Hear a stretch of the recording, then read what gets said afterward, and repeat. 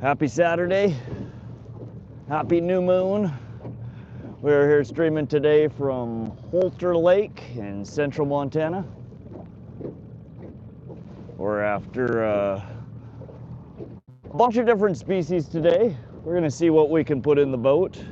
Main targets are rainbow trout, kokanee salmon. We're gonna try and see if we can get into maybe some walleye, maybe some northern pike. There's yellow perch, there's burbot, there's mountain whitefish, there's brown trout. There's all sorts of critters running around in here. Good morning, Sebastian. Welcome, welcome. Trip on two wheels, bring it. What's up? Hey, Trip. Welcome. Hey, CK Little. John Joe, wave, hi to chat, and Rod. What's up, everybody? Welcome, everybody. We're on the water already. I got 2 rigs in. I've been trolling around here. It was dark. We finally have some sunlight, so I started the stream. We just missed our first bite. I'm mapping some fairly shallow areas over here near the shoreline, near the Log Gulch boat ramp. We're going to be headed kind of, if you guys were here for last week's stream, we streamed from here as well. We're going to be headed up to that same general area.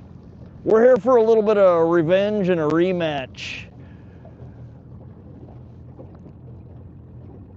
Good morning, dickhead. What's up, Prairie PD? Dutch, welcome to the stream. Good morning. Gonna try and get the walleyes today. Yeah, we are gonna see if the waters are calm enough. I am gonna try and do maybe a little bit of bottom bouncing and some shallower water. If it's really calm, we might be able to do some jigging.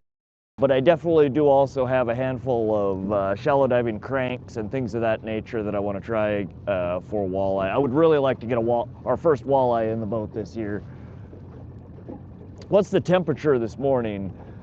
Trip, it's probably low to mid 40s right now. If you type .weather or just simply .w, RodBot or Nightbot will spit back the current weather forecast for our general vicinity. It is a little bit rainy. It's been sprinkling on me. It started raining as soon as I got here. Forecasts were all over the place for today, so I have no idea what we have in store. It does look like it's going to be a little soggy though. Forecast did call for some pretty heavy wind later on this afternoon or evening, so we'll have to play it by ear. I would like to stay all day and fish, but we are in a little 16-foot flat bottom john here, so we don't have the ability to fish in super rough water or super rough wind. There we go. Thank you, John Joe. Wolf Creek, 44.1, feels like 41.8 degrees, overcast, humidity 60%, rain 0, you liar, it's raining on us right now. Wind 4.3, gusts to 4.9, visibility 9 miles, pressure is 29.94. Good morning, Northern Fishing Outdoors, welcome. Learn something new every day. Oh yeah, Trip, we have all kinds of, I've custom programmed RodBot and some commands in Nightbot that I'm trying to replace with RodBot. So we have weather lookups, we have forecast lookups, state record fish lookups, and we are over an absolute pile of fish right now, anywhere from 5 to 15 foot. We might be running a tad bit deep here. I'm gonna bring this up to 50 foot. See if maybe we can get one of these guys to bite. Tell us about the new boat. Trip, we don't have a new boat. We did just finally bite the bullet and order some upgrades for the boat. For all you guys who are familiar with the channel, we troll right now with our main outboard, which is a 40-plus-year-old 2-stroke Johnson Evinrude Jet. And I have the hardest time controlling the boat when the wind starts picking up, when people are going by. It's hard for me to slow troll, shallow troll. So I did just finally, I was Santa for myself. I gave myself an early birthday present, Christmas, all the holidays combined. I bought myself a trolling motor. It's not here yet. It will be here next week, and we'll start on the build for it. But we picked up a Lowrance Recon with a 54-inch shaft and a Vetreer 24-volt, 200 amp hour self-heating battery, lithium battery. So between those two, we should have about 90 pounds of thrust from a trolling motor. And it integrates with the Lowrance graph that I have. I also picked up a second graph, the Lowrance HDS Pro 10-inch. So right now I have the Lowrance Elite FS9, and I'm gonna keep both on the boat. I'm gonna downgrade that one to basically graphs, charts only. That'll be my nav graph. And the new HDS Pro 10 will be for side scan, down scan, as well as controlling the trolling motor. Because Lowrance products are compatible with each other, I should have all sorts of fancy features. GPS spot lock, contour trolling, waypoint trolling. It'll do all sorts of things. You can set a spot and it'll hover around the spot. It's gonna take me a while to figure out how to use the damn thing. I've never used a trolling motor, but we do finally have one coming. So I'm pretty stoked about that. It cost me an obscene amount of money, which I'm still licking my wounds about, but it should be a wonderful addition to the channel here, I think. What type of baits are you using today? John Joe, we are running, so let me catch up on chat here. I'll tell you about the baits in just a minute. You can fish rough waters, get back soon. Maybe. William, welcome to the stream. How you doing, William? We need to find you a sponsor. That'd be pretty sweet, Prairie. I got my first sponsor offer for a free battery for the Starlink. It has not arrived yet, so some details will be coming on that soon. It should be an interesting addition to the channel. I'm gonna see if I can work it into our boat streams. It'll definitely be a help for anytime we do bank fishing though. But it's not a full sponsor, it's just a product offer for free. Give them a review, let them know how it is. Pretty cool though, it's my first one that I've received. So we're moving on up in the world. Definitely would help to have a bigger sponsor though. Top of the morning, Rod. Are you on a big lake or saltwater? Bro-bri, we are in central Montana. This is Holter Lake, Holter Reservoir. I believe the total volume of the reservoir or size of the reservoir is about 3,000 acres. I could be wrong. I would double check that. But it's fresh water. It's an impoundment on the Missouri River system. We're between two dams, Holter Dam downstream from us and Hauser Dam above us. But John, what we are running today is a variation of what we were running last week. For those of you guys who were here last week, we missed, it's embarrassing even to say it, we missed probably 3 out of every 4 bites that we had, and we had a lot of bites. We ended up with 21 fish in the boat, and we probably lost close to 60, 75. I lost count. It was abysmal. But I've made some tweaks to the rig, so I've a couple of things that I've done. I've added a short snubber after the lake troll, so we're running a Lure Jensen baby cowbell and hammered brass lake troll. So I've added an additional snubber behind that because we're on full braid line. And I also increased the length of our fluorocarbon leader on the bridal rig. We were running 8-inch, which was really, really short, way shorter than I normally run it. I had it tied that way because I was running them behind Dodgers. But with the lake troll, I think because we were so close to the lake troll and basically it allows them to create leverage. So I lengthened the leader from 8 inches to 22 inches. And then I also spaced our trailer hook out on the harness rig to 3.5 inches instead of 1.5 inches. So I made a bunch of changes. They may or may not help. We will see. We've had 1 bite so far this morning. It was just before I kicked the start on the stream here. It was just a smash and grab.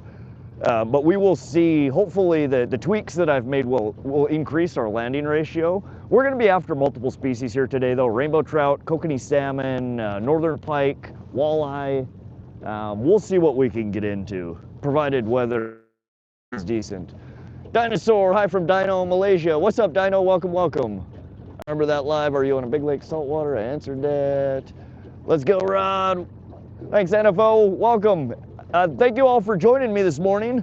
Again, for those of you who are familiar with the channel, maybe you caught our last week's stream, we're fishing the same exact spot. We're gonna be doing a lot of the same things. We're gonna try and put some damn fish in the boat today though. We lost 3 out of every 4 last week, and it made my soul hurt a little bit. Today should be interesting though. It's a new moon, which for those of you guys who are into solar lunar cycles, you know that new moon is typically a high activity time for fish. It pans out sometimes it doesn't. We fished on the full moon this last cycle and got spanked, so we'll see. Maybe the new moon will give us a little better, a little more love. I voted walleye. Oh, let's see here. We got 27 votes already. Let's see. What fish species should we target harder today? Kokanee trout, 15%. Walleye at 37%. Pike at 7%. And the whatever bites crowd is winning right now with 41. All right. Well, I think for early morning here, we're going to be targeting some fairly shallow water. I'm looking to target the first break off of 30 to 60 foot. So not super shallow, but we're not going to be doing a deep trolling pattern just yet. I think there's still going to be a lot of fish that are super shallow, but I think because of the rising water temperatures, which is at 56 this morning. For those of you guys who were here last week, this time of the morning at this spot it was 53. So we're up 3 degrees from last week. I think with the water temperature warming up, and today, if it's 56 right now, we'll probably be pushing into 60 today. Last week, I think we got up to 58 during the sun of the day. Oh, first fish on the, there we go. Feels like I don't know what this is. Give me a sec here. He's already holding on better. I'm probably gonna jinx myself by saying that, but fish on, fish on. Let me just mark him here. This one feels like it might be a kokanee. That'd be pretty sweet if our first fish of the day is a kokanee. But I can definitely already feel a difference with the additional snubber in the line as well as the longer leader. I'm not feeling nearly the drag that we were getting last time. Oh, stay on there, stay on there. Awesome. Fish on, fish in the boat. Let's go, a gorgeous, ooh. All right, you'll also notice I have a leash here. Hold on. There we go, first fish of the day. Beautiful little trout, perfect eater. Trimmed adipose fin, so this is just a stalker. But gorgeous, good hook set. I'm not gonna measure this one. Let's just get it back in the water. Oh, quit.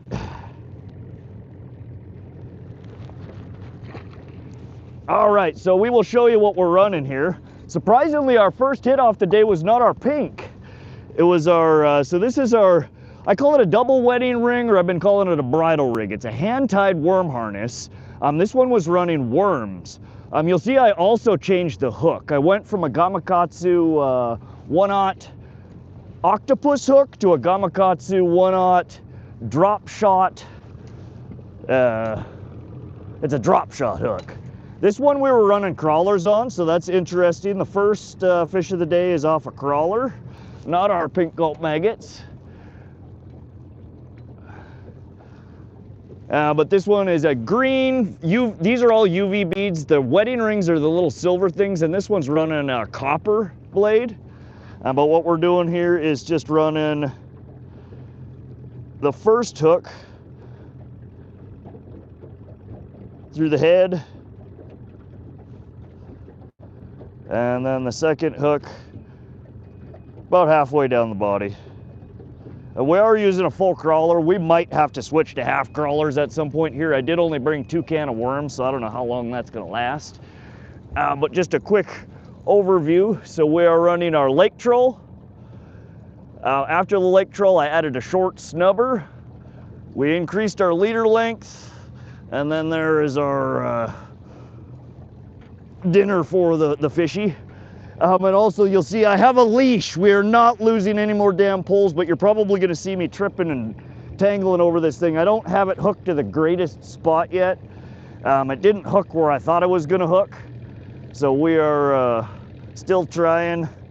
We're testing. Give me a sec here to get this line back in the water and I will catch up on chat. But good morning, everybody. Welcome, welcome for those just joining. We are here in central Montana. This is Holter Lake, Holter Reservoir. That's an impoundment on the Missouri River system. We just put our first fish in the boat for the day. I'm gonna let that toll out a little bit. For those of you guys who watch my streams afterwards, comment section in my lives is an absolute ghost town. If y'all could do me a favor, if y'all watching this not live, leave a comment down below.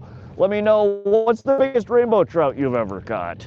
Let me know if you're a Holter local here. Where's your secret spot here? Give me some juice.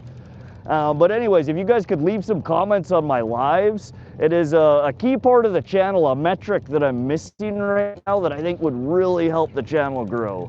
If not, no biggie. But if you are rewatching this not live, leave some comments. Let's get a conversation going in the chat.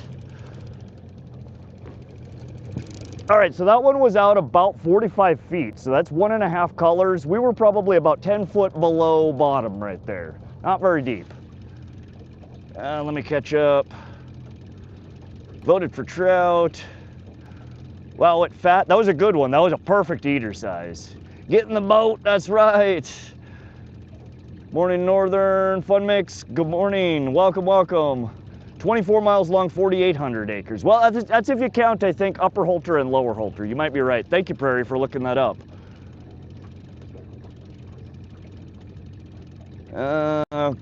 Coram, welcome to the channel. Thank you for subscribing. I appreciate everybody's support today. Thank you for those thumbs up, y'all. That's another thing that really helps get people coming in here. I voted for trout. He's been eating. One rainbow trout. Thank you, Real Midwest. Thank you to my mods. Some of you guys may notice that your names are blue today. After every stream, I rewatch my streams. I love the hell out of it. I'm a fan of myself. I love this shit. But I read through the chat. You guys that are helpful, that answer questions for people, that add fish, that do the weather calls, I do notice you. And people that are helpful and good additions to the community, you'll show up one day and your name will just be blue. So congratulations to the new mods and thank you. I appreciate your support and your help in these streams. Heather Castro, welcome to the channel. I appreciate your sub and support. Les Nicholson, welcome, welcome. How you doing, buddy?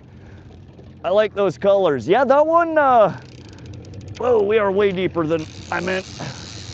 Hold on.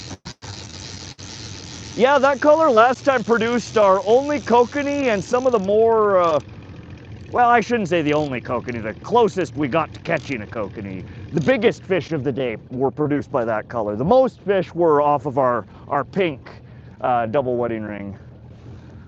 Hey Rod, good morning, Bill Thompson. Yeah, we got an early morning start to the day. And if you guys do, you can follow me on Instagram. I just started an Instagram page. I don't have much on there, but if you have IG, you can follow me. I will try and post some content there.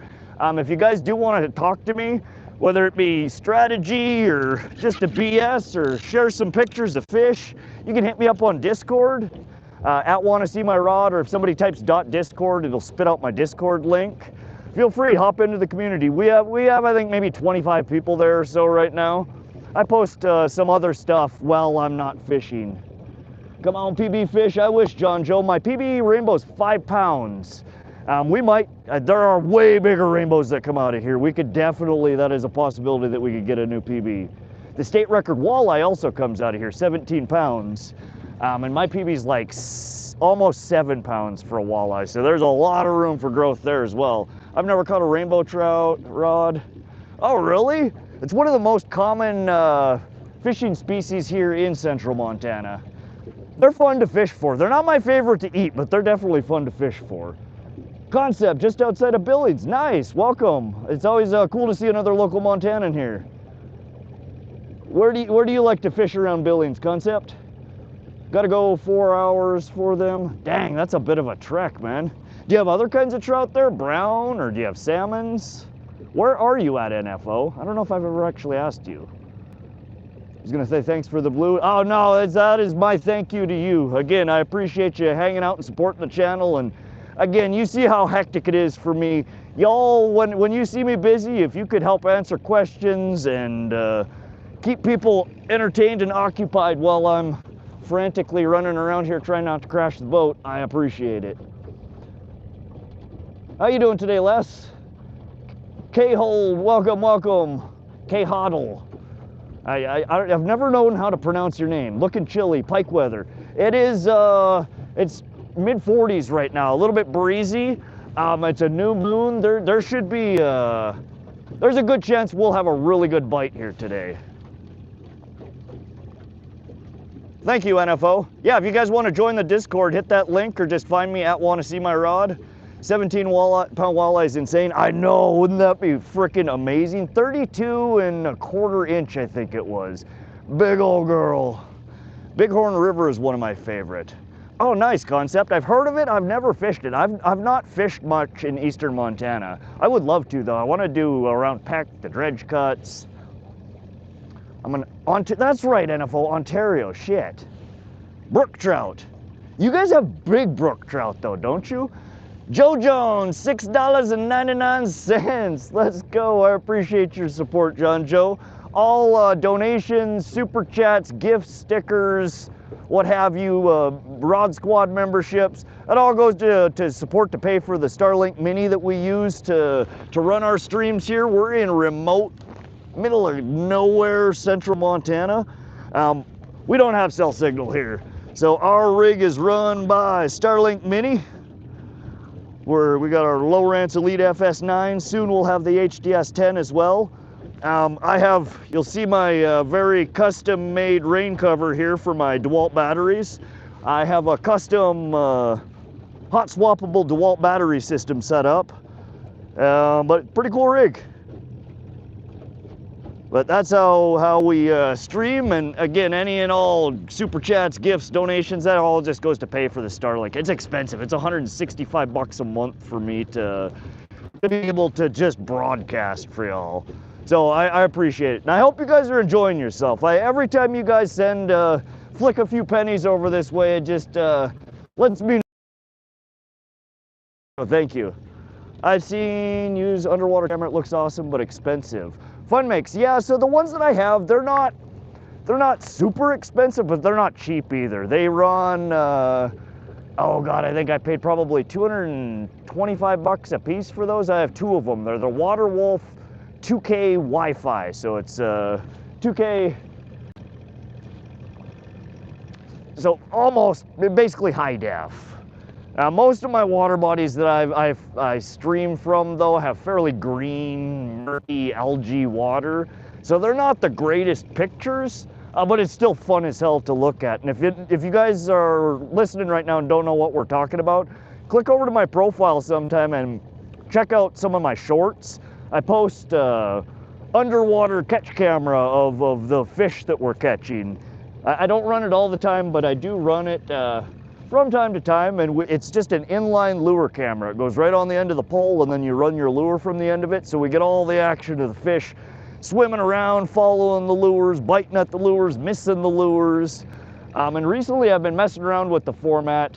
I have also a GoPro that records. In fact, I should probably turn that bad boy on. And I've been syncing up the GoPro with the underwater camera footage. So you get a view of below the water and above the water at the same time. It's rough still. I'm not great at the editing, but we're working on a new format for the channel, and I think it should be kind of cool. It's gonna be 80 here in Chicago. Man, I think it's supposed to be 50 here today. Maybe mid-50s. Brook trout and lake trout. Oh, okay, you got the lake trout. That's the good shit.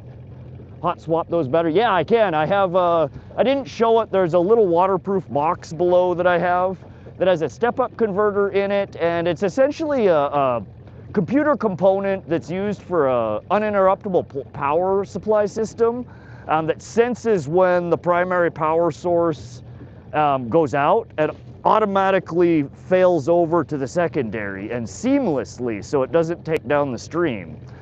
So every 4 to 6 hours, depending on the temperature and how much juice the Starlink decides to take, I can just pop out the dead battery and swap in a new one, and it keeps running. So we don't have stream disruptions anymore.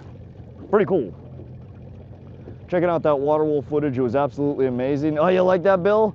I love going through the footage afterwards. Have you seen monsters looking at the lures, then swim away with the cam? We have seen some pretty interesting stuff, yeah. Sometimes the big ones just come up and gander, but you would not believe how many fish are down there right now following these lures, checking them out. How many misses we've had and didn't even notice it. These trout in this water body are like frickin' roaches. Like some fish that could be lake record sizes. I've seen some behemoth pike, not at this water body, but at Pishkin. Real Outdoors 42, welcome to the stream. NFO, that's actually a really good idea, Rod. You were smart to think of that computer component.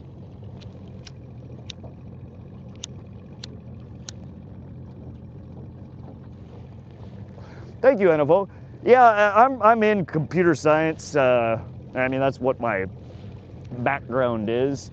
So it just dawned on me after having so many disruptions that there's got to be a way that I can make this hot swappable. And one of the UPS components I'd used for a past work project ended up working out fine. I just had to build a little waterproof box. Pretty sweet setup. All right. We are a little bit deep. I need to get up a little more shallow. I'm not paying attention to where we're going because I'm babbling. 31 thumbs up. Heck yeah, let's go, y'all. I appreciate you. Hope everybody's having an awesome morning so far. We're going to be marathon streaming here today if weather permits. Forecast say it's going to get a little sketch this afternoon with possible thunderstorms and wind. But we'll see. We might be able to muddle through it. We're coming over about 35-foot bottom, and we're coming over a huge patch of fish right here. There's a good chance we might hook up. We will have to see. But where we are headed today is upstream. We launched at the Log Gulch boat ramp, for those of you guys who are familiar with the area. And we're following the southeast rocky coast here and headed upstream towards Split Rock. And we're gonna go up around the first or second bend and see if we can find some kokanee, some walleye, maybe some pike. The weather today is perfect for all of those species to be biting. I'm seeing a good number of fish surfacing.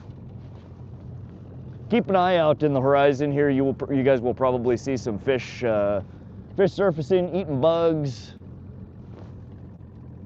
SoCal should be up soon. Yeah, I'm sure he probably will. 31 thumbs up, let's go. Sounds like you've done a lot of C++.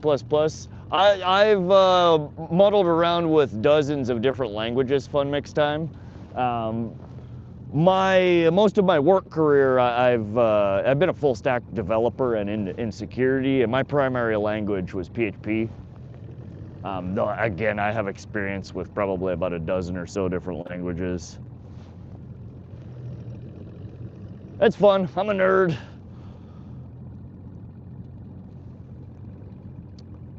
Northern SoCal up on Saturday. Yeah, if he knows Rod is live, we'll be in fun mix time. I'm sure he'll swing through at some point in time. He usually always does. What's our bait of choice today? Hey, creamy goodness, welcome, welcome. We're running the worm harness rigs again, our bridal rigs. I did retie all of them though. I went from an 8-inch leader to a 22-inch leader. And I spaced our hooks from 1.5 inches to 3.5 inches, so they'll take a full crawler now. And I also switched our hook types from Gamakatsu octopus hooks over to the hooks that in the past that I've messed around with that seem to have a better landing ratio. The Gamakatsu drop shot hooks. They're the red colored ones. So we'll see. We've had one bite and one miss. And we landed the second one.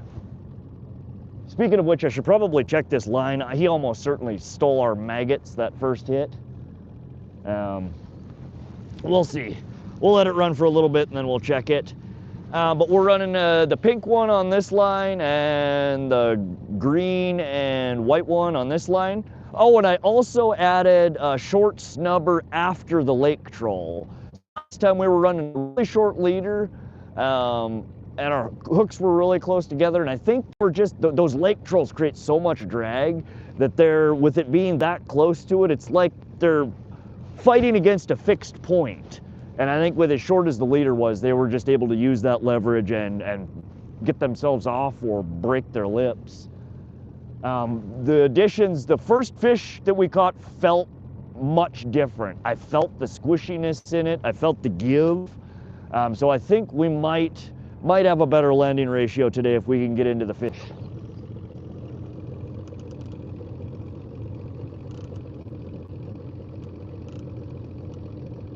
And I'm also running my drag a little bit heavier today. Doing some things to try and force them to bite a little harder or to set their hook. NJ Fishing Maniac also uses those hooks. Yeah, they're really good hooks. I've used them in the past for my drop shot, rigs specifically, and I tied up a handful of walleye worm harness rigs using them.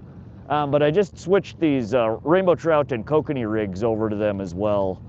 Hopefully they'll work out a little better. They're really similar shape. They just have a little bit different geometry to them. They're a little bit thinner than the octopus hooks. And one thing that I like about them is the tip hook is set out a little bit. A lot of old timers will tell you, when you get your hook out of the package, take a pair of pliers and tweak the hook over a little bit. The drop shot hooks come like that out of the package, no tweaking required. Welcome back, CK. Beautiful scenery, isn't it, Ariel? It's so pretty here. Small fish jumping behind you. And yeah, we're tipping, the pink one's tipped with our gulp maggots. The green one is tipped with crawler. The crawler has been what we've landed our first fish on, but we did get our first bite off of the pink maggots, so kind of a mixed bag again. We're running 1.6 to 1.8 miles an hour right now. Yes, I know that's a little fast. We're trolling with the outboard. That's as slow as it gets, unless we got some wind, and we don't right now. This one's running out a color and a half. Each color is about 30 foot of lead core, and that gets you down 5 to 7 foot per color at the speeds that we're trolling. So with 1.5 colors out, 45 foot, that'll get us down roughly 7 to 10 foot depth-ish. So we're pretty shallow, and in fact, we're coming over a shallow hump right here. Hopefully we are as shallow as I think we are. If we're not, we're gonna snag, you'll see. I think we're at about 10 foot or so. There is some dive to the lake troll. I'm never quite sure how much drag and dive that creates, but we'll see.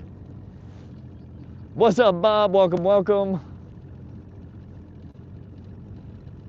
Rod's always the best fishing scenes. The Midwest is just boring. Yeah, the scenery here in central, western Montana is some of the prettiest you'll see in the Pacific Northwest, in my opinion. We don't always fish the prettiest places, but a lot of it, I mean, you can't beat this. It's just gorgeous. Crimson, welcome to the channel. I appreciate you subbing and supporting. Where are you from, Crimson? How is everybody's Saturday going? Anybody going out fishing today? Anybody fishing this weekend? Let's check our poll again. Holy crap, we got 78 responses. Kokanee 18, walleye 24, northern 9, and our whatever the hell bites crowd is growing at 49%. See, I'm with y'all. I like, and again, these are multi-species rigs. I've caught in all 4 of the species that we're targeting today off of these rigs in the past. So we're technically fishing for all of them. But we will, I think, throughout the day, switch to a couple of different, if the rainbows and kokanees aren't really biting real well, we'll switch maybe to some bottom bouncers and crawler harnesses targeting some walleye. We may switch to a more kokanee-centric, a Dodger and a Hoochie rig, We may run some spoons, some small crankbaits. We have a whole bunch of options we'll probably run through today. We'll be streaming probably till sundown. I'm still seeing fish surfacing all over. Is that where I think it is? Raccoon, we are at Holter Lake. This is, we're just off of the Log Gulch boat ramp. We streamed from here last week. We ended up with 21 rainbow trout in the boat. We probably lost close to 60 or 70 fish that day. We're gonna see if we can get a few more in the boat today. Where did you think it was, Raccoon? Nice rolling hills, isn't it cool? These, I like these steep banks that have the erosion with the trees hanging over. You get like the gnarly bonsai roots sticking out. Calling for thunderstorms here, so I wouldn't be out today, next week for sure. Billiard, we might get some thunder showers and a little bit of wind later on this afternoon. It should be brief though, I think. Did you bring extra gas? Yeah, so I got 12 plus in my tank. It's full up to the top, and then I get 6 gallons in the back of my truck. I know where you are. Okay, Raccoon, are you from around this area?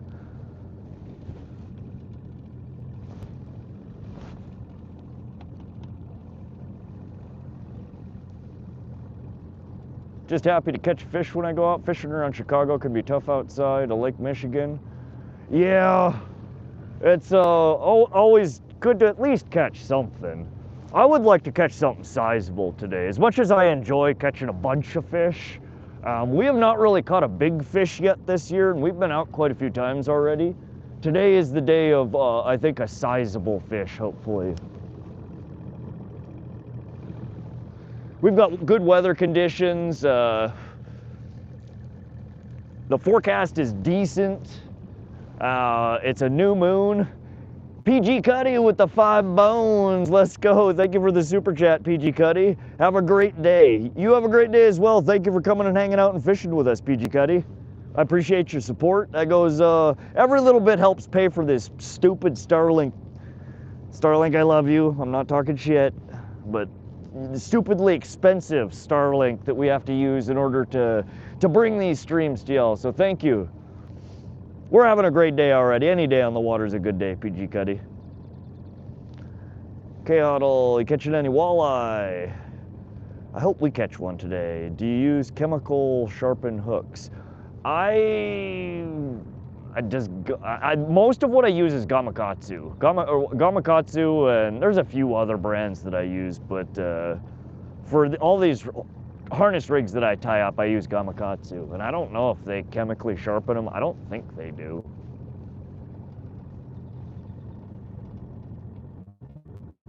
Though to be perfectly honest, I have no real idea.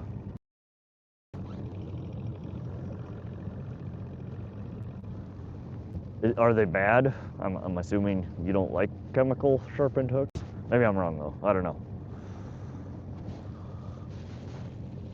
Who all was here for last week's stream? Don't know many places to target walleye outside of chain of lakes. If I go walleye fishing, it's with my buddy on the Mississippi between Iowa and Wisconsin, maybe once a year, twice a year though. Okay. We have walleye in quite a few water bodies around here. I don't catch them very often though. I'm not the greatest walleye fisherman. I try though. Can you catch a bass? Aiden, unfortunately there are no bass in this water body. Every great once in a while a smallmouth will come out of here. But there's not a breeding population in here. I think those are just overflow from the reservoir above where there are some smallies in it. What we're after today is rainbow trout, brown trout, kokanee salmon, walleye, northern pike, there's yellow perch, mountain whitefish, a couple of different kinds of suckers, carp, there's all sorts of stuff in here. Joe, thanks for subscribing and supporting the channel. Appreciate you. Hope you're enjoying the stream. JB Joe, good morning. Welcome, welcome. How you doing today, JB? No bass, didn't know that was a thing. Yeah, we don't, the Missouri River system, the good bass fishing in the Missouri River in Montana is you got to go down a few dams, quite a few dams actually. After the Maroney Dam, when you get around the Fort Benton Loma area is where the smallmouth bass is absolutely excellent. Where the Marias comes into the Missouri is a wonderful place to fish for smallies. And they get decent size as well. Ling, yeah, there are burbot in here. I've never caught one. Most of the people here catch them through the ice or right before, you know, right after winter, fishing from the bank, you know, right before freeze and right after freeze out. I've never caught one though. I fish water bodies. They're in quite a few water bodies around here. That's typically a fish you're not going to catch on a troll. I've never heard of anyone catching one on a troll, though I'm sure it's possible. They tend to be bottom dwellers, and they tend to be in the rocks. So if you're not jigging, you know, right in the rocky area where they're at, where they're lurking, I think your chances of catching them are pretty low usually. Are you pulling those same cowbells? JB Joe, yeah, so same cowbells, but we retied our harness rigs using different hooks. We switched to the Gamakatsu drop shot hooks, and we lengthened the leaders from 8 inches to 22 inches. We also added a small snubber after the lake trolls, and it feels much nicer. The last fish that we caught it felt much spongier, nicer. I wasn't feeling the hard jerks like I was the last time, so hopefully that will improve our landing ratio. Never caught any, but friends have. Okay, I hear they're really good eating. It's on my bucket list. I've always wanted to catch one. They're in, you know, a lot of the lakes and reservoirs around here. They're in the Missouri, they're in the Sun River. Everywhere I freaking fish has burbot in it, but I've never caught one of the damn things.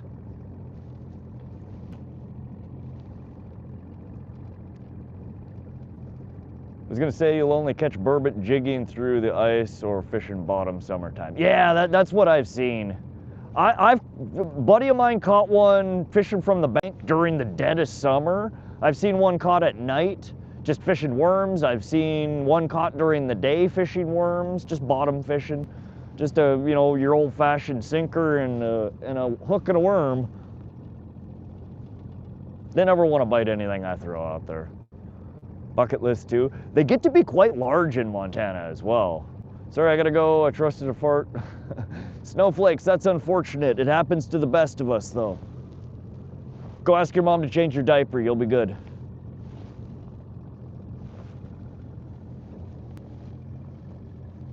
Wisconsin's a place for burbot, Kenosha Harbor, okay. Yeah, I think our state record comes from eastern Montana, but I know there are quite sizable ones that are pulled out of this whole chain of lakes and reservoirs, Holter, Hauser, and Canyon Ferry.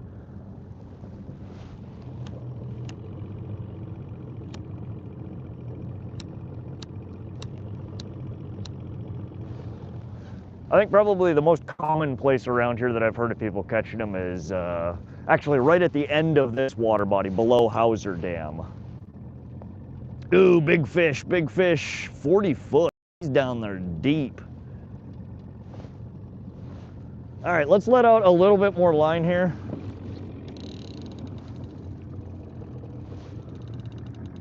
We're gonna return to what was working last week. I'm gonna let this line out to 2 colors. We're at really steep cutoff here, so there's no sense only running a shallow rig. We're gonna run this one at 2 colors, and then we're gonna run this one at 2.5 colors. Or actually, we'll let this one out at 3 colors. And I'm just gonna toll that one out. So we'll have one fishing at somewhere between 10 to 15 foot, and the other one's gonna be closer to 20 foot. So we'll target 2 different depths. Very similar rigs. One's running a worm, one's running pink gulp maggots. What's up, Carl? Welcome. My friends were around Helena. Okay, I'm sneaky. Yeah, there's excellent fishing around here. Holter is one of the closest water bodies to me, and there's just such a wide variety of fish that can come out of here. It's a fun water body to fish.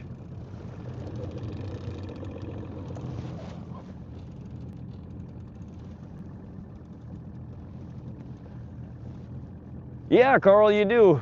As I mentioned in previous streams, someday you might show up in here and your name will just be blue. Those of you guys who are helpful in the channel, that are friendly and keep chat moving and answer questions and help add catches and all that fun stuff, I appreciate you. I would not be able to stream without y'all's help, so thank you. Can you catch muskie? Aiden, there are no muskie in here. There are northern pike, though, which are a close relative to the muskie.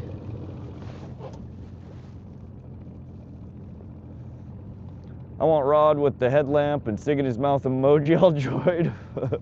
We'll see about that. I look like a miner slash fisherman. That's funny, K-Huddle. Ray Hubbard, welcome, welcome. How you doing today, Ray? Welcome. Even my sister asks about your stream. Oh yeah, Carl? That's awesome. I'm glad. It honestly makes me so happy that people enjoy the stream. I'm out here fishing. I have freaking fun. And it's really fun bringing you guys along to fish with me. So I'm glad you guys are enjoying yourselves. What's good, brother? Been a while. What's up, Alan? Yeah, it has been a while. We're out here central Montana fishing. We're trying to put some fish in the boat.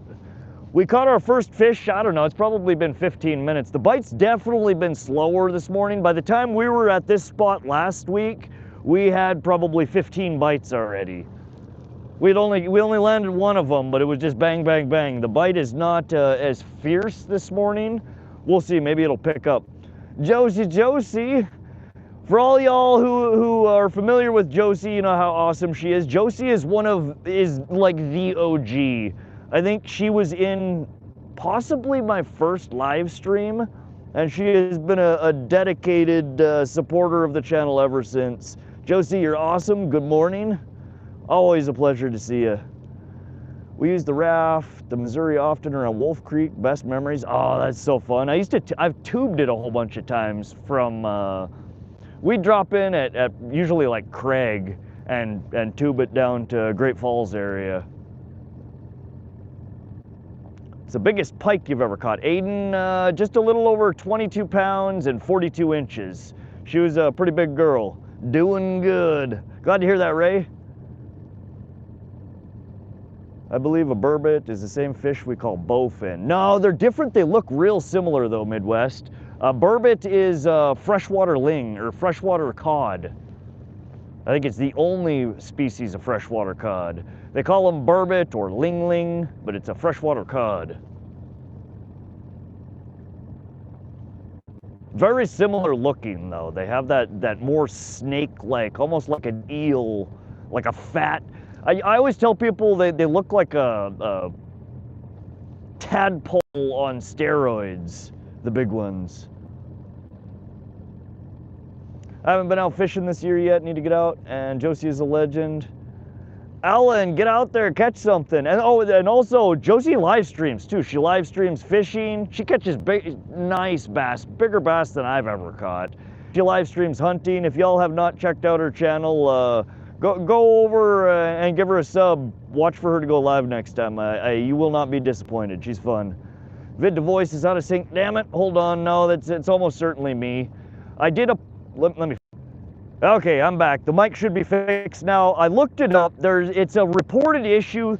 I switched to these DJI Mic 3s at the beginning of this year, and I love them. They sound excellent, but there's a known issue with the Bluetooth connectivity that after 30 minutes, they start drifting. So the audio goes out of sync with the video. So if I downloaded a new firmware update for them, I hoped would fix it, but apparently it did not. So for today, if y'all could remind me every 30 minutes or so to fix the mic, we're gonna have to fix it basically every 30 minutes. Next stream, I will see if I can come up with a solution to fix it. Have you ever caught a carp? Aiden, carp is one of my favorite species to target. My PB carp is right around 20 pounds. Have you caught a carp? Yes. I'm broke right now, but I'm gonna send you some Tassie double lure soon. Fred, okay, Fred. Yeah, no rush, man. I appreciate your support. I'm always interested in checking it. Ooh, nice fish just surfaced right next to the shore over here. I don't know what that was. That didn't look like a trout. We're gonna pass right over this guy. Been super busy trying to get a few days in Spain with the wifey, so money's tight right now. Hopefully a 48-hour session for carp soon. Oh, heck yeah. Dude, I love fishing for carp. They're so fun. I hope you catch some fatties, Alan. Josie rocks, absolutely she does. Pimp my rod. Carl over here has come up with a new business model for the channel. We're just gonna rent out the rod every stream. He sold, ooh, bait maul. That might be a spot to come back to jig. Right off this rock here you guys are seeing, there's a whole pile of fish right there. And we're about 25 foot deep, so we are hopefully not gonna snag our damn lake troll here. Yes, Aiden, I've caught lots of carp.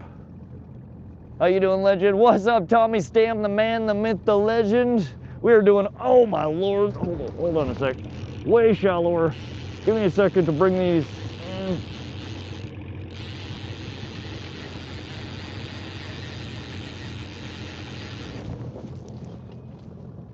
Or is that weeds? I thought that was a bottom.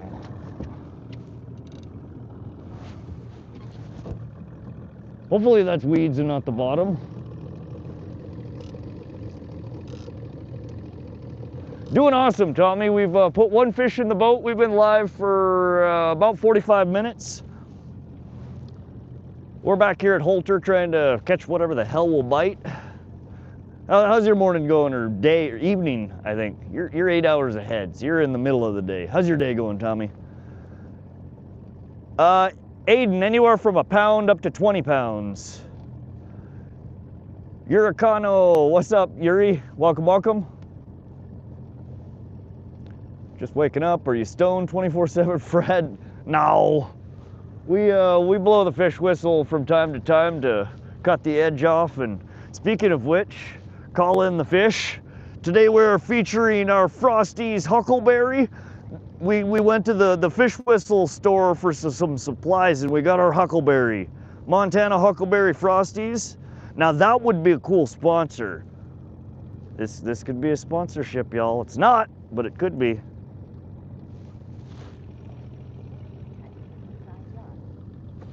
Y'all get out the fish whistles and let's call Nessie in here.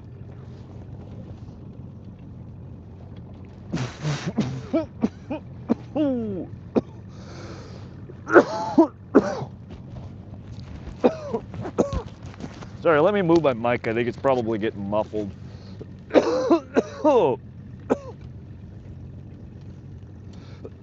Weeds or pike? Yeah, pike and walleye. Weed lines in general are fish.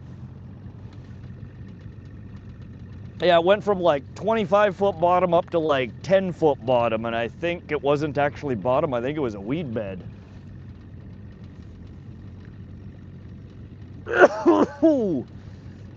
Yeah, they do. They're way harsher than the devil's lettuce, man. 50-pound carp. Heck yeah, Aiden. I had one that big on my line. I couldn't get it in the net, though, so I don't count it as a catch. Speaking of trees, Rod, you ever check that email I sent you? Carl, I did. I didn't respond to it, but good God, man, I just want to go. I mean, I would do some strange things in that room if I had the chance. Beautiful, absolutely beautiful. I just want to strip down and run through the field there, buddy. Didn't sound muffled? Oh, okay. Good to know. I grew up by Stillwater 50 years ago. Okay. The Stillwater Lakes. Area. What's up, that one guy fishes? He says, aye, Rod. Come on, fish. It's time for our second fish of the stream. Let's do this. What do y'all think the next species will be? You think we're gonna catch rainbow trout all day, or you think we'll pull a kokanee or a walleye? What are y'all's predictions? Randy, we've had 2 bites. We landed one really nice rainbow, really pretty colorful, but probably about 15 inches. Just a little stalker. Sticky and stinky. Hey man, that's how they used to, in fact, in some areas of the world, that's how they still do make some of the best hash in the world. They wear burlap sacks and they just go frolic in the fields, and then they take it and hang it up and drippy, drippy, drippy. Yum, yum, yum. Trophy pike. Randy, there are 20+ pound pike in here. I don't know about state record, but there are some fat old hogs that are swimming around in here. I'd love to hook into them. William, another rainbow. Probably we'll catch lots of rainbow today. We'll see. Big kokanee. Bill Thompson, I would really, really love to see a sizable kokanee today. If we get a good eating size later in the session, it may end up in the cooler and home for dinner tomorrow. DJI gear for that price should not be having problems. Fun Mix, I absolutely agree. I have one of the DJI Mic 2s left. I got the 3s because I had lost one of my 2s at the boat ramp here. I've lost so much shit at this water body.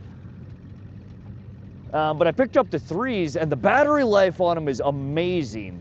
But the audio sync issue, yeah, it's like, it's Bluetooth.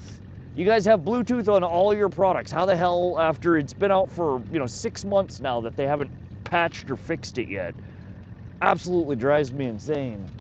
But yeah, every 30 minutes or so, you guys, if you see the audio doesn't match my mouth anymore, somebody just say something, and all I have to do is swipe out of the app, open it back up, and it goes back to sync again. For next stream, I will try and fix it. I thought maybe the firmware update would fix it, but it didn't.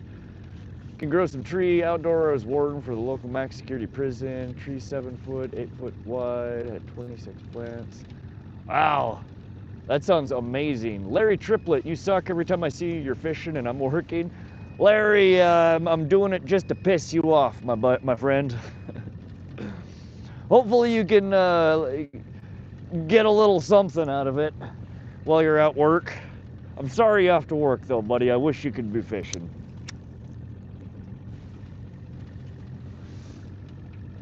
I only eat pink snapper. I have never eaten a pink snapper. My favorite fish to eat here from central Montana is northern pike. They're really, really good. If you get them springtime when the waters are still cold, or early winter fish, again, when the waters are cold and you harvest it out of these mountain reservoirs, they are delicious. I've never eaten snapper. Seen the strain hunters using their hands. And roll it in the ball. Yep. Good old, they call it Tootsie or hand hash. Are you keeping anything today or catch and release? Plan is catch and release. We might keep, if I get an eater walleye or an eater kokanee later in the session, one of those two might go into the cooler. I still have a bit of fish left in my freezer that I'm trying to eat before I harvest anything else. I don't like wasting meat, and I think I have 2 more packages of fillet pikes in my freezer that I need to gobble up before I purposefully try and keep anything else. Although we do end up with fish some days because I don't. If it doesn't look like it's going to swim away, it goes on the stringer. We've been pretty good though. We've had pretty good success. The water's still cold. We're not on undersized gear, so these fish are being brought in good health and almost 100% released with no issues. Fort Peck, Randy, if you want knockless. Fort Peck, I would love to fish Fort Peck. I've never fished it. Walleye opens today in Northern Ontario. Oh, heck yeah, Northern. You gonna go fish it? Smallest carp was 50 pounds, my biggest was 65. Very nice, Aiden. Those are some hogs. Are you over in UK? Somewhere over in Europe? Still say road mics are better because they're Bluetooth that doesn't need an antenna connected. I've heard good things about the Rodes. I've never tried them though. I might have to pick up a pair of them just to compare.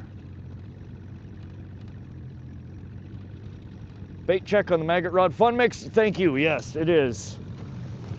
For those of you guys wondering what the green thing here is, this is our rod is not dropping any more rods to the bottom of the lake prevention. It's not perfect yet. I haven't found a good spot to attach them to, but they're basically on a leash now. So I'm gonna be fighting with the leash here and there as I get used to it and figure out how this is actually gonna work. But yeah, let's check the bait. This was, got our first bite off of this almost an hour ago. We probably don't have maggots on here anymore. We might.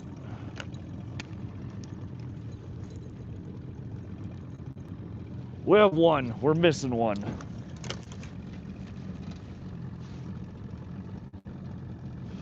Let's get it rebaited and I'll show you guys this rig. For those of you guys who are familiar with the channel, you've seen my, I tie these up. They're just a worm harness rig. I call it a bridal rig. And we've increased the length of our leader to 22 inches. We've increased the distance between our hooks, and I swapped from the Gamakatsu octopus hooks to the Gamakatsu drop shot hooks. All right, we're baited back up. Let's get this guy back out in the water.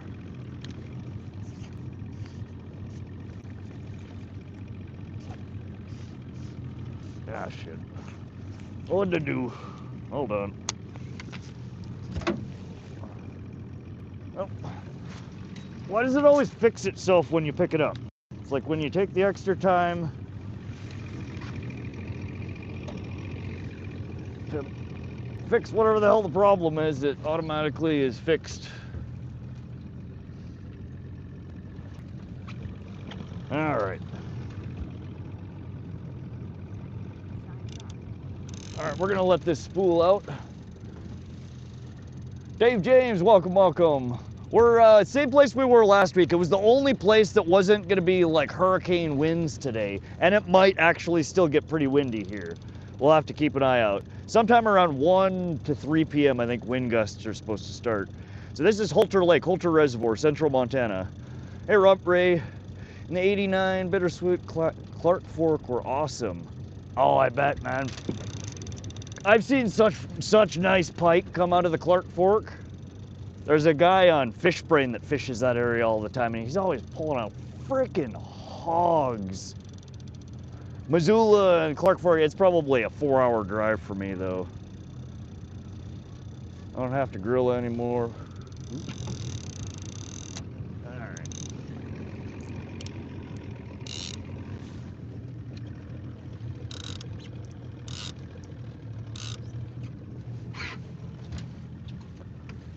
What's up, Ckhead Jones? How you doing, homie? We have one fish in the boat so far, one rainbow. We have one missed bite. We're trying to get our second fish here. We're gonna be marathon streaming here today. We will be live all day long until the sun goes down. As long as we don't get blown off the lake. The weather might get sketchy today, we'll see. But we're targeting all sorts of different things here today. Rainbow trout, kokanee salmon, walleye, northern pike, brown trout, yellow perch.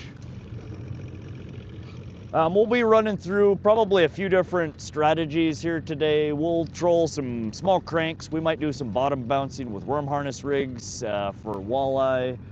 We may run some deep divers to see if we can lure a pike out. We'll see. Grandpa used to catch a pike in North Dakota. Grandma would can them. Sneaky, I've heard people say canned or pickled. I've never tried it. It sounds interesting. Good answer with all the crap on YouTube. It's nice to see you doing something worthwhile, so enjoyable to watch. Hey, thanks, Larry Triplet. There is so much crap on here, and I'm not the most skilled fisherman. I'm not an expert. We're out here trying to have fun. I try and share, the knowledge that I have about the spots that I fish. If that may help some people, wonderful. But I'm just glad to bring y'all along to see some of these beautiful places that we fish here in Central Montana.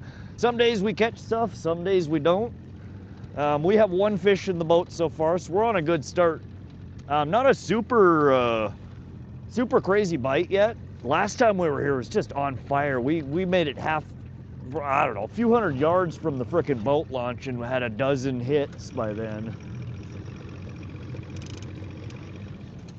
I'm marking quite a few fish, so we'll keep at it. I'm going a little bit more shallower these first couple of runs.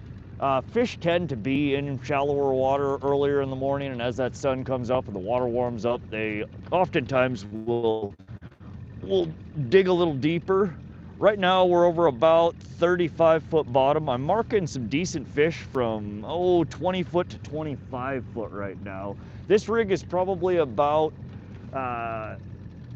12 foot-ish deep, somewhere in that area. This one's closer to 20 foot. And we're ranging the bottom depth that I'm trying to target right now. And again, I kind of swerve all over the place, trolling with this jet, outboard jet. Trying to target right now anywhere from like 20 to 30 foot bottom, and specifically the edge of where any drop-offs are.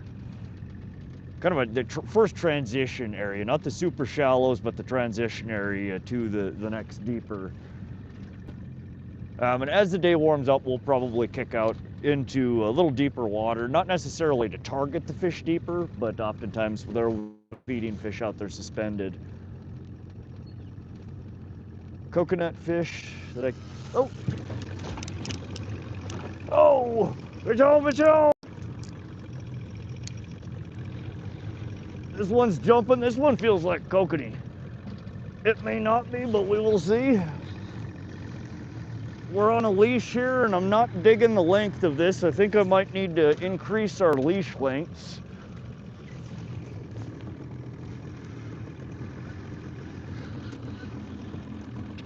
But yeah, this feels, I could feel the snubber that I put in front of the lake troll now. Stay on there, buddy.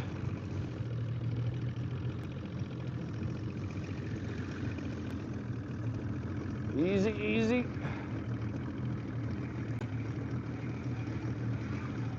Oh, he's still on there? Yeah, he's still on there. Stay. Oh, come on.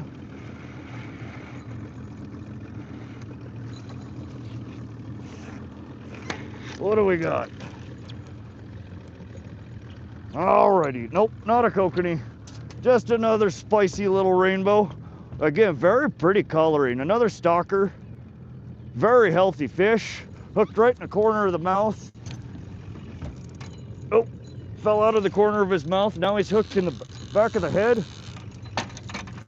Oh, and we just got bit on our second line here. We got another fish on. Double up, double. We're over 30 foot bottom right now. That was our second trout rainbow that we just landed. And I think we have, yep. We're still, ooh, this one feels a little nice. This one definitely feels more like a trout.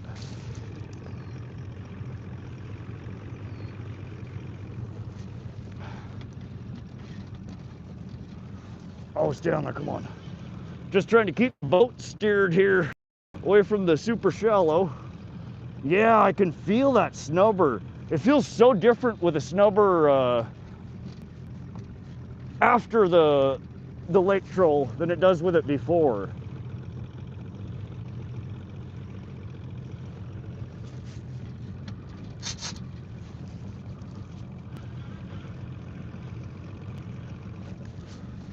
Last weekend I saw your live, I was taking grandkids fishing. Heck yeah, but whoa. In fact, we have one line in. I'm just gonna kill it right now. Ooh. We're out still about 25 foot. The reason I'm killing it right now is because I have both lines in. We just doubled up. There's no reason to keep moving. We don't have to. Oh, another rainbow.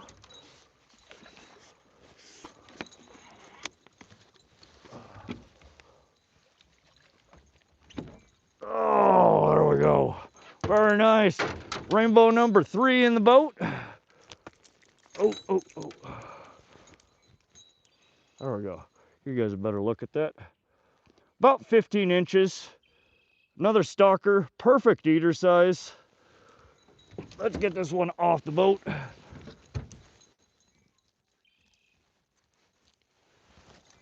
Oh, fun. I love doubling up. And man, this spot that we just, I'm half tempted to anchor here and cast into these trees over here. This looks like pike territory right here. Really does. Oh. All right, are we having fun yet, y'all? Rainbow trout number 3. And I think we might have spanked our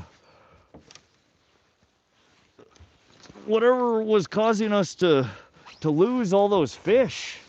I think moving that snubber, I don't know if it's the hook. We changed too many things to say for sure what it is, which kind of sucks. But I am pleased to say it looks like our curse may have been lifted. Probably too soon to tell. Let me catch up on chat here for a moment. It's a salmon, yeah, fun mix time. Kokanee salmon is a landlocked version of a sockeye salmon. They get to be about 7 pounds or so here in Montana is the biggest. I don't know what you can mean, looked, not sure what that is, raccoon. Gotta wait to renew my license rod. Walleye opened yesterday for my state, pike 2. You have a pike season? Crazy. Yeah, fun mix, they're essentially landlocked. Legend or manager, fish and wildlife have been watching. It's the way you're prepared to get a visit in about 20 to 30 minutes. Bring it on, come on over, fishing game, we'll show you how to catch a trout. Maybe you can show me where all the walleye are. This is want to see my rod, not where is my rod, right? Man, I'm way behind in chat. I'm trying to catch up here. Give me a second to scroll through here. Okay, Jighead Jones. The orange thing is the new snubber that I added. It's a shock absorber. So we run braid for our main line, which has no stretch to it. And then we run a fluorocarbon leader, which has a little bit of stretch to it, but you put the snubber in there because the rainbow trout, the kokanees, they're dramatic and have very soft lips. The snubber acts as a shock absorber. It helps you not tear their lips as much and land more fish. Package shipped out yesterday. Spring there, still cold.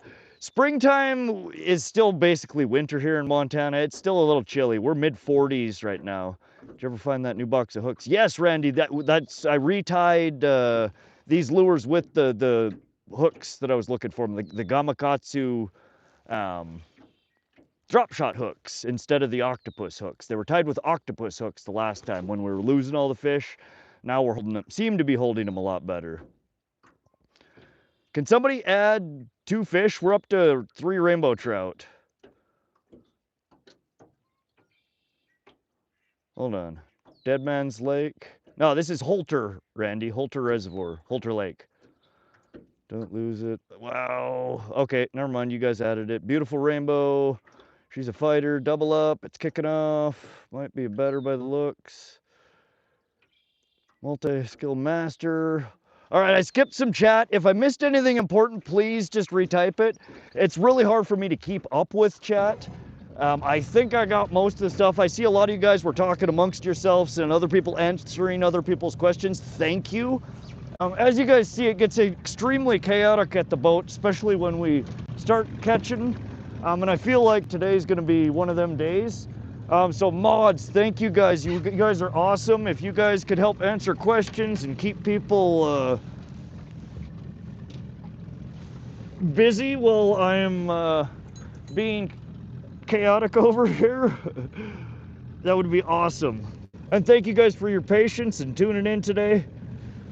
I hope everybody's having a fun morning.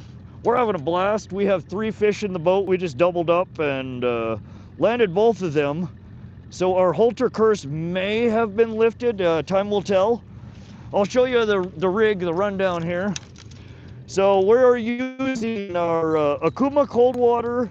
These are the A series, the brand new ones that they just came out with last year. It's the 30 DLA, so they make a 20 series, a 30, a 40, and a 50, I think.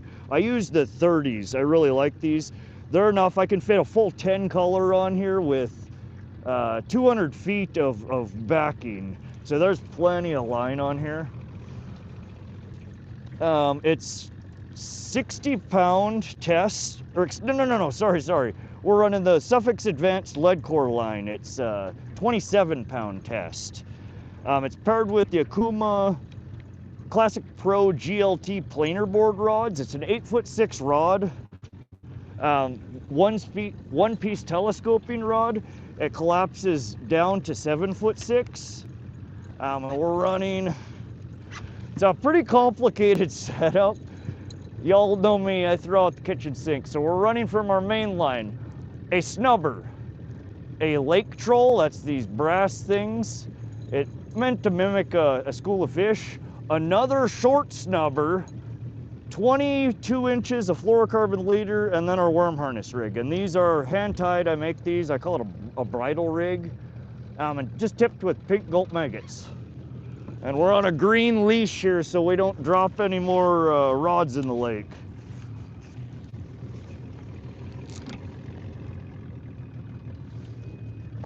On the other pole, we're running almost identical setup, but our worm harness, our bridal rig is in chartreuse and white, and we're tipping that one with night crawlers instead of pink gulp maggots. Holter Lake curse is definitely gone. Looks like it. Oranges are orange. Good morning, what's up? Hey Leighton, welcome to the channel. Buddy Morris, welcome. Welcome back, Aiden. I think the hook change did it. It might have. They're a little bit thinner diameter, and they have that crook to them that the octopus hooks don't. Buddy Morris here, went to the falls in North Carolina. I used mines. I caught 9 crappie, 1 white large, like maybe 2. Very nice, congrats. You got the safety cords. I did, they're not long enough, or I need to find another place to tether them to, but yes, we are safety corded up. I am not losing any more rods. Angler watching, be great to see you catch a northern pike. One on a session, we are going to try today for a pike. Whoa, we're out a little deep. I meant to put it out 60 and we're out 125. We're going to bring it back into 60 foot where we just got hit on this one. Sorry, I'm not paying attention. Actually, we'll leave it at 75. We'll do 75. Let me get a crawler on this other one. Give me a sec, you guys. I need to get these poles back in the water so we can catch some fish. We're not here to talk about fishing. We're here to catch some fish while we talk about fishing. So let's get the poles back in the water.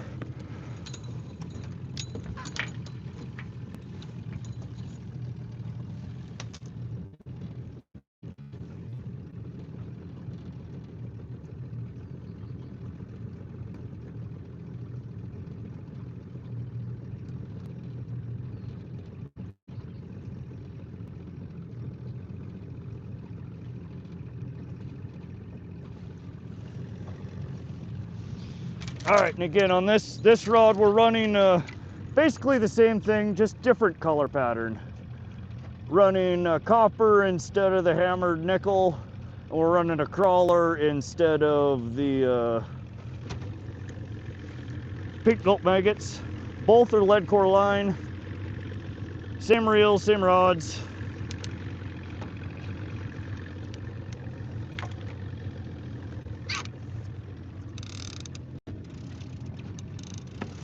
All right, we're just spooling some line out on that other pole. Welcome everybody joining. We are here central Montana. This is Holter Lake, Holter Reservoir. We're here for a marathon stream today. We have 3 fish in the boat so far. We're multi-species fishing. We're targeting rainbow trout, brown trout, walleye, northern pike, yellow perch, whatever the hell wants to bite.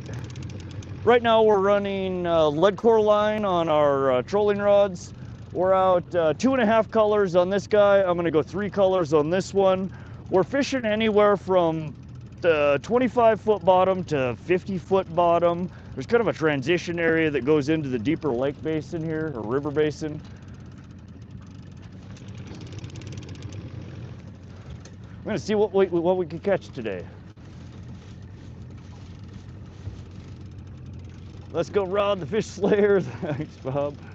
You always keep us entertained. Take your time, Rod. Well, I appreciate that, Randy. I try and, you know, everybody and read everybody's chat. It's inevitable. I miss some because I just don't see so well. Sometimes it just scrolls by too fast. Sometimes just too much shit going on. But I appreciate y'all coming and hanging out, and I hope everybody has a fun day today. We're running kind of my my tried and true rigs right now. We'll experiment here later with some different setups. Run you through a few different things that I've caught some fish on here in the past or other water bodies around here. we'll take some suggestions from you guys as to what we should run. Carl might hawk one of my poles here for, you know, an hour or two at some point in the day.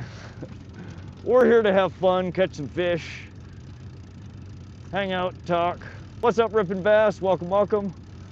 Buddy Morris, what are you fishing for? Multi-species fishing here today. We're after rainbow trout, brown trout, northern pike, walleye, kokanee salmon, yellow perch. The rigs that we're running right now are worm harness rigs, basically inline spinners. I've caught all of those species with these rigs in the past, so we're more likely to catch rainbows than anything else. They're way more abundant than anything else, but we do have a real good chance of pulling out some sizable fish of numerous different species. Brotato chips up. What's up, TWA? Welcome.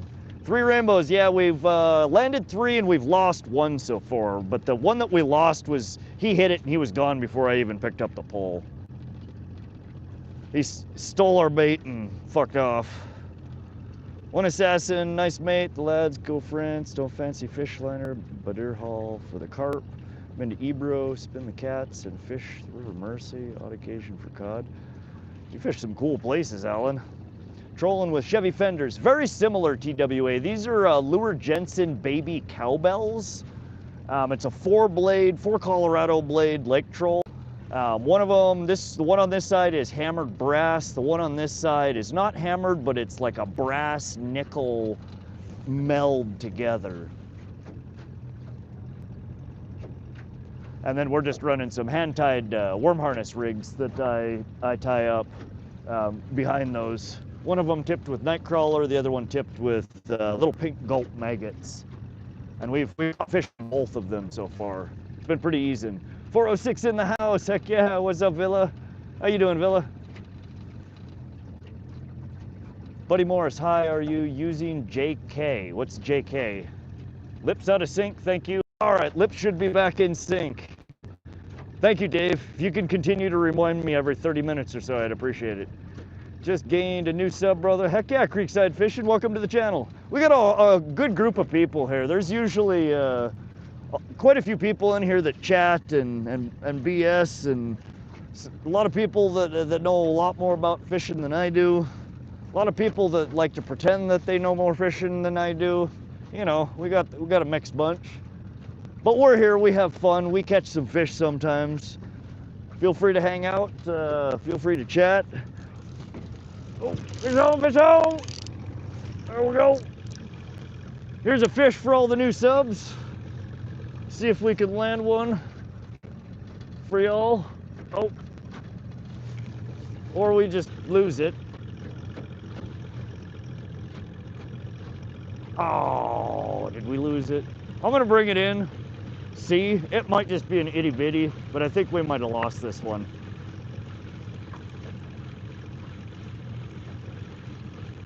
It might just be a small one. I don't feel any jerking though, no. It almost certainly stole our crawler though, so let's take a look. Half of crawler. We have a niblet of a crawler left. How the hell did it end up with poked twice through the same hook? How did that even happen? We'll run it. We don't need a full crawler.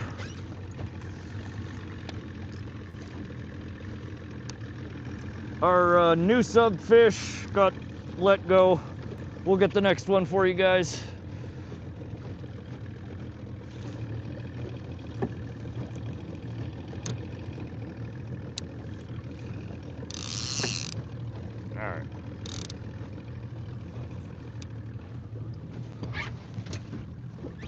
Not sure what happened there. No, it's a worm harness.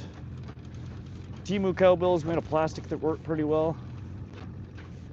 Yeah, I've never tried those. There's so many different lake trolls.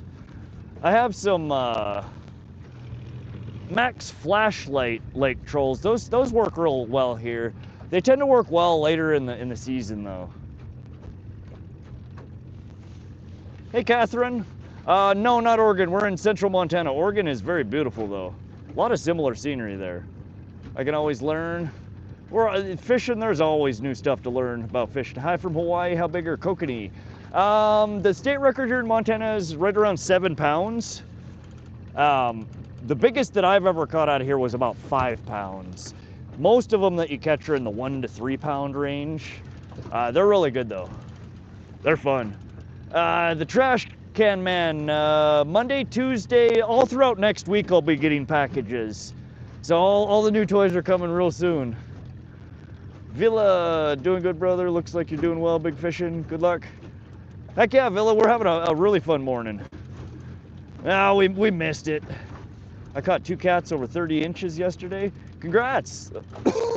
Those are some fat catfish. Flathead or channel? What kind of cats? Night crawlers and gulp maggots. Rent a pole for an hour, $49.98. Pick a lure depth and troll speed. Absolutely. Somebody wants to throw a super chat, we'll rent you a pole for an hour. Creekside Fishing, appreciate the sub. Thanks for joining the channel.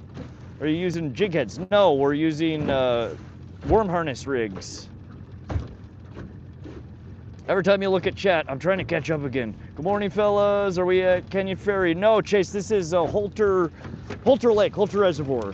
We're down by, we launched from Log Gulch and we're past Split Rock up, headed towards all of these cabins up here. Happy you're live. I got my truck in the mechanic, so I can't take the boat out this weekend. Oh, Tanner, that sucks. What happened to your truck? I feel for you, buddy. You can hang out and fish with us today. Hope you get the truck fixed and are back out there on the water soon. Not doing this again today. I got too much shit to do, but I'll check on you, brother, Mitch. We'll be seeing you, Mitch. We'll be seeing you. Good morning, by the way. Skipjack, good morning, Cindy. How you doing? Piers, what's up? Welcome to the stream, Piers. No, we're not using jig heads. We are using worm harness rigs for the... that's got to be the 3rd time I've answered that question, man.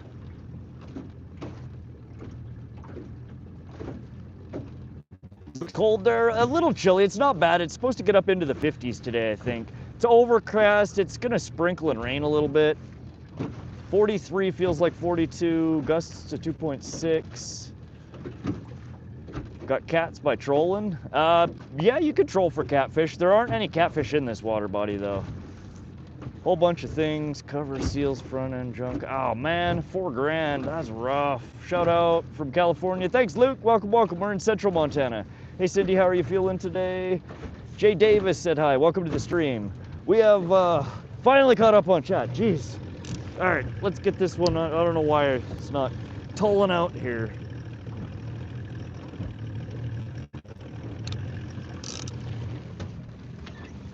Let's bump up our speed here a little bit.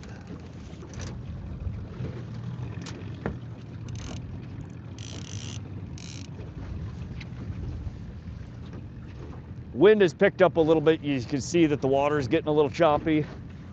It's going to be, I don't know, a questionable day at points. We'll see. A lot of shoveling. Tired Bob from digging. Oh, I was in your stream watching y'all for a little bit there, Cindy. Digging a drain for your driveway. I feel your pain, man. I had to dig out a bunch of freaking sewer lines a couple of years ago, and man, like 100 foot, busting the concrete up and digging down and digging out the damn sewer lines. That shit was, it took me weeks. Oh my God, my back still hurts thinking about it. We went fishing after, but didn't get anything. Oh man. That's like salt in your wounds there, but it's still fun to be out there. It's like a scratch ticket, you know, some days fishing you don't get jack, but some days you win a little something pretty. channel cats from my buddy's pond. Nice. That's what we have here in Montana, is the channel cats. Hit the fish whistle hard this morning, give you good luck. Oh, heck yeah, Alan Pierce. We've called in 3 so far this morning. This wind is getting a little icky though. Why is it blowing from this direction? Blowing from the wrong way.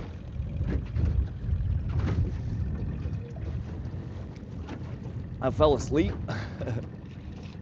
Gotta do that shit all the time. Government electrical work. Oh man, I am not built for manual labor, y'all. I am not. But sometimes you gotta save a buck, man. Can't always pay people to do things for you if you can do it yourself.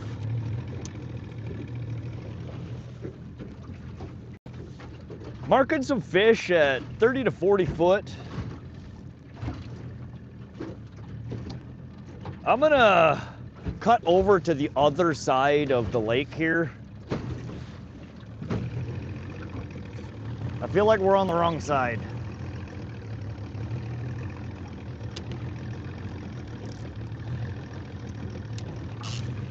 Oh, this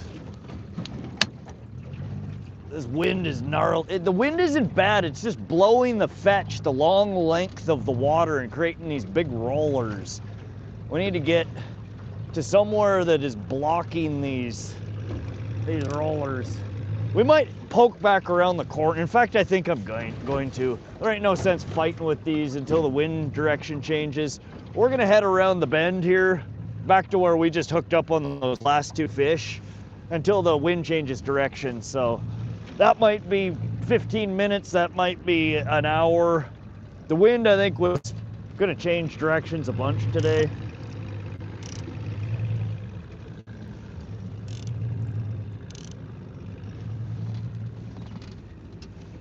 Getting jacked up on dew, gotta something keep me awake here. Pays well. Oh hell yeah, Sparkies get paid really well. Today's supposed to be warmer there. Nice, Cindy.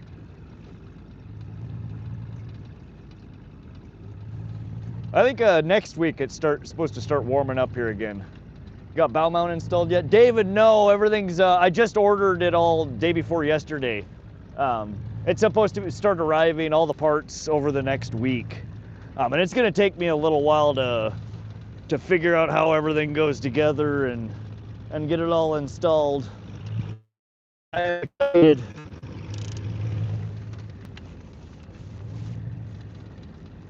So we're still, Dave, we're still trolling with the outboard. It's been a cool year so far. Beautiful.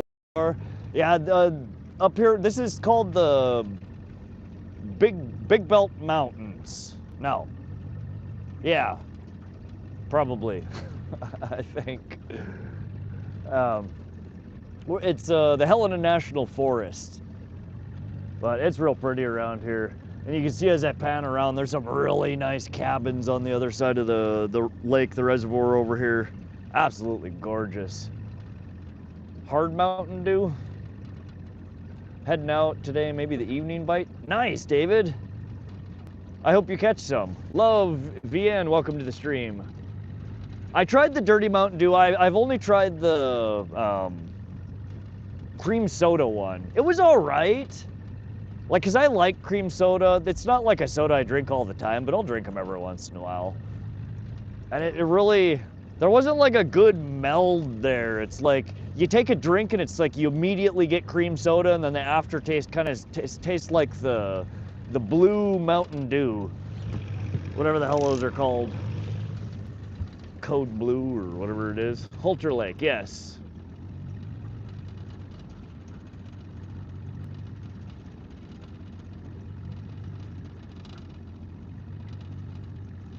How's the motor running after the seafoam? Way, way better, Dave. It doesn't seem like it's missing like it was. It definitely isn't choking and dying like it was. I'm pretty sure we just sucked some bullshit up.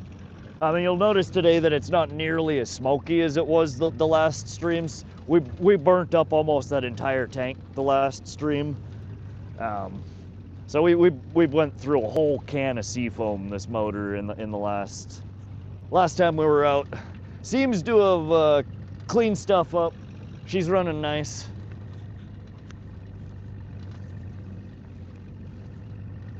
8% alcohol takes too many to get an effect for me. I prefer liquor and neat.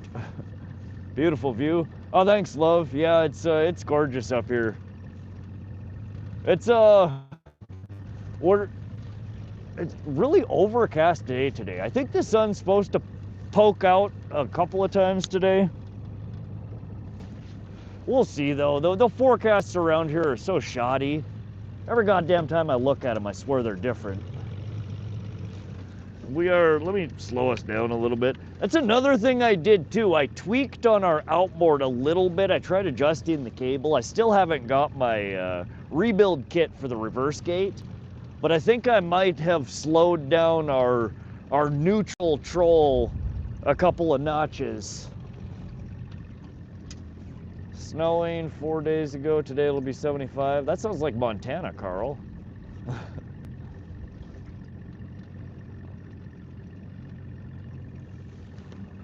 Marking fish at 35 foot, another one at 60 foot. We're a little deep right now. Oh, here's the first other boat of the day.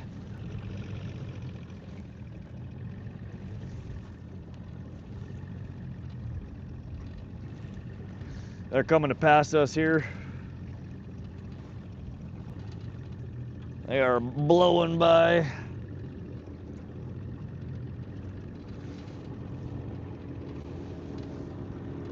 Got 4 guys on that boat, 3 guys.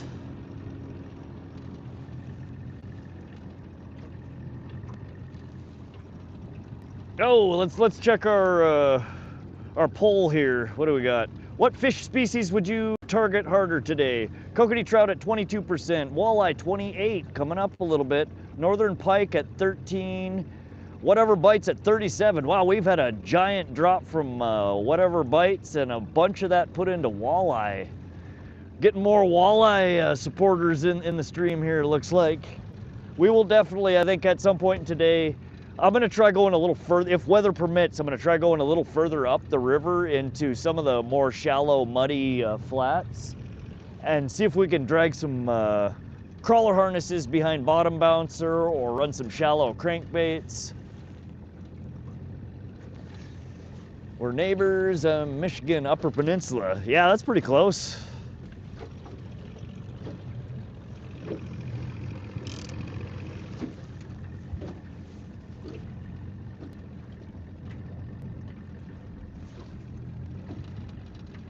Michigan, temp 59, humidity 94, wind gust to 12.8. It's not too bad, a little gusty. I think we're supposed to get gusts here up to 17 or 18 miles an hour at some point today, which might get a little sketchy.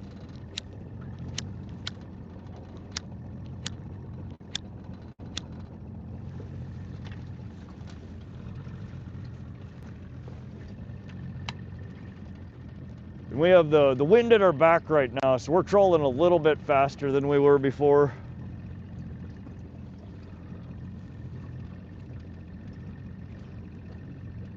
See any deer this morning? Josie, I did. 1 deer and I thought of you when I saw it.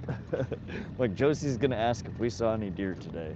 That's all I saw on the way here. There were a couple other little eyeballs critters on the side of the road, but nothing interesting besides the 1 deer. And we saw it right on the, almost the same spot that we saw the herd of elk the last time we came here. Josie wants a deer. Yeah, she does.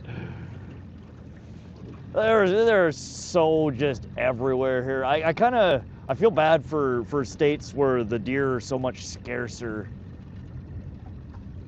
Montana's a state that you go get your deer tags, you go fill your deer tags, unless you're trophy hunting, which I mean a lot of people do. There's plentiful mule deer, plentiful white-tailed deer.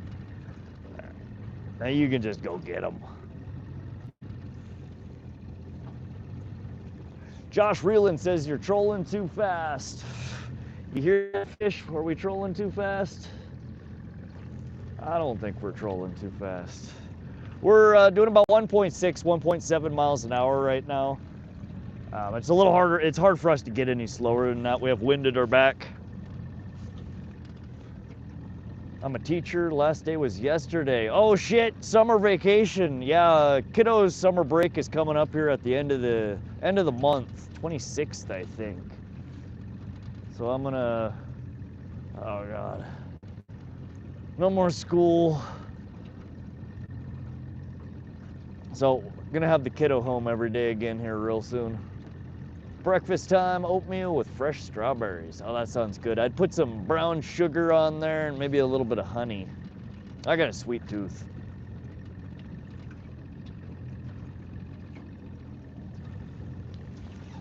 All right, we got 75 foot and we're letting this one out to 90.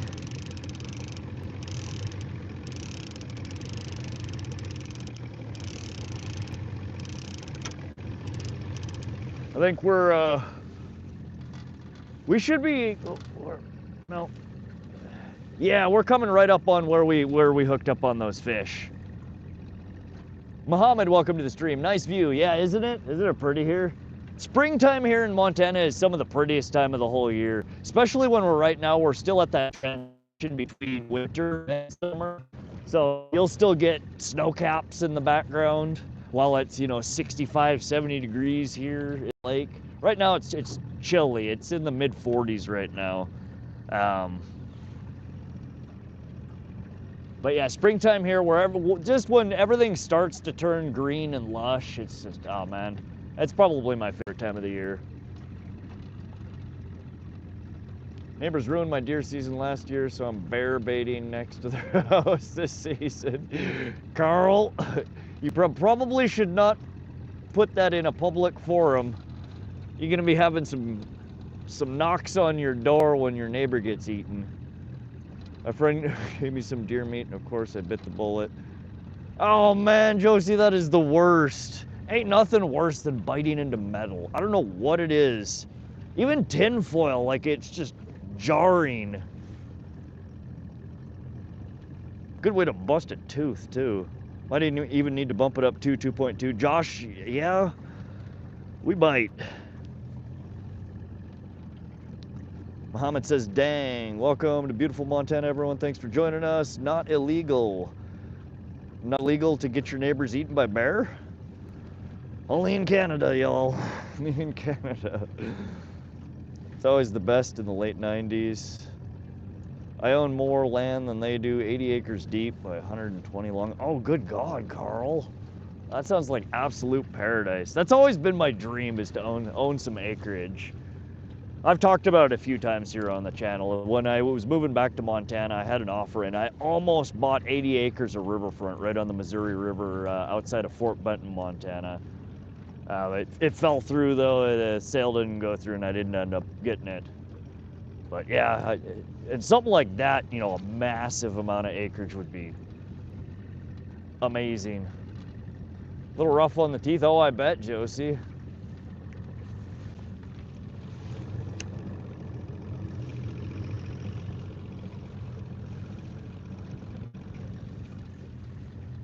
Yeah, I would love to say that I've never done that, but I have. It's especially common with bird hunting because you use bird shot pellets. Those are no bueno to bite into. Ooh, fish on, fish on! Oh, there we go.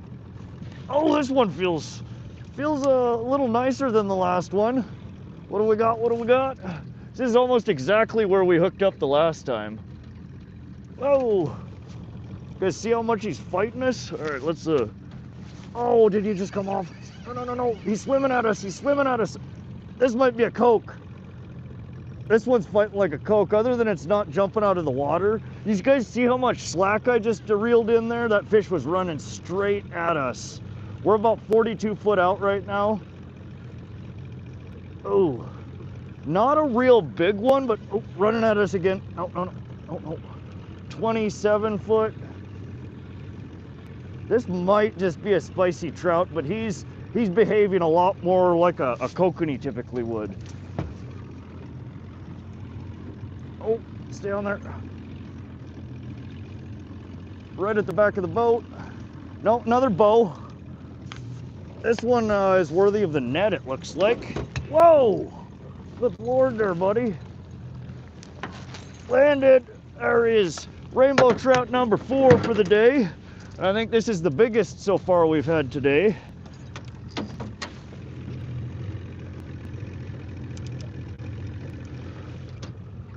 All right, let's take a look here.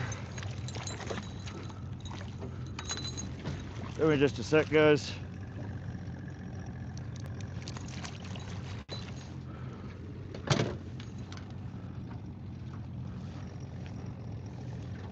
I think we should probably take a picture of this one, get a post on FishBrain, let people know we're live.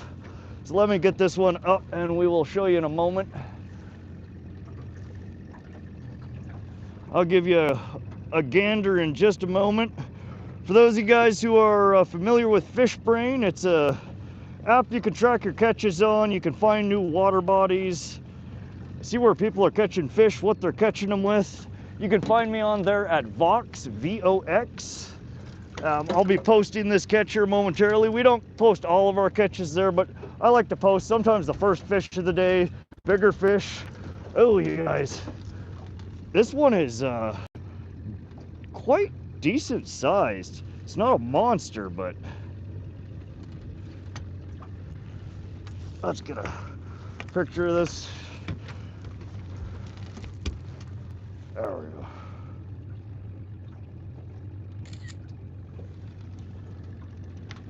go. All right, I'll show you guys the fish, and you guys let me know how big you think this one is. We'll throw this one on the scale, or on the measuring stick. Get your guesses in now. How big do you think it is? I'm saying this one is probably easily 18 inches is what I think. That's good.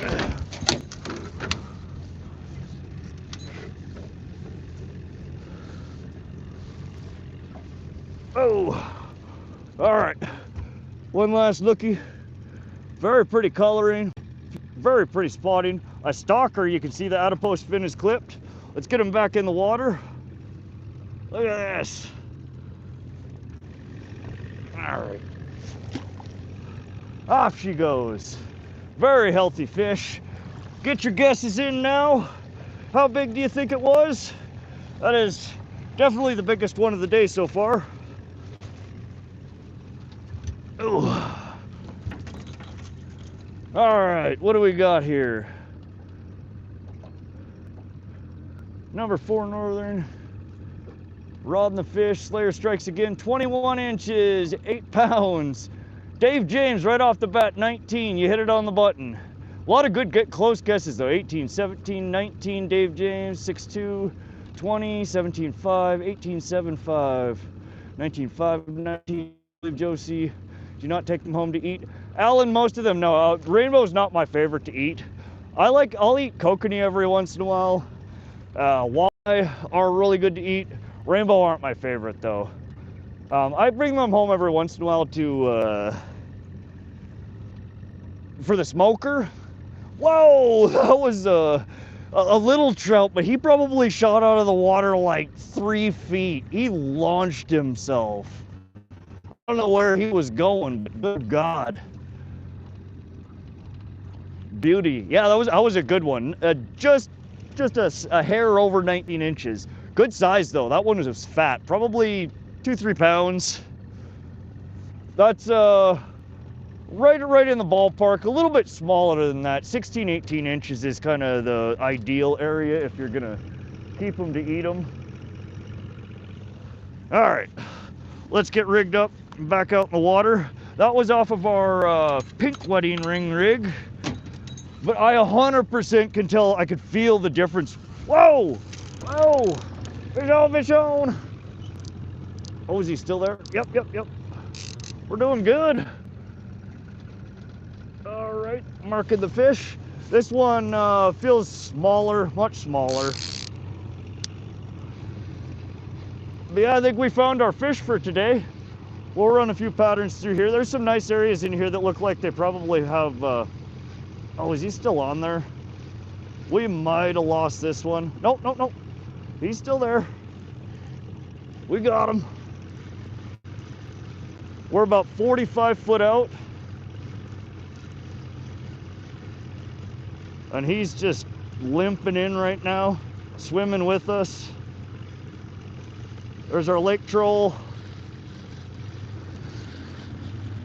Oh, now he wants to fight. He's in the prop wash.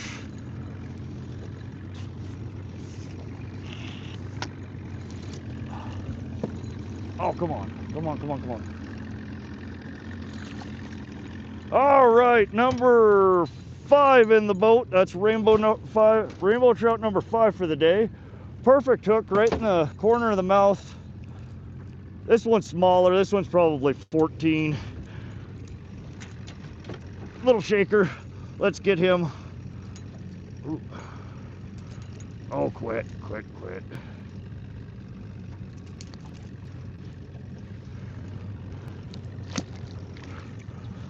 All right. Man, when you find them, you find them. That one was off the crawler and our green and white, chartreuse and white worm harness rig. One of the changes that we made has absolutely helped our landing ratio here. That is number 5 out of 7. So we've landed 5, lost 2. We're rigging this one back up with a crawler.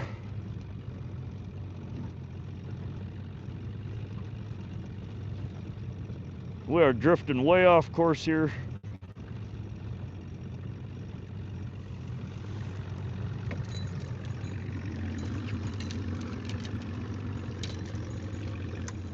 All right, let's show you guys the rig real quick. That's our, I call it a bridal rig. It's a worm harness that I tie up. It's got 2 wedding rings. This one's got a copper Colorado blade on it, and we're doing 2 crawlers. These are tied on 30-pound fluorocarbon using a 1/0 Gamakatsu drop shot hook. And we're running these behind our Lure Jensen baby cowbell lake trolls. Oh, come on. Go, bro. There we go.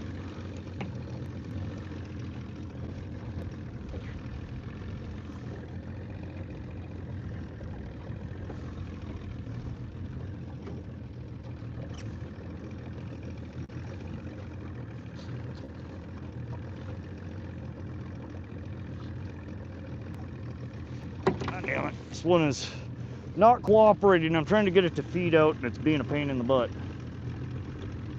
Like, wrapped around the tip there? What's going on there?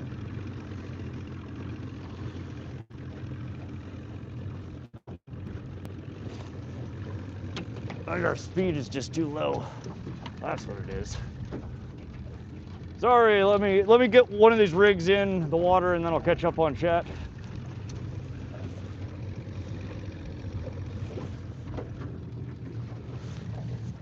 All right, so that one's got the night crawlers. The other one we've been running, something's funky here. What did I do? Hold on. This one ain't pulling out right. I got tip wrapped up weird or something. There we go.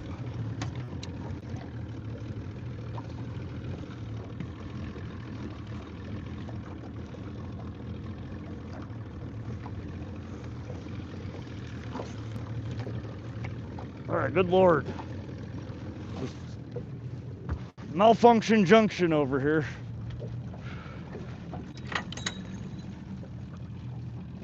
Oh. All right, I hate the leashes already.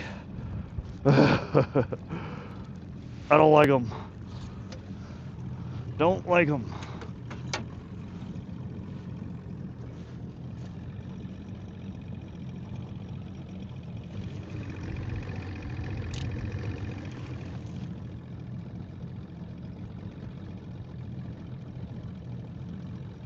Oh, sharp hook.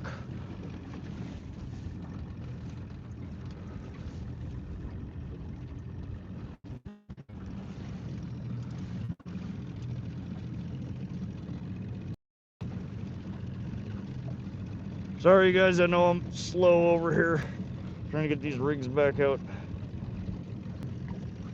We are down to the last few nibblies in our gulp maggot jar. That is a damn shame. I have some more gulp maggots, but I think they're white.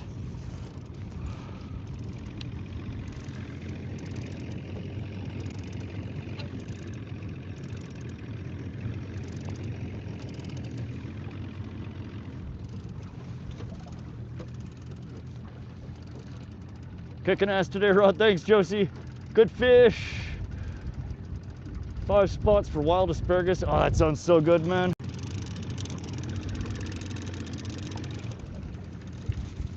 Found 15 last weekend. It looks better from car. How's things going? Hey, Corpo, we're having an awesome day. We've caught 5 rainbows so far. We just threw back a 19-incher was the last one.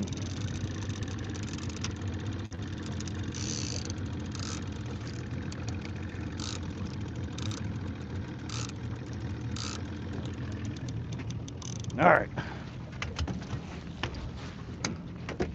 We are reset. Forage for mushrooms. Looks like Colorado. Guppy, very similar terrain. We're in central Montana. This is Holter Lake.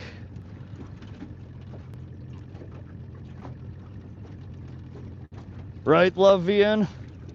And we're just spooling this one out a little bit further. Man of the seasons. What's up, Golden with Joe? Golden with Joe, y'all. If you guys were on any of our oh, whoa, fish on. Good Lord.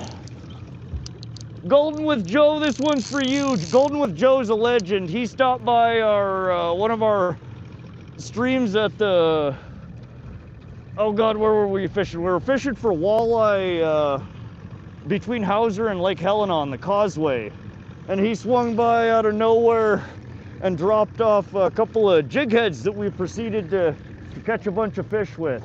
Golden with Joe's awesome. How you doing, buddy? Been a while. Little Schultz, welcome to the stream. Those are some good ones. We still got him. Whoa, feels like another little trout. We're about 50 foot out. We might have just lost him or he's swimming at us. Hard to tell. 20 foot. Oh, we lost him. He just hopped off. Dang it. All right. That one, I turned a little bit too sharp there and took too much pressure off of it, I think. I let some slack in the line there. That one was my fault.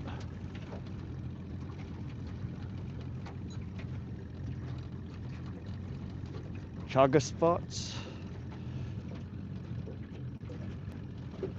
All right, well, at least the fish are on. And our landing ratio, while is not perfect, is definitely better so far. We're gonna use half a crawler on that one. Otherwise, we're gonna start running out of these. That's our rig. Let's get it back in the water and let's catch a fish. I must have just had my drag set really low on that one. I thought it was stronger than that.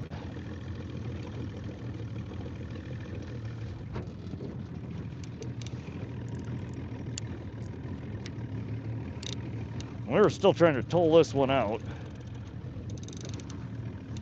We're gonna let this one go out to 75 foot.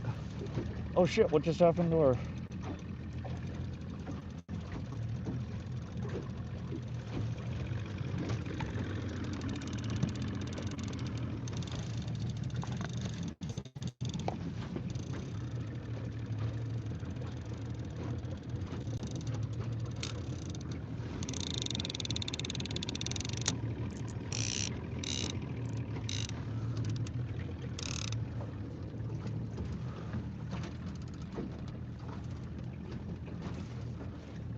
Did you ever eat squid or octopus? Yeah, I've had calamari before, which is battered fried squid. And I think I've had octopus on a sushi roll before.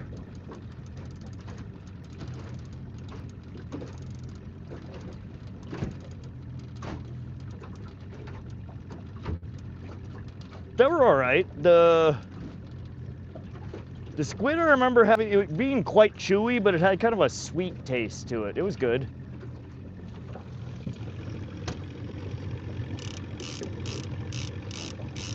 We're letting this one out 3 colors.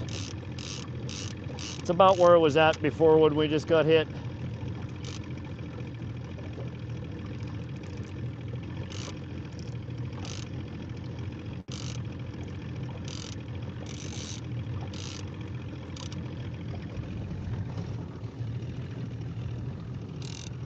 All right. 102 likes, let's go.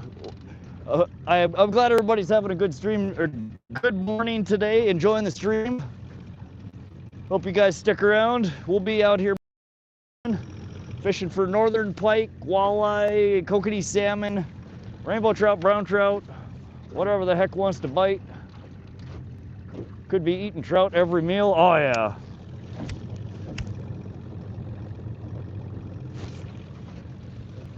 They are plentiful in this water body. There's some big ones in here too. We just, I don't run into them very often.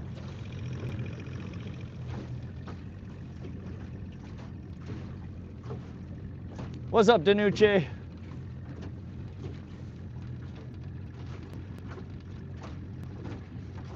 Good morning, how you doing? Biker boys, name a fish. Mr. Goat says pike, that's what you like. I'm a big pike fisherman as well. There are some fat ones in here. I only usually catch them every great once in a while here. The rainbow trout are so freaking plentiful here, it's hard to get past them to get anything else, unless you're jigging off the bottom. And we don't have spot lock yet. We will, here in the coming weeks, I'll have my new trolling motor installed, hopefully, if everything goes as planned. And we'll be able to do some more targeted jigging and stuff like that. We may try to do some bottom bouncing or dragging some shallow diving cranks for walleye and pike a little bit later. Both of them will bite off, absolutely bite off of what's out there right now too. But again, the trout love what I have out there, so it's just hard to get past them to get anything else to bite. Little Schultz says, I'm also out on Holter Lake right now. Where you at, Little Schultz? Come on, pop through. It's been, it's not the crazy bite that it was last week, but it has been a good bite so far. We've landed 5 and I think lost 3.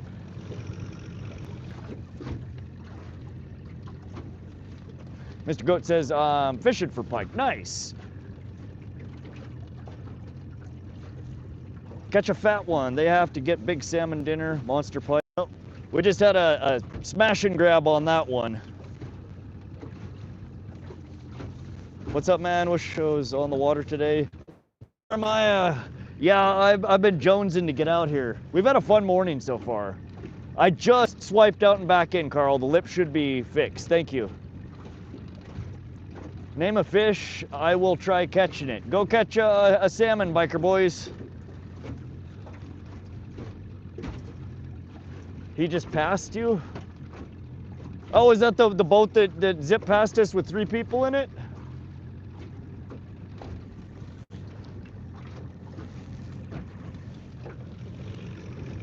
Oh.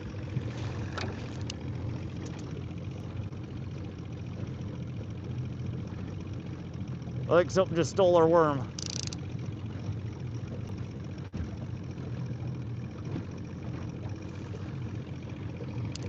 All right, well, that's 2 smash and grabs. We went through a school of fish right there, and we missed on both poles. Welcome back, John Joe. Little Schultz, be nice. Did you guys go up it around the bend, like where the creek comes in? I forget what the creek is called. I've never fished that far up.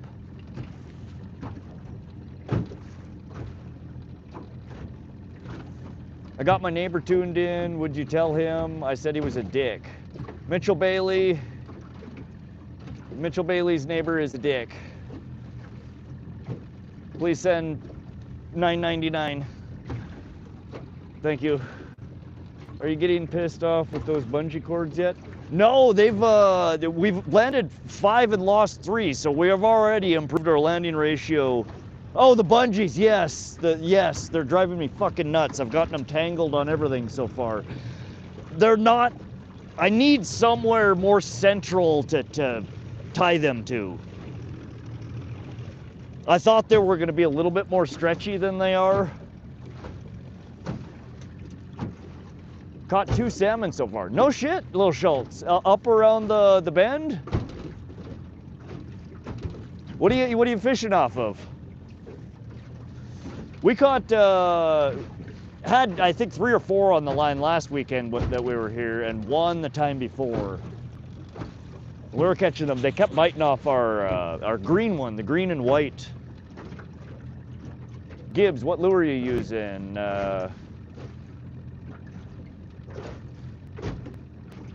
We're running hammered brass lake troll followed by a hand-tied worm harness rig, wedding ring worm harness, just using spinners and worms. Okay. Yeah, we're running spinner and worm on this, on the pull off the side, and this one's got the pink gulp maggots on it. You must have just found a pocket of them. We're trolling up that way. It'll probably take me 45 minutes to get over there, maybe longer. Yeah, we went back further than I thought.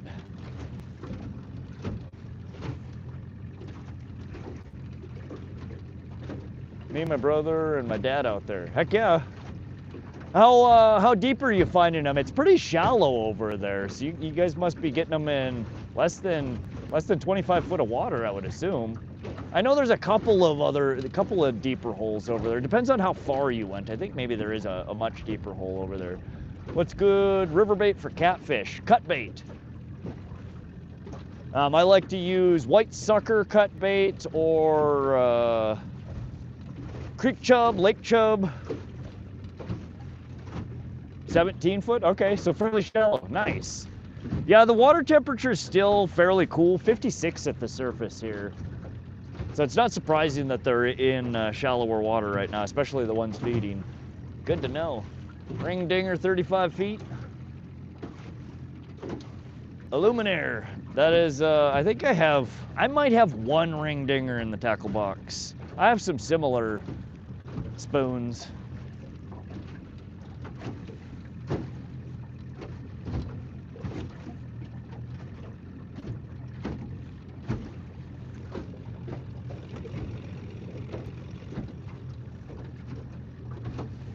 I shouldn't be leaving this patch of fish we've been smacking, but we're coming up there to see if we can. I haven't explored up around that bend at all over by the river creek. I know that a lot of people fish it. It's just so much further up the river.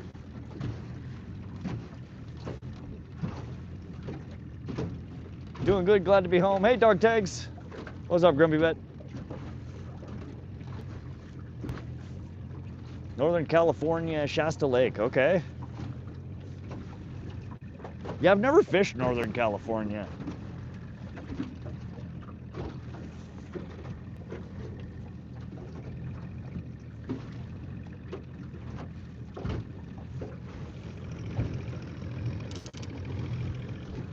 All right. We got a little bit of a lull here. I'm gonna take a drink. As soon as I try to do something, the poles blow up.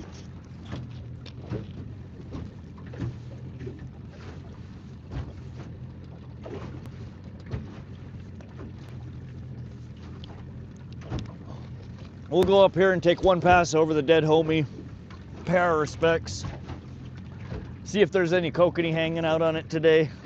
We've hooked up on a kokanee over it the last 2 times we were here. In fact, I think that's what was on it when we lost it, was a kokanee. Glad to hear you're having a good one. I'm at work on my lunch break. How long are you fishing for? Corporal, we'll be here till sundown unless the weather gets nasty. And it might. The weather forecasts were all over the place today. If we can hang, we'll be out here till sundown. We're gonna leave soon. We're low on gas. Little Schultz, you drove all the way over there and now don't have any gas? That stinks. 5 in the boat already. How long you been out for? We've been just over 2 hours. We've lost 3 and landed 5.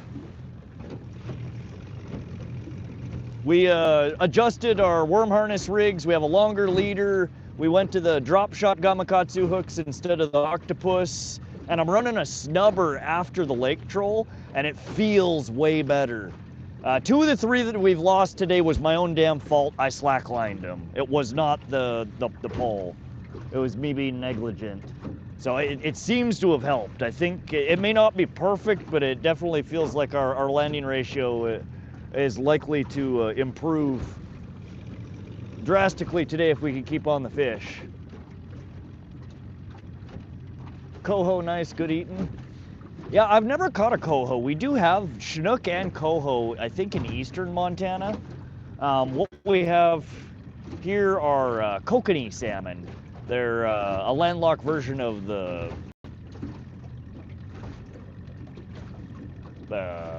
sockeye. Jesus, brain. I need new RAM, y'all. I need a RAM upgrade. My shit's getting slow. Nice one. Hopefully home in time to watch some more. All right, Corpo. Well, thanks for stopping in. Always a pleasure to see you. We'll be here. Swing on through. Gibbs 1, keep going, bro. You're insane. Thanks, Gibbs. We'll be out here. As long as it stays safe, we'll stay on the water.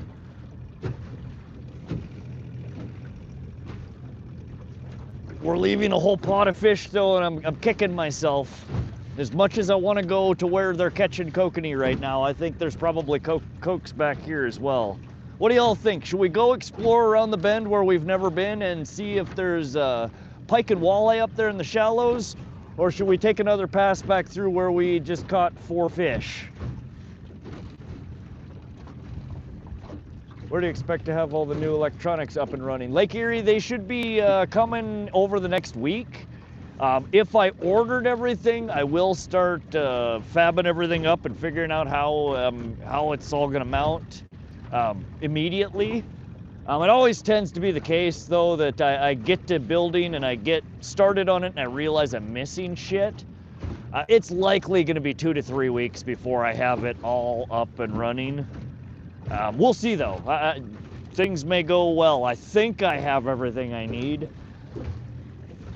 I just need to get all the components together and dry fit and make sure everything is gonna work the way I think it's gonna before I start drilling holes. Should have put all that new gear on a V-hole boat. David, so the trolling motor that I got, it runs 90 pound at 24 volt and 115 pound at 36 volt. I got a quick swap or quick release dock on it.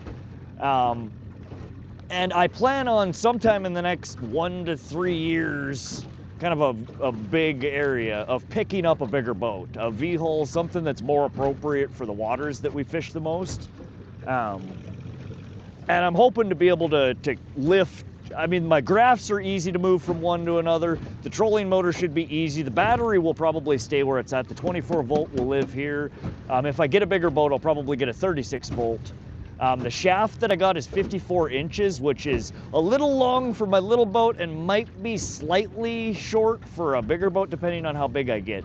I think it'll be okay though. So the plan is that I'm gonna be able to swap most of my electronics between the boats and not have to buy duplicates of everything. Another pass, yeah, why not check out a new spot? Can't wait, sounds exciting. Shallows, do both. Jason Kadak, appreciate you subbing to the channel. Glad you're enjoying the stream, welcome, welcome. Good luck, brother. Thanks, Grey Wolf, how you doing today?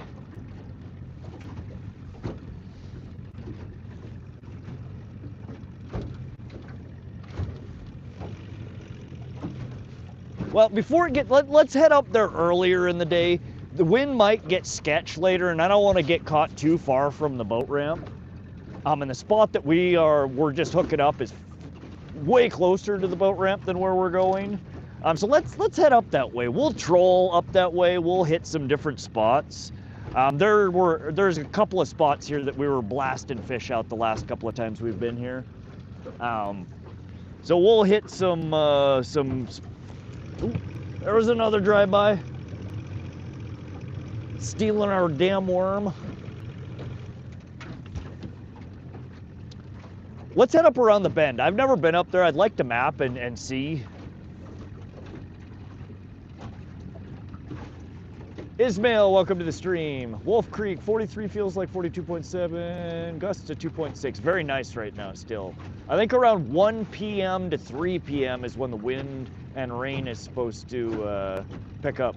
Do you ever anchor or just troll only? In lakes, I very rarely anchor. The bottom here is anywhere from 60 to 120 foot. I don't like anchoring in anything more than 20, 30 foot of water. I don't like having to haul up and having that much line out. Here in the next few weeks though, I will have a fancy Lowrance Recon trolling motor that has spot lock on it and contour follow and all sorts of fancy features. So we will be able to do more fishing like that. But for the most part, we're gonna be trolling today. I love watching these streams, bro. I watch them all day at work. Heck yeah, Robert Thompson.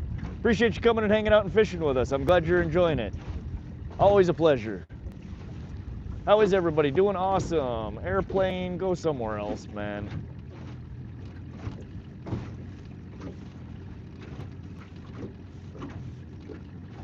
My buddy has his old boat still, 60 grand, maybe 50, and you'll be set. David, I wish I had 50 grand laying around. I had to sell a little bit of crypto to buy our new toys. It cost me about I'm in the hole about 7 grand now for our new goodies for the boat. So I don't want to sell anymore right now. The price is not great on them. Definitely not good enough to dump 50 grand worth. Let's get the smoker going this summer. I need to buy a smoker. Right now, when I get stuff smoked, a buddy of mine, his dad smokes it for me. I need to buy one.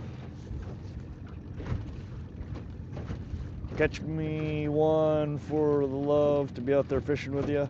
Paul, the next one will be for you. Hang on there. We'll try and get one in the boat here shortly.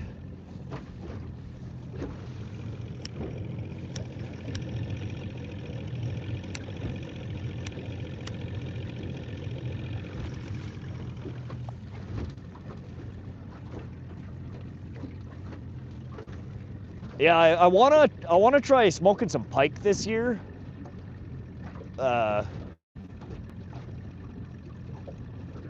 Normally when my buddy's dad smokes it, he just smokes the whole fish, skin on and everything. And I did a smoked pike with the skin on would be disgusting. You got to get rid of the skin and the dark meat on it. But I want to try filleting some and smoking the fillets. Kokanee, smoked kokanee sounds freaking amazing right now too. We just started leaving. All right, little Schultz. Well, congrats on the cokes. Those are always a prize out of here. Some days they bite real good, other days they don't. If you can find them and stay on them, usually you can catch quite a few of them. Finding them, especially this early in the season, can be tricky though. It's interesting that you found them in the shallows over there. You said 17 foot, but over how, is that 17 foot bottom, or you're catching them running your rigs about 17 foot? 2013 620 Ranger set up for walleye, kicker and trolling motor for electronics. That sounds like a nice boat. I would suggest going to where I was. Yeah, we're headed back up that direction. Your rigs were running at 17 foot rig. Do you know how far off the bottom, and were you south of where the creek comes in, I think, or were you right where the creek comes in, or north of it? Give me just a general vicinity.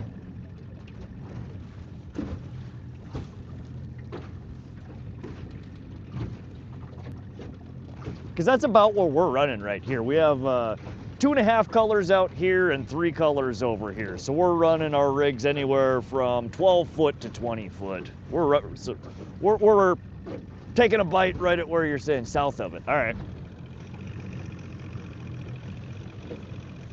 Well, I appreciate the tip there, little Schultz.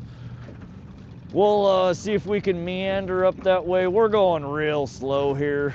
We turned back around and I made a couple of passes where over I was getting some bites. So we're a ways away from you. We're just passing the first cabin again.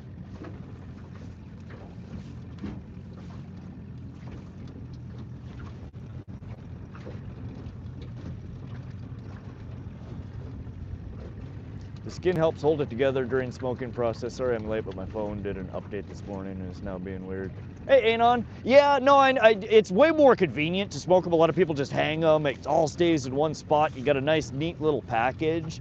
But I don't like a really strong fishy taste, and a lot of the strong fishy taste of fish comes from the oils in their skin, the dark meat underneath the skin. And it's just, I eat it, it's good. It's just, it's always overpoweringly fishy tasting. And while I know it's gonna be more complicated to smoke it without the skin on it, I think I should be able to get, you know, some racks. I mean, kind of like how you would make jerky. Ooh, fish on, fish on. Oh, is he still there? I think he's still there. No, he's not there. Shoot.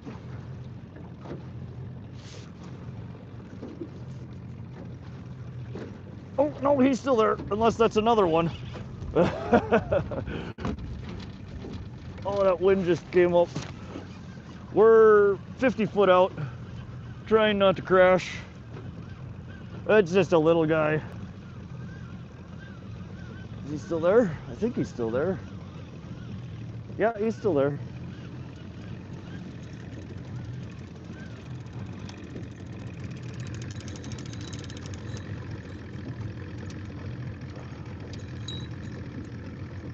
And we might have snagged up on this other line over here. Hold on. All right, that is rainbow trout number 6. Good hook right in the corner of the lip. Another stalker. We're gonna get this guy back out. I think I snagged up on my other line. We went a little bit shallow.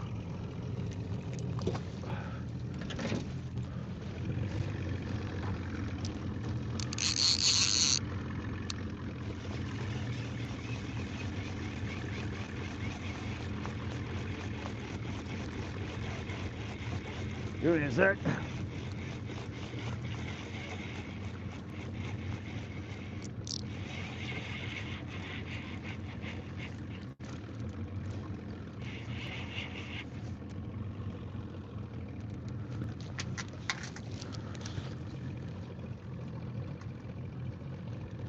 Oh, there it came up. Nice. Nice. Do not want to lose these lake trolls.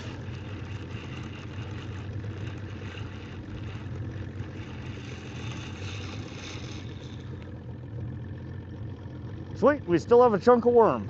I'll take it. Sign me up.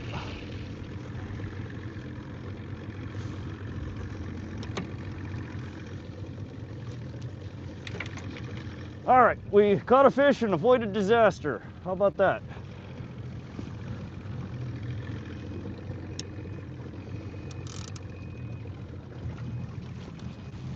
All right. Nice fish, thanks Lee.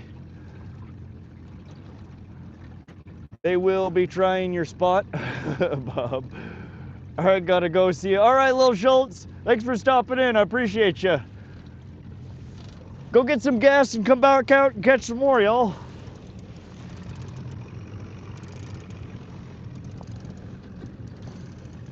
All right, we're getting this one baited back up with our pink gulp maggots. These are almost our last pink gulp maggots of the day. We're almost out. What we're running there is our hand-tied, call it a bridal rig. It's a double wedding ring, hammered, silver hammered nickel, and our pink gulp maggots. Let's get that one back in the water.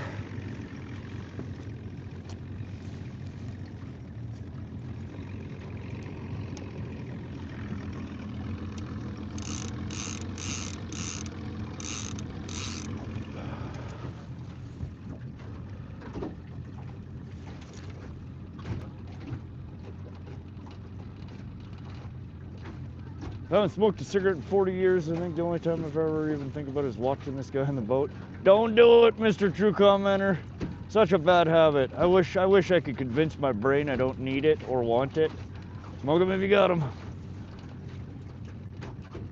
Did its best to self-hook. Knew you weren't watching, right? Hey, Viper. Ever see big game on the shorelines? Yeah, Danucci, there's lots of deer and elk in this area. Antelope from time to time.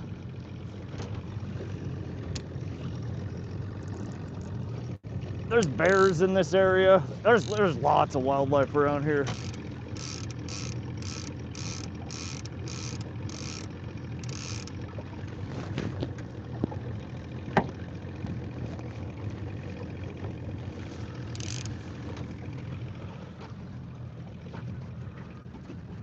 We're going about 1.6 miles an hour. Those, whoa. There we go, Michonne. That one was only 30 foot out. This guy hit right behind the boat. Whoa. This one feels like, not big, but I think bigger than the last one we pulled in. And this leash, I hate these leashes. Oh my God, I hate them.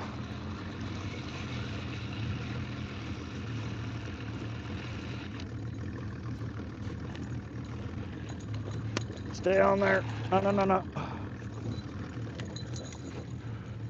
All right, number 7 in the boat. Another little shaker. Very clean again in the corner of the mouth. Nice hookup.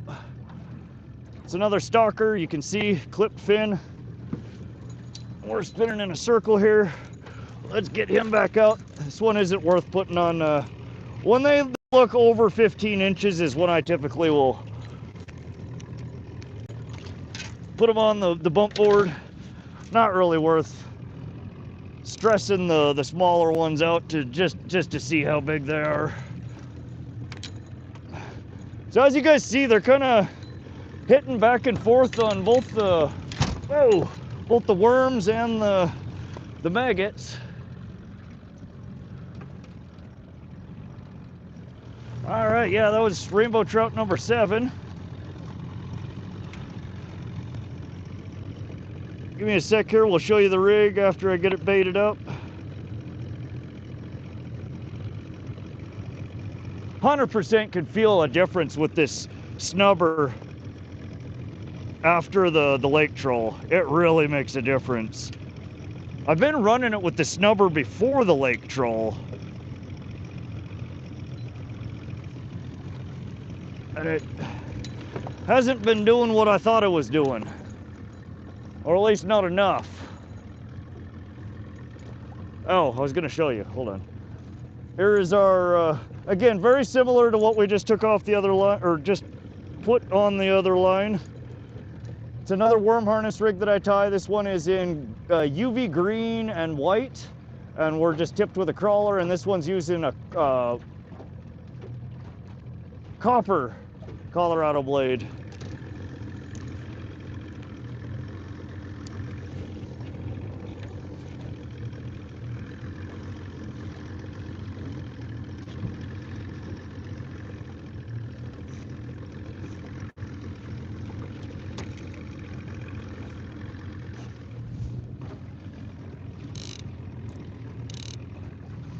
All right.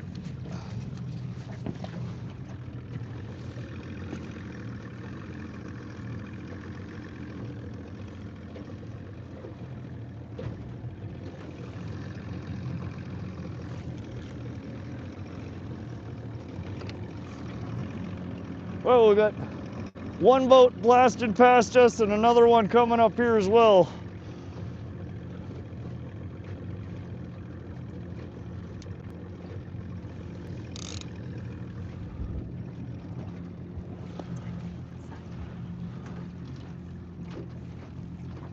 Where are you fishing that you need coats on? Central Montana, it's all good times. It's about 45 degrees right now. Thanks, Lee. You noticed you probably won't lose another 300. I won't, Danucci, but they're a giant pain in the butt. I need a better place to hook them to. I need like a an eyelet on both sides of the boat, more centralized.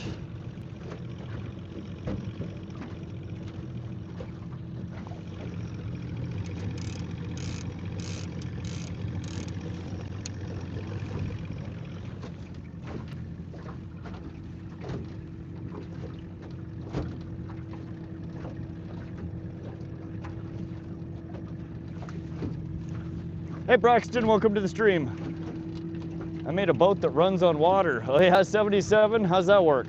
How far is your right from the boat? 100, I don't know, probably 75 yards.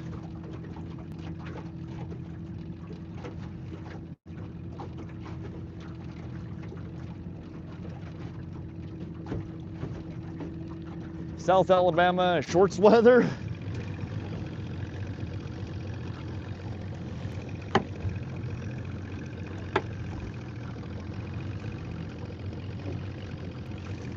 I wish. No, we're still in late spring here, tail end of winter.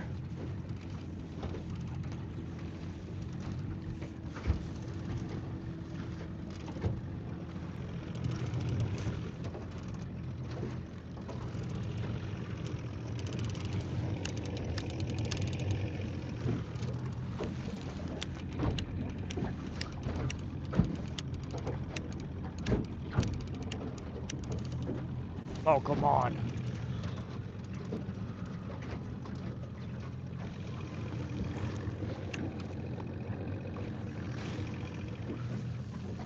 There we go. Maybe use a small piece pool noodle wrapped around the lower end of the pole and it will at least float.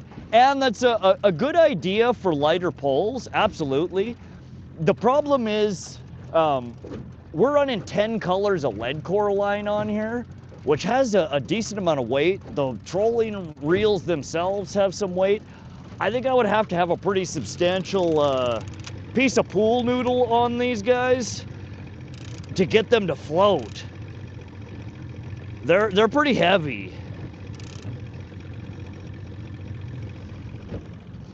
I thought about that. I would have to test it and see how much actual pool noodle I'd need to get them to actually stay floating. I suspect it would have to be way more than what is reasonable.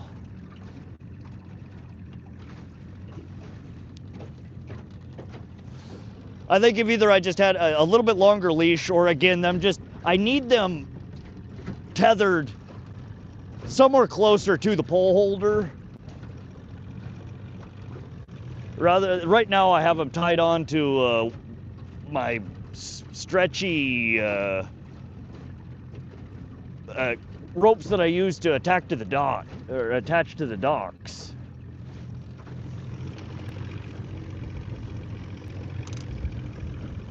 And it doesn't give enough slack on them. In fact, this one's gotta go. I gotta move this one somewhere else. This ain't gonna frickin' work. Not on that one. This one needs to go.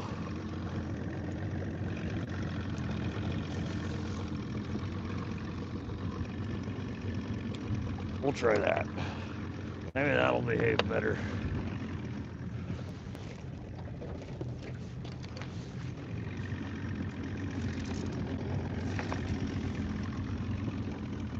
Well, I think I just had a bite on the pole there. That might work better.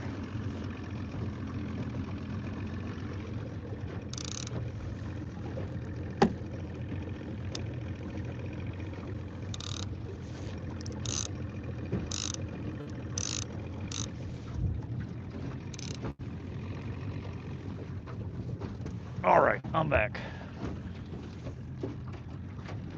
You ever ate a squid or octopus? Yeah, I've eaten both, Void. North Dakota, shorts weather today. Oh, heck yeah. The windy? South Alabama 86 and red snapper season. Heck yeah, go catch a fatty, man. How about connecting it direct to the pole holder? Maybe drill a hole or use a climbing carabiner. Yeah, so how I have it attached to the pole here, I bought another set of these. I think that's what I'm gonna do. So it's just a little Velcro strap that's got a little eyelet on it, and then it clips on there, and then there's 5 foot of stretch and a carabiner. And essentially what I think I'm gonna do is buy another set of these, the Velcros, and Velcro it to the pole holder itself. I think that'll be better. We'll see. At least that's the plan, Stan. No wind today? Why aren't you out there fishing, David? Coming up, I can feel it. Christ, my attorney, yes, I think you're right. We're coming over a bait ball right now, actually. It's pretty deep, though, 40 to 60 foot. We're not running that deep. But where there's bait ball, there's typically more fish. We'll run right over the top of them and see if any of them want to come out and play.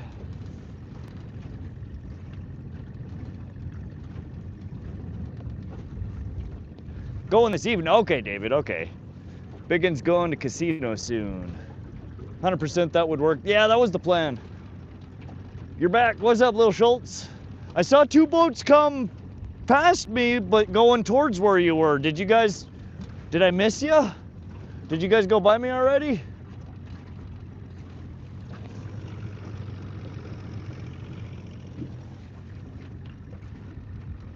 It's hard to keep track out here sometimes. I miss shit.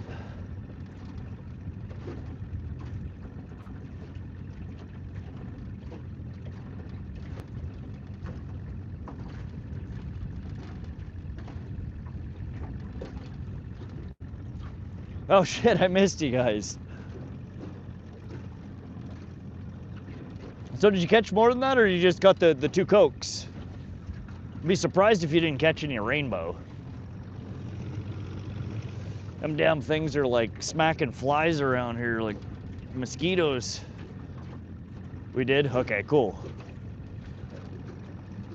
Yeah, there, another streaming channel was up here. Told they were your fishing your spot, Bob. King Kai was up here weekend before last, I think it was. Maybe it was last weekend, I forget. He caught a couple of northern pike right up there around the bend.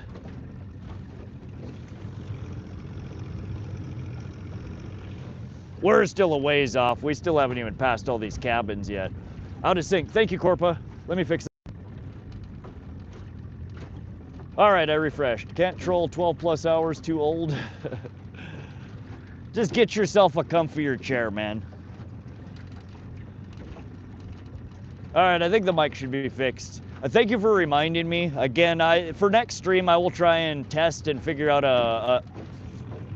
a way we can get rid of this damn audio drift.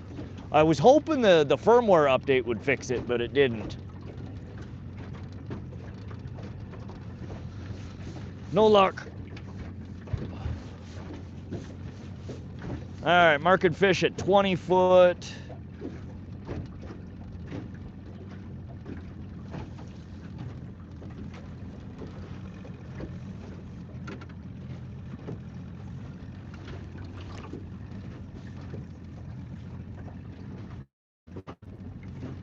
Two salmon, 8 rainbow. Good Lord, y'all.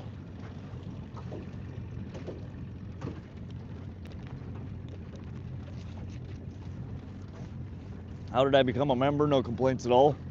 Positrack, you're not a member, you're a mod. You've been in the chats quite a few times. You've been in here active and you answer people's questions and you've added catches. You've been a productive member of the society. So you have been upgraded from peasant to mod. Appreciate your support. Thank you for coming in and helping out the chat. Again, like I said, when you guys, those of you that have hung around here and helped out in the channel, one day you'll just show up here and your name will be blue. I'm gonna try 6 minutes behind. I'm gonna try restarting everything again. Oh, Anon, yeah, just refresh the page or skip ahead. Common folk. Lil Schultz, you've been in here a few times. You'll eventually make mod.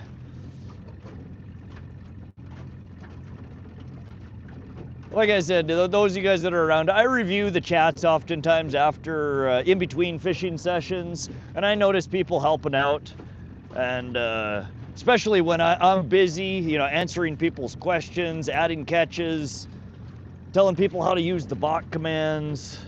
When y'all are helpful and help make the chat easier for me, those are the type of people who end up turning into mods. David, read my message. Creamy says, LOL, I'm a mod now, better watch out. I will ask though, because there are a handful of new mods. We don't ban people in here unless they are being openly racist or really, really bad. If needed, warn people. If they continue to do what they're doing and they're not supposed to be, put them in timeout for a little bit. I don't like banning people. Everybody has bad days from time to time. Some people troll and are trying to be funny, or they're just misunderstood. Please don't start banning people. That's the quickest way to get your mods revoked. Yeah, we've landed 7 rainbows so far, and I think we've lost either 3 or 4. We're having a pretty good start to the morning. Oh, we got a pontoon boat coming up on us here to our right.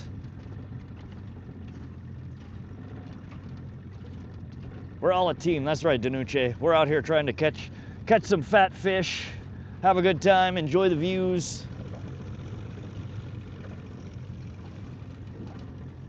And again, I mentioned earlier today, for those of you guys who are watching this as a replay that aren't here live, leave a comment below. Let me know you're watching. Let me know what's your biggest rainbow trout you've ever caught. If you're from the area, if you're a local here, where's your honey holes around here? Come on, share the juice. We need some activity in our comments on the live streams. I've been looking through it, and we have, we've had over 1 million views to our live stream so far since the channel has been born, and we have less than 0.01% comments on our lives based upon views. Almost nobody comments on the lives, which I know y'all are here live, you're chatting. This all helps the channel. But for those of you guys who are watching this as a replay, if you're enjoying the video, leave a comment below. Let me know you're watching. Let me know what your biggest rainbow trout is. What's your favorite thing to use for rainbow trout? Start a conversation. We can chat in the comments. Are those bungee cords annoying you yet? Driving me frickin' nuts, Lil Schultz. I just moved them to a different location. Maybe they won't be quite so bad. We'll see. I love my neighbor like a brother, but that doesn't mean call him a dick. Mitch. Hey Franklin, welcome, welcome. Congrats on 1 million views. We're actually up to, today's we should push over 1.3 million views, I think. But about 300K or so of those have been from shorts. But thank you, Lee. It's crazy how fast the channel is growing. We're pushing real close to 5,000 subs. We should be there sometime sometime this year. I think we'll hit 5K. We're definitely off of the fish. I need to get up. Most of our hits have been much shallower than where we're at right now. We're over like 80-foot bottom. I'm gonna come over to this other side, this other bank over here. Thanks, Josie. What's your favorite fish to catch? Franklin, northern pike are probably my favorite to hunt. Little Schultz says Kokanee. Kokanee are fun. They're such erratic fish. You lose a lot of the kokanee that you get on the end of your line, and I don't think there's a whole lot you can do to get around that some days. But they're a fun fish to catch. They're acrobatic, they run at you, they do crazy dives. Corpa, welcome to the Rod Squad. Appreciate your support, thank you. All super chats, gifts, memberships, all that stuff just goes to help pay for the very expensive Starlink Mini that we use to run the stream. So I appreciate your support. Seems like you're more popular guy in terms of fishing on YouTube. Oh, I'm just out here having fun, pause the track. I have just as much fun if there's 2 people in here or 200 people in here. We're fishing, man. I'm glad that other people come and hang out and enjoy it as well. Picked up myself a 360 cam for fishing. Should catch some good footage. Cypher, Redacted, I've always wanted to get one. I've seen you can stream with them, but I think it presents it in, I don't think you can do it in vertical format. So it's gonna be, to stream with one would probably be a hindrance unless you're a really big channel. YouTube does push horizontal live streams for bigger channels, but it seems like you need like 100,000 plus followers for them to really push a horizontal live stream. They do look cool though. I've always wanted to get one and integrate it into my live stream in some way. Where are you fishing? Duff Miver. We're in central Montana. This is Holter Lake, Holter Reservoir. New equipment, pause the track. I bought a new trolling motor, big lithium battery for it, and a second graph. It's all ordered. It should be arriving within the next week or so. But yeah, at some point in the near future, we will have an electric trolling motor. I'd kill to fish a place like that. Robert, come on over, man. Montana, that is one of the biggest draws for Montana. People come here to hunt and fish.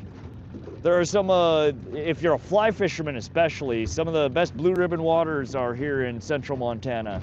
Starting basically at the bottom of the dam below us, Holter Dam, running all the way down through Cascade, Ulm area. Excellent, excellent fishing. Difference, fishing and catching, I would say I'm a fisherman, you're a catcherman. Lil Schultz, some days are better than others. I appreciate that. We're always learning, we're trying to improve. Sometimes some things work real well, sometimes they don't. You gotta be willing to adapt, or just be willing to be stubborn and put up with not catching fish some days. But the most important thing is you're having fun while doing it and you keep at it.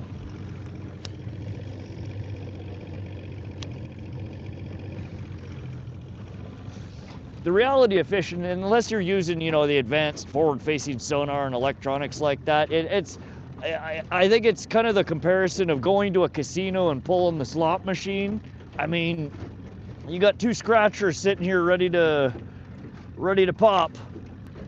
You might get something, you might not. Yeah, I don't know how streaming is. I just used my phone for that. Right, okay. Yeah, the 360s are cool. Which one did you get? I think GoPro just came out with their newest iteration of it. I haven't really seen much footage from it yet. Used to troll French meadows in the Sierra Mountain Range with night crawlers for rainbows east of Sacramento, California. Nice. Christ, we're running night crawler on one pole and then these little, we're almost out of them, little pink gulp maggots with some scent on the other line. They're both were hitting equally well when we were on the fish. We left the fish though, and we probably shouldn't have. To be fair, I didn't know you had a membership or I would have been joined ages ago. Gonna be watching all the members' videos tonight. There's only a few of them. I do apologize ahead of time. There's not a whole lot of membership exclusive, you know, benefits. Your name's green. I have it set at the lowest cost possible. It's 99 cents, or I think if you're on the Apple store, it might charge you $1.39 or something stupid like that.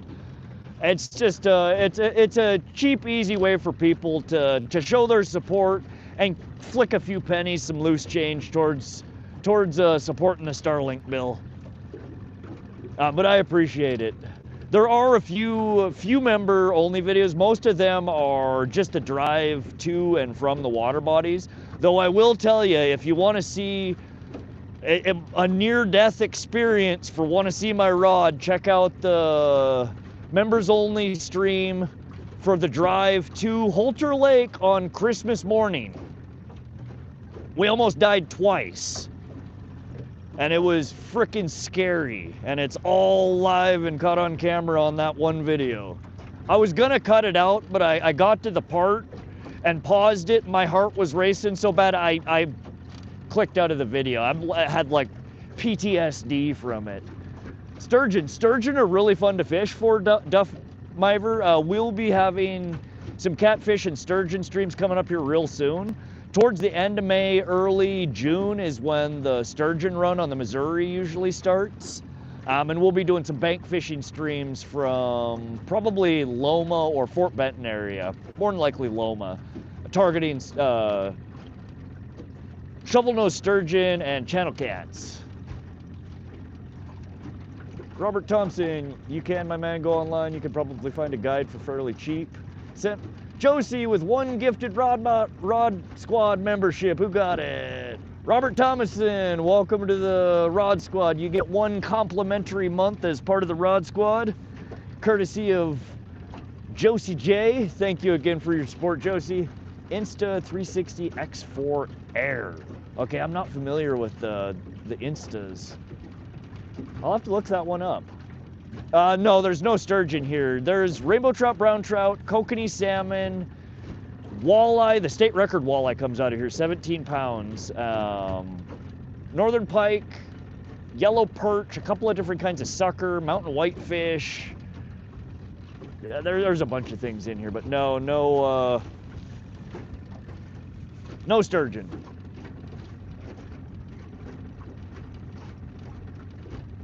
That one was wild rod, damn near flattened. Yeah, I have my drag set tighter today. Again, just trying to adjust some things from last stream that I suspect might have been causing our terrible landing ratio. Eastern Montana, that's right, Creamy. Once you get down past the Maroney Dam is technically where you can get sturgeon, which is the border between central Montana and eastern Montana as it goes for fishing districts.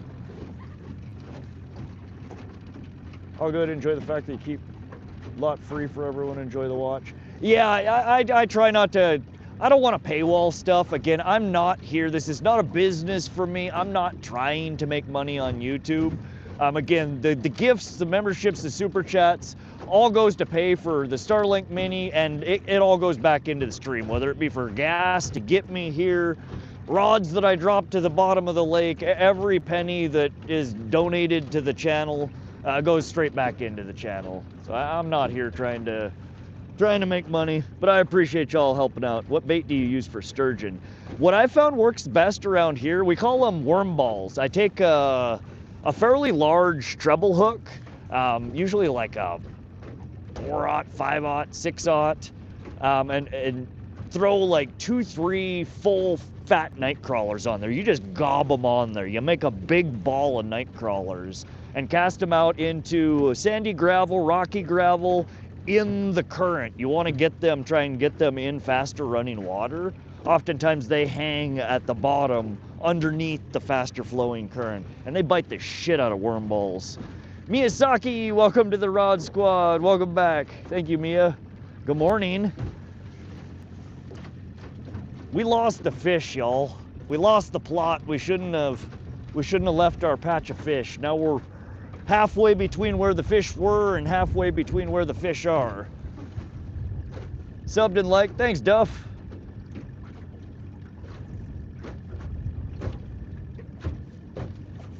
Mia joined, I don't pay attention. My PB brown trout, 14 pounds. Good God, man, that is a nice brown. Mine is right around 5 pounds. Nice fish, but I've never caught a real big brown. I've never caught a real big rainbow either. My biggest rainbow is around 5 pounds. They're in here though. There's probably some 20+ pounders in here. Another reason I never use the clicker, I close the bail and have the drag set pretty tight. Okay. I see a lot of people fish like that. I like the clicker, especially when I'm in chat here. If I weren't focusing most of my attention looking at the poles, that could work. But when I'm not looking at the poles, the clicker is the only reason I catch half the fish I do. Hello from Germany. What's up, Andy? Welcome to the stream. What is today's snack of choice? We have some peppered beef jerky, 2 grandma's oatmeal cookies, and I have a bag of ranch Doritos.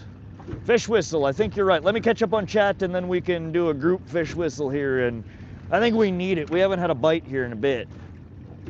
The best is at it again. What's up, the Creator-nator? Welcome to the stream. I appreciate that. Noxon Reservoir Fishing. What's up, Noxon? I need to fish Noxon. I've never fished it. Let's go, brother. What's up, SGO? Welcome.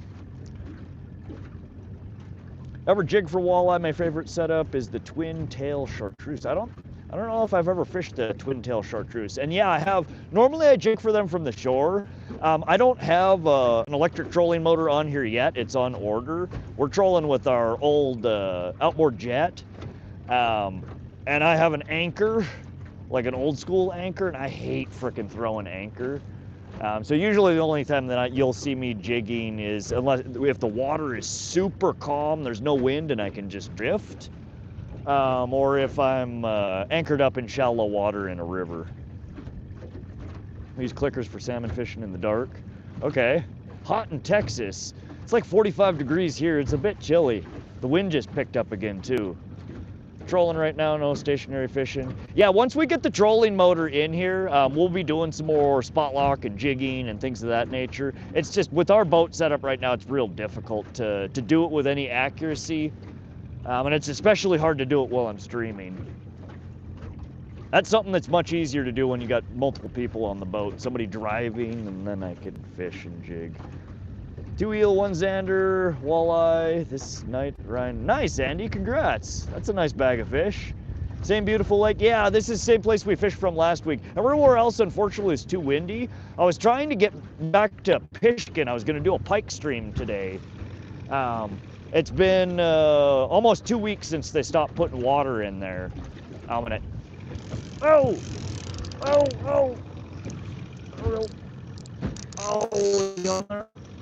shit. Yeah, that was definitely fish. We're over 70-foot bottom here.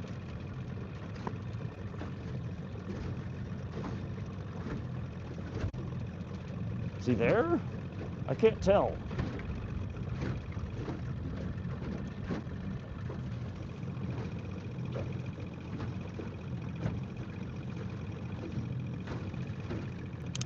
No, that's not there. We should bring that one in. Oh shit, he is still there. What the hell? These damn fishers. They're tricking me today.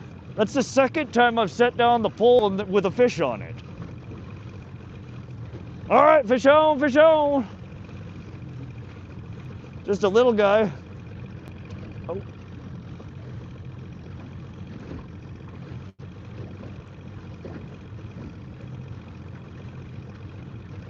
We're about 40 foot out. This one was a little deeper. This one was 3 colors out with lead core. Oop.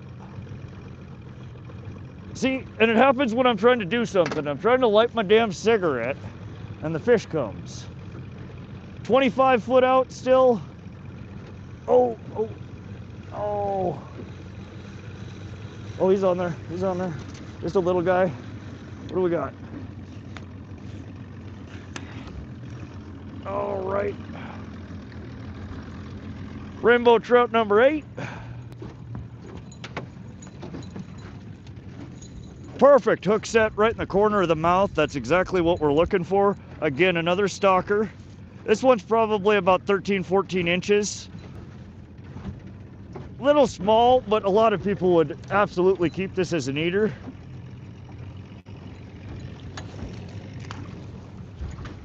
Just a little shaker. That was off of our chartreuse and white UV bridal rig with worm, half a night crawler. We're gonna rig that same setup back up. That I believe was rainbow trout number 8 of the day. God, I can't believe I set that down. We're in central Montana, Antonio. And sorry you guys, I'm a bit behind on chat. Anytime I catch a fish, I lose where I am in the chat. I try to respond to everybody's message, but it can be difficult when there's action on the boat. Let's get this pole back in the water, get reset, and then I will catch up on chat. Oop.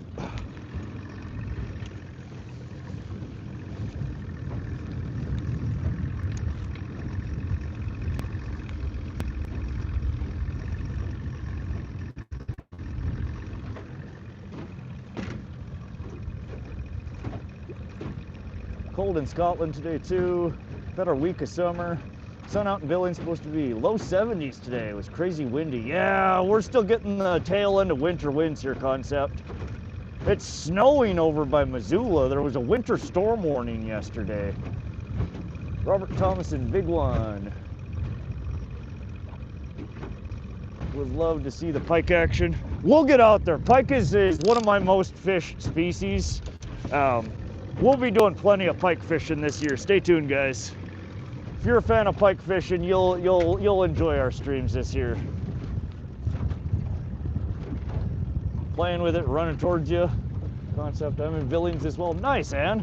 It's surprising how many local Montanans find my stream. I love it.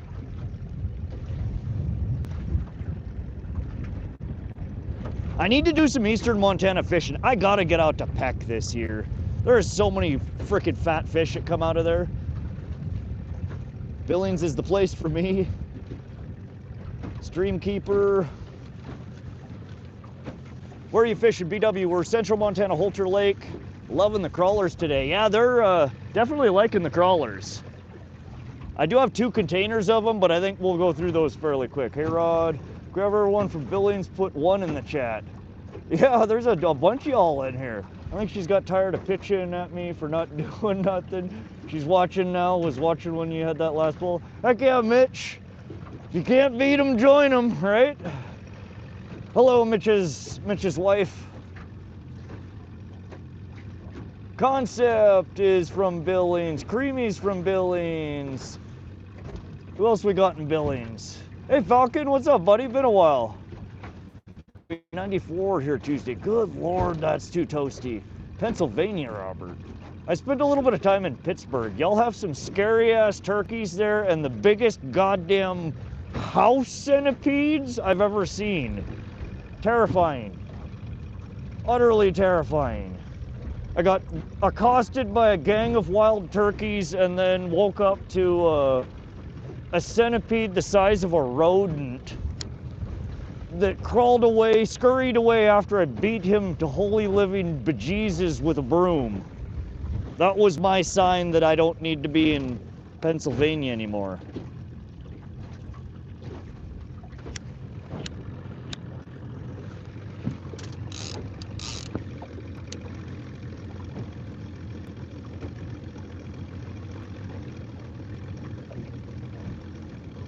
All right, we're back out. 90 foot, 3 colors with this one. For those of you guys who are not familiar with trolling or troll and maybe don't use lead line, a color is 30 foot, and each color of the lead core drops your lure down in the water between 5 to 7 foot. So when I have 3 colors out, that means I have 90 feet of line out, and that drops me roughly from 15 foot to 20 foot. So this one's 15 to 20 foot. This one is 2 colors out, so this one is closer to 10 to 14 foot. So we're fishing at 2 different levels in the water column. We've been getting bit on both poles, so they are, the fish are covering a decent amount of depth. This one just a little bit. And they are actively feeding. We haven't put anything real big in the boat yet, and we still are on only rainbow trout. Hopefully we can get a few more things in the boat though. Maybe I'm back. Y'all feel my eyes on you. What's up, Anon? Welcome back. The way we would do it for jigging, you set up in a spot and let the current and wind move you over spots and then just repeat. So you just drift and jig, huh? Yeah, I do that, again, if it's really low wind. The wind is definitely too windy right now. We would be spinning aimlessly in circles. It wouldn't be a pleasant, not a pleasant experience right now. And I'm gonna try and bump up against this shoreline over here, the direction that the wind is blowing from, and try and get out of a little bit of this.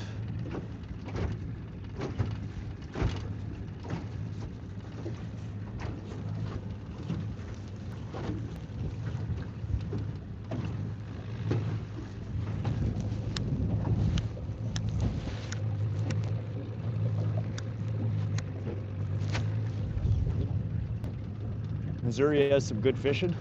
Heck yeah.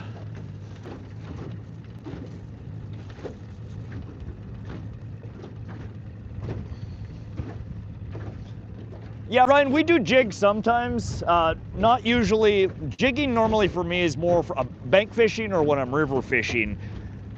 It depends though. Again, a lot of it depends on the weather. Right now it's way too windy for me to be trying to jig anything. I don't have spot lock and I'm not throwing an anchor when we have 70 foot of bottom and a whole bunch of wind.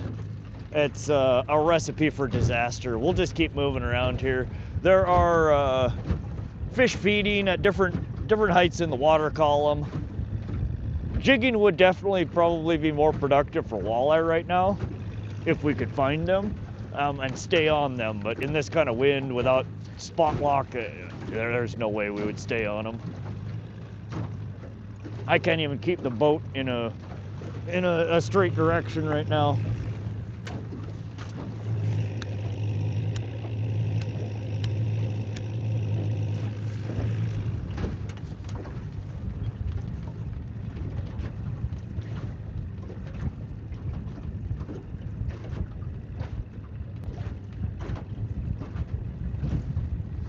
Yeah, I don't jig very often on the live streams. It's hard for me to actively fish and keep up with chat. It's hard enough for me to troll and chat.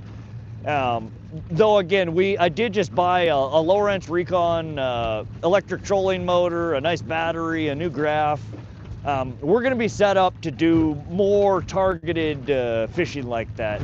We'll be able to stay on structure better. We can do spot lock, we can do contour following. Lots of the fancy features. So here, sometime this season, after I get the hang of running the trolling motor, you probably will see more fishing like that. But I honestly like trolling. It's a good, effective way to cover a lot of water. You can catch a myriad of different species doing it. It allows me to have two poles in the water while I'm hopefully trying to keep up with chat. Anytime I'm stopped casting, stopped jigging, I have to have some attention away from the camera, and I fall behind on chat. I can't be as interactive with y'all, and I tend to lose a lot of people in the process. Not many people stick around when the host is not chatting with them.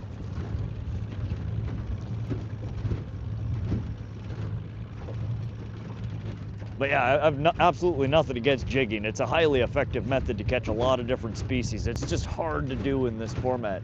What's up, Whip? Welcome to the stream. Yeah, we just landed our 8th rainbow. We've lost, I think, 3 or 4 now. We're having a much better luck than last week. I switched up our worm harness rigs with drop shot hooks instead of the octopus hooks. And I added a snubber after the lake trolls, as well as I increased the length of the leader on the worm harness rigs. And between those few things that we changed, our landing ratio is way, way better so far.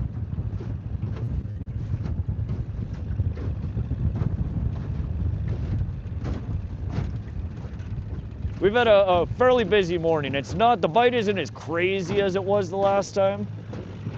But we are moving around quite a bit still.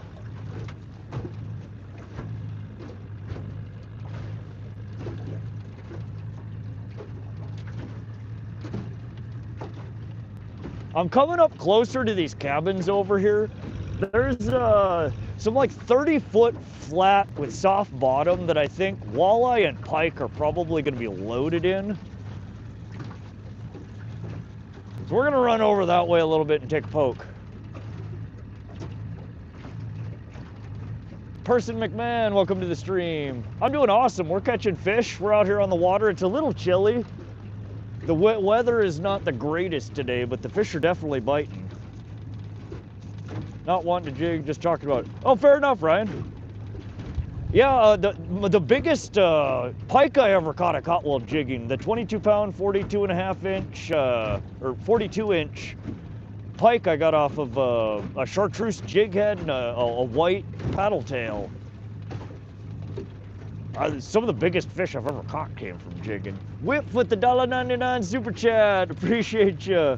Here's to catch the big one. Thank you, Whip. We have not caught a big fish yet this season. What's the biggest fish we've caught on stream? 20 inches? No, our northern pike was 24 and a half inches. I think that's the biggest fish we've caught so far this year. Appreciate your support though, Whip. Welcome.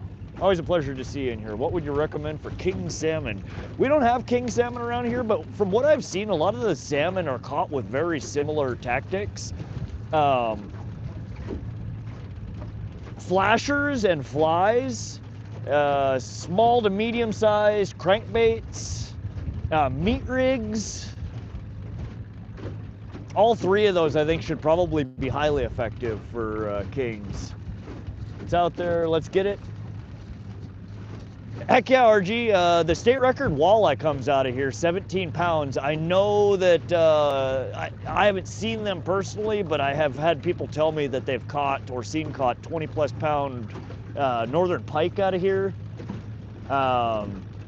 Real close to the state record kokanee, I've heard come out of here. I've caught over a 5 pound kokanee out of here, which is not right up at the state record, but the state record's only 7 pounds, so it's pretty damn close.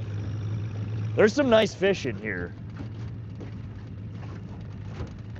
Fixing my lines now, was thinking about bass fishing for a couple hours. Heck yeah. Largies or smallies? Or you have rock bass, white bass? What kind of bass you fishing for? Downriggers. I probably will never put downriggers on this little boat. When I get a bigger lake boat, I absolutely want to get some downriggers on there. That's a whole nother investment though. The nice ones are expensive. I want to get the ones that have you set it like 5 foot off the bottom and it automatically raises and lowers itself to keep that height. But not on this boat. This boat's too damn small. Biggest pike I ever caught was Bridal in top water. Thought I had snagged the cattails. Just trying to get back. That's funny. Oh, God damn it. The last pike I caught here, I think was similar to that. I thought it was a snag for sure. And it felt like it broke free, but it was just swimming at the boat, and I thought I had it hooked on the transducer at the back of the boat and I launched the pike out of the water and ripped the hook right out of his mouth. Well, I was actually on stream here last year. Fixing my lines now. Pike, ever caught rip reel and concept he currently does not own. Nope, I don't have them. Be Easy Custom, what lake are you at? Holter Lake in central Montana. I don't blame you, expensive. Did I just hear drag? Oh shit, I forgot to post this fish on Fishbrain. Hold on.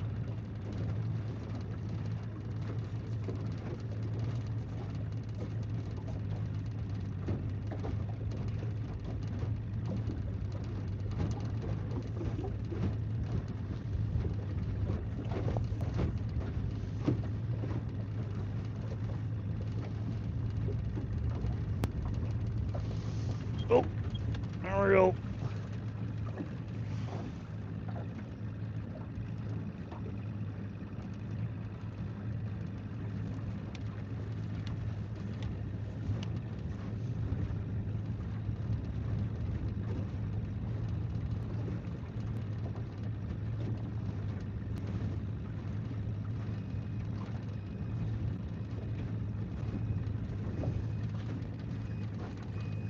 All right. Any plans to get on some tiger muskie soon? Lake Erie Lee, I was gonna do it Sunday last week. I ended up I woke up at noon the next day. I was so dead after the Saturday stream. But yes, absolutely. Right now is the best time of the year to get on the tiger muskie at Ackley Lake. In fact, I think the Ackley Lake tournament is this weekend. I think it might be going on right now, or it starts tomorrow and goes to Monday. But yeah, sometime here in the next couple of weeks, if weather permits, I 100% want to get back up to Ackley and try and get a tiger muskie. To be honest with you, I caught one of my whole life and I was very excited. Oh, heck yeah. Get a lot done on snap weights if you have those.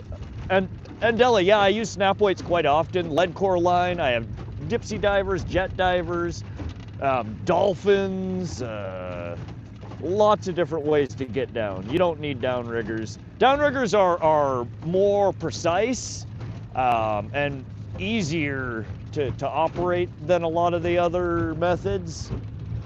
But they're expensive and they take up a lot of room on the boat, and yeah, I don't have them. I like drifting bighorn, but don't have a boat so I can hit fishing access site and wade. Okay. I don't like being on the water. I don't like to wade fish. I see y'all wade fishing and I'm always jealous. Y'all catch badass shit. But I don't know. I don't swim well, and I don't like being in the water if I can help it. I love being on the water. I just don't like being in the water. So that's not my kind of fishing. Snap-on weights are good. A little pricey. We use Craftsman. Be easy, no worries. Wind is picking up. Rain is starting again. Chinese from Amazon. Effectively harbor framer weights. Ultimately, between your rods, which one do you consider your favorite? You know, like picking a favorite child. Well, my trolling rods, the new rods that I just set up are by far my favorite trolling. Whoa! I don't know. It's on. Not a big one. Feels like another little spicy trout. Slow our roll down here a little bit. Let me mark. There we go. All right, we are about 80 foot out on this guy. We are running on lead core line here. This was 3 colors out. We're running our Lure Jensen Lake Trolls. This one is a silver bronze combo. We're running our hand-tied bridal rig. This one is in UV green and white. And this one was tipped with Nightcrawler. Oh, did we lose? No, he's still there. Just a little guy. Spicy little guy, stay on there, damn it. This one's looking awfully silver. Doesn't feel like a kokanee, but from a distance it looked like one. Oh, no. Stop it. All right. There's rainbow trout number 9 of the stream. Another little shaker, probably 14 inches. Real pretty, real healthy. And again, that's the rig we caught it on. Let's go ahead and just shake this one off. He's not big enough to bother with the bump board. There we go. Rainbow trout number 9. Let's go. And I'm still trying to get used to these leashes here. I hate it. But we're real close to where we lost our homie the last time. Hey Rod, what's up, Live Outdoors? How was fishing last night? Did you end up catching your cat? Oh heck yeah, I hung out for a while and watched. I had, like I said, I was prepping to get ready to come out and fish here, so I didn't get to stick around for a whole lot of time. Did you end up catching anything? Jeremiah Jackson, when I'm out trolling, sometimes I let more line out. The fish grabs right away. Oh heck yeah! No, you'll get crazy bites on letting the line out. It's why oftentimes you'll see when I'll let it, like if I'm gonna be stopping at 3 colors, 90 foot, I'll oftentimes let it out to like 45, 50 foot, and then I throw the clicker on and open the bail and let it feed out, you know, the last 40 foot. And you would be surprised at how often you'll get bit up before you even get out to your full depth. All right, so there's our rig again. I tie these up. They're on 30-pound fluorocarbon. This is copper, and we're running 1/0 Gamakatsu drop shot hooks.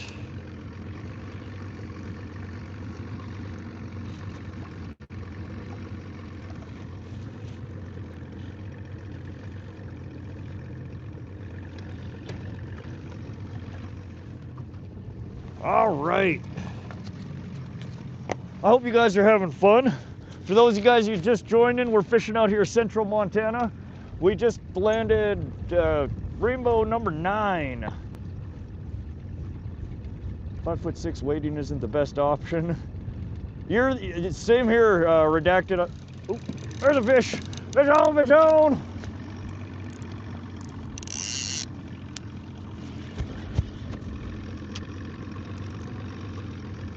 All right, is he still there? Ah, shit, did we lose him?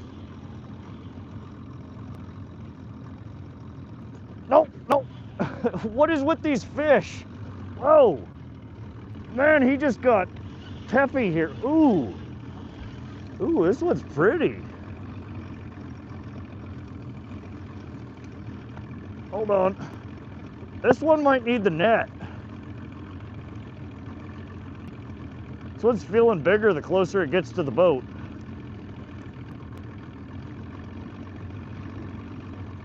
Do we have this one foul hooked? Oh, he just came off. He was foul hooked. That's the biggest trout we've had on the line all day, though. Shoot. The hook came out of his mouth. He was hooked at the back of the head. We lost him.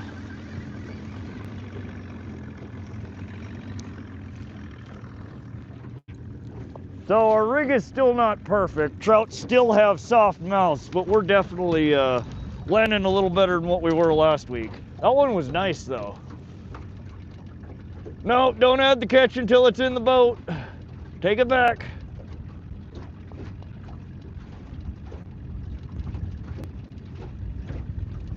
Let's get a 24-inch. Yeah, we don't add catches on hookups. We add them when they get into the boat. Get some lures with a camera on it. We at some point more light needs to come out. This water is fairly dark and green and dingy, and with overcast skies like this, it's really hard to see. I don't get great footage when it's this dark. What's up, Arte? I like coming into the stream, fish on. Hey, Dave. Yeah, we lost it, but that was the nicest one we've had on the line all day. These are our last 2 pink gulp maggots. I need to order another jar. I have some white gulp maggots. I don't know if they're gonna work as well. But this is our rig, our bridal rig, 2 pink gulp maggots.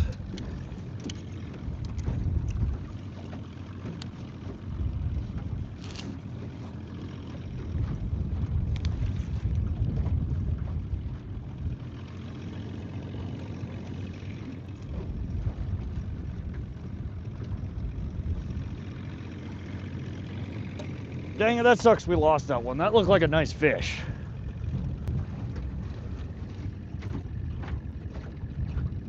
It's amazing. Do you do charters? No, Dane, in order to guide here in Montana, you have to have a license for it, and I'm not licensed. It's a beautiful lake, though. Excellent fishing here, too.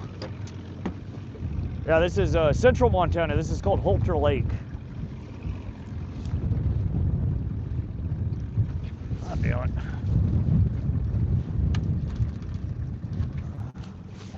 Wind is slowing us down so much that my line won't feed out.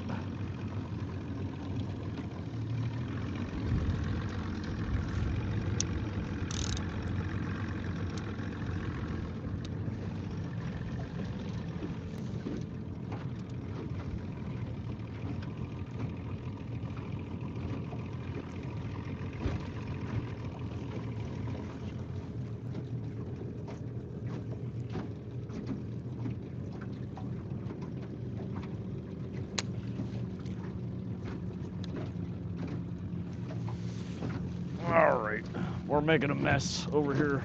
Come on.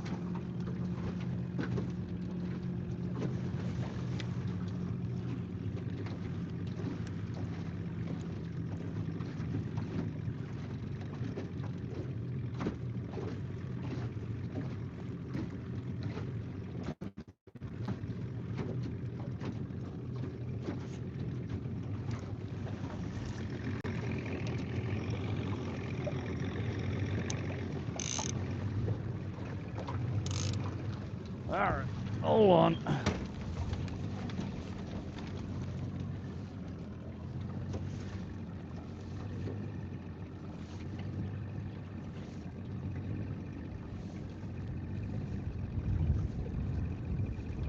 Cut off all non-positive advice sent through your stream catching sessions. You'll land the biggest beasts in the lake without a doubt. Thank you, the Creator Nader. I appreciate you. Right on. I got Peter Dinklage Dink this morning. Crosby Prod. What's up, Crosby? Followed up with a 3 and a 3.3 before leaving. Really only come to the stream for the genius of unsolicited advice from what Rod is doing wrong. Hey, take from it what you can. Some days it's what to do, some days it's what not to do. All right, digging the new rod tethers. Hey, thanks, Dave. We're still trying to figure out how they're gonna work, but yes, they are tethered. We're not losing anymore. Catch and release or eat them. We catch and release almost all fish on the stream. I do keep one from time to time. Pike is usually what I keep to eat. They're excellent to eat. Sturgeon I hear are good, but you don't get much meat off of them. They're such a cool fish, and I would rather throw them back. I don't care how good they are to eat. They're dinosaurs. We'll let them get big and scary. Gotta go, my friend. It's been wild. Happy trails. Thanks, Christ, my attorney. Appreciate you stopping by. Catch us on the next one. We'll be here all day, though, if the weather's decent, so swing on by. We'll be here probably till sundown. All right, we're out 3 colors on this guy.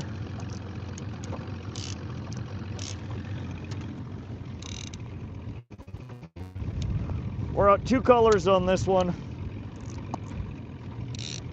So that's 10 to 12 foot on this one, closer to 15 to 20 on the other line.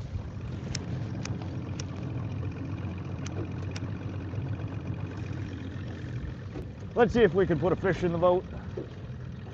Yellowstone River is all turned over from the melt. Water clarity went to poop. Ah, that sucks, Concept. Who would have thought the pike tasted better than salmon? Yeah, pike are probably one of the best freshwater fish around to eat.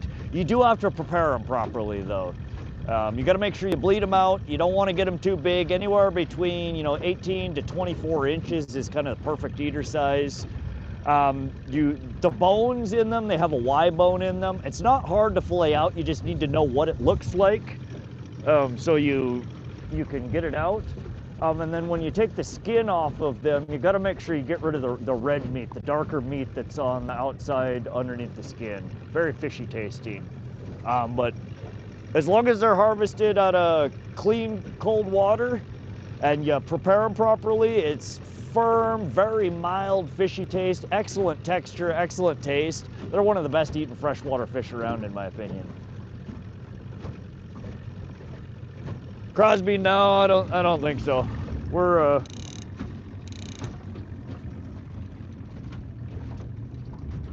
you'll see the pole dancing, or you'll hear the drag zipping out. Oh, God damn, this wind keeps turning us around. We gotta speed up just a little bit.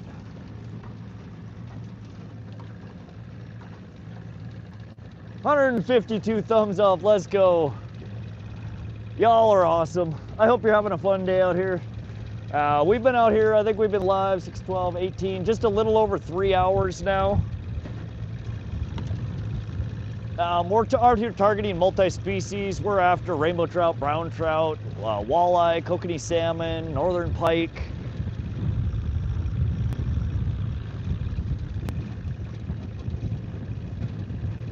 Good hunting, yo.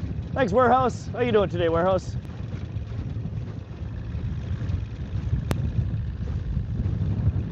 Man, this wind is really picking up.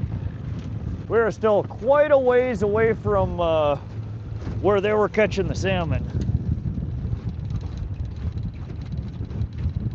Quite a ways.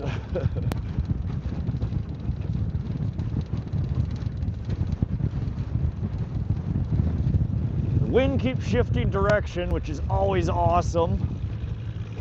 1 minute you're behind cover and the next you're not.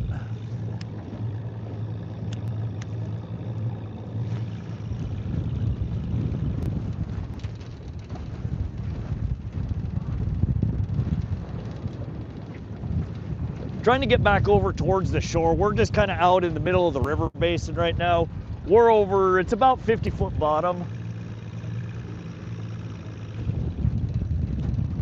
But I was seeing more fish closer to the shore, still over pretty deep bottom, but closer to the shorelines. Excuse me.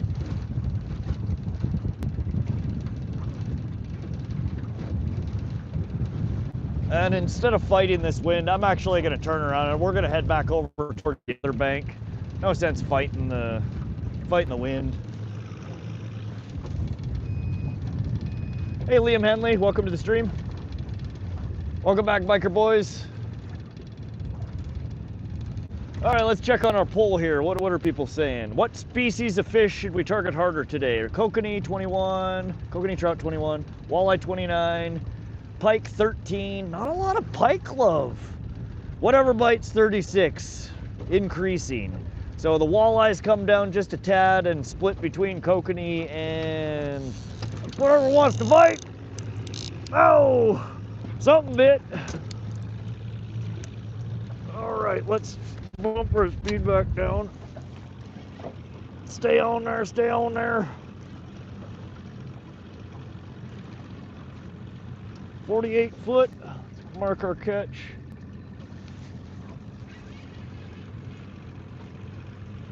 $35 he's still on there. 25 foot, coming right to the back of the boat. 12 foot, he's in the prop wash. He's at the back of the boat. Oh, when he came off, right at the back of the boat. Damn it. Probably another 15-incher, not a big one. Dang it. All right, well, our pink gulp maggots are gone. Yeah, that one only had one hook and it looked like it was in his top lip instead of the corner. Wasn't a great hook.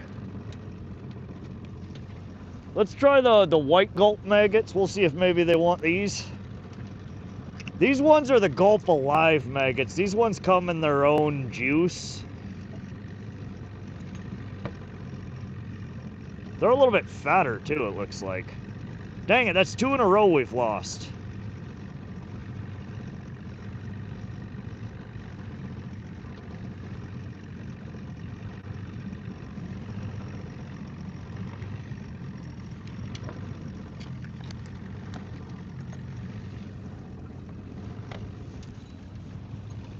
Gonna be a little more careful on the next one. That one just wasn't a good hook set. We didn't have, wasn't solid. Good bite though.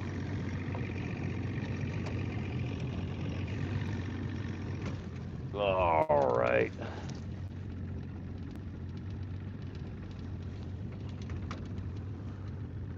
Still though, whoa, quick release. Yeah, he came out of the water right at the back. I was thinking about grabbing the net. I should have.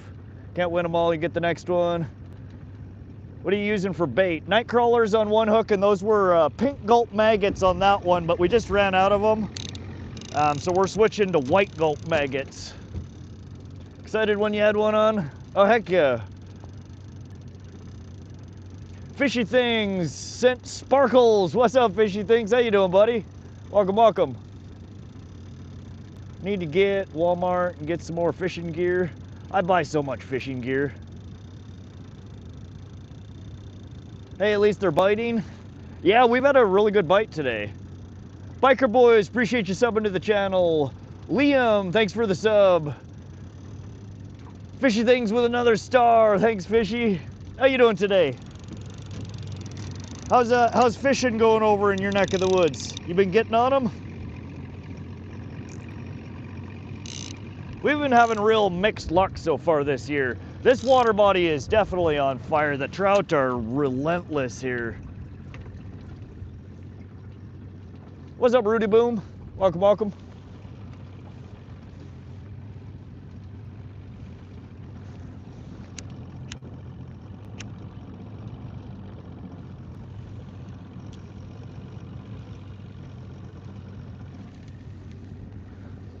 Gulp alive, smells good. I don't know, I think that one, I think I added a couple of different scents to that one as well. I think I put crayfish in there and some of the Kokanee vanilla stuff. I'm okay. Fishing has been really weird in Wisconsin this spring. Has it? Yeah, this has been the only water body that I've fished this year that really wanted to give us any fish. We've had a few really good streams here so far. Whoa, we're in 25 foot of water.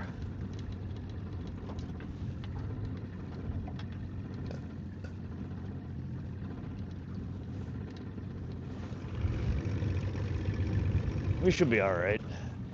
I don't think we're at in 25. 9 now. Yeah, we lost the last 2. It's been a little. We've had some bad hook sets. Hey, what's the water temperature at the surface like? 55.5 currently. Mandela. It was actually 56 over at the boat launch this morning, so I'm a little surprised. It's gotten cooler over here.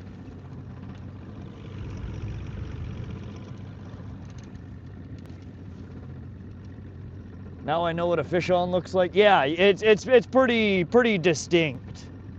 What you see right now, if you saw when I was pulling those up, there's a series of 4 Colorado blades, metal leaf blades.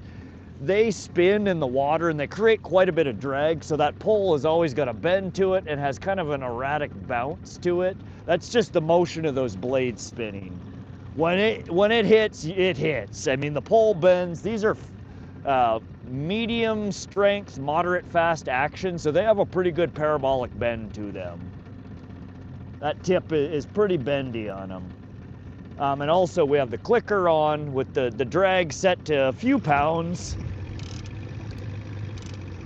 So when they bite, you get an audible click, a zip, and the pole really is bouncing. It's hard to miss. Throwing a big pike bait. Dylan, when we get further up in the river here, where I suspect there are more pike, we will probably switch to some cranks. Changing oil in my truck, so I'm kind of listening but not watching. Oh, right on, Bill. Yeah, I changed the oil in my truck here recently. I need to check my tranny fluid though. It's been a long time since I changed my tranny fluid.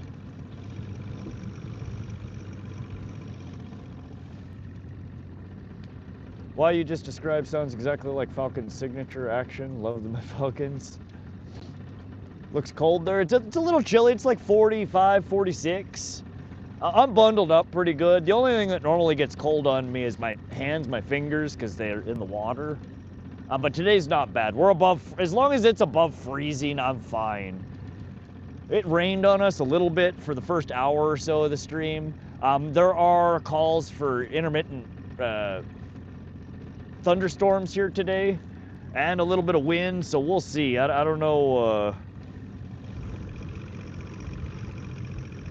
I don't know what the weather's going to be like for the rest of the day. Finally got warm weather yesterday. Nice. Yeah, we're still flip-flopping back and forth between winter and spring here. Montana takes a long time to make up its mind most years. Maven Williams, welcome to the stream. How you doing? 165 thumbs up. Let's go. For those just joining, we're at Holter Reservoir, Holter Lake here in central Montana. It's a real good multi-species fishery. There's brown trout, rainbow trout, brook trout, kokanee salmon. The state record 17-pound walleye was caught out of here. There's really big northern pike. There's a pretty good population of yellow perch, mountain whitefish, a couple of different kinds of suckers. It's one of those water bodies that just has a ton of different things in it. The most prolific is the rainbow trout by far. Some days they're hard to keep off the damn line. Whoa! Oh, oh. So, see if we can get this one in. It's over 25 foot bottom. We're definitely more shallow than what we've been fishing. We're 80 foot out on this guy. I'm gonna try and ease it in.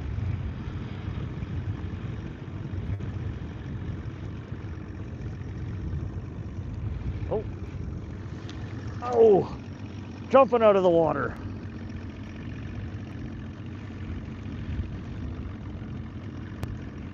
Come on.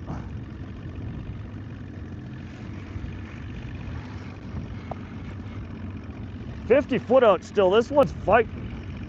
Not super big, but man, some of these smaller trout are they're just feisty. 40 foot.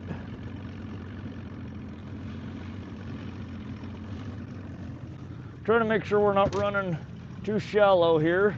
We're over 15-foot bottom, which is not great. I don't want to snag up our other rig here. Oh, 30 foot.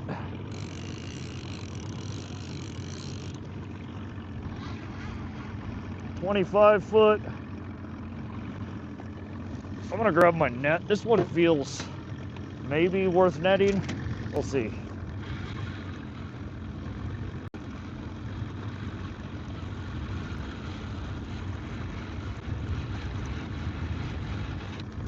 Oh, came off right on. God damn it.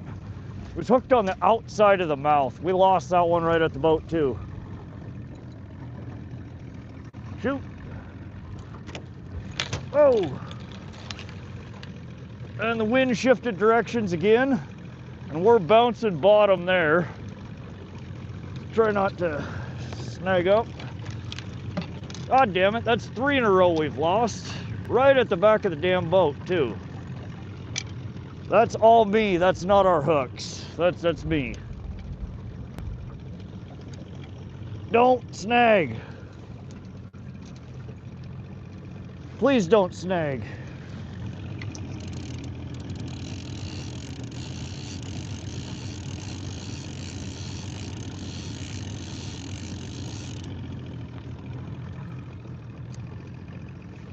We just went over a real shallow patch there.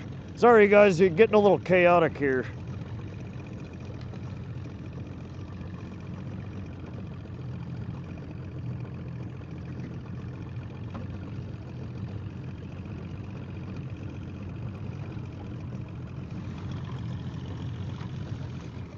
All right, there's our worm harness. They really seem to be liking the crawlers today.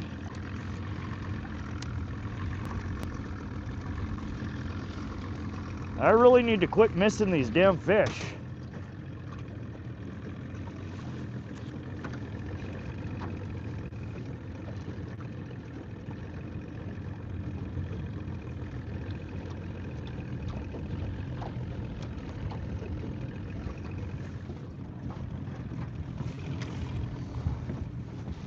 Oh man.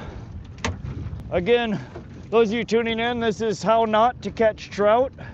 This looks complicated. Yeah, sorry, that one was off camera. Feels like you do 15 things at once. It is. The wind's blowing. I'm trying to steer. This is why the trolling motor that I have on order will make life a lot easier. Not having to steer the boat.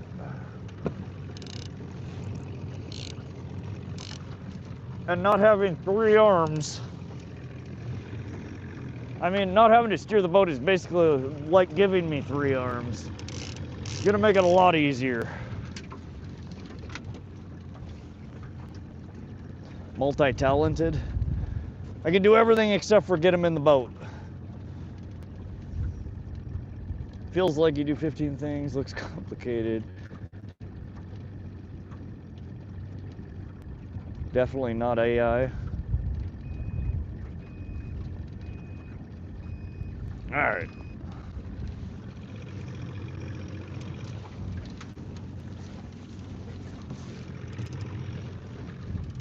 Try and light my damn cigarette again. What's up, Jacqueline? Welcome, welcome.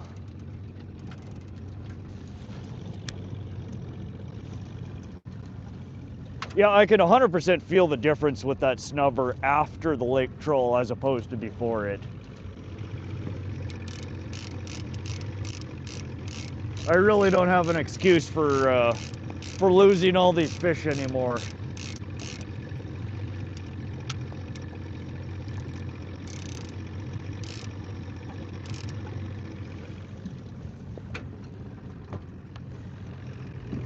All right, where'd my damn worm container go? There.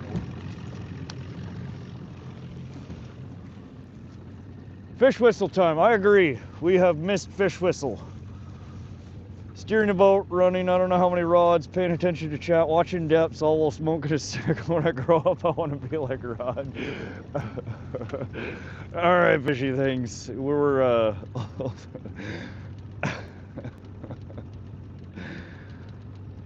that gets pinned. That's fucking funny. How you doing? Ray Hubbard. All right, we're gonna do one of them go-go gadget Care Bear stare things here. Today we're featuring Montana Huckleberry fish whistles. They are loud and they are strong.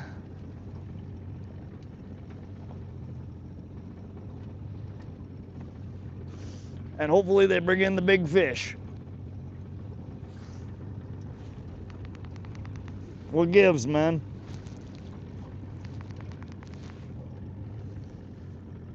Come on, fish whistle. Whistle.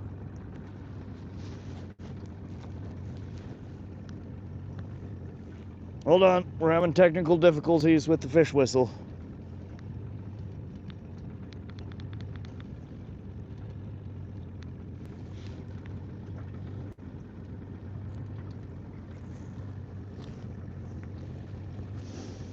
There we go.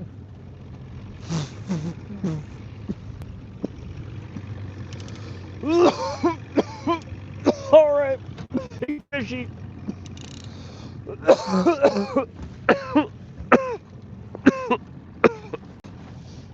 Holy crap. Oh, we blew that one a little too hard. Montana, oh man, it's good. Looks like a vape. Similar. This one's for calling in the fish.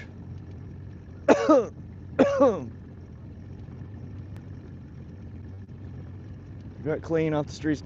We're praying for strength. Here's the best thing I ever found. Turn to God. Oh, the shepherd. Yeah, we're not.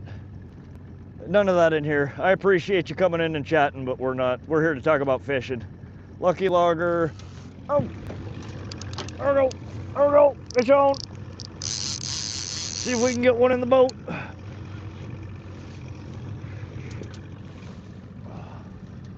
Marking. We're over frickin' 60-foot bottom here. This was 3 colors out, so probably 20-foot depth. We're just easing it in. I don't rip them in. Trout and salmon, which is mostly what we're gonna be catching here, have very soft mouths. You don't want to yank reel. You want to try and get them to wet sock mode, just limp. They turn limp.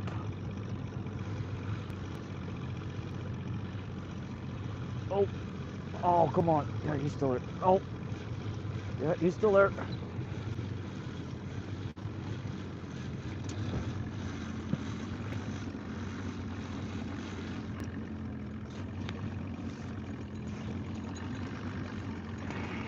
All right, no. That's where we keep losing them. All right, rainbow trout number 10. Good hook right in the corner of the mouth. Oh, party foul. Party foul. Oh, come on. Knock it off. Oh. All right, get off the boat, little fucker. Good Lord. All right, that was rainbow trout number 10. Now that I'm thoroughly covered in slime, damn it, hate it when they do that. Squirrely little bastards.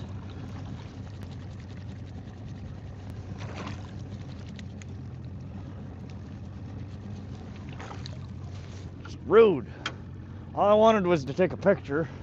Come on. Out again was on the Nightcrawler rod. What's up, Lucky Logger? Audio out of sync. Thank you, trash can. All right, audio should be fixed. That was a live one. Yeah, these little goddamn trout are just spicy. I don't know why they're so freaking energetic. Those little ones are hard to keep on the line sometimes. There we go, there's number 10. Keep pressure up and steady. Yeah, trying to. Come on, fish. There's fishy things with sparkles again. Appreciate ya. All right, let's get this baited back up and out there. For those of you guys wondering what we're running here, this is a hand-tied worm harness rig. Oftentimes, people will use them for trout, for walleye. They work decently well for salmon. The pike, if you put it in front of them, will 100% eat them. Oops, hold on. So it's very simple. It's just a few UV beads. These little rings here that are shiny are the wedding rings. It's a copper Colorado blade and just half a crawler strung between two drop shot hooks. We're running it behind a snubber. See how stretchy that is? It's a shock absorber. And then it's behind a lake troll. And these just mimic a school of fish or an injured bait fish, and they attract the fish in. And we're running it on lead core line about 3 colors out, which is equivalent to about 90 foot. And that gets us to a dive depth of somewhere between 15 and 20 foot at the speeds that we're trolling.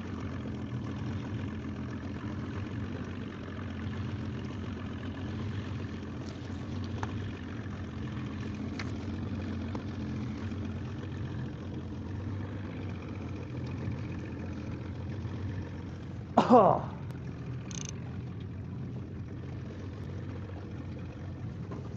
All right, that's fun.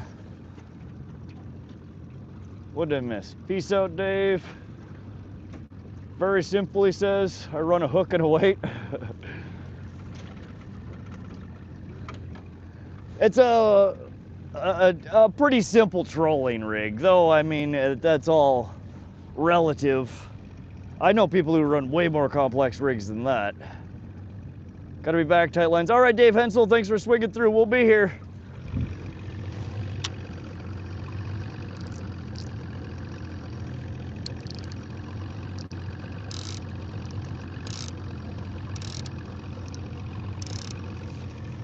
All right.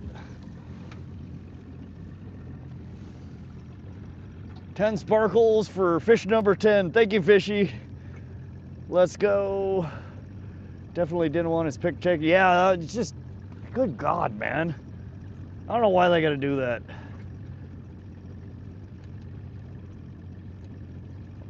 Your worm will shrink in the cold water. Sometimes pause the track, sometimes. 10 rainbows, baby, let's go. Yeah, we've had a good start to the day so far. Welcome back, Piers. Tatum Thomas. Are you up at Holter? Yeah, we're at Holter again today, Tatum. We had it's one of the only places that wasn't super windy and frickin' rainstorm all day today in the general area. That, I wanted to come back and test a modified worm harness rig to see if we could get a better landing ratio. I've made a few tweaks to it. I changed the hooks, I changed the leader length. I added a snubber after the lake troll, and we're having much better luck so far. Still not perfect, but way better than we were last week. So already the purpose of today's stream has been a success. Now we just need to find more than rainbow trout. Northern says, remember to like and subscribe. I want to see my rod on YouTube, folks. There's membership available for people who want them. Double tap the screen, smash sub. Thank you, NFO. And yeah, if you guys are enjoying the stream, it don't cost you nothing. Just double tap on the stream, give a thumbs up. It helps YouTube bring more people into the stream. The channel grows, we all have more fun. But I appreciate you all coming and hanging out and fishing with us. I hope you guys are enjoying yourself.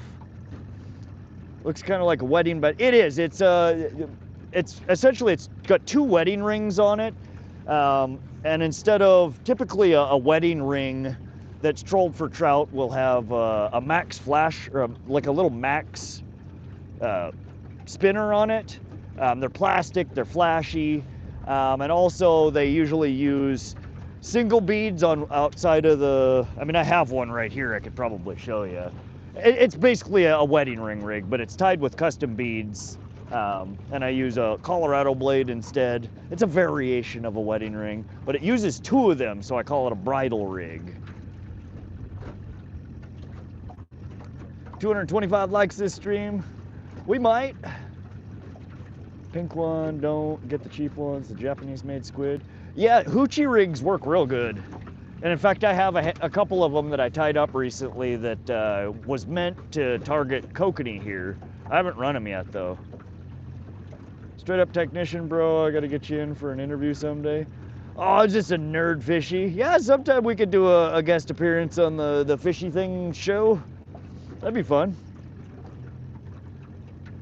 It's free, for God's sake, just double tap the screen. See, somebody came in one stream and said it a good way. He said, every stream that I join, if there's any immediate interest to it, I always double tap the screen. Because I figure if 10 minutes later I realize that I don't like it, I can always just take the thumbs up back.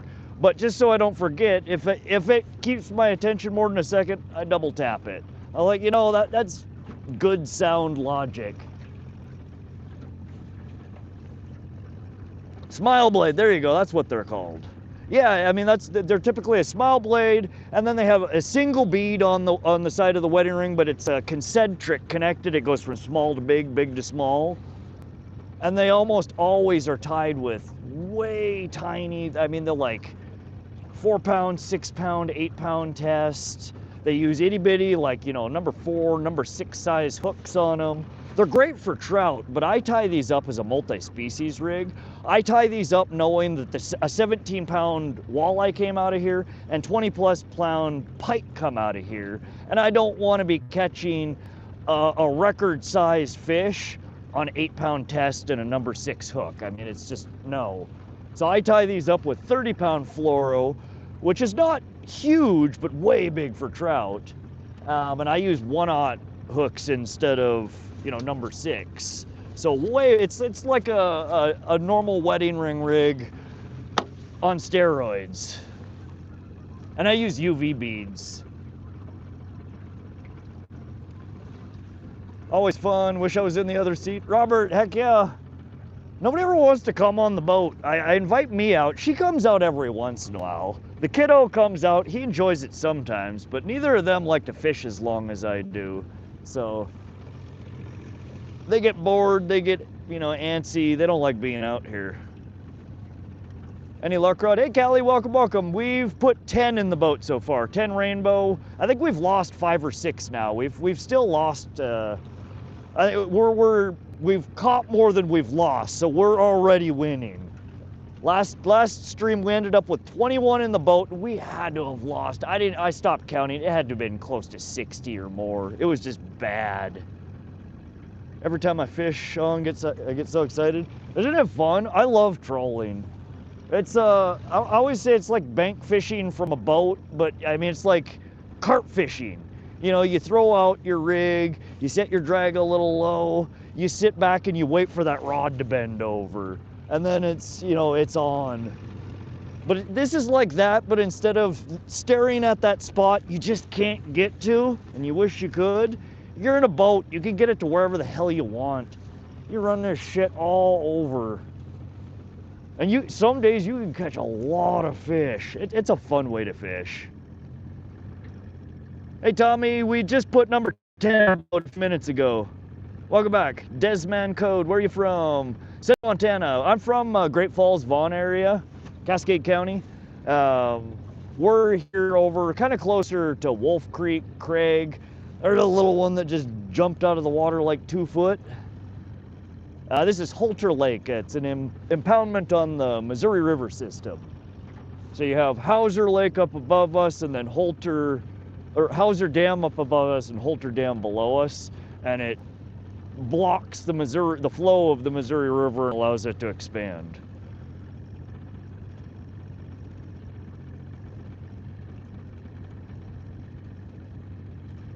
I'll have to like on everything that appears on my screen, because why not? Everyone deserves a like. 100% fishy, that's also a solid attitude. A lot of us are all just out here trying to have fun, and it does make it fun when there's more people in the room, and going click, click is really pretty effortless. And it does help, especially if you go into a stream and there's not very many people in there. Give them a thumbs up, help them out. It's tough when you first start streaming and get people into your room. Even people who've been at it for a long time, there are some streams that just YouTube doesn't push, and it's not until people say a few things in the chat, or, you know, click the like button a couple of times, that YouTube wakes up and sends some people in there.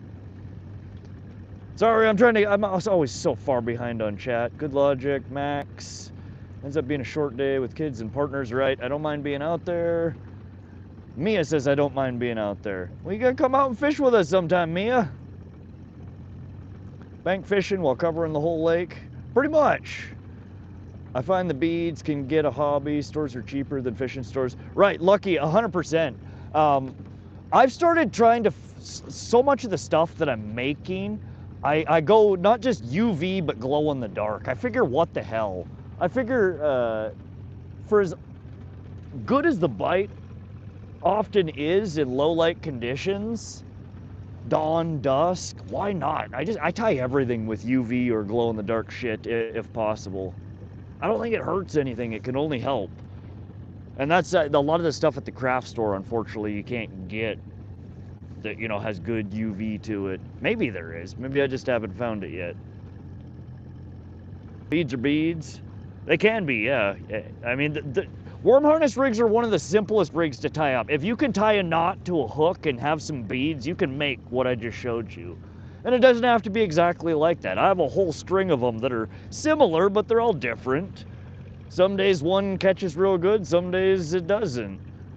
Random looking swim docks along the shore for dropping off people aren't having enough fun. Sometimes you may even want to pick them back up. Right? Started fishing recently, bro. I've only float fished so far. What other types of fishing should I try, and what's your favorite? It really depends on whether you want to actively fish or you want to relax and fish. It depends on my mood. I much prefer a more relaxed type fishing usually. Again, trolling, fishing for carp. Whoa! My drag's still a little high. Fish on, fish on! Oh. He's coming out the boat.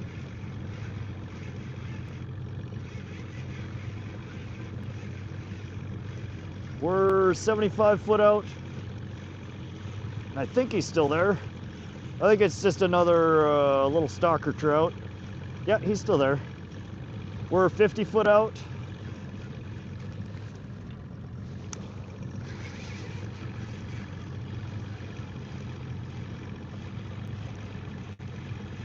Oh, shoot. He's gone. We lost him. Hey, you left our worm, though. You, sir, are a gentleman and a scholar. Thank you for leaving my worm.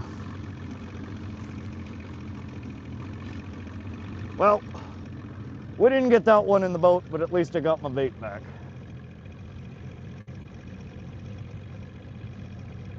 Fishy things, good morning. Morning, Wanna. What's up, Survival Empire? How you doing? Try all types of fishing for sure. A like will help get Rod more exposure to the algorithm. It does, yeah. The more interaction, just engagement, the little heart thingies, people typing in chat, people completing the poll.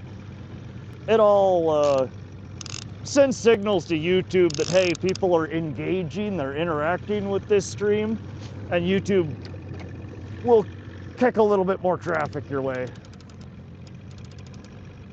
I really treasure the micro channels, love them little chats with like 3 people in them. They can be fun too. I will tell you, the more people that I get in my room, the harder it is for me to try to at least acknowledge what people are saying, and definitely more difficult for me to actually engage with what they're saying. Y'all know me, I babble. It's hard for me to just give a simple response, so I struggle keep up with chat. Sometimes those slower days are easier on my voice. Pretty much the end of every marathon stream, I go home and for the next 8 to 12 hours, I have, you know, a hoarse, rough voice. It's hard on your vocals.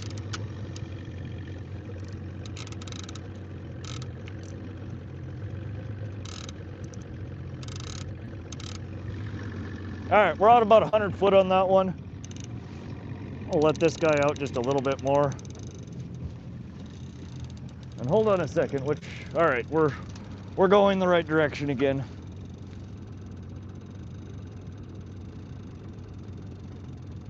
Loot rooting for you through the hook, yeah. You can keep it.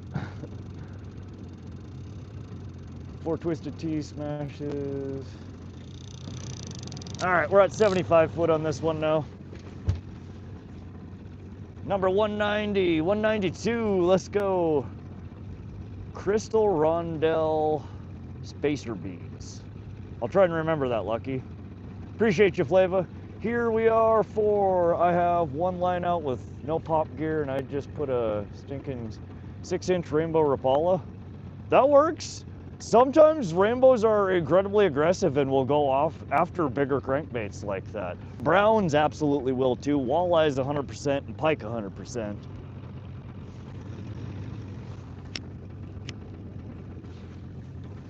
Once we get up a little further here, we might switch our presentation here. In fact, we should probably start thinking about that. Whether we want to try and run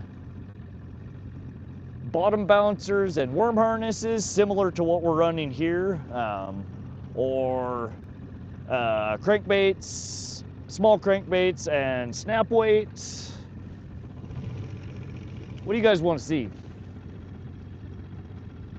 Software engineer. Yeah, oh, Ergo. Yeah, I work for a small web development firm out of California. I've been working there for 15 years or so now.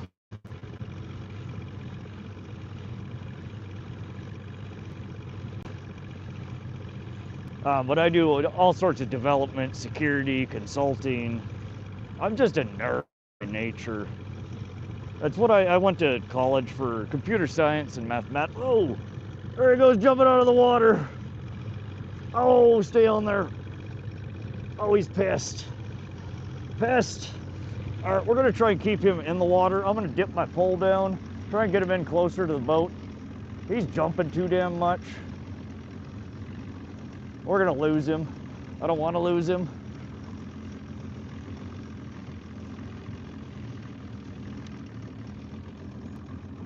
But we lost him anyway.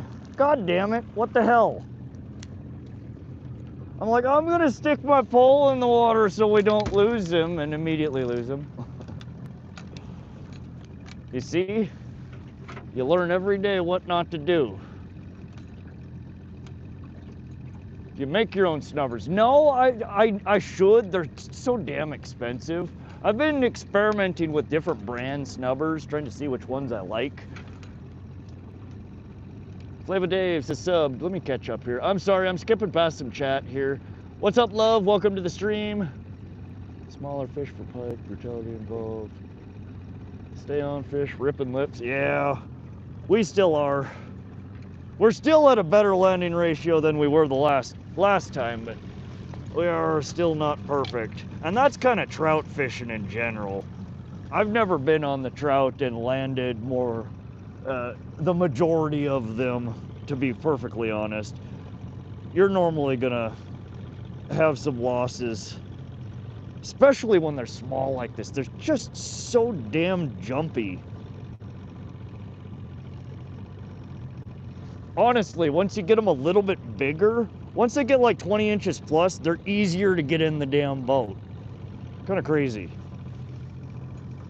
All right, so just a crawler, our copper rig, or copper Colorado blade.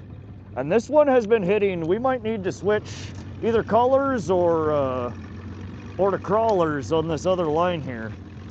We haven't had anything touch our or white gulp maggots, have we? I don't think we've had any action since we put the white gulp maggots on. Are we getting close to the walleye spot? Yeah, it's, if I could turn the camera around, which that's something I need to figure out. I need a better mount for the camera. We're probably a quarter of a mile from the bend, where I've not been any further up this reservoir. And then probably a quarter of a mile from there is where the other local who went by in the boat here earlier today that was in chat, that's where they were catching kokanees. A little bit past, around the bend here. There's a creek that flows into the system here. And it's usually, from what I hear, a pretty decent spot for pike and walleye. I've never fished up that far though, so we're exploring new territory today. Landscape would be cool. Yeah, so concept, for smaller channels, YouTube does not push the live streams if you're in horizontal mode. You have to have like 100,000 plus followers in order to get the algorithm to push you most of the time. Unless you have a really solid base that will show up and support it. Vertical live streaming, the benefit of it, even though you get a condensed screen, which sucks because, again, you can only see one pole, not both poles. They push you into the short stream and the vertical live stream. So you get two separate sources of incoming traffic.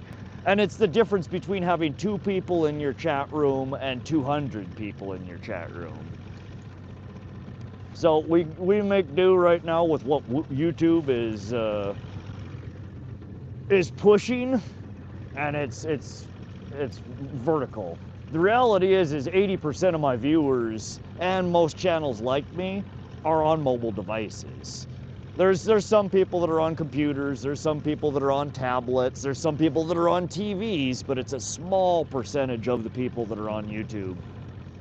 So if you're not doing vertical live streaming on YouTube and you don't have, 100K plus subs, you're shooting yourself in the foot. You're missing out on 2 huge traffic streams to get visibility, which is what streaming's all about.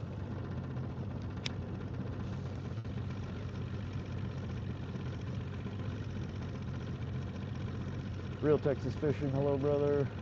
What's up, Real? How you doing, buddy?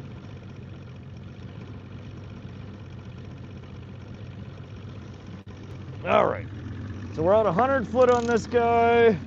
We're out 75 foot on this guy. Our speed is currently 1.5 miles per hour. We are over roughly 75 foot bottom. Not where we want to be. I'm going to cut over to the other side.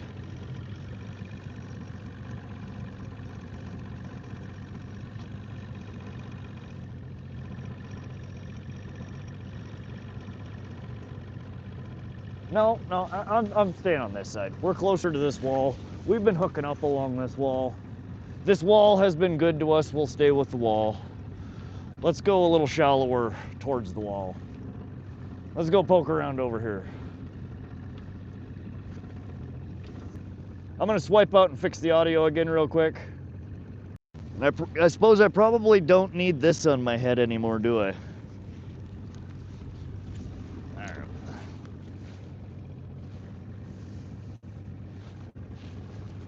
Put my 900 hoods on. Hey Josh, really? We need a short of you yelling, stream the dream underwater. We'll work on that, Ray. Time to switch that white grub out. Dylan, I think you might be right.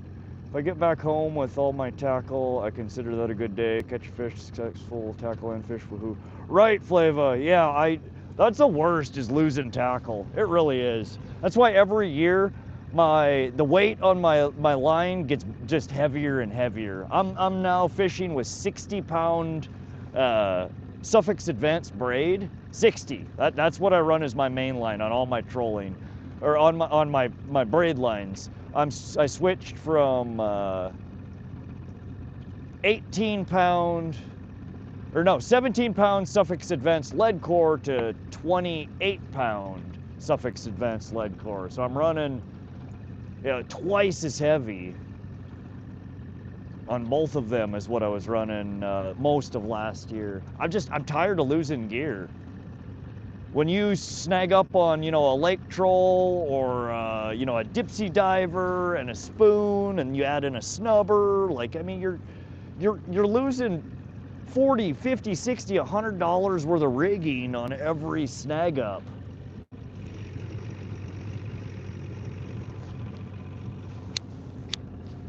So we don't do that anymore.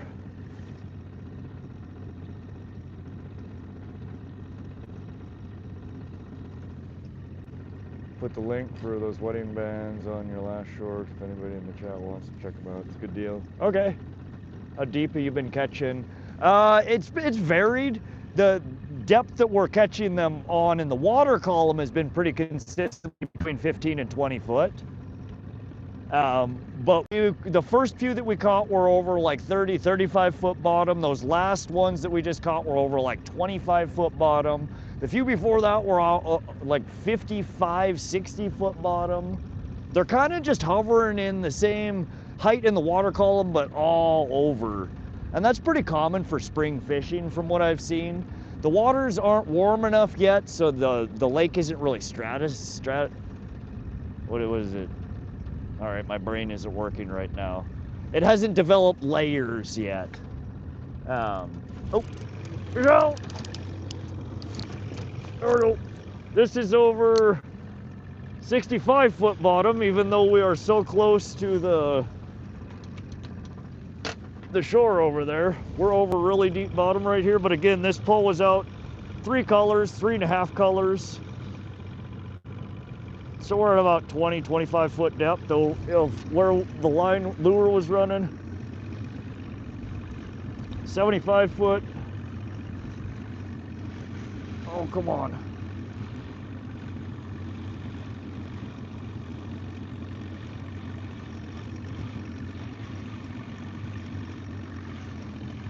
Sorry, I know I'm off camera right now.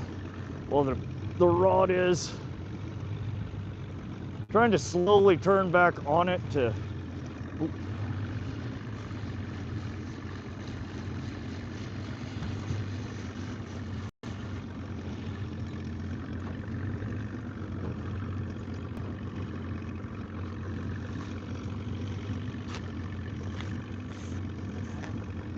Why is this one being so... All right.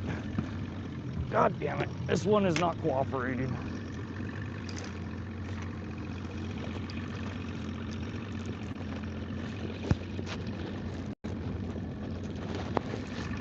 All right. Let's... Oh, shit. Dang it.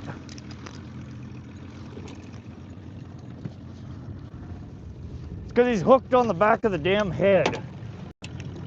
The gap on these hooks is so wide that they're getting one in the mouth and one at the back of the head. All right, that is rainbow trout number 11 in the boat. Landed.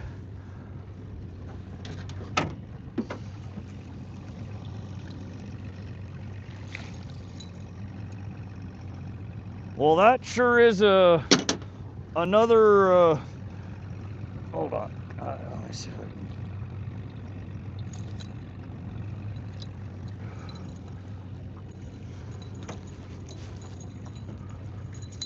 All right.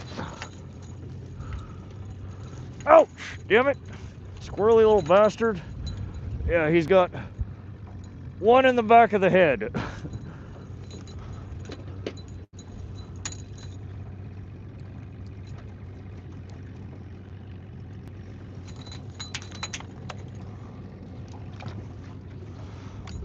All right, that is not the preferred way to catch them, but I think that has to do with the distance. I might have to retie these one more time with slightly less gap between the two hooks. They are a little gapped, I think, for trout now that I'm looking at them.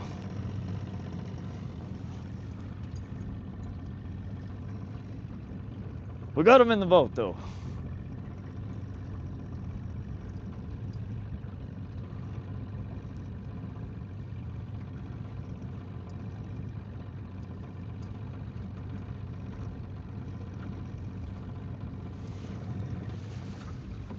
That again was off of our green with the worm. This is the first time the green and white has outperformed our pink. It is definitely catching more fish right now. Stupid leash. Keep getting wrapped up on it.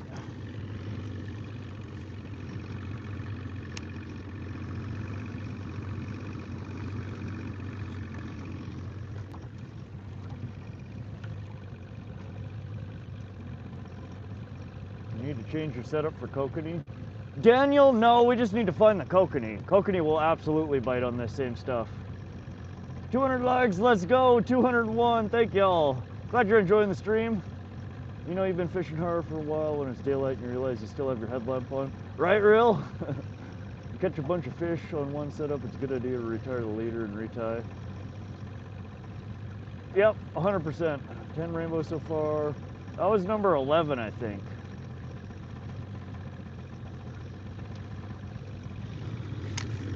All right, we're out about 100 foot on this again. 110.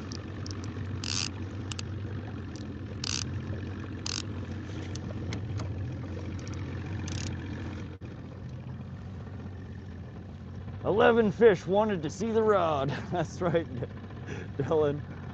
You can tie your leaders with a sliding snell knot so you can adjust your distance without retying and everything. Lucky, I didn't think of that. Sliding snell.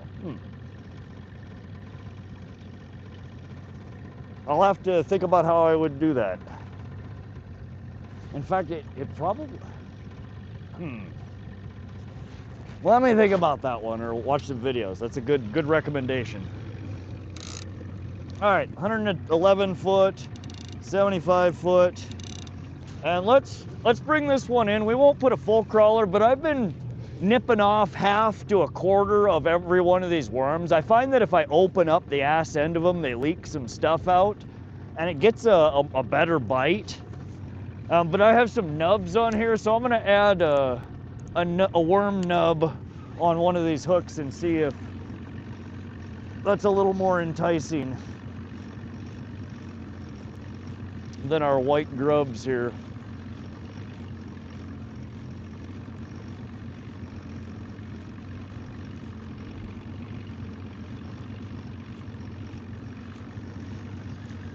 We might have to, oh, hey. Well, that could explain why we're not getting bit. When did we find that? We're carrying around freaking Loch Ness Monster over here. Swamp Thing.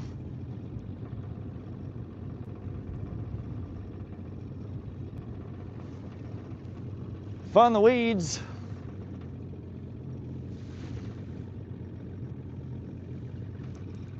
All right, so maybe it isn't the white gulp maggots that's the problem. Always good to check your lines, guys. I'm still just gonna throw a little morsel of worm on there. Ain't much.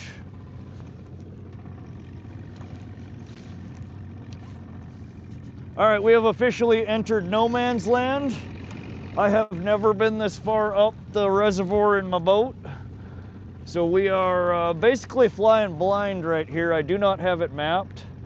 So we'll play it by ear here. Hopefully we don't lose any gear.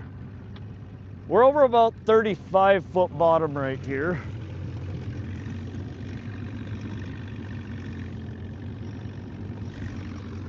So I'm actually gonna bring this one in slightly. We're gonna bring this one back to 90 foot. Better to be on the safe side. Basically troll at the deepest, troll for the depth you think is the shallowest you might encounter rather than what you see.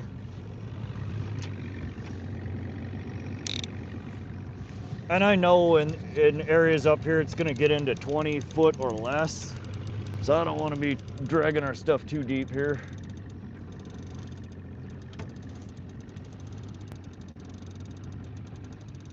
Caught yourself a nice grass bass. Is that what that was? Such a nice view. It's pretty here. It's really overcast. We're kind of sitting in the clouds right now. That's pretty cool looking. Sliding Snell, I will remember that, Lucky. Last stream, Rod wrestled a grizzly bear before loading his boat. Wild stuff. Yeah, that totally happened. I do that all the time, chat.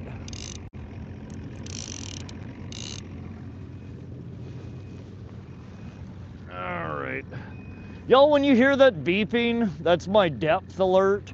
That means one of two things. I've either crossed into greater than 50-foot depth or less than 5-foot depth.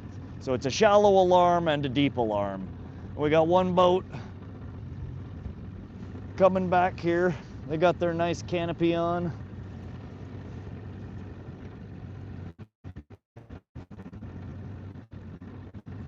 These are expensive, been pouring rain for the last 2 days. I'm gonna go get a whole bunch. That's a good idea, yeah. I need to, my mom gave me some stuff from my brother, a worm. Ooh. Oh, fish on. Back on the green again.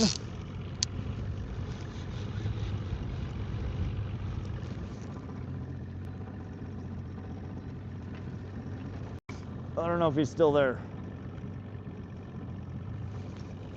We'll bring it in anyway. The worm's probably gone. He might be there.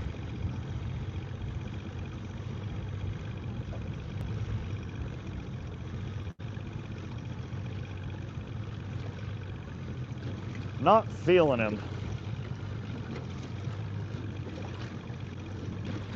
Damn it, that boat is going by just, yeah, I don't think no, he's not there. We lost him. We have a little tiny piece of our worm left.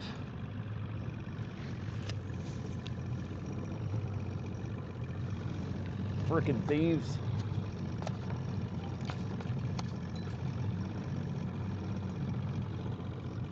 All right, so we're gonna put 2 separate worm chunks on. We're almost done with our first container of worms here. Not good.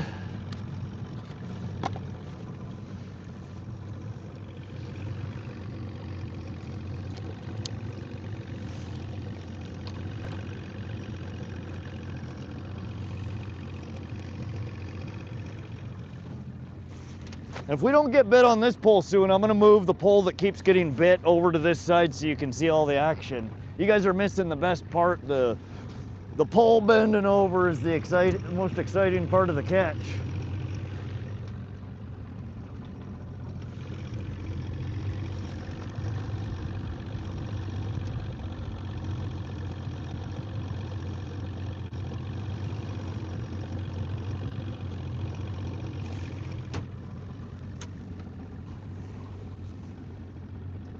Golf courses are great places for crawlers. That's a good suggestion. Mama grizzly, just a teenage boar. Rod would whoop a grizzly. Man, my ass would get eaten by a bear. What are y'all talking about? If I were standing in a crowd of 100 people, the bear would eat me. That's my luck. What are you talking about? Is that an alarm for shallow? That one was for deep. We went back over 50 foot. Good way to catch worms, 2 rods. My grandpa used to catch them like that. 2 rods on, I think, a motorcycle battery. Ooh. Oh, we just got bit up trying to get the line out.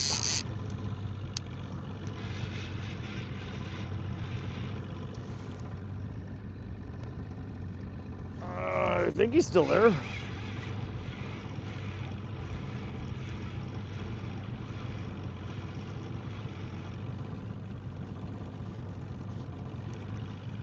Yeah, he's still there. Just a little guy. Come on.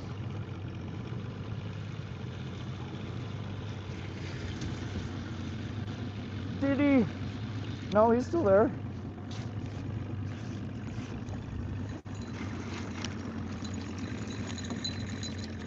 Oh! Fish on the boat, hook in the jacket, wrapped in the leash. Oh, we're winning over here. Shoot. I legit just stuck the damn... Oh, come on. I got a hook in my jacket. There we go. Oh, come on.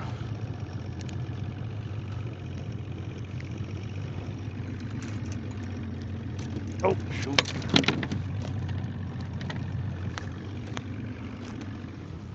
All right.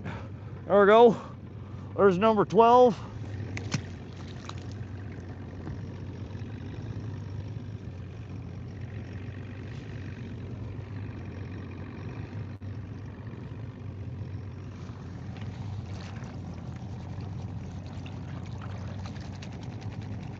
Just a little guy.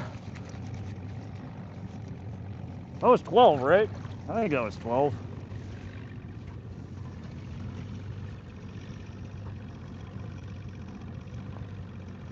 No Man's Land is doing quite well, right? We're getting first pass bonus here. It's like when you're playing a video game, like the game always spawns the good shit the first time you're clearing the map, and then it gives you garbage every other time you go through it. That's basically what's happening right now.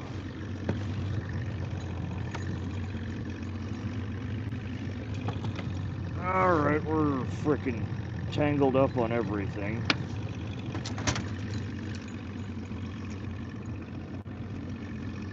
I hate the leash.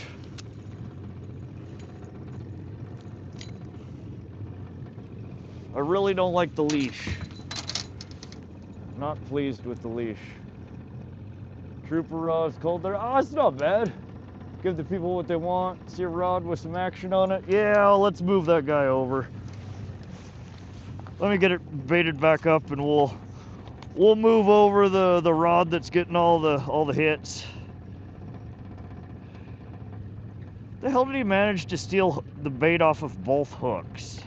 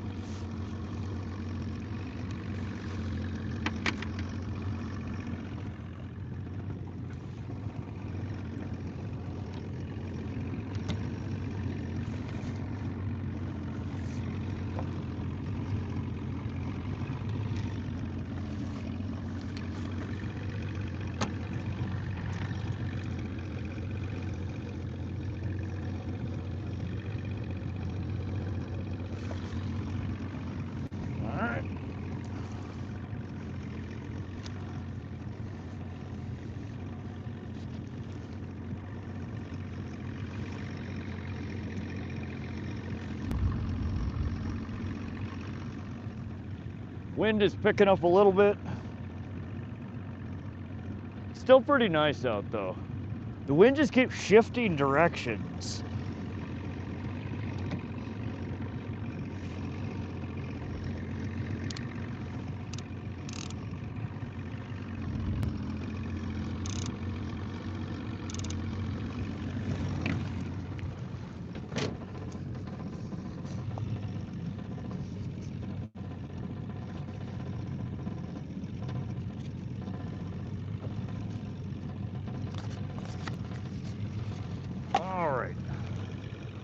Come on, let's go.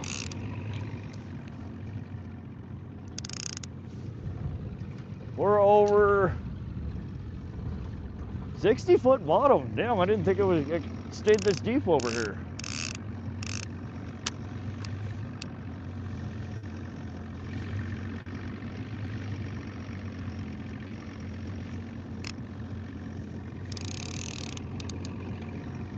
We're just gonna let that one spool a little bit more.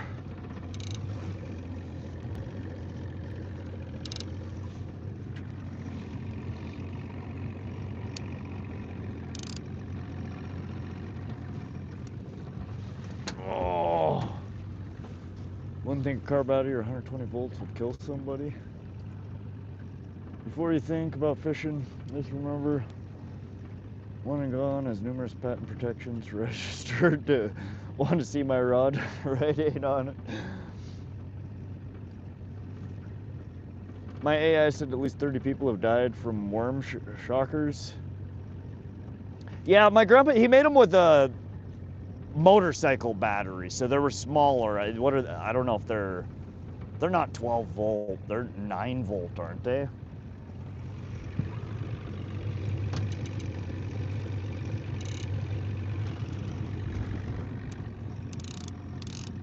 I don't think it'd be a good idea to plug it in.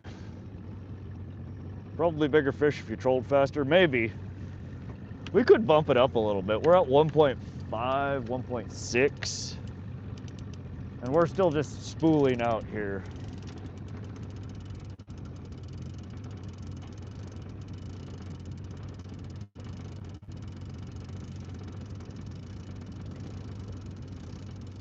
What are you catching? Whereabouts are you?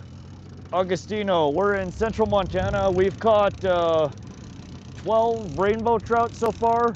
We're seeing if we can catch, what we're trying to catch is kokanee, pike, walleye. There's a bunch of different species in here that are catchable.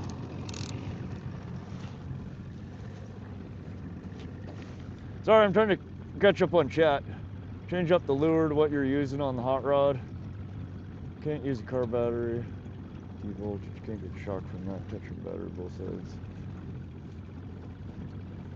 Slaying them. 13 fish is doing pretty good. Yeah, we've been pretty good. We've lost quite a few, but not nearly as bad as we were doing last week. We've made a few tweaks to it that I think have definitely helped our landing ratio. It's still not great, but we'll keep tuning here. Used an electric cord plugged into an outlet in the barn. That's a little scary.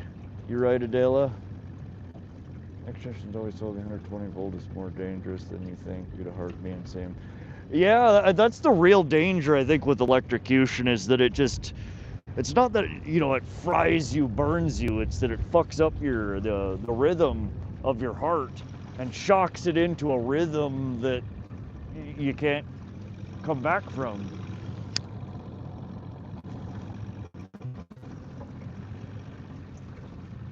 It's so pretty here. I love these rocky mountainsides.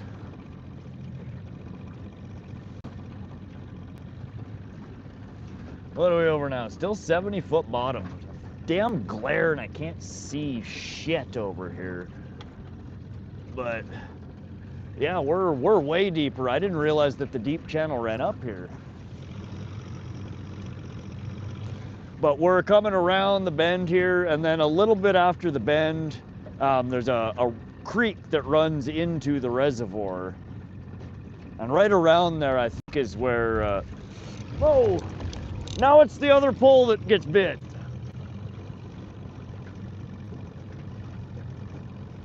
I think it's gone, but of course it's the pole that I move off the fucking camera that gets bit.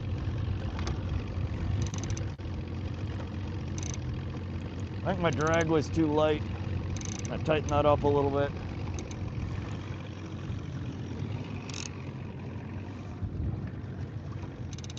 That was off of our pink and our white maggots, so that was our first hit on it. Yeah, electricity is terrifying. I did rewire. I've rewired from the panel, you know, all throughout the new house that I bought. So I'm learning about it. But electricity is freaking scary. I don't like it. Fish are camera shy today. Yeah.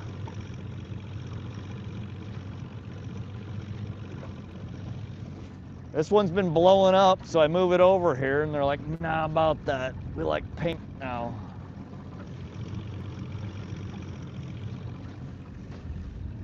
Green and white is not cool anymore. It's officially pink 30, and green and white is out.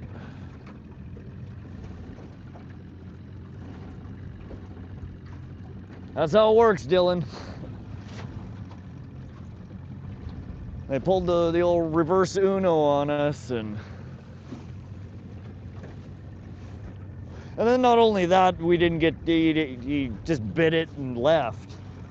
They're just teasing us.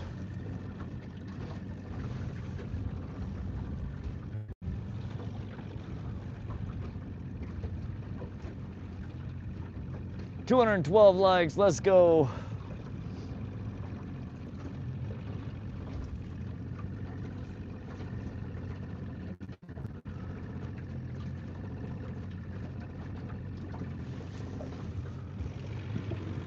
Oh, I'm feeling some sprinklies.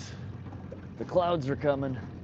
Actually used to shock the water in some areas to get a count on fish population. Positrack, yeah, a lot of states. Montana still does electroshock in certain water bodies, I think, for surveys. Most of them is gill netting, which isn't really any better than shocking. I think they honestly probably kill more fish gill netting than they do shocking. I don't know though, that's a statistic pulled directly out of Rod's rear end, so don't quote me on that.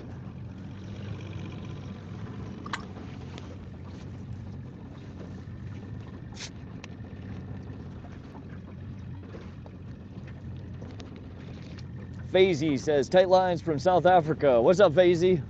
Welcome, welcome. We're here in central Montana in the United States, fishing for rainbow trout, brown trout, kokanee salmon, walleye, northern pike. We're exploring a new section of the reservoir. We have not yet been up around this bend.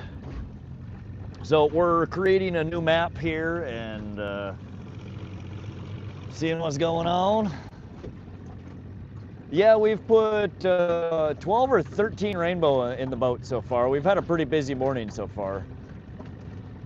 We've lost a fair number of fish, but today we've caught more than we've lost, I think. We're still in the positive. So we're doing exponentially better than we did last stream. Whoa, there we go. Fish on, fish on. All right, we're over 70-foot bottom here. You can see this one's putting up a decent fight.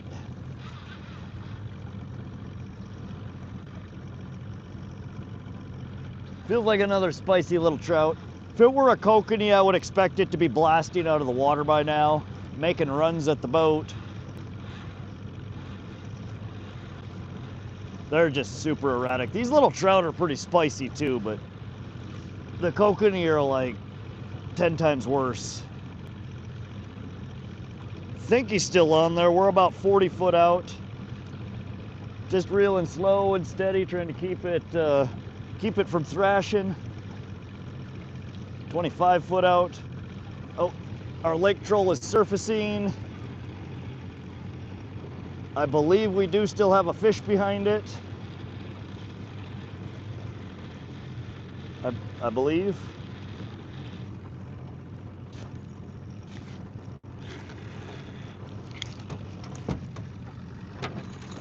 Oh, come on.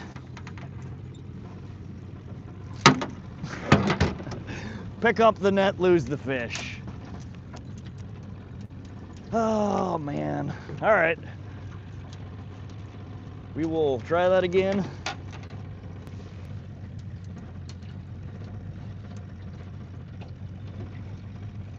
Hold on, I'm stuck in our damn rope up here.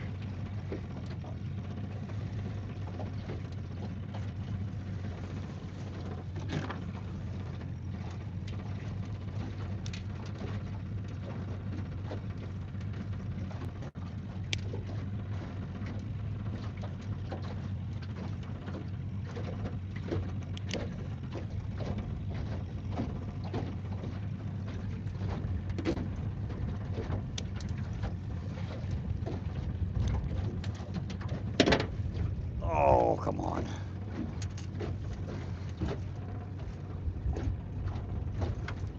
Barbed hooks are such a pain in the butt sometimes. All right. I am unhooked from my rope. We're just adding a little, I'm down to the niblets of the worms here, so we're just adding little chunks.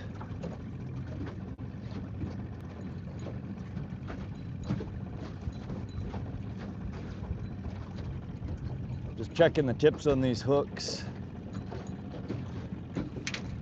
They both look good. All right, so what it's been hitting on is our hand-tied worm harness rig. Follow behind the lake troll. There's the wind kicking us in the wrong direction.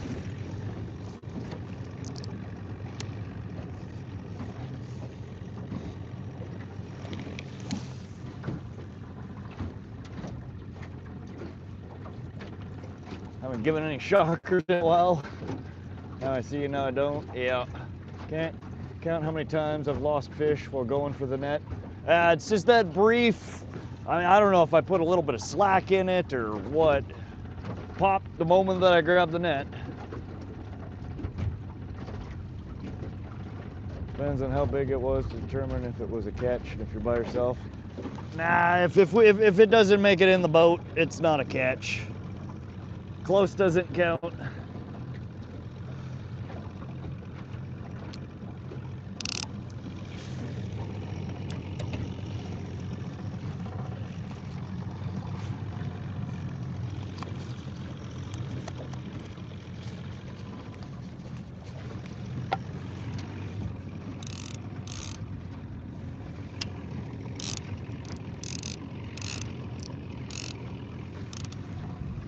Well, that's a shame. We are still missing a lot of them.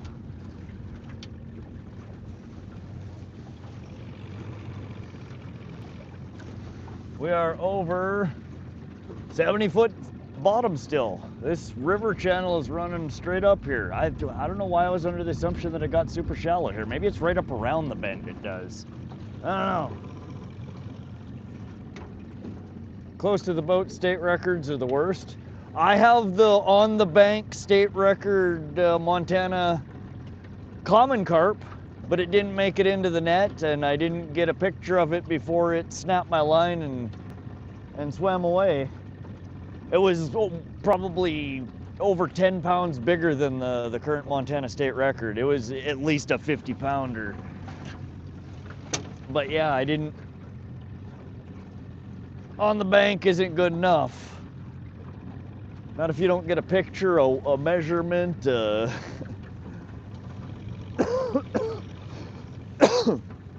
Made me so sad.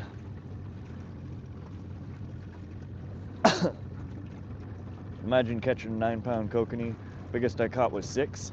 6, nice, that's almost state record. My biggest out of here was right around 5 pounds.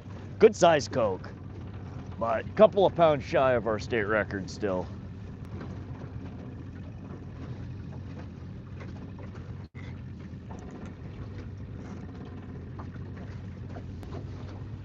They're in here though. There's some big cokes in here.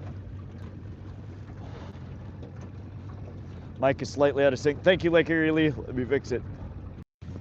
Alrighty, we're back. The rainbow get over 25 pounds. Yeah, our rainbow here in Montana get quite fat. I've heard stories of 20+ pounders coming out of here. I've never seen it. I've seen pictures of fish people said came out of here. I wasn't there to witness the catches though. The biggest rainbow trout I've caught out of here was 4 pounds and some change maybe. Biggest rainbow trout I've caught in general was just around 5 pounds. They're in here though. There's big fish in this water body. They're just not always easy to catch.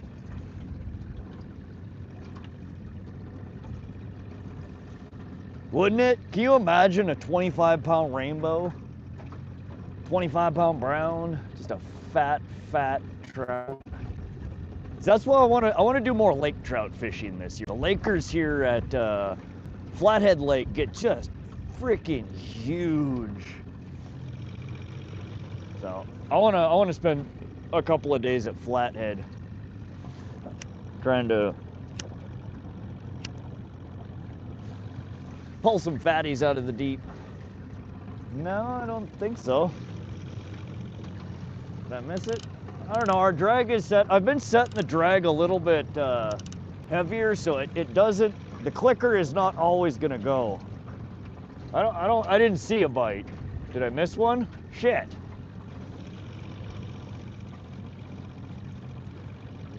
Well, we're not on right now. That's not a bite.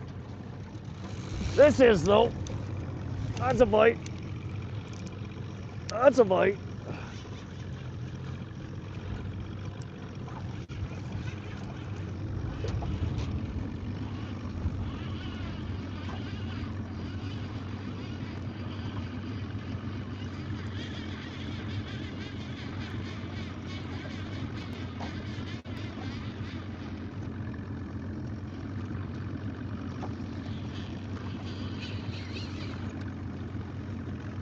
Oh, now he's gonna fight. Come on.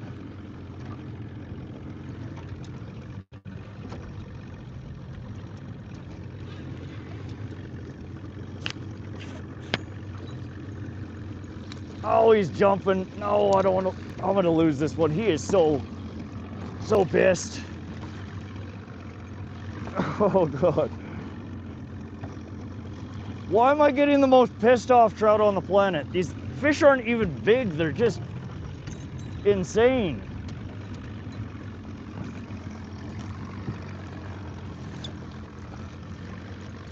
Oh, landed. There we go.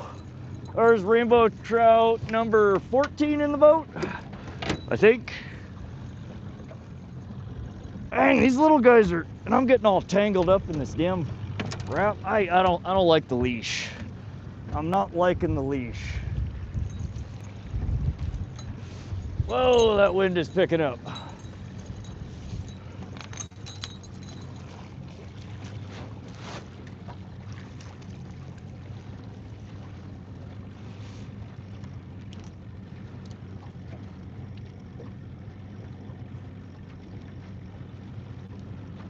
Hold on a sec here, guys.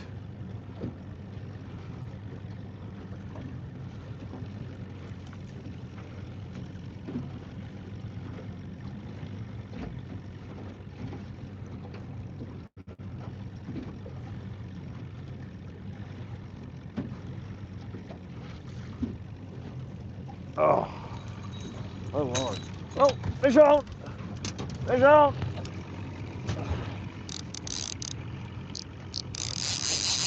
Oh, is he still there? Yeah, he's still there.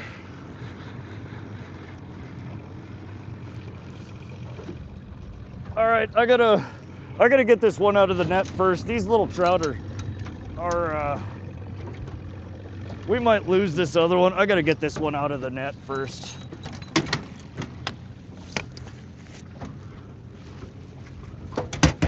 All right, this is number 14, I think. Really pretty little trout.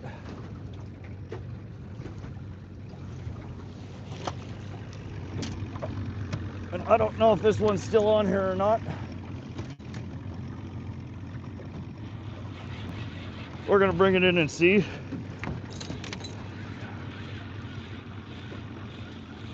No, we lost this one. That's all right, that was fun.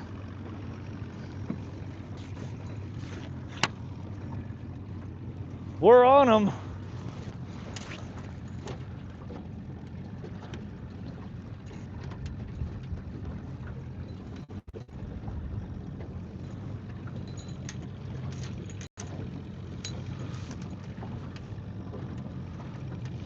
All right, let's get one rig back out in the water. We don't have anything in the water right now.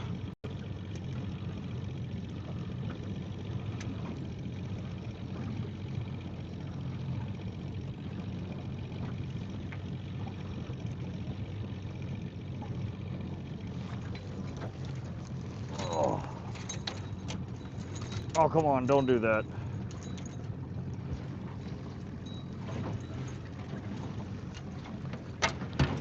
Oh, no.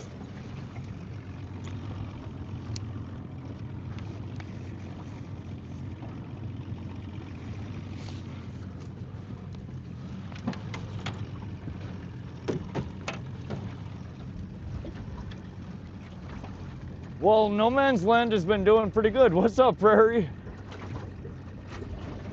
Full net, hooked up, good problem to have. Yeah, unfortunately, with these little trout, I just didn't want to leave that one in the net too long and have him not swim off.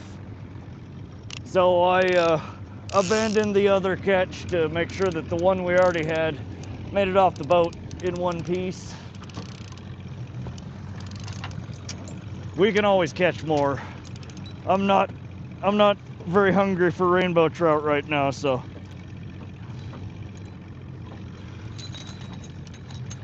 Let me get rigged up and then I'll get caught up on chat. Good Lord, that wind is getting sketch. It's not even that windy, it's just blowing the wrong damn direction. I think we're gonna have to scoot back around that that corner there out of the wind. This wake is just a little bit too much.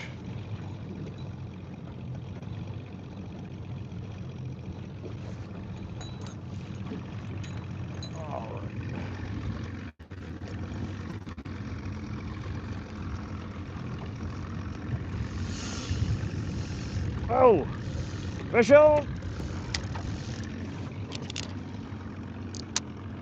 Fish on, fish on!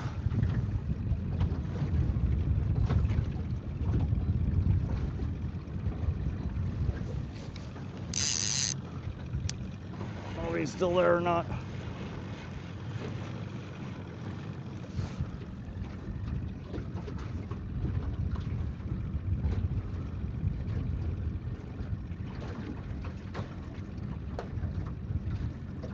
I think we lost it.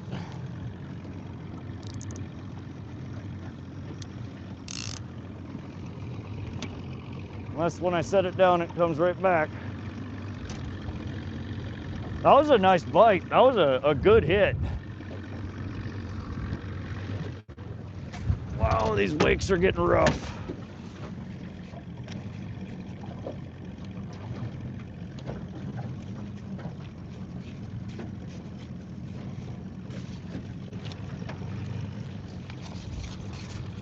No, he's still on there. What the hell?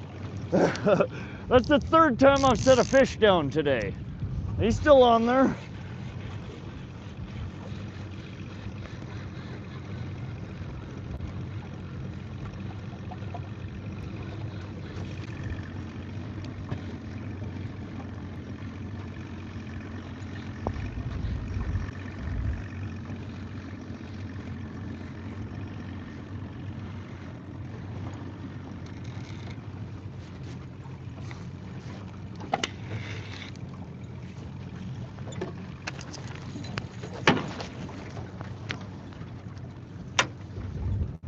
I caught the net, smacked the fish right off of it. I just need to quit using the net for these little shakers. I keep losing them trying to get them in the net. 10 a.m.'s good time always. Nice fat healthy trout, that'd be fun. Fly rod, oh yeah, fly rod fishing for trout is pretty good. Can't see the fucking screen. There we go.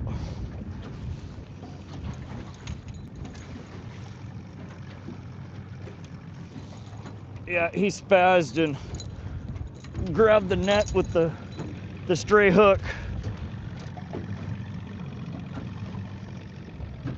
All right, let's try this again. We're gonna get one of these damn fish in the boat, I promise. Eventually. Maybe.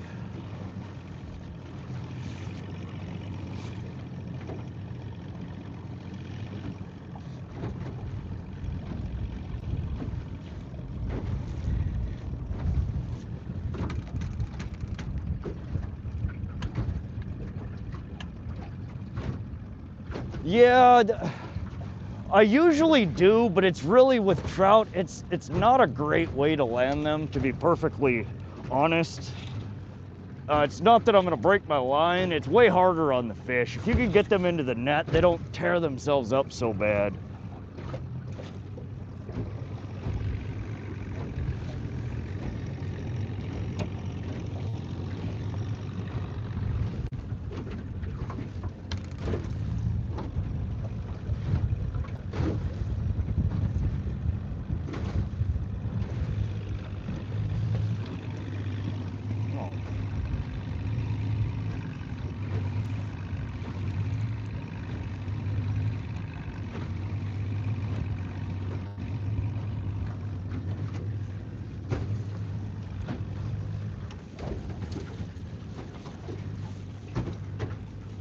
Jealous. I'm jonesing to fish so bad, but it's pouring rain. It feels like the rain might come.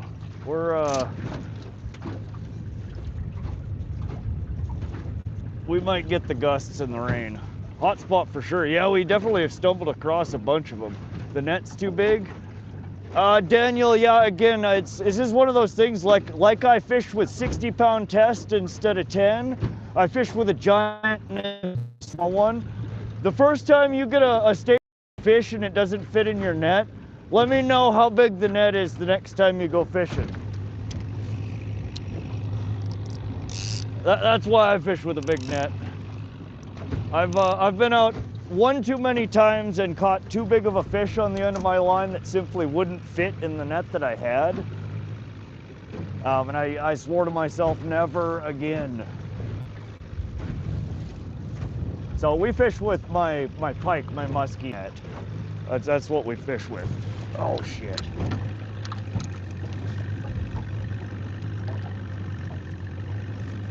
Oh good Lord. I just spooled out a whole bunch of line here. That's not good.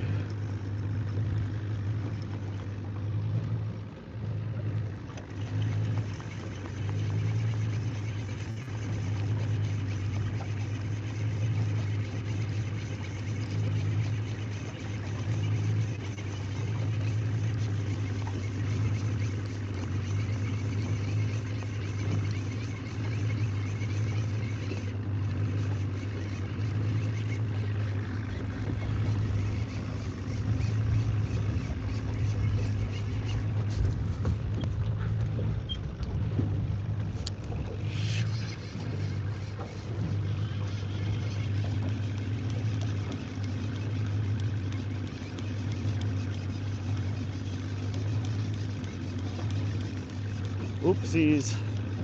Hopefully we didn't snag up here. That looks like a...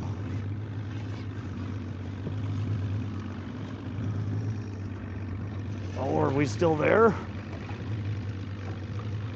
Hey! We're alive.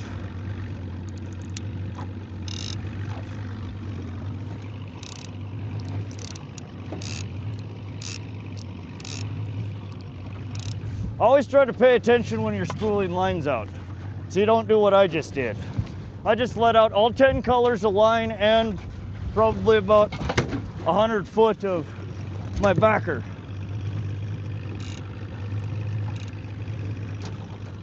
While we're getting beat up here in the wind.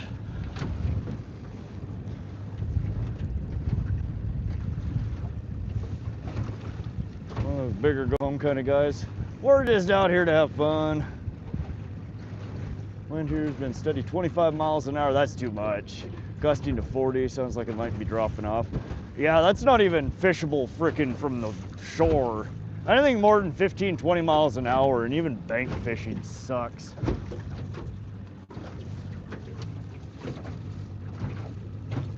What's up, Jean-Claude? Bunch of bananas. Sent a gold coin. Thank you, bunch of bananas. I want to go out on the boat, but it's too windy today. Yeah, we're getting a bit of the wind. I'm gonna tuck behind this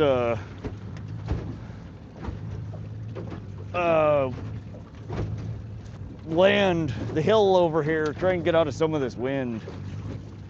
I'm gonna do the math, 300 yards at 5 to 7 foot of depth for 20 yards, right? That shit was laying on the bottom 100%. We just didn't get snagged. Hurry, man. Time I come away, come back and rod. Cranking another pole. Dude should have some damn fish for other fishermen. Should save some fish for the other fishermen. There are plenty of them out here. They can catch their own.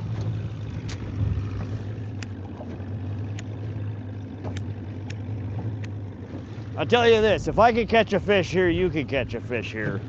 I'm not, y'all see me out here.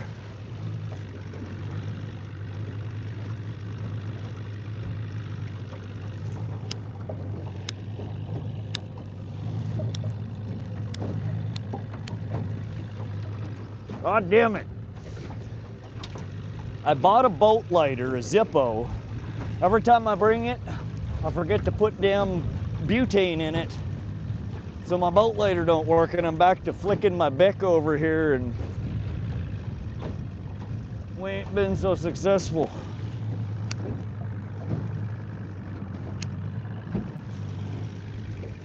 Then I get like 2 puffs off of it before the wind blows it back out again. I feel like I work on the same cigarette for like an hour sometimes. It's ridiculous.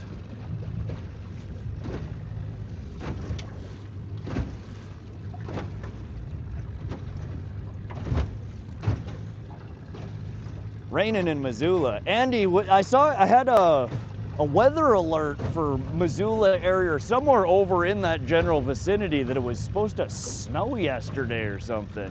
Did you guys get snow and then rain, or just rain?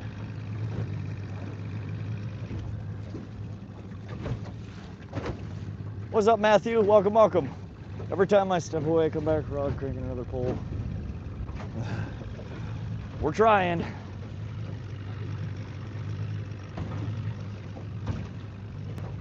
Our landing ratio is not great, but if you're gonna net fish and let them go, you should invest in the net that's made for that so you don't kill as many fish.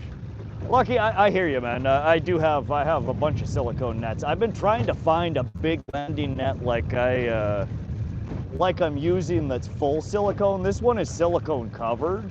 It's not that bad on the fish, and I don't kill that many fish.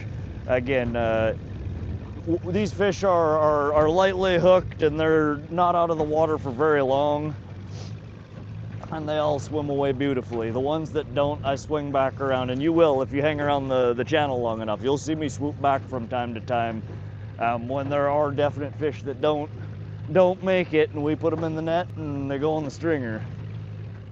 But you're 100% right. This is not the best net for it. It's, again, more it gives me enough depth on it that it can stay in the water, so the fish isn't completely out of the water while I'm working on them.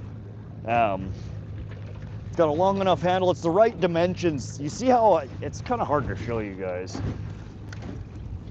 When I am riding, my net pole, it rides under that, so it's kind of locked in there.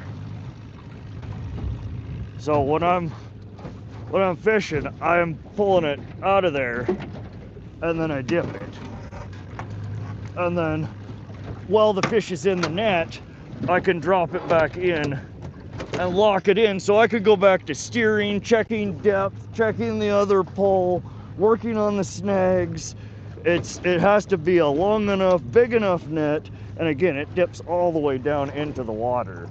So they're still getting contact. And it's not a bad net. Again, it's silicone covered. They're nice nets. It's the Ranger landing nets. It's just not full silicone. It's silicone covered. I don't like it because my damn treble hooks get stuck in it. They're a pain in the ass. But I can't find a good, deep, wide mouth, pure silicone net. Or I've been struggling to. Only reason you're bringing them out of the water is to show the live stream. Look, I mean, yes, to show you guys what I'm trying to get a damn kokanee. I will take a kokanee home to eat if I can catch one. These are all basically bycatch for what I'm trying to catch. I'll eat a kokanee, I'll eat a walleye. I don't want the rainbows though. What's up, Frank? Yeah, they're a good quality net, and they're wonderful for pike, for muskie, for big fish.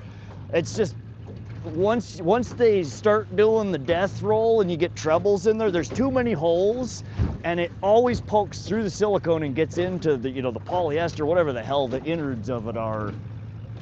I mean, they're a nightmare to get the hooks out of. That's why I like the silicone. The silicone, they're way more fragile. You'll have to replace the net more often in them. But you don't get those frickin' giant tangles in them.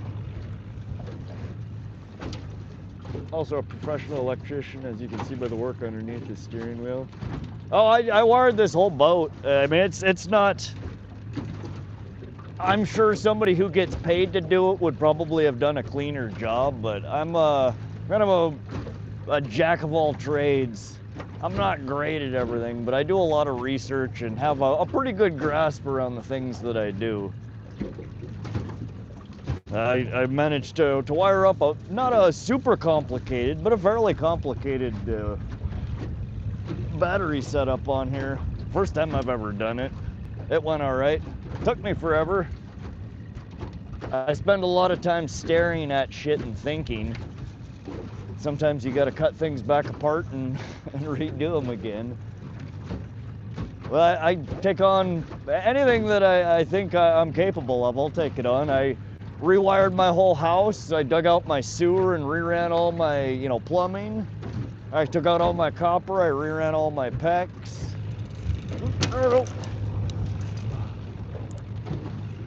I'm pretty handy.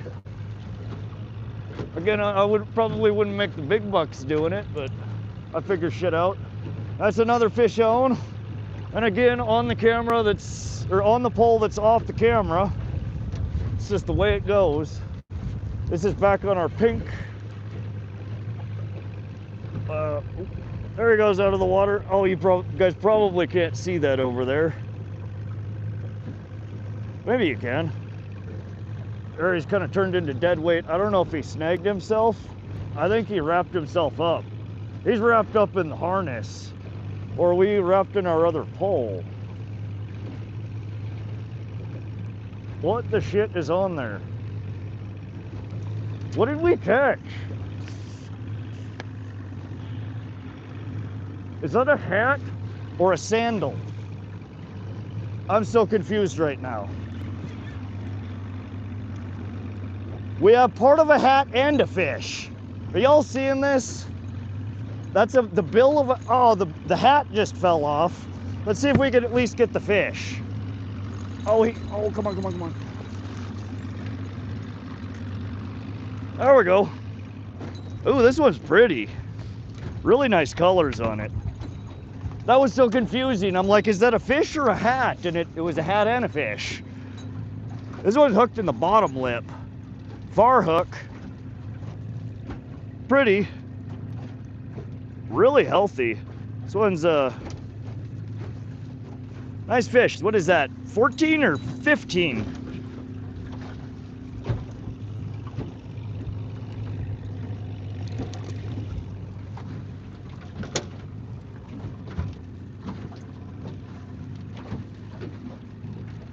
Okay.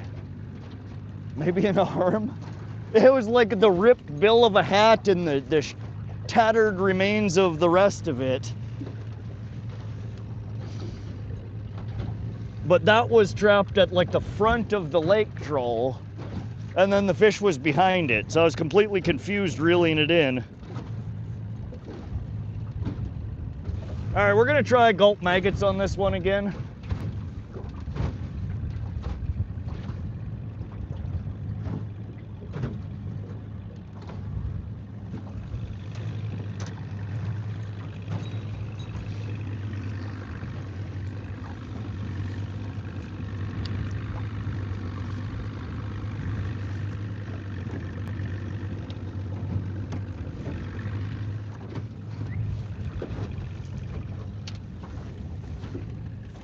Nice little chunker.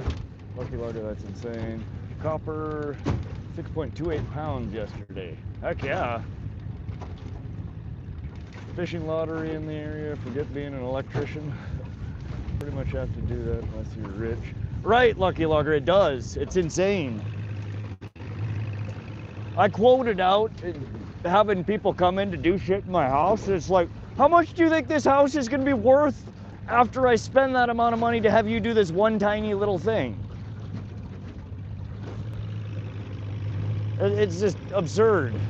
It's like I would have to sell this house for freaking $1.5 million by the time I'm done with it if I paid all these different contractors what they want to do, you know, repairs, to do rehab on it. I mean, it's damn near cost prohibitive to do shit just buying supplies these days, let alone paying for labor. Big stash I've been saving for 20 years. Not scrap price. Jerkbait's good. We could. What is our depth? We're still at 70 foot. I was planning on switching to shallower cranks. When we get to a little bit shallower water, we're gonna see if we could find the pike and the muskie, or excuse me, pike and the walleye. But we're mapping an area where I've never been before, and I haven't found the shallow spot that I thought was over here yet. I did pretty good on the green gold maggot, because I ran out of worms. Yeah, I ran out of the pink ones. I have the white gulp alive ones. That's what I just put on there. I haven't fished with these ones very much. I do also, though, have pink gulp alive waxies asticots.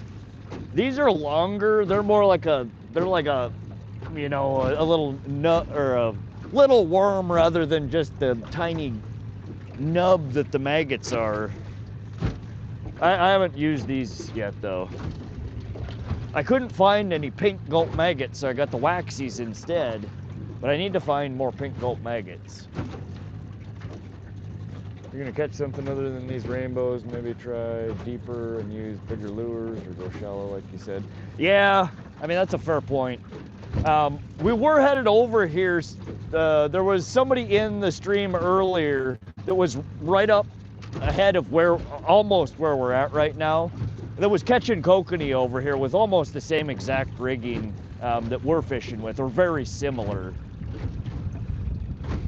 That, and I've caught every other species in this water body off of this or very similar rigs in the past. But yeah, the plan was at some point today we're going to switch to some cranks or some bottom bouncers and worm harnesses. We're going to switch it up here a little bit. What time is it? 11. We'll probably run these same rigs for the next hour or so, and then after that we'll probably switch one or more of them into something else. So much of what, like the kokanee, they hang out in pods and they're not everywhere. So we're looking for a specific fish right now, or at least that's what I was looking for. I want to get a kokanee. But the pike and the walleye should be up here as well. And again, I strongly believe that either of those will bite off of the rigs that we have out.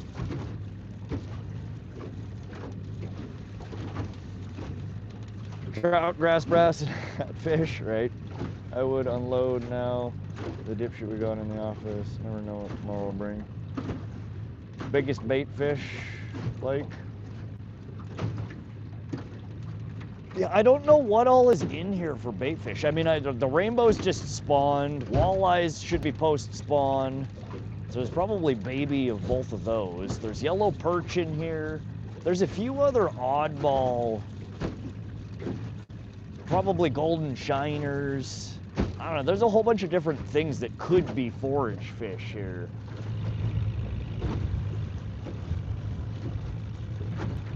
But I have some smaller cotton cordels that I was gonna try. I bought like 3 or 4 different colors of a specific size and lure, and I've yet to run them. And I bought them specifically for shallow diving walleye and pike, or browns. And again, I'm sure the rainbows would bite them too. Just chilling, having any luck. Hey Robert, I think we're up to 14 rainbow in the boat so far. Jacket shad. I'm sure there's some kind of shad in here. I don't know what a jacket shad is though. Oh, that's a good bite. Fish on.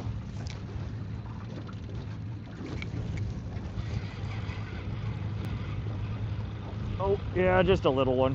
Why is it every time I take the lighter out of my pocket we get bit? Oh, come on. A damn wind kicks me. Set this freaking lighter down. Ah, he's still there.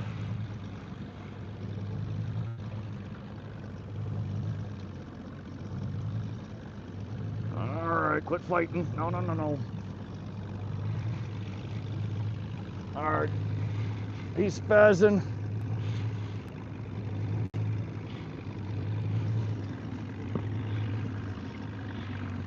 Wrong side of the boat, bro.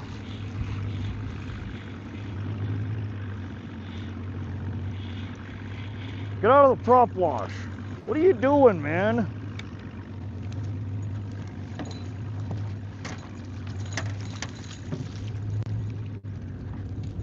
All right, landed. That's rainbow trout. 15. So many, they're all basically the same size what we've been catching today, except for one. We had one bigger one. One 19-incher. Oh, quit.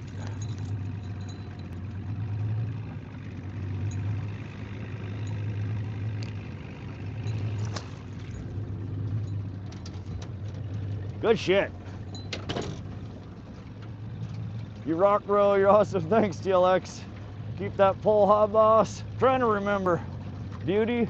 That was a pretty little one. They're all in really good shape till we get done with them. We leave them full of holes and slightly confused. But we'll give them a snack. I mean, it's not all bad, right? All right, let me grab the other container of worms here.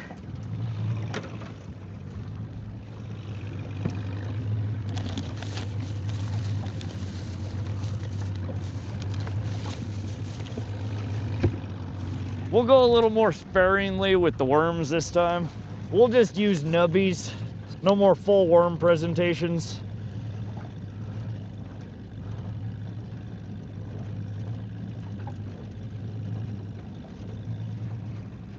These fish don't need much.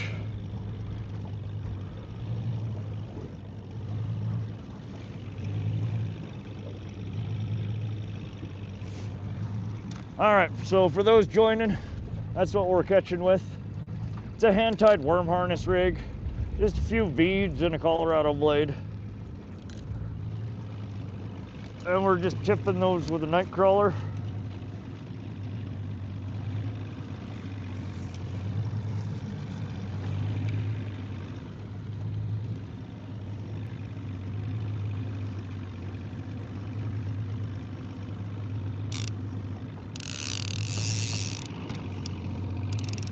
All right, we'll let that spool out a bit. We're at about 40-foot bottom. We're getting slightly more shallow over here.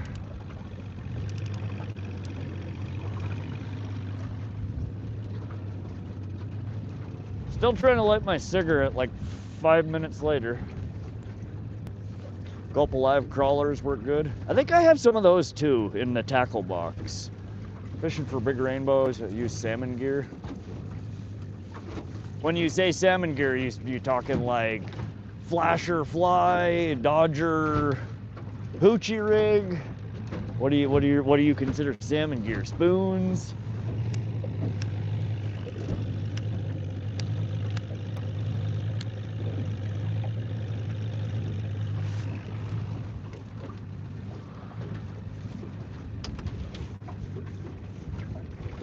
Yeah, they've all been stalkers, Lee.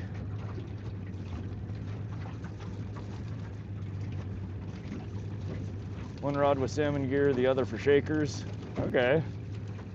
And it was for slow death hooks, work well, better than the real ones. Tried the Gulp Alive with not much luck. Dude smokes more than me. It's oftentimes the same cigarette hanging out of my mouth for a very long time. I light it, I take a puff off of it, and the stupid fire-safe cigarette additive puts it out. Gulp crawlers, haven't tried them. They look like a real half crawler though. Notice how it doesn't touch the fish. It's exactly what you want to do. Yeah, if you could get away with it, you just shake them right off the hook.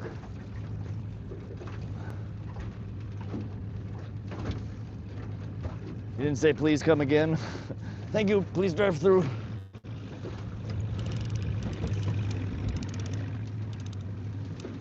It's still just spooling. Feels like the wind has died down slightly.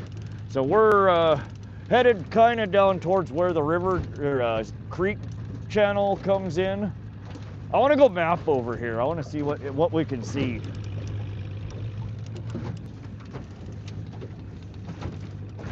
Do you think AI is a bubble? Oh, there are going to be lots of bubbles in AI, but AI itself, I don't know. The iterations that have come out so far can be a lot more useful than what I anticipated they would be, but working with them to do anything interesting and crazy is so expensive in a lot of cases, and it's still so error prone. I don't know. I think it's a tech that we will either master or it's gonna stay at you know, just a mediocre level forever. I feel like it's getting better and rapidly fast though. The bubbles more around it, I think are gonna be the tech stack that's used to run it. That's where I think a lot of money is going to be spent and then discarded, and then spent and then discarded. They're going to realize in order to get it to do what they want it to do, it's going to take not just lots of time, money, energy, and you know, building it, but developing the technology that runs it. $5 a dozen, worm and a half. Yeah, worms are freaking expensive. I think these are, I don't know the prices on them. I think they're like $3.99 a goddamn container now, and they give you like 10, 12 mediocre worms. It's not great.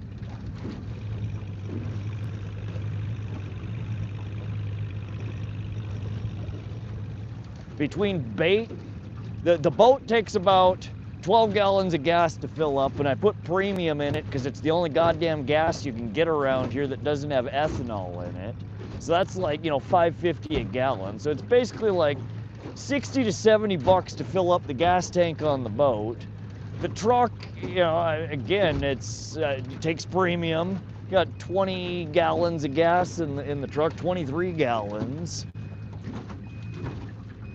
So, you know, add another 100, and I think the last fill up was $115 on my truck. And it's like 160, 175 bucks every time I bring the boat out just in gas and frickin' worms. That's fun though. God, it's fun. Flasher and a flasher and a big crankbait. A flasher spins, and then you have a crankbait on the end of it. So you're spinning. You mean like a, oh my lord, my brain's not working right now. Like a spin fish or like a plug. Not necessarily a crankbait. Crankbaits are meant to run. You can put them behind a Dodger. Fish on.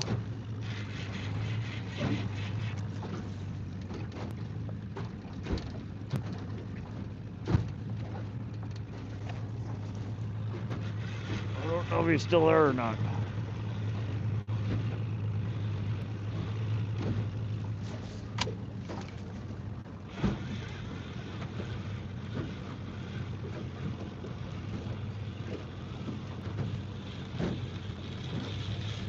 Nope, we lost him.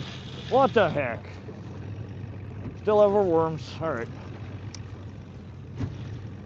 These dang fish.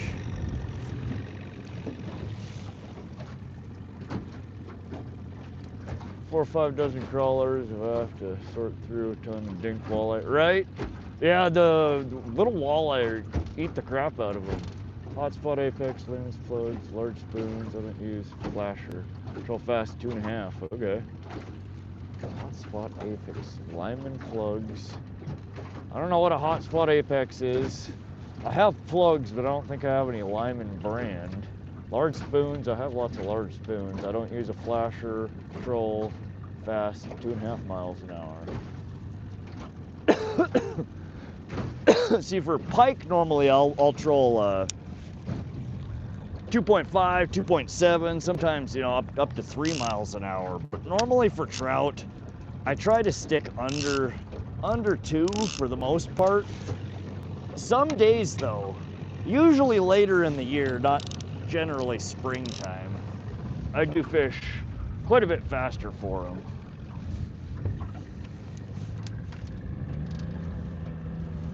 I just dumped that on the bottom. This wind is kicking my butt.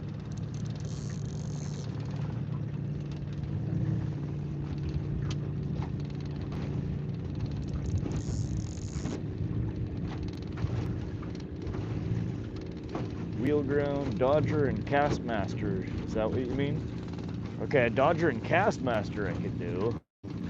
That would make more sense. Crawlers and catch are huge. That's right. Golden Phoebe has been working for me this year. The color's gold. Golden Phoebe. Killing it with my Castmasters. Oh, and copper. Interesting. I do have a few Castmasters. I got a silver, a gold. I don't know if I have a... I don't think I have a copper Castmaster. Niha, welcome, welcome. How you doing? Been a while since I've seen you. How are you? Welcome to the stream. I used to grow my own crawlers. I'd buy trout worms at the store and then put them in good soil. Okay.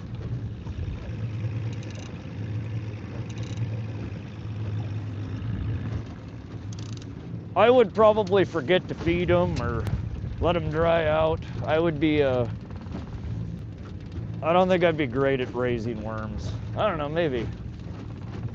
Castmaster with a couple of glow maggots hits every time. Oh yeah?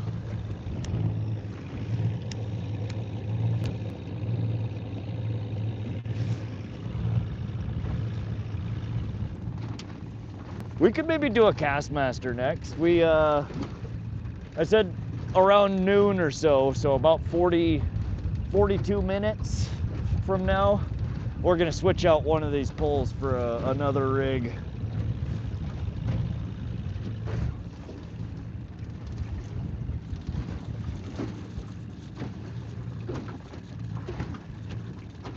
Hotspot, that doesn't... I don't think so, Lucky Logger. What kind of a lure, what kind of a rigging is that?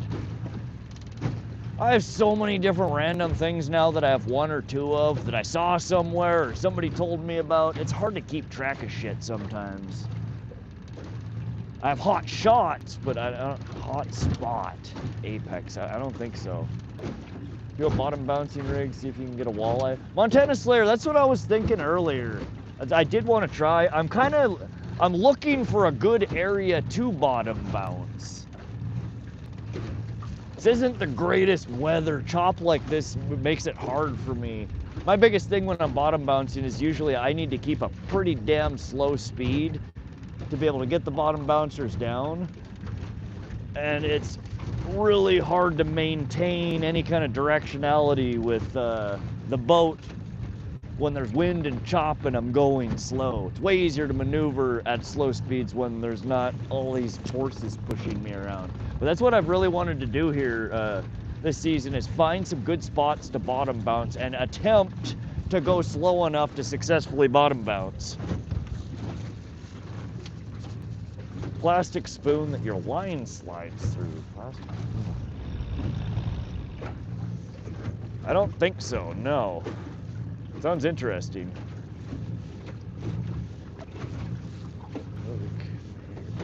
Not saying about it anymore. Depends on the lake and the conditions always, right? Get the silver one with the diamond sticker. Not the largest one. They have, you want the slow troll. Hotspot apex slow troll. All right, I will try and remember that. If you want to remind me, hop over and leave a comment on any of my videos just saying that. And that way even if I forget it, which I will try and remember it, but that way I have something else, I'll run into that and I'll be like, oh yeah. And then I usually go to Amazon or wherever and I throw it in the shopping cart. Need that trolling, I know, it will not come soon enough.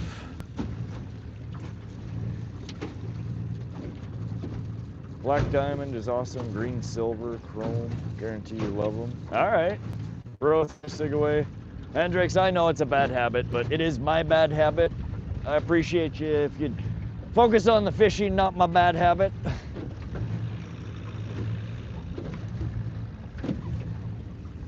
What's up, Tink Tink? Welcome to the stream.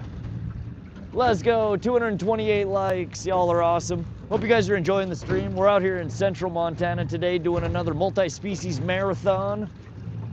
We're out here looking for rainbow trout, brown trout, kokanee salmon, northern pike, walleye, yellow perch, whatever the hell wants to bite. We've, I think, put in the boat so far today 15 rainbow trout. We've lost a bunch. Not nearly as bad as the last time we were here, but we still have lost a bunch. I think we're still caught more than we've lost, though, so we're winning, right? Right, chat? We're winning. Currently looking for the spot where the kokanee are. Somebody earlier drove the boat by and was in the stream and was like, yo, we just caught a couple of kokanee over here.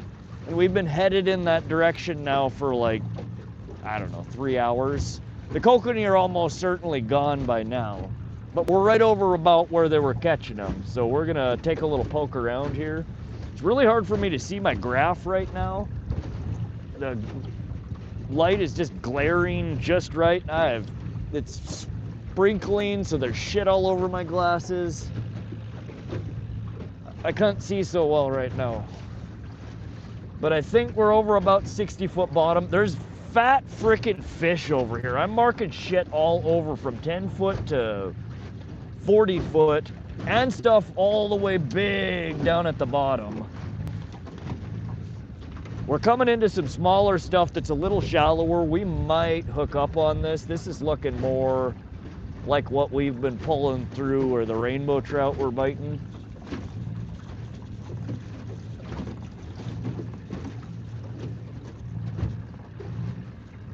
This does look like a good spot over here. It's just far away from the boat ramp. Well, far when I troll the whole way. If I was gunning it and coming over here, it probably wouldn't be too bad. But we've been trolling for a solid 3 hours to get over here. Smoke every day.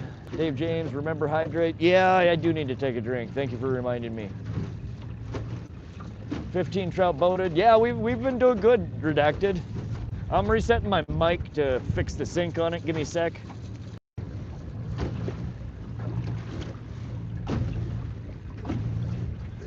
All right, I think my mouth should align with my voice now. So annoying. I really gotta fix that. Everybody go frickin' find DJI's forums and yell at them because the DJI Mic 3s have weird, stupid Bluetooth audio drift. It's crazy. They've been out for like 6 months now and haven't fixed this issue.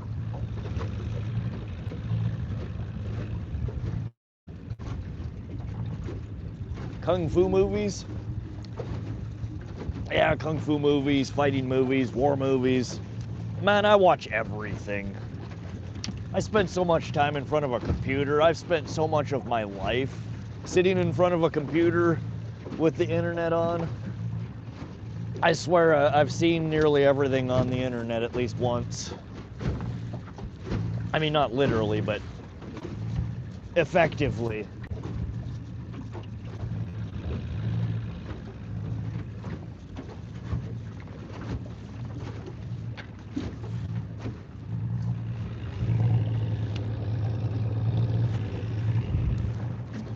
There is one other boat over here. They're sitting in the mouth of where the stream flows in, I think, which is where we've been headed. They look like they're spot locked. They're all standing up. I think they're jigging. I wonder if they found some walleye. Ooh, man, that wind is picking up. The rain is falling.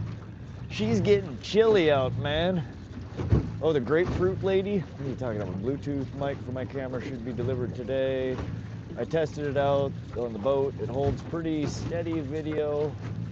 Well, running at speed stoked. Nice. Yeah, the Mic 3s are great. They stay connected. The battery life on them is great. The actual sound quality of them when they're connected is great. They just have, it's audio drift. When I'm connected longer than 30 minutes in the stream, the longer you go past that, the more out of sync the audio gets with the video. And swiping out and coming back in fixes it every time. The DJI Mic 2s didn't do that. I only have one of them though, and their battery life on those is way crappier than these ones.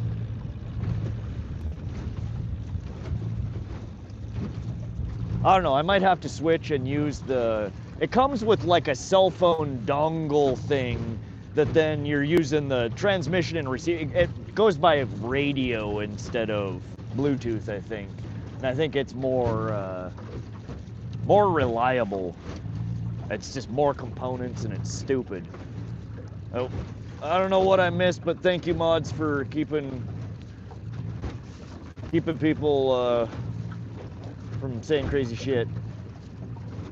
Some things you don't want to see on the internet. Oh, I know. Can't remember what we used to do before internet and phones. I don't know, my first, I think we got a computer at home when I was like, man, I had to have been like first or second grade. I was pretty young.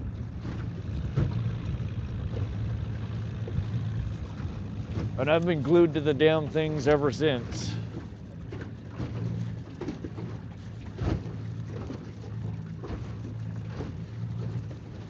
Oh, it's chilly out here. I need to, especially when we're going against the wind. This is not the right time and place to be fishing over here in the, oh. All right, we're hooked up. There's a fish. As I say, this is not the right time and place. The fish is like, oh yeah?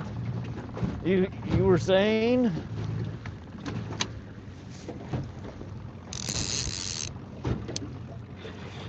Oh, is he still there?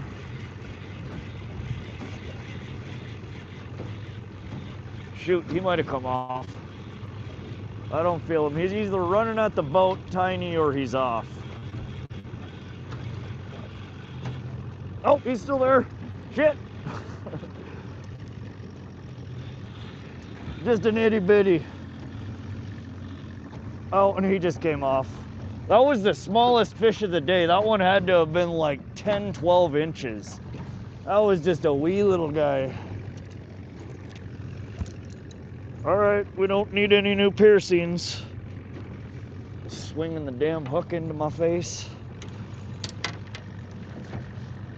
Oh, I caught my drawstring. That's the way to do it, guys. Better that than my face, though, right? Son of a bitch. I hate barbs.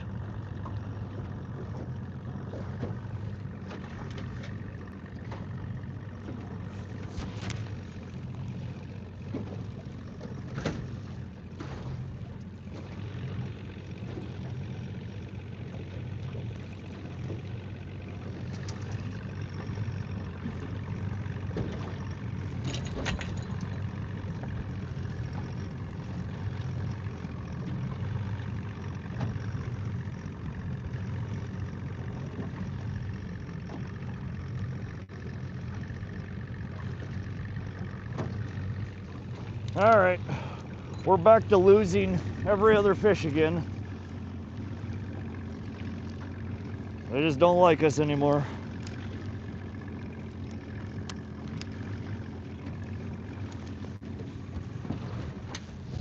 That was an itty bitty. They're better than new lip ring, almost. Easy release. Yeah, the little ones like that, it's almost better off that they fall off before you get them in the boat. It's those tiny ones that don't want to swim away after you hook them. And that's no good. Oh man, this wind is something else.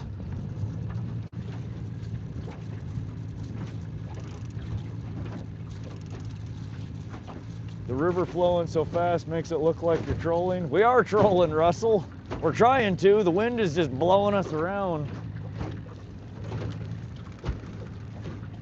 We're not making very much forward progress here. This damn rain. Shit's cold.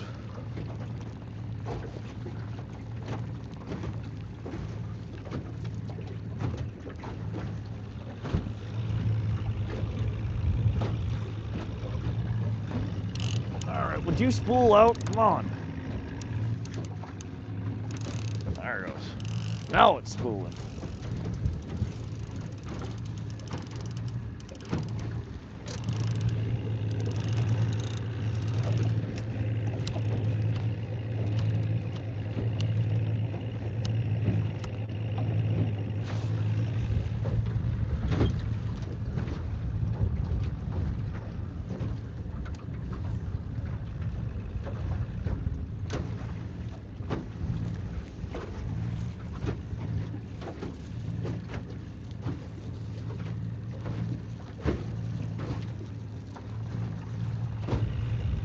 All right, come on, fat kokanee. Big fat kokanee. Let's go.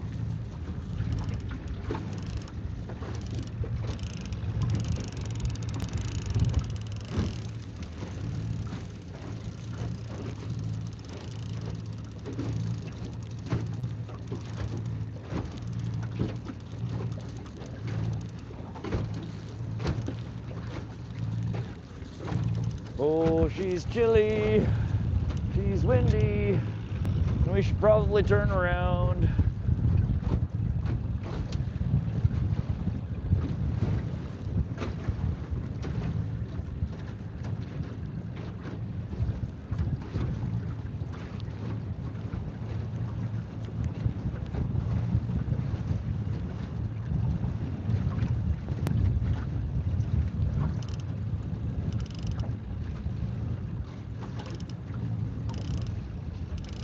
That's just spooling. Being erratic like that because of the lake. All right, we're 2.5 colors out.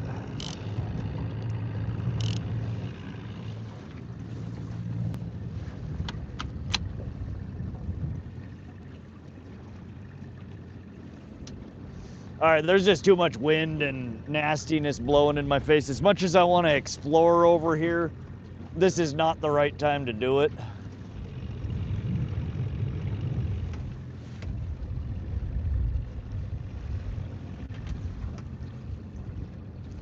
Yeah, we just turned around. We're headed back behind this cove over here. Oh, there's a bite.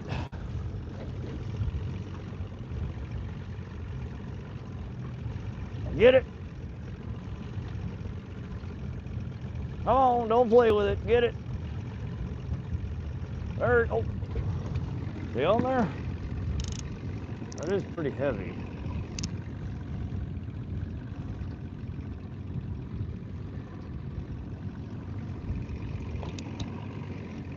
I was smacking at it.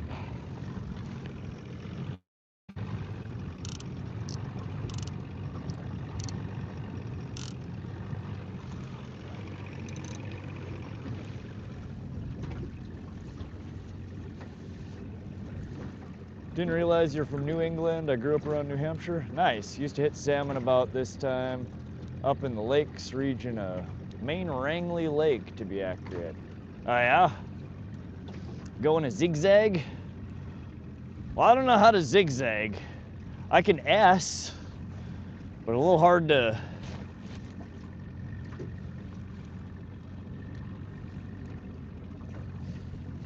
To be perfectly honest, when weather conditions get like this, we go where the wind blows us and we try and keep the nose pointed in a general direction. There's all sorts of squirreliness that happens. We're in a 16-foot flat bottom john trolling with an outboard jet. So it's like setting a hot iron on a piece of ice and then blowing on it.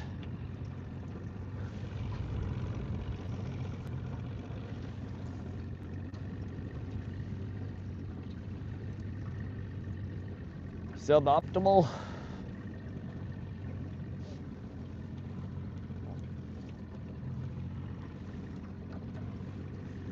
Yeah, we got the wind at our back now. That's pushing us, what are we at? 1.8 miles an hour.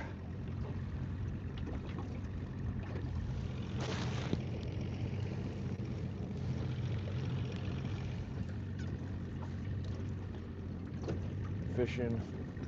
All right. So let's see here. If we want to, oh. Doubled up, doubled up.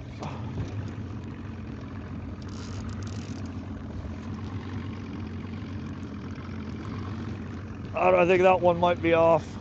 We still got this one. Oh yeah, we still got it. That one looks like it's on there still too. The fries are done. God damn it, I'm trying to mark on the map, but this fucking depth indicator, I can't see where the fucking button is.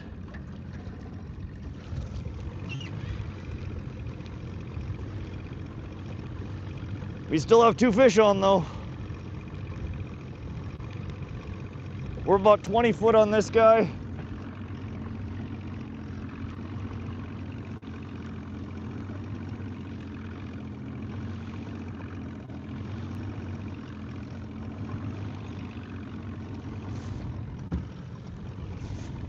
I don't know if this other pole still has something on it. We're trying to get the first one in the net here.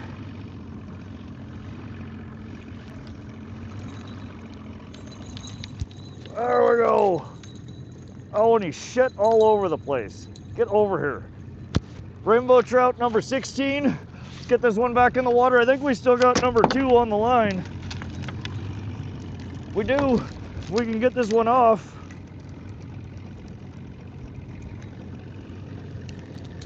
There we go.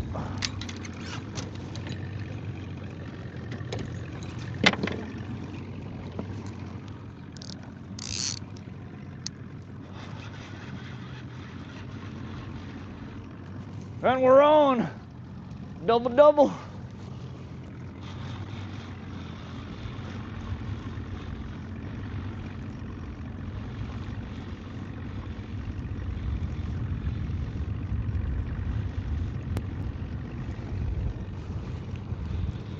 $40 foot, unreal, nice double up.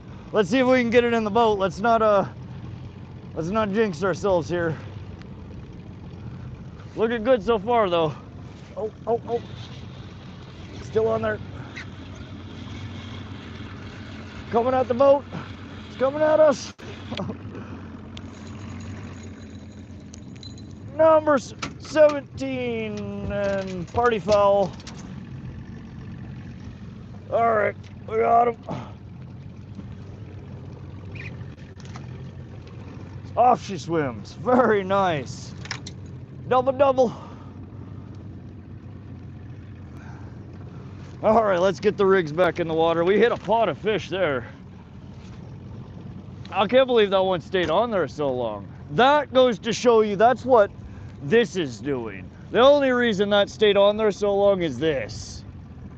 It's a snubber. It's like a big rubber band in your line. We're running our main line with lead core, and it has 0 stretch to it.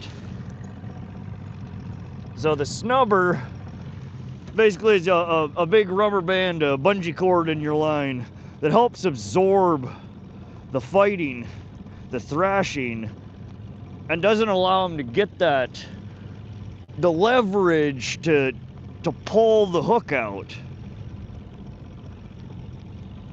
Oh great, now the rain's coming. Heavier rain.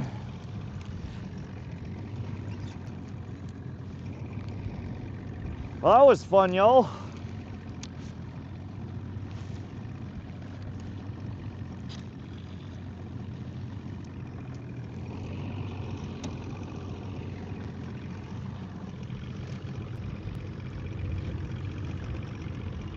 And it's about time to replace the leaded line on here. You can see how unevenly it's letting it out. I've been running this since the tail end of last season on this pole.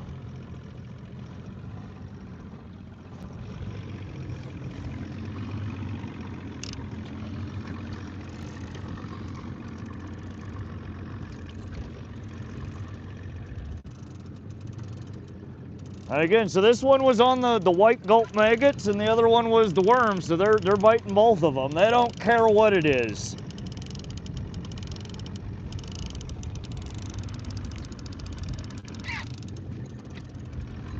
All right, so that's this one. The one on the other pole is very similar to this, but it's white and green chartreuse.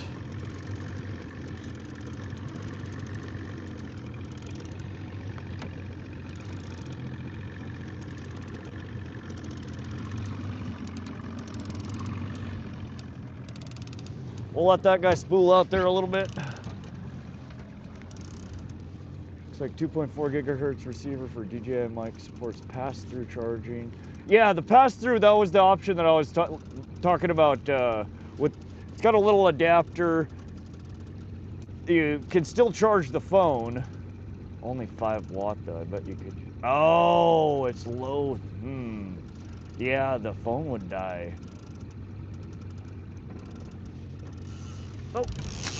Oh, we're on already. Trying to spool out. Looked up. Marking it on the map.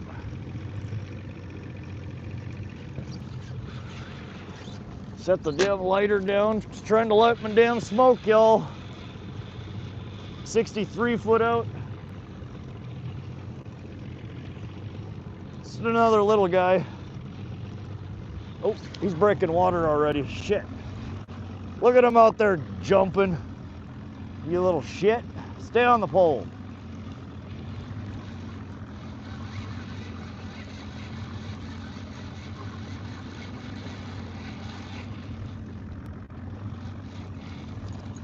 Stay on there.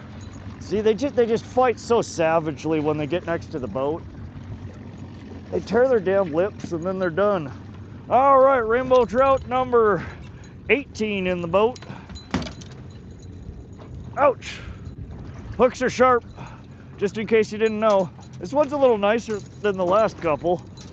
Oh, they're so rowdy. Let's get it out of here before it tears its head off. Spill the damn worms. Little shit. Get out of here.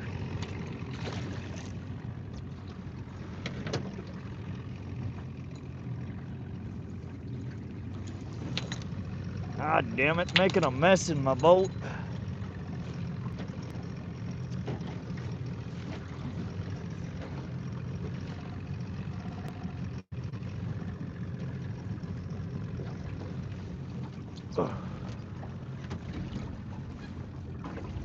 Nice catch, Rod. Thanks, Lee. Checking in. Looks like you've been busy. Wild way to go. And here comes the weather. Yeah, we got the wind. We got a little bit of rain. The bite is on, though. Are you going to keep one to eat? Probably not rainbow unless it's bleeding real bad. If we catch a little eater-sized walleye or kokanee, we might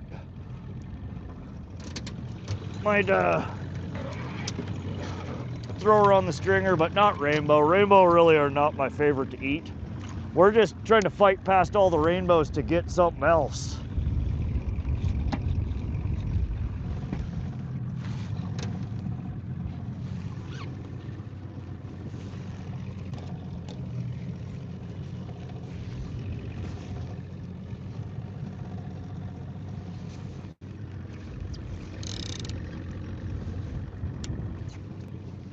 All right.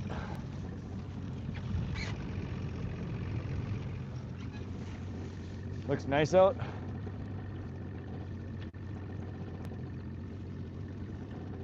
Was I wrong, Rod? I'm 95% sure that second to last one was a salmon. The one that let itself out of the boat. Oh!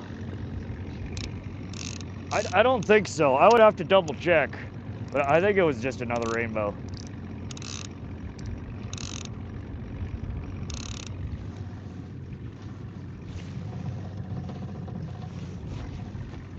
Oh, and for those of you guys that were on the stream here last week, I did review the footage on the GoPro.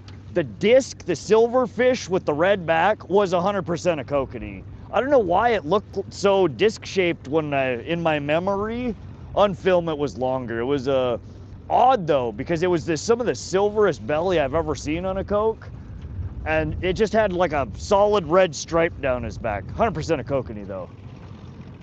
Real weird post spawn, half costume, half dress.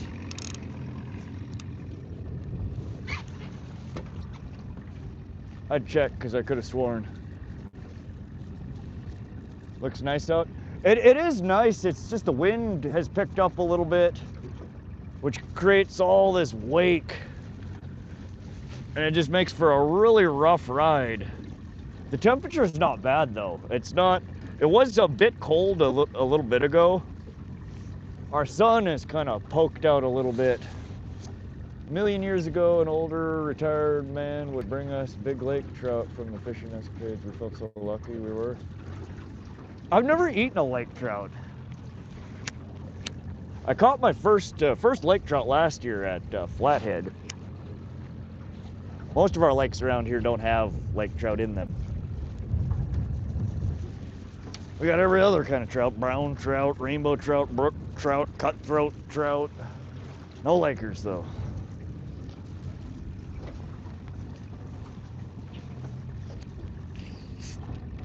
Yeah, I've had mixed reviews from people. Most people will tell you lake trout isn't good, but I think most people also are probably eating bigger ones. I don't know though.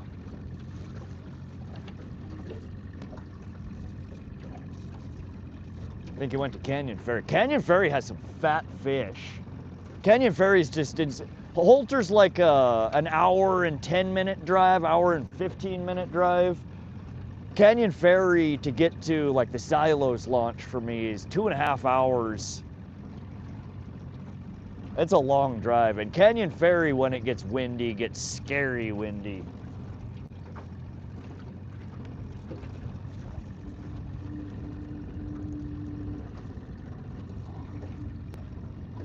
Such a treat. Brown trout aren't the best either. Yeah, see, I've heard brown trout actually can be pretty good. I've never eaten one though. Most of the water bodies around here that you can catch them in, they're catch and release only. Like here, if you're under the age of 14, you can keep one brown trout, and I think the slot is like 15 inches or something like that, under 15 inches. But only if you're, 14-year-old and you can keep one. So it's just, and it's like that in a lot of water bodies. It's just very specific, and oftentimes it's age blocked.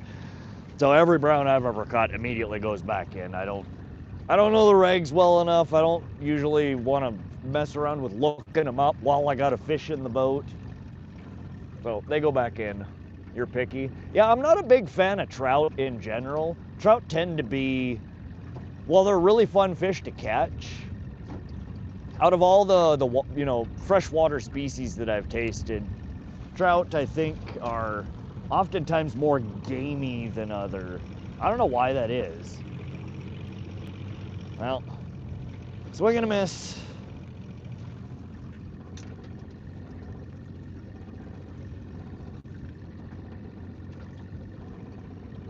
Got a few sketchy spots on Canyon Ferry with the winds. Oh, I bet. Yeah, no, I was doing some reading about Canyon Ferry, looking stuff up while I was planning, because I fished there, I think, 2 or 3 times last year. We took the boat down there. I was seeing pictures of wind boating.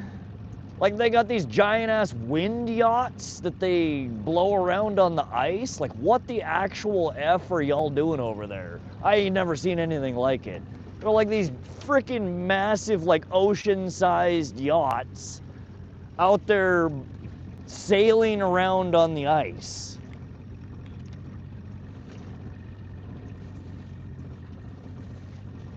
Like, that's some crackhead shit right there. Like, some rich, wealthy crackhead shit. Like, yo, it's windy here. You think we could put our freaking, our sailboat in here? Y'all want to sail? That sound like a good idea? I don't know. That just shows you how crazy the winds are, though. You're gonna fucking push a sailboat around. Flathead's the same way though. That's a destination for surfers. Surfers, like, you know, the world's greatest surfers, that's, you know, on their bucket list. They want to go surf Flathead waves. It's like it's a lake, bro. I never understood that until the first time I pulled up to Flathead and saw the waves. It's like, holy shit, man. It legit looks like you're in the ocean.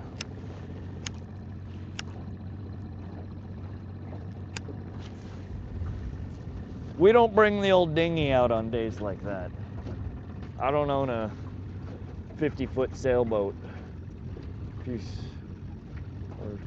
Illegal to release pike after you catch them. No size limit. Yeah, the gun guy, I know pike in certain water bodies here in Montana, I think, are catch and kill. In the entirety of western Montana, walleye are catch and kill. We're trying to banish walleye from all of the western Montana water bodies, which just seems crazy to me, because we spend millions of dollars every year stocking them in other parts of the state.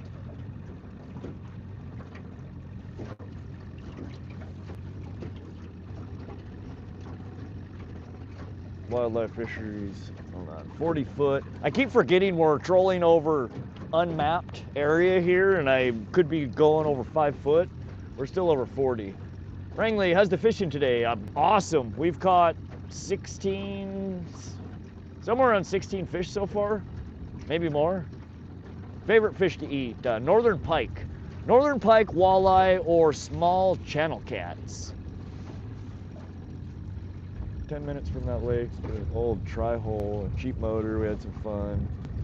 Truly enjoyed renting those pontoon boats for a few secret parties. Oh heck yeah, that does sound fun. No, that's a water body. I wish I knew somebody who was a local there that had a boat that I could just go out and fish it with them and they could show me a few spots. That's the same thing with like Tiber Reservoir and, you know, Fort Peck. They're just so big that me running around exploring at, you know, less than 2 miles an hour, trolling around looking, like it takes me an eternity to find anything. Oh my God, the weather just turned so nice right now. That sun is like poking through.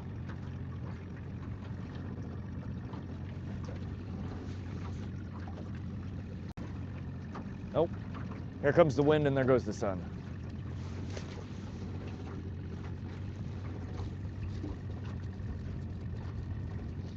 $242 likes, let's go. We're almost at 250. Hope you guys are enjoying the stream today. I think we're getting some revenge on the trout at least. We still haven't managed to find any other species. We got 5 more minutes. We're gonna swap one of these rigs up.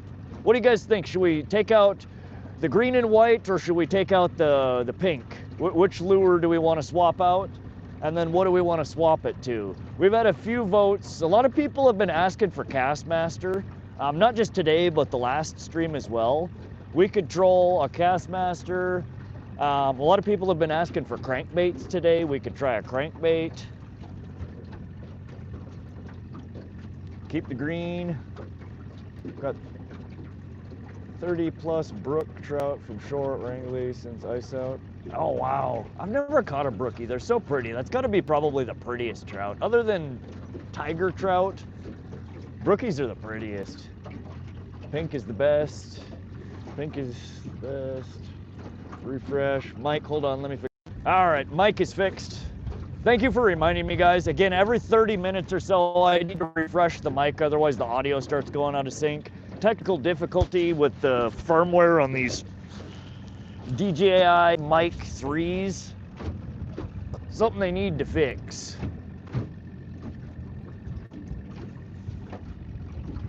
Swap it with something that might bring in a different species. That's what I'm thinking, Lee. I have these, let me bust out the box. Let's look at a couple of crankbaits. I had bought these originally for walleye fishing. Well, we got a couple of different boxes here.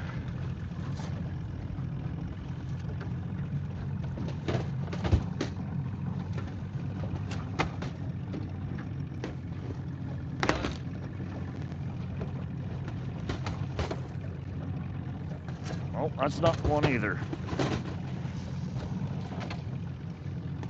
What the shit? Too many boxes in here. I need a bigger boat. I just need a bigger boat, y'all.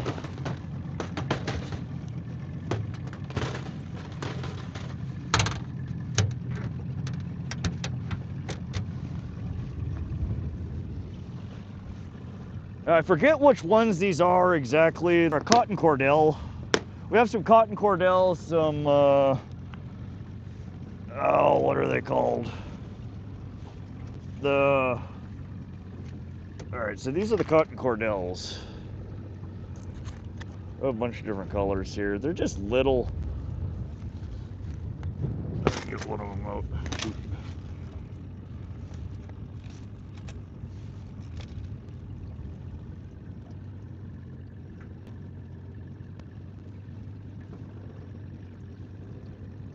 Cotton cordell doesn't print on there what they are. Troll for blues, I'll be fishing. But we have a bunch of different colors of that same lure.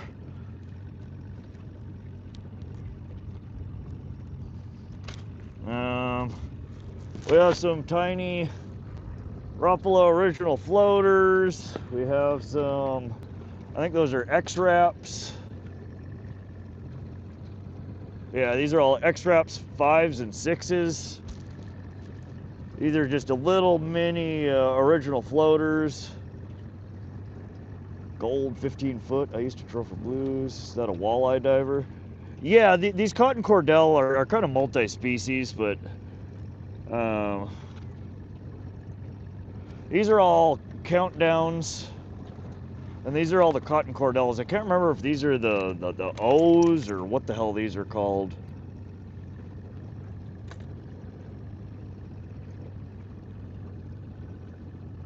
Another box. We do have some bigger stuff as well, which we could run. These are all brand new that I have not yet run. We have some. Oh, these would be a good one. Bombers, the 15As. I think these dive down to about 14 foot. I have it in 3 different colors. The pearl white with red eye, silver chartreuse and orange, and then Wonder Bread. Throw something big.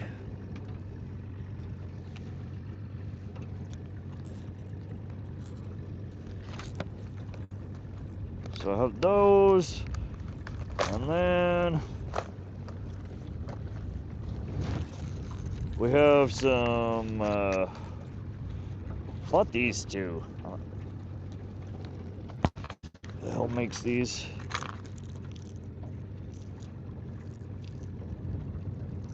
I forget who the hell makes these.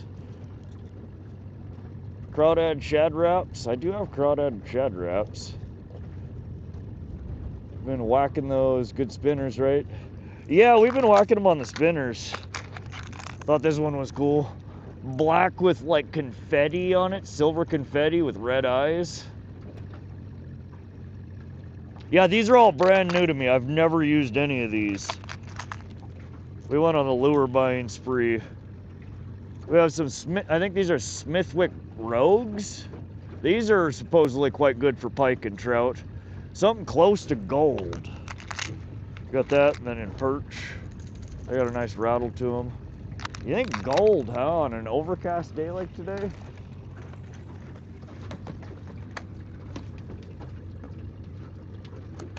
I mean, I have a whole bunch of flicker shads. I have,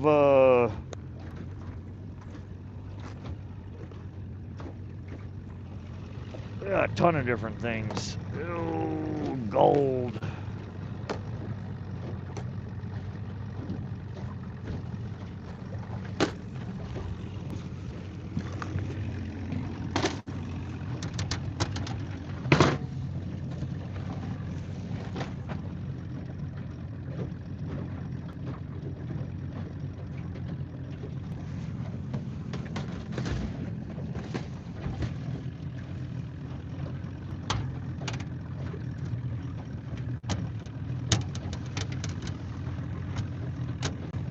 about one of these?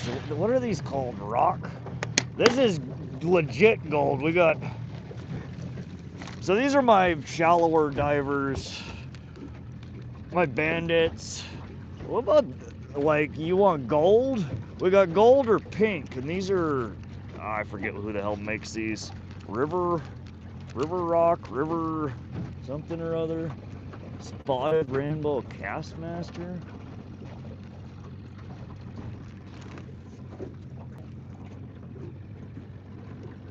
We could bottom bounce with one.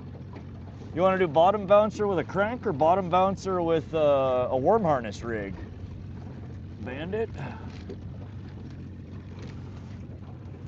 We have a bunch of bandits. Bandit 100s, Bandit 200s, Bandit 300s. This one's Berkeley Dredger. This one honestly would probably not. In fact, let's run this one. I have not run this one yet here.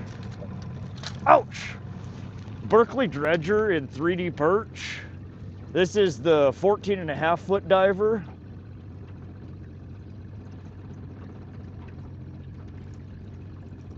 Let's run this one just for a little bit. The bigger one, I used a 25.5-foot diver, and the pike, it's one of my best pike lures at Fishkin. This one's the same style, but a smaller one. I've never run, this one's brand new. It's never seen the water. Bottom bounce a crank. Oop. Man, that's sharp. We've already marked it. We've made an offering in blood.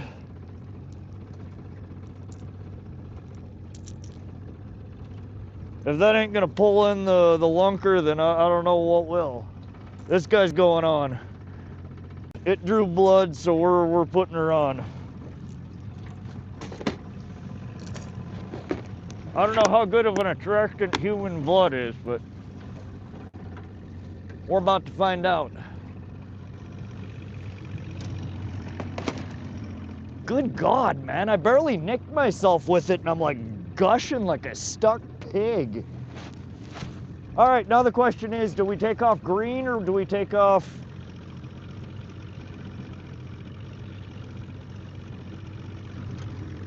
pink?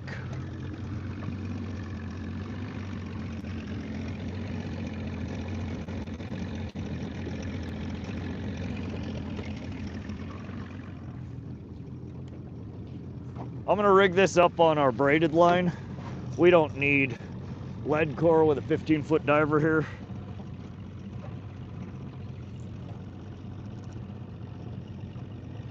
Jesus Christ. Pink, take off the pink, all right. Do you guys want the new bait in view, or do you want the one that's been catching all the fish? Our worm harness rig.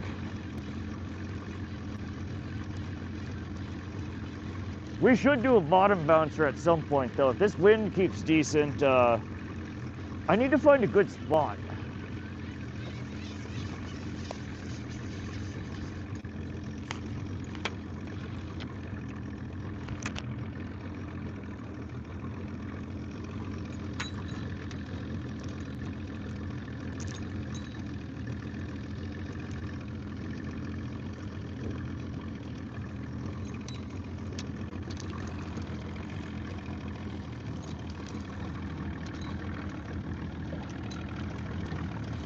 Oh, fish out!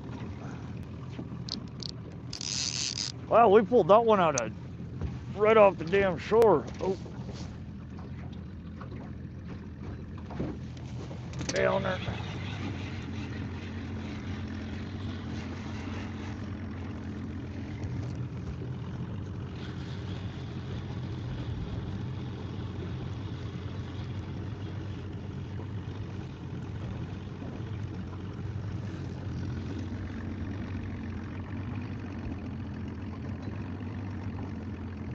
Come on.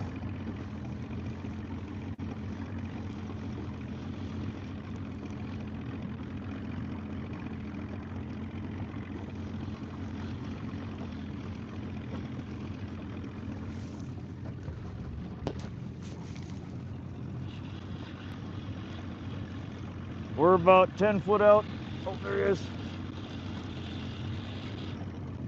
Is that a salmon? Oh, we might have our first Coke. No. Oh, you saw the net. Doesn't like the net. No, it's another rainbow. Very shiny rainbow, but a rainbow. Landed. That is rainbow number, I don't know what rainbow that is. Keep slamming them off that rock ledge. This is, we caught the other one right up from here, you're right. I didn't realize we were back in the same spot again. All right, there he is. What is that, number 18? Very pretty. Right in the corner of the mouth. Let's get her on out of here.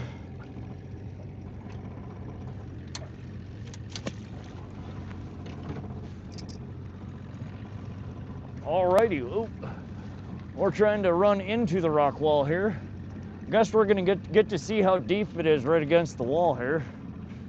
Lord. All right, let's get, I'm assuming you guys want to see the new lure.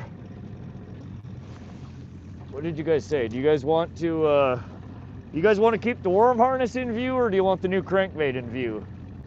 That number is up for debate according to me. Cute fish. Yeah, they're really pretty, the little rainbows. And it seems like this time of the year, when the water is still cold, the colors are so much more vibrant than during the warmer winter months. Or warmer winter months, there you go. Words of wisdom from Rod. During the warmer winter months. During the warmer summer months, they seem to lose a lot of their, I don't know, maybe I'm making shit up here. It always seems like when I catch rainbow during warmer weather that their colors aren't as vibrant.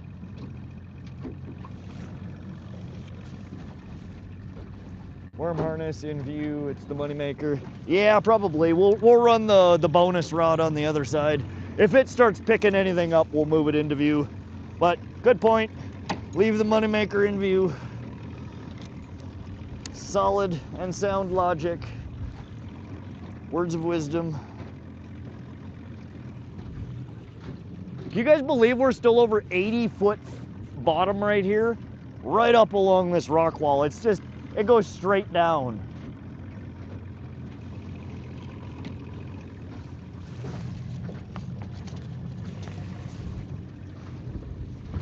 All right, we're gonna put one bloody crank, the Berkeley Dredger, 14.5-foot diver.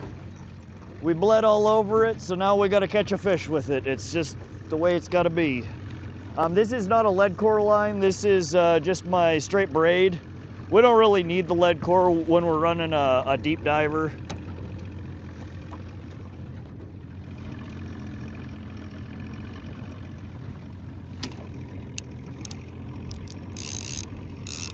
All right, we're out 2.5 colors on this one. That'll get us down to about 12 foot, 15 foot. We're gonna let this other one out probably, I don't know. We'll start it at 60 foot.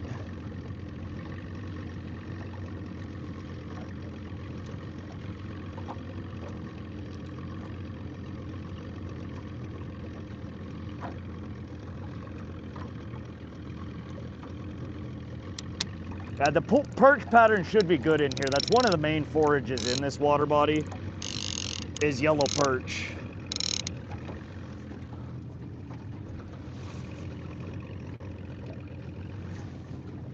Alrighty. What's up, Survival Empire? Welcome back. Don't fix something that ain't broke. Good point. Worm harness, moneymaker, new bad boy, new CB, new crankbait, crank that hog. Tough to say it's working. There's gonna be some walleye near the bottom. There should be. Let me get slightly shallower again, or closer to the bank here. Again, I'm mapping a completely new area. I have never been over here. The moment that we entered no man's land, as I referred to it, like within seconds we got blew up. And we've been pretty much on the fish ever since. They're not hitting like crazy, but what have we caught? Probably 5-6 fish since we got to this corner here. We made one little loop down and back up, and we caught fish the entire loop.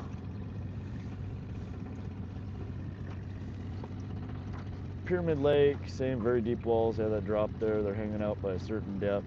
Just going big circles there. Okay, pause the track. Those fish have turned on you, so you'll be busy for a while. Yellow perch are delicious. They are, they don't get very big around here. At least I've never caught a big one. I think the biggest perch I've ever caught was like maybe 10 inches. Most of them are like, 7 to 9 inches. Itty bitty little things.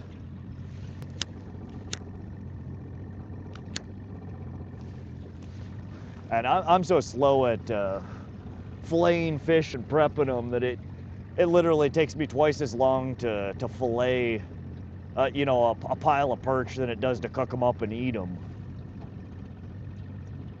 And when I gotta input more effort than I get back out of it, it ain't for me.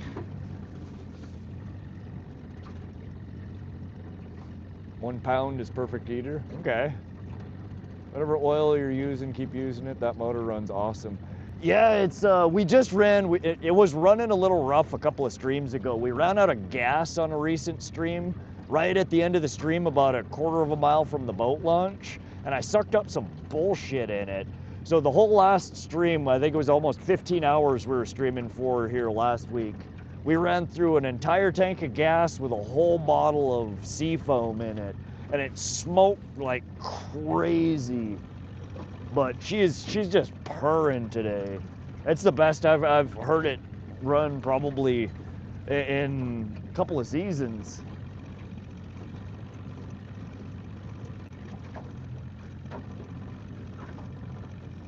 She still smokes a little bit, but it's a 45-year-old motor, or well, a little over 40.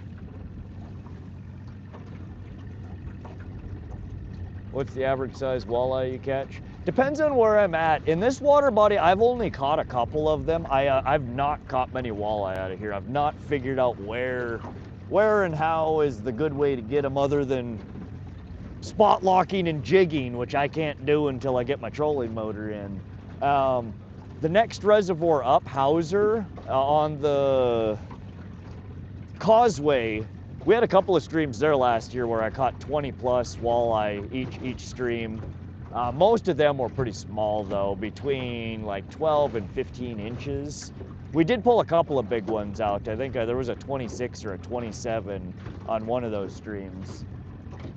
So it just depends on where you're at. I know Tiber Reservoir, which is north of where I live, is producing some of the biggest walleye bags in walleye tournament history. Last year, I think the top 3 bags there were, all 3 of them beat any other walleye tournament record in the history of walleye tournaments. Like, they're just producing big bags. I think it's for a 10 fish bag, they were all over 120 pounds. So a 12-pound average, 15-pound average, and like, I mean, just like absurd averages. Like a bag full of almost state record size fish. So it just depends on where you're at. Here, this water body produces the state record. It was 17 pounds. So there are big ones in here. But from what I understand, this walleye fishery it's been struggling the past few years. It hasn't been producing as many. And in fact, just a couple of years ago, they changed the slot size and limit here to try and help the walleye fishery here recover. But I think the ones that are pulled out of here are a fairly decent size, anywhere from like 14 to 16 to 18. I mean, good eater size. The slot size here, I think you could keep, what is it? 5 under,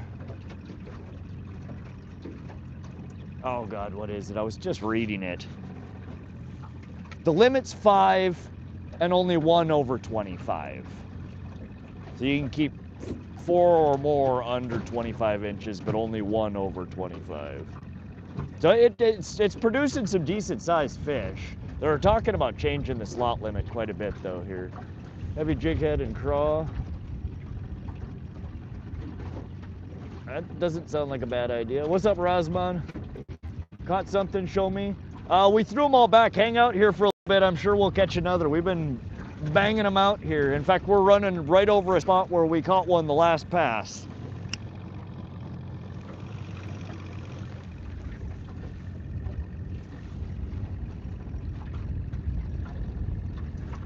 Just hopped on. What's the setup you got today? Mitchell Willie, we're running another lake trail. If you were here for last week's Holter stream, we were running our worm harness rigs. I retied all of them with different hooks. I switched to the Gamakatsu drop shot hooks. I extended the leaders from 8 inches to 22 inches, and I also put a short, soft snubber after the lake troll. And we've had much better landing ratio. So that's what we're running over here is the double wedding ring or the bridal rig, but in white and green. That one seems to be producing real well. Tipped with night crawlers. On the other pole, we just swapped out, we just put a Berkeley Dredger 3D perch design in a 14.5-foot diver.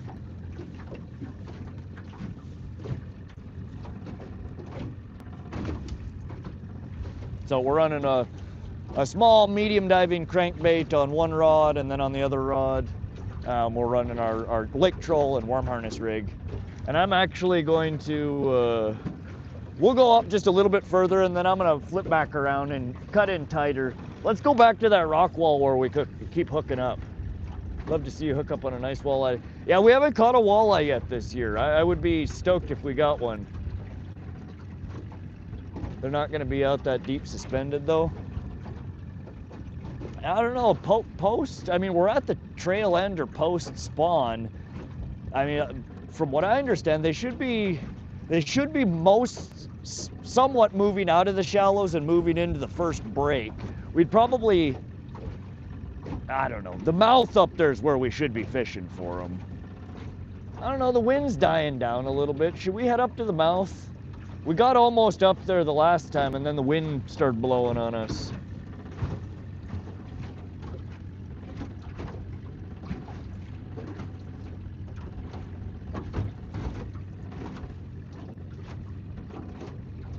Got a walleye salmon fishing in May. Yeah, from what I understand, the spawn should be almost finished here. Water temperatures are coming up. We're at, you know, almost 60 degrees at the surface.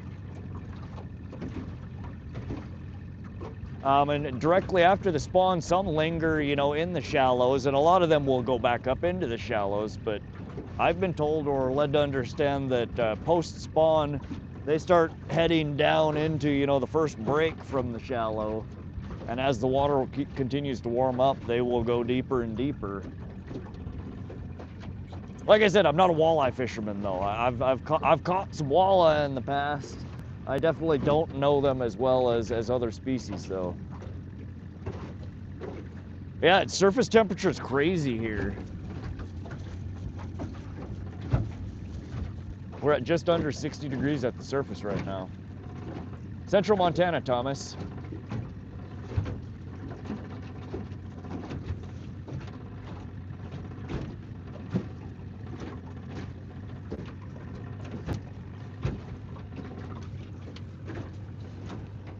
Oh shit, yeah, we passed 257 legs, let's go. Maybe we'll make it to 300 today. We've been having a good day. We've caught a bunch of fish. It is a wonderful day out here. It keeps spitting rain on us, but it hasn't gotten like cold bad. The waves, the wind has gotten a little sketch, but not like real bad. And the whole time the fish have been biting though, so that distracts me from everything that would make me otherwise miserable when I'm out here fishing.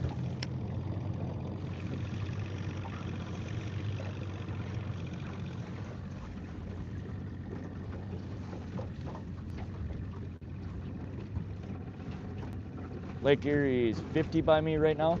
A week ago when we were here, it was 51 at the surface when we launched the boat. We ended the day at almost 58.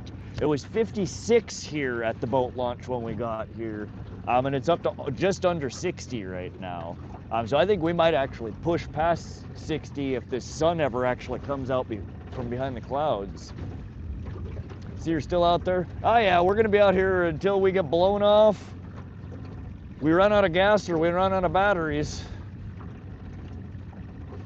We're out here for another marathon stream in central Montana, trying desperately to catch anything but a rainbow trout. The wind is kind of hit and miss. We get a little bit of calm and then it comes back to this again. As you can see, as soon as we come around from that corner there, the wind is blowing this direction. We have a headwind and it's blowing across the long length of the water body, which is called the fetch. And even a low level of wind over a long span of water creates big rolling waves. And that's what's smacking us from the side right now is these frickin' rollers.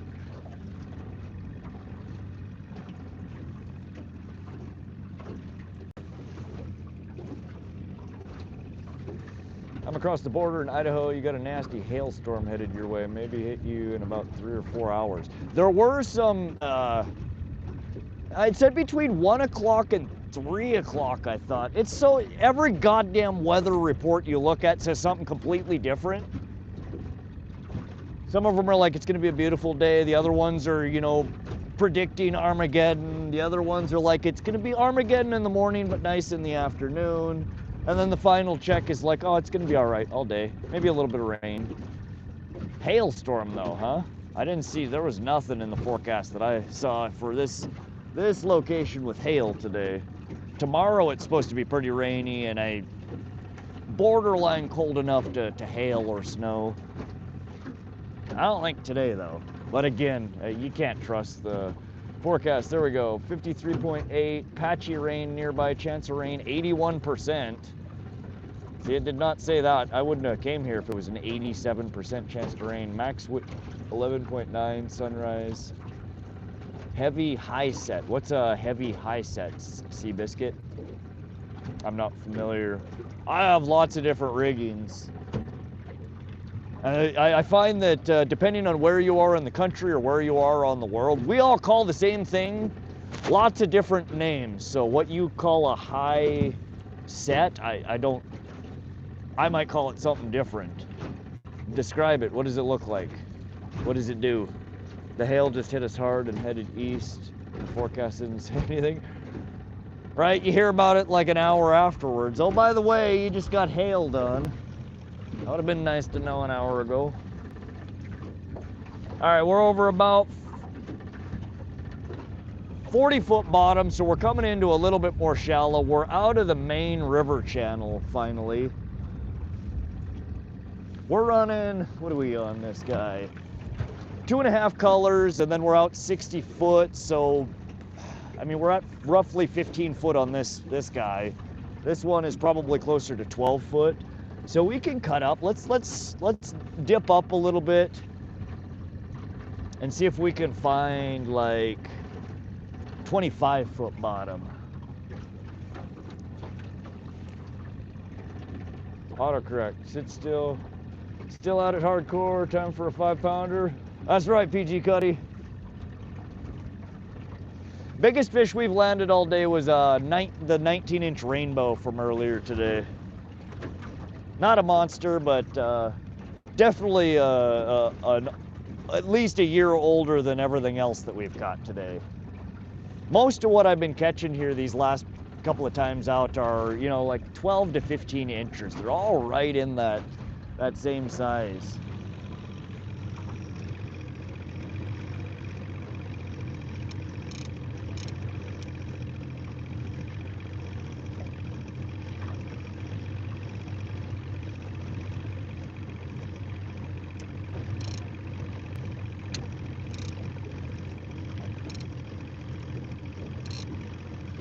All right. Good fish at 20 foot, so we should be smacking that one right in the face. This damn glare is still really hard to see the screen. Any goldfish? Any Thai fighting fish? No, we don't have Thai fighting fish or goldfish in here. A few different kinds of trout, rainbow, brook trout, brown trout, northern pike, walleye, yellow perch, mountain whitefish. There's a variety of different fish in here, but no goldfish. 18 is a good day, 19 is good fish. Yeah, still trying to, we've caught, I think, one trout over 20 inches so far this year. It's been a slow year. Caught a bunch of trout, but nothing sizable yet. We haven't caught anything big yet. We're still trying.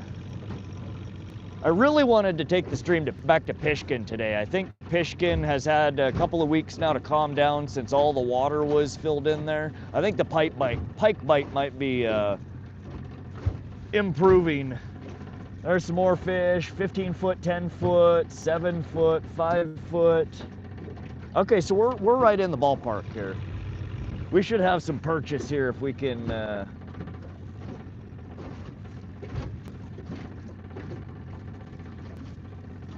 we can run these in front of the fish. Keep close to the boat ramp. Rod, just looked, my weather channel app shows rain hit southern part of Holter first, but quite a bit of rain all over it for the next few hours. Really? Damn it. Let me look at my forecast here real quick.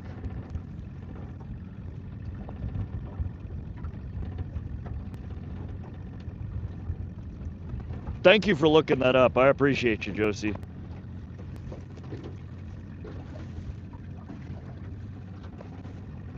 Are we smacking bottom there? I think we might be. Are we deeper than I thought? Let me bring us to 60.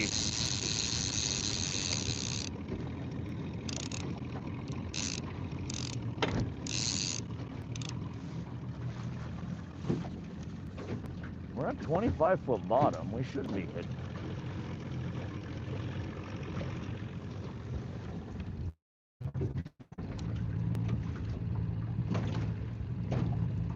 Nope, no catfish in here either, Thomas. Liam, welcome back. Welcome back, dog tags.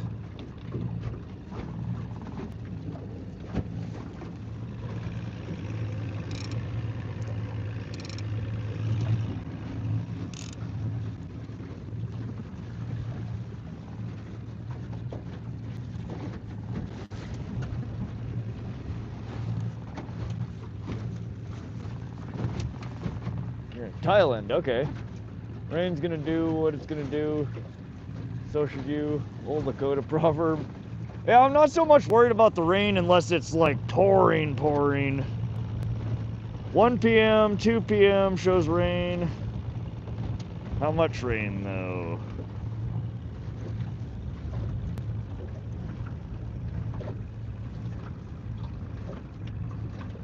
The highest chance is at noon, which is half an hour ago. 0.05 for the day, so it's not very much.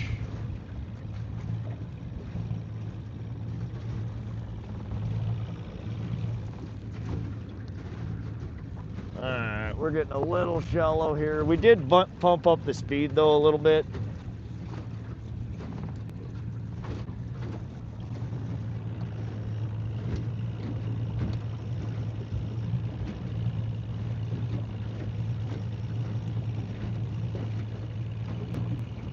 More so what I'm worried about is the wind, which also does show that it's supposed to pick up quite a bit. Shit. From the west.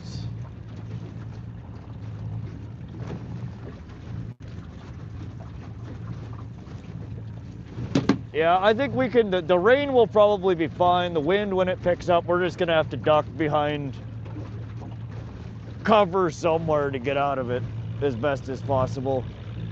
There's enough high cliff walls here and enough bends that I think we can probably find a section where we're mostly sheltered from the wind. Oh, there we go. A little bit faster bite seems to have Her faster speed seems to have got him to bite. Fish on, fish on! This is off of our green and white worm harness, our bridal rig. We're 30 foot out. Oh, did we lose it? I think we just lost it. Shoot! Another little annoying trout. Just came off. Dang it. We lost one of our worms.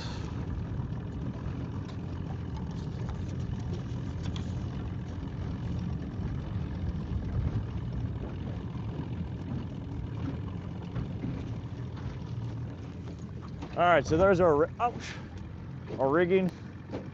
Call it a bridal ring, a wedding ring, a worm harness, lots of different names, spinners. Depending on where you're from and what you're using it to fish for, people call it lots of different things.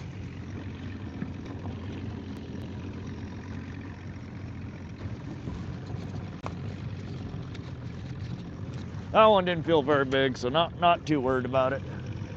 That was interesting though. We picked up our speed and got bit almost immediately. We'll let that spool out. Asian Bliss with the sunshine. I appreciate the support. Welcome to the stream, Asian. Just planted a second batch of potatoes. Heck yeah. Got to take off, man. All right, Mitchell. Thanks for stopping through. We'll see you on the next one, man. Wish you good luck.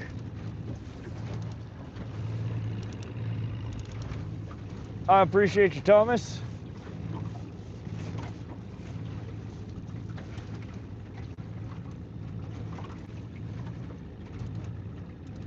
Coming with ramen work. I don't know. I've seen people do it. Dog tags and tackle, 7 months in the rod squad. Let's go. And we're just spooling out here. We're at 50 foot. We're gonna let that, you see how it lets line out and then it comes back, lets line out and comes back? It makes the lure down there do erratic shit. And the fish love it. It's pretty common that you'll get bites when you're spooling line like this. They just come out of nowhere and slam it. We're over a bunch of fish here. Our 75 foot, 2.5 colors.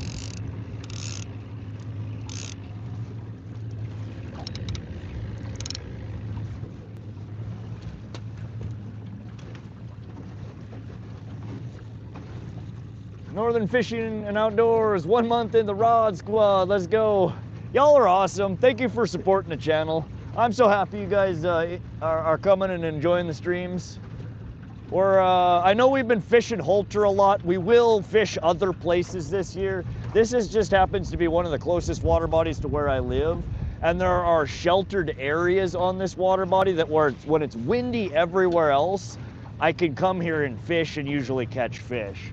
So I would prefer some more variety in places to fish, and we will get to other places. This is just a spot that we will fish often when nowhere else is a good option. Home from work now. How's the day been? What's the catch count? I think we're up to 18 or 19 fish so far. We've been doing pretty good. We've lost the last couple of them. We're still not having great landing ratio, but it's much better than it was before.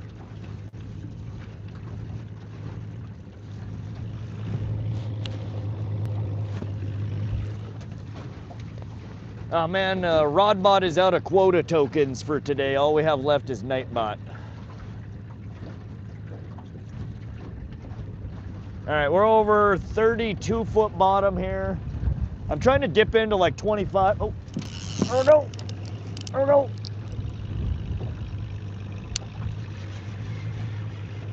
All right, another little trout. The wind is kicking my butt here. Trying to mark the fish. Stay on there, stay on there. And again, when you see me reeling fast like that, it's because I'm feeling slack in the line or the fish is changing direction, and it's simply me trying to Oh, out of the water. Oh, he just came off. Goddamn acrobatic little shits. That was a pretty little one. He was jumpy. That's 2 in a row we've lost on this, but we are still getting bit.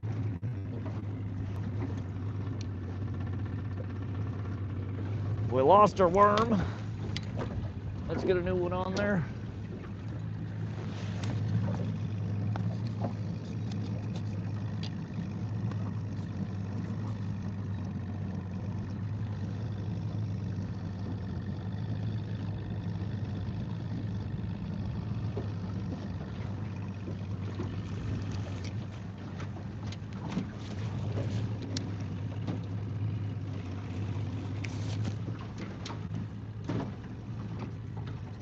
Fish on, fish off. We're speed releasing today.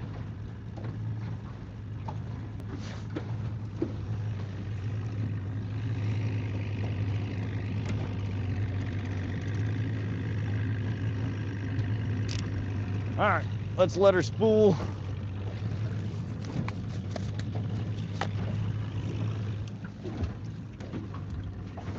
All right, let me fix my mic. All right, mic should be back in sync. We just lost the 900th fish of the day. If you're just tuning in, we are demonstrating today what not to do when you're trying to catch fish. Pay attention, don't do anything that I'm doing, and you'll be golden. You'll be all right. Just got my DJI mic today. Tell you what, it's gonna be a game changer. They're really nice, Ryan Hahn.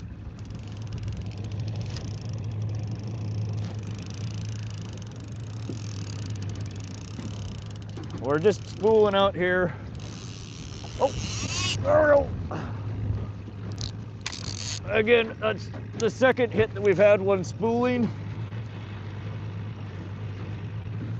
Let me slow us down slightly. We're about 60 foot out. See if we can maybe get this one in the boat. Maybe. Super duper pretty please. All right, I'm gonna turn slightly into it.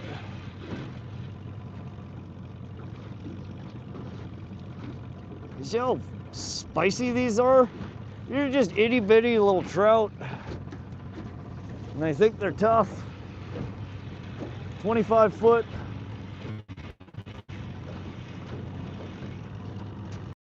Oof.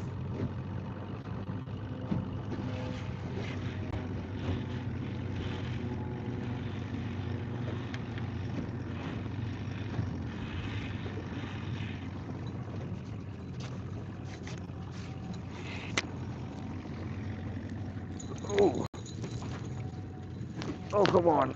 Ugh. All right. Both hooks, good hook set. Another probably, I don't know, this one's a little smaller, maybe 14 inches, 13 inches. Very pretty. That is, I believe, rainbow trout catch number 19, maybe? Oh, come on. Damn it.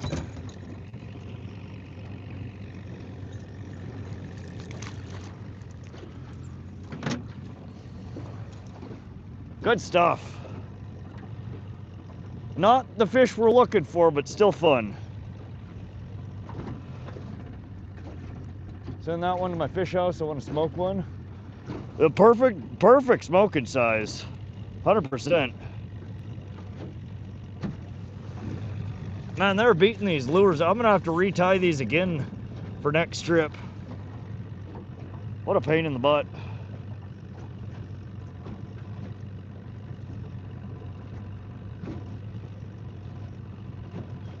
They are really liking this color today, though.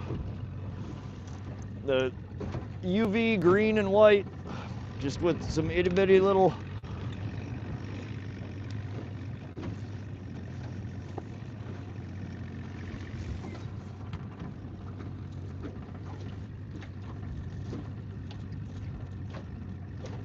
Did have to get a splitter for my phone to charge and use the mic. Okay, Ryan. Yeah, see, I just Bluetooth connect mine, and that's where the audio drift is coming from my stream. The DJI Mic 2s didn't do it. The DJI Mic 3 does, and I don't know why. All right, so we're gonna do exactly what we just did. I just let it out to 30 foot, and we're gonna let it spool out the rest of the way. I'm gonna bump our speed back up. Yes, it is the same lake as last week. Everywhere else was really, really windy today, unfortunately. So we're back for round 2 here, looking for redemption. We've already caught, what are we at? Was that number 19?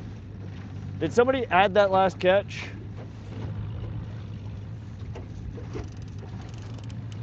All right, that's just spooling.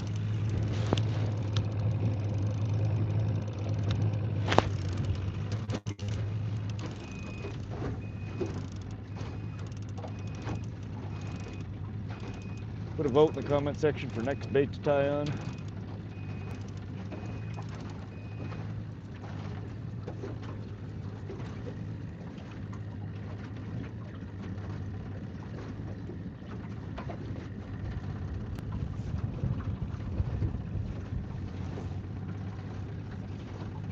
Smoked rainbow trout is good. It's oftentimes a little on the strong side. A lot of people love it though. I'm a little picky when it comes to fish. I like fish, but I don't like a real strong fishy flavor. A lot of people love trout, and trout makes wonderful smoked fish, especially those smaller ones like that.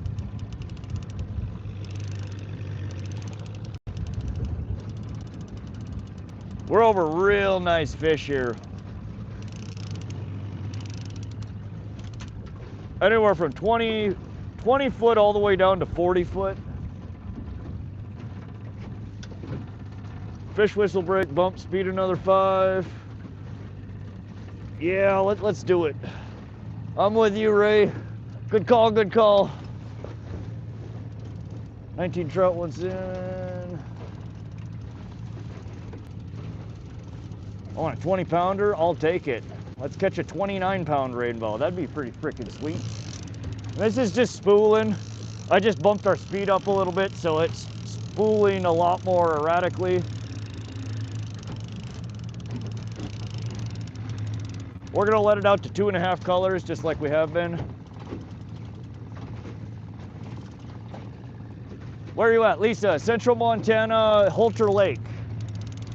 We're fishing for rainbow trout, brown trout, kokanee, salmon, walleye, yellow perch, northern pike.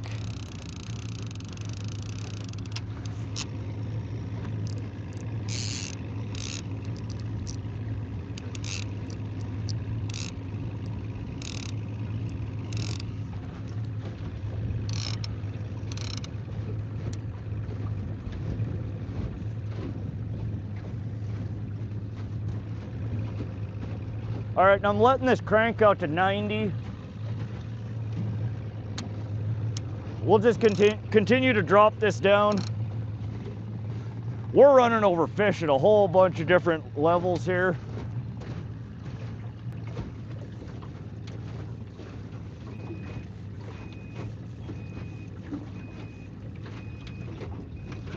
Yeah, there's you can't use game fish here for bait. You can't use live bait here for bait.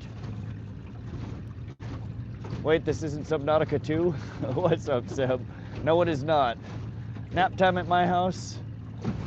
Is that against the law for just trout? No, in central Montana in general, live bait is not allowed, except for a couple of specific water bodies. It's disallowed completely other than worms.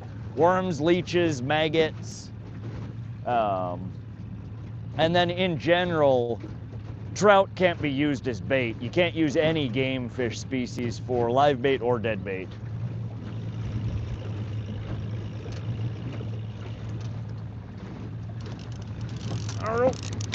Fish on. That one was at 2 miles an hour. We're over about 45 foot bottom. I'm gonna bump our speed down a little here and hopefully we can get this one in the boat. I don't feel it anymore. They've been doing this to me though. I set the damn reel down and it's still there. I don't know if he's just a tiny one, if he's swimming at the boat, or if we actually lost it. Let's bring it in and check. At the least, we probably need to put another worm on there. He might still be there though. They've tricked me a few times today. It doesn't feel like it though. Nope.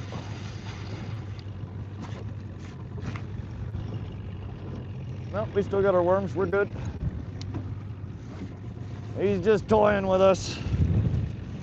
Oh, here comes the wind.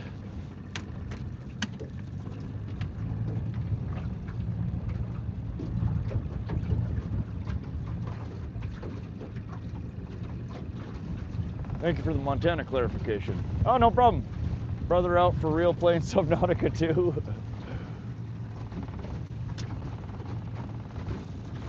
Thank you, Josie. You're one of the few ones that remembers that command. Sea Angel, welcome to the stream. What's up, Judy Henderson?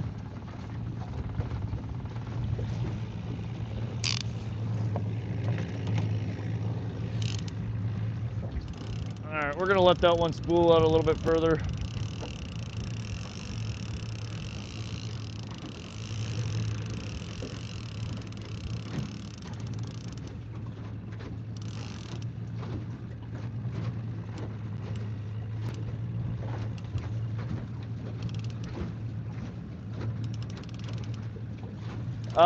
Dilly to chili. We had one 19-inch rainbow that was probably right around 3 pounds, maybe a little bit bigger.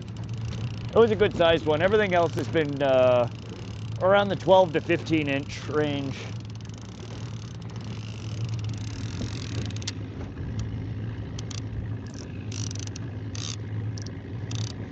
All right, we're at about 100 foot on it right now.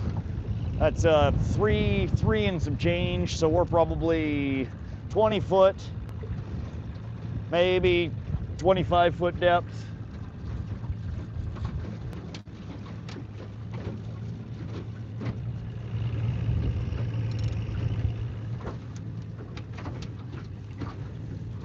Don't let out too many colors. If you had followed everyone's advice, you would have caught 70-11 pike-eye brown salmon by now. 100% Anon. That is absolutely correct.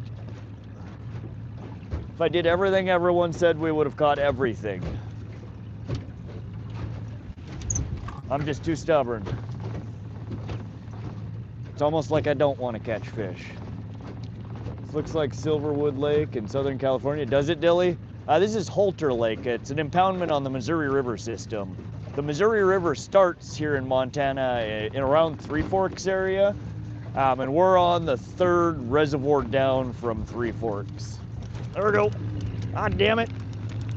Pick up my fucking soda. You better still be there, you son of a... All right, he's still there.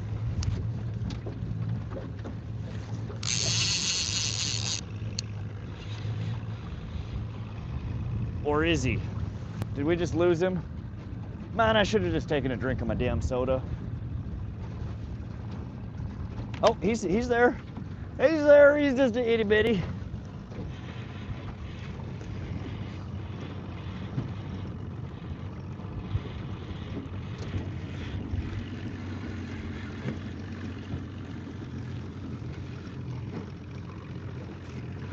Oh, don't tangle the other line.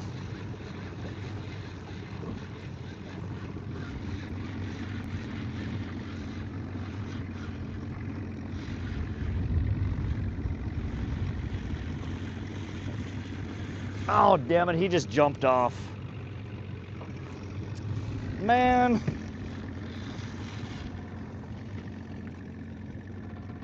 And he tangled our shit. Good job, buddy. These little freaking trout are kind of annoying.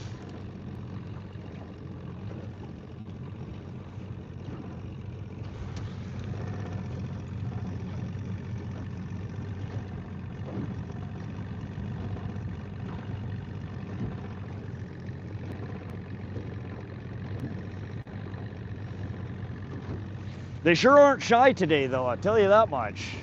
They are hungry. And they're liking the faster troll too. When I smoked, it was at least fish whistle. That's what we're missing. I said we were going to take a break for the fish whistle, and we did not blow the fish whistle. That is why we are not putting them in the boat. Let's fix that immediately. Big fish 10 foot, medium fish 20 foot, big fish 30 foot. So they're here. Let's give them a quick call. Was the flood any bottom structure? Does Montana provide maps of lakes? Whoa! Oh, come on! See, we're trying to spool here, and it bit it. There's very little resistance when it's spooling out, so they don't get a good hook set.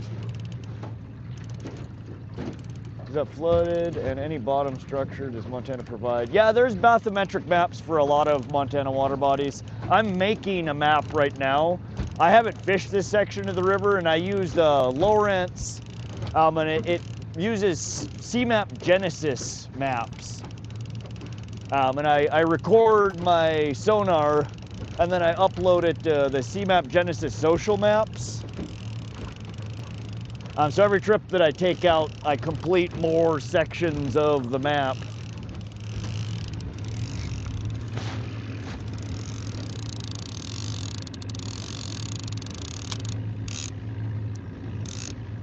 All right, we'll try that one more time. What are you catching on?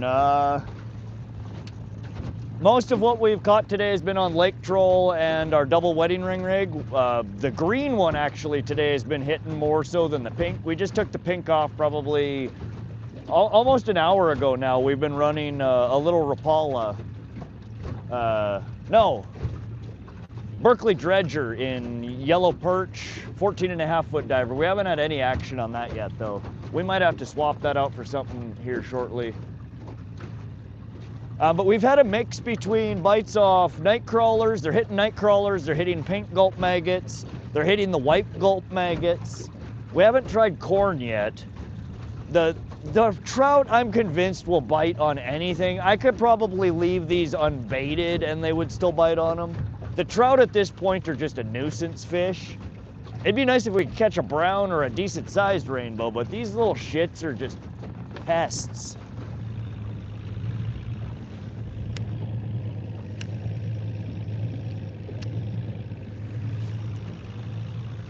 We're moving to a new section of the river here.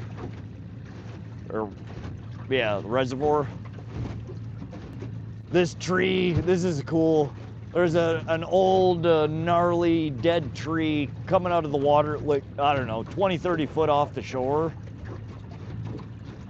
And it's just like an old, lost, dead soul. I love it. I'm gonna try panning around here so you guys can see.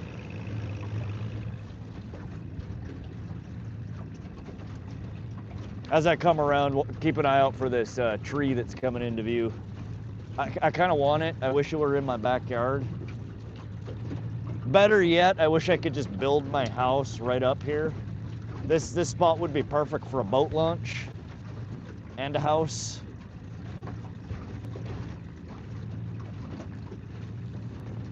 I'm pretty sure I could catch walleye off my porch, right? Whoa! He's still up? No. Oh, he's there. Oh! All right. All right.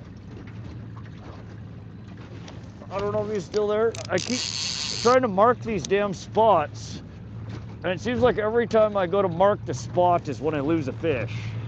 I can't tell if this one's still there or not. We're gonna bring it in and check. Overpopulation with trout, stunt growth. It could very well. They stock the shit out of trout in here.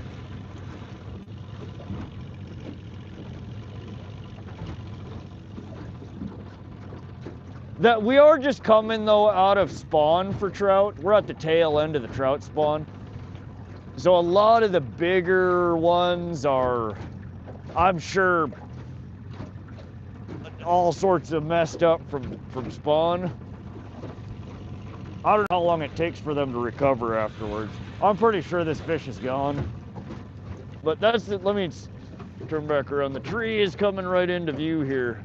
There it is, that scraggly old. I like it.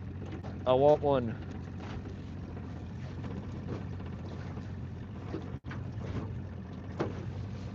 All right, let's bring this one in and fix the worm. And we gotta start thinking about what else to try on the other rod.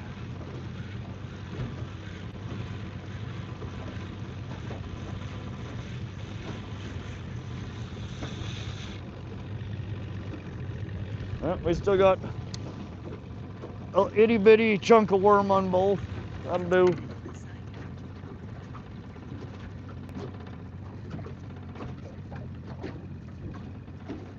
Randy Koch says, you're more of a snab than you look. What the actual F is a snab, Randy? I'm unfamiliar with the lingo. I don't know if that's an insult or it sounds like an insult. I'm not gonna take it personally though. If you think I'm a snab, then whatever that means, whatever.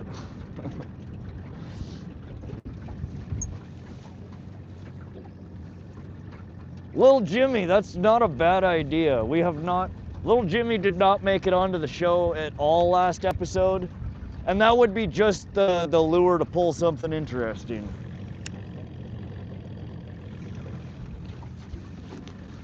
Little Jimmy on a little snap weight. I'm a snob. Why do you say I'm a snob? Now I am offended. I'm a snob. It's better than sitting staring at the rod in UK all the big pike come from. Trout stock lake. Oh yeah? Now we have some good, there are really nice pike in here. Where they are, who the fuck knows? I rarely catch them. The few that I've caught have been down in the basin area. Trolling, you know, deep water. They were just suspended chasing other fish around. What's up, Enzo?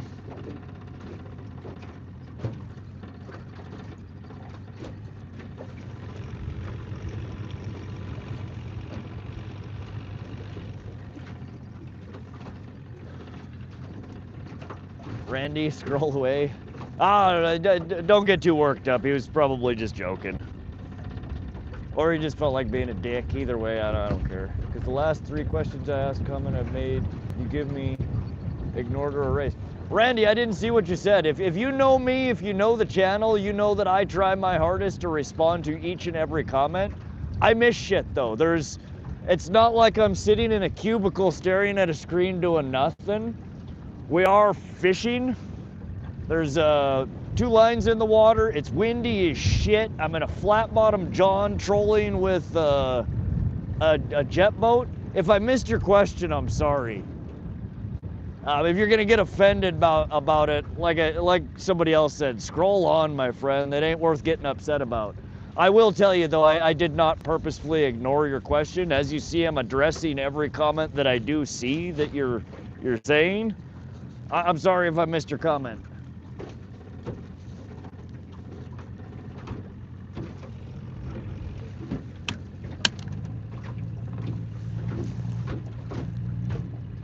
Not everyone will have their questions answered. I try really hard to, but this shit scrolls fast sometimes. And every time I go to scroll back up and try and see if I did miss something, I end up getting lost in chat. It's all good, I'm glad.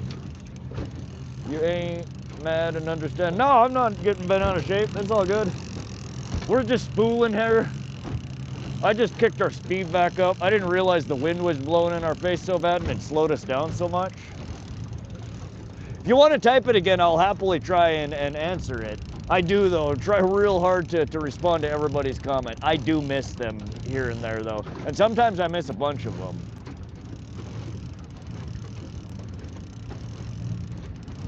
I'm not from America. What the hell is a trout? You don't have trout? I'm pretty sure trout exist outside of America. They're of the same, not the same, closely related to salmon, I think. I'm pretty sure. We'll show you one. Hang out here for a little bit. I'm bound to get one of these damn bites in the boat here eventually.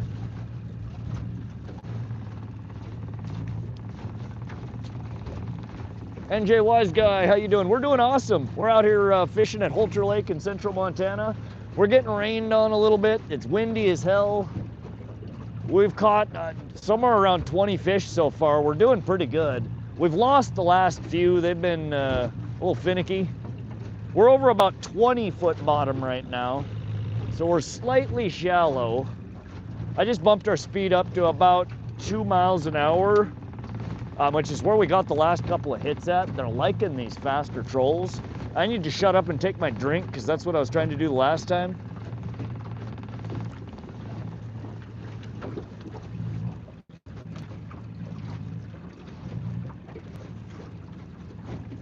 Here's your tree again. Yeah. And there's like a whole, out of all the trees around here, it's basically all evergreen. Right up from that dead tree, you see those are all, I don't know if those are poplar or what, but there's that, like that little valley there is perfect. I want it. It's like the most unique trees around, the cool dead tree. You got a mud wall there that I bet you there's full of walleye over there. Or would be during spawn.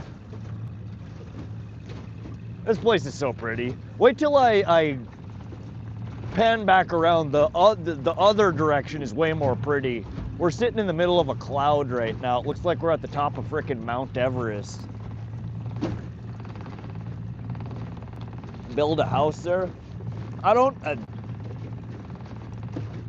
know if this is national forest here or it probably is. You probably can't buy the land here.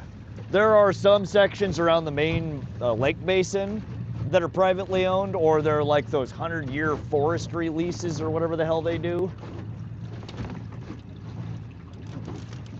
Oh. Swing and a miss. You guys see that?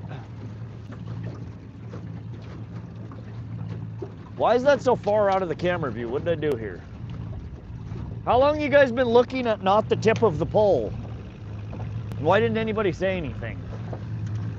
Let me... Does that help? No, that doesn't help. Wrong way.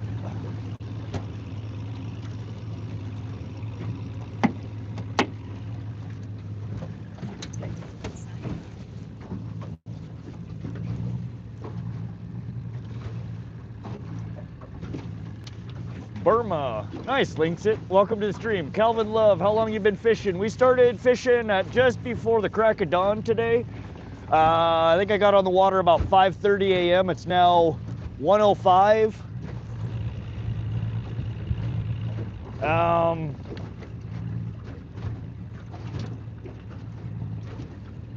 6 hours-ish.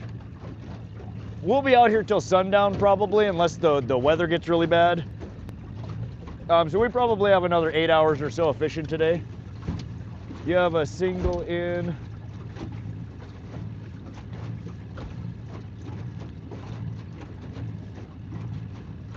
You fish the bighorn. My bros out there in Minnesota sent some nice pics. I never have, Youper.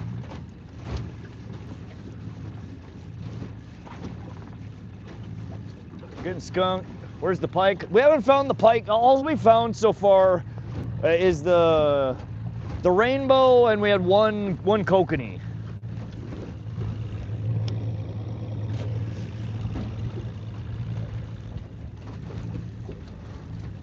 We're in an area though that earlier today people were catching more kokanee, and I suspect, I know last week they were catching pike over here as well. Oh. Oh no.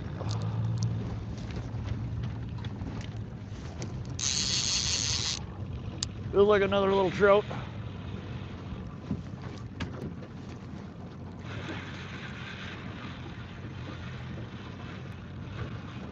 $55-foot. Sorry, I'm skipping past chat here. Holy shit. Double tap the screen. I think you have a bite. Look behind you. Yeah, we just got a bite. Let me see it. We're trying to get it out of the water. These little trout are really peppy. Sometimes they're hard to get in the boat without losing. Oh, yeah, this one's real zesty. He just came off. God damn it. Worm stealing little shits. All right, let's get it baited and back out there. We are struggle bussing.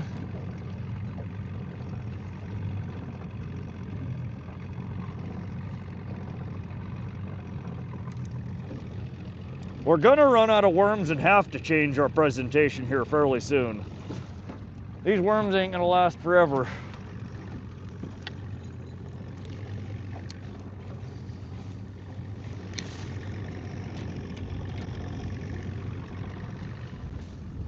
I think that's the third one in a row we've lost. It's beautiful there, isn't it, Rosa?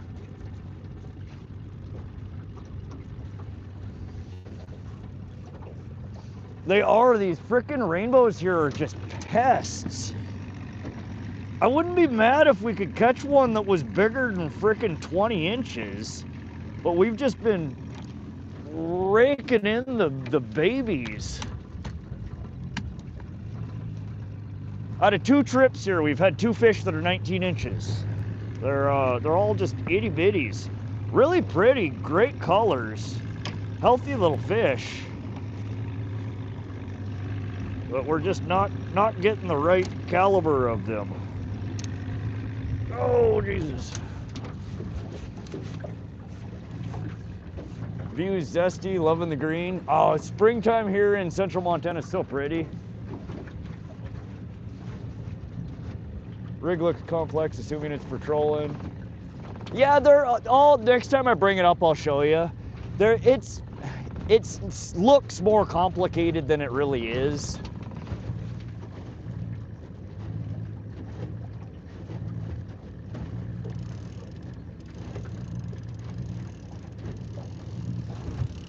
We're just spooling some line.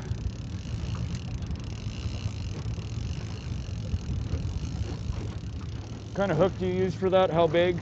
Levi, I just retied these before this trip with Gamakatsu drop shot hooks in 1/0 size. And they're holding the fish way better than the octopus hooks were the last time. These little trout are so squirrely, and we're not really trolling the perfect rig for itty bitty trout. We're more so looking for bigger stuff. So I'm okay with losing these little guys. That's kind of expected. Trolling the heavier gear, the bigger hooks. There are trophy fish in here, so I'm okay with losing some itty bitties. Okay, so there's a bunch of fish on the bottom. Those are walleyes. That's walleye, 100%. 100%.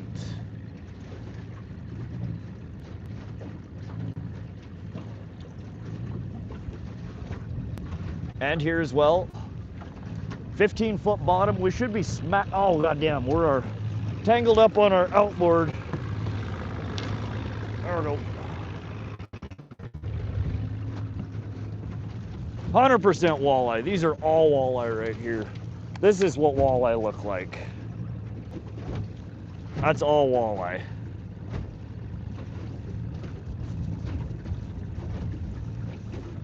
We will run a pattern over this. Yeah, all walleye. Can almost guarantee that's walleye. We've been looking for them all day. Jig and wrap on and jig them? We could. That's not a bad idea. In fact, I have some, what I should try, and I've been meaning to try them. I have some real nice Kit's glass jigs.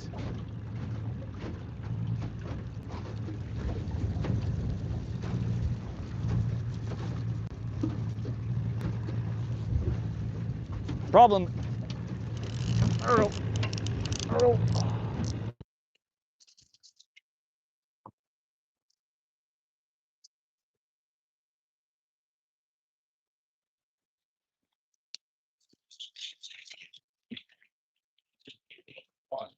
God damn it, put this the wrong way.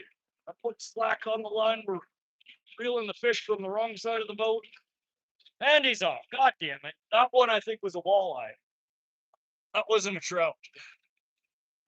Yeah, we just lost our first walleye. Yes, this is 100% bottom bouncer territory. Let me let's rig this back up. We will get it back out in the water. We'll make another couple passes while I rig up bottom bouncer. This is the perfect area.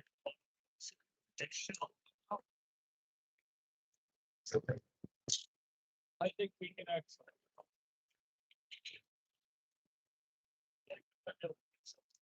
What are we gonna run behind the bottom bouncer?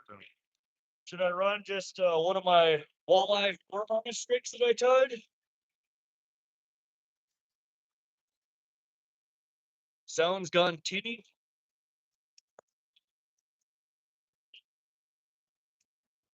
Only do 10 things at once. Hyper rattle, break.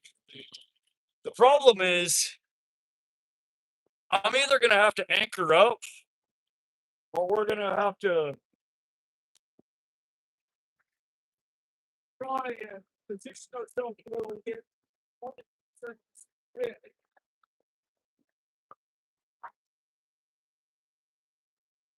Oh my god. Got this goddamn hole. Flying under.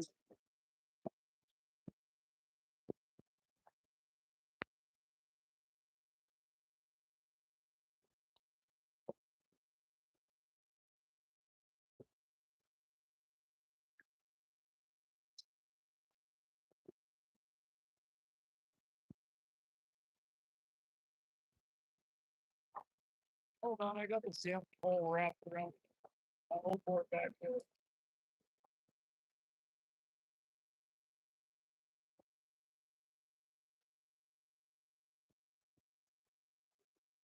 Son of a bitch.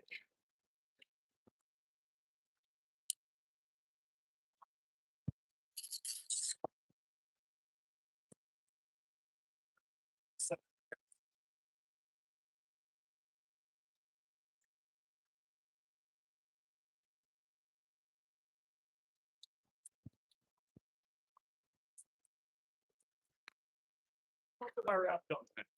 Sorry, y'all. We're having some technical difficulties over here.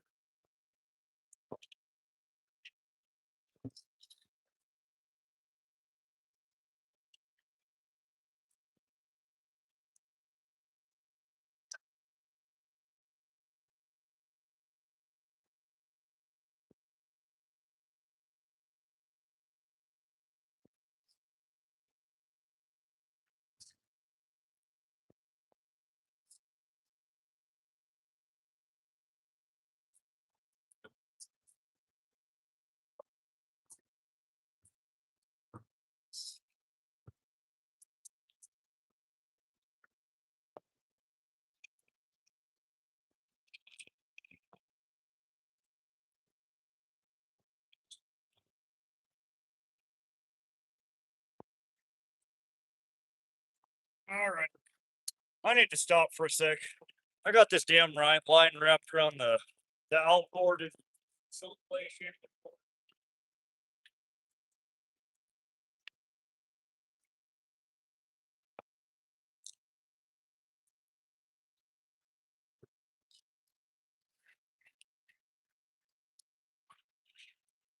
One quick intermission here while I stuck us.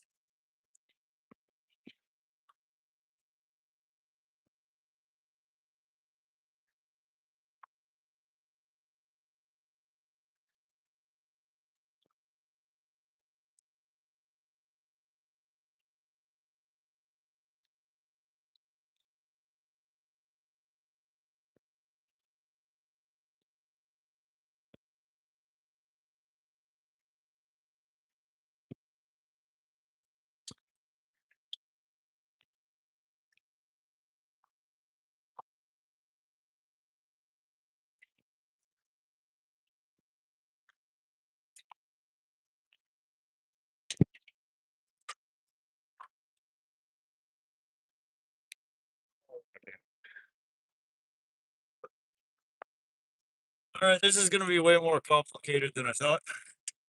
Hold on.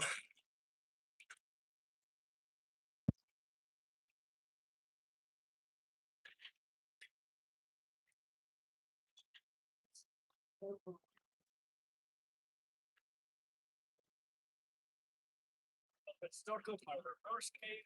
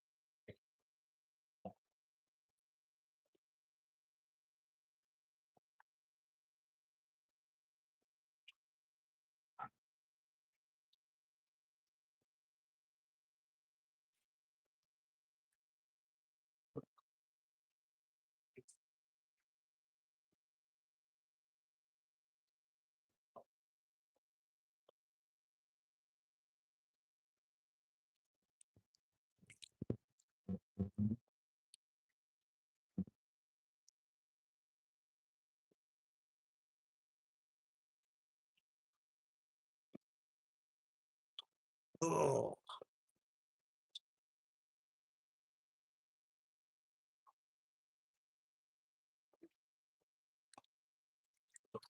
right, let's try this. I'm going to drive in a circle the opposite direction.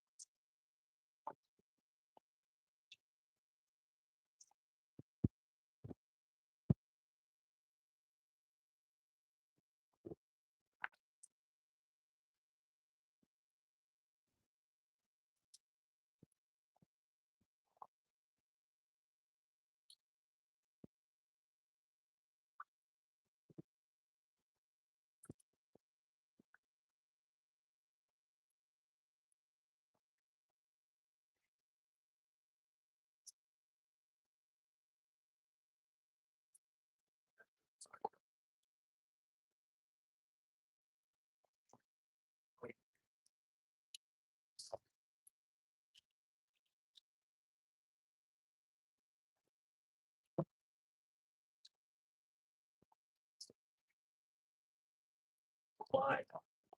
No way.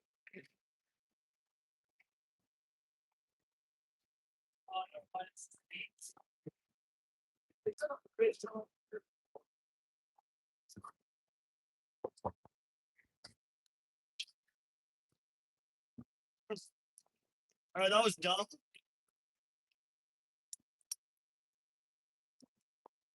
Three years later, we were wrapped around something on the motor. We picked up some weeds. All right, so we were going to throw on a bottom bound screw.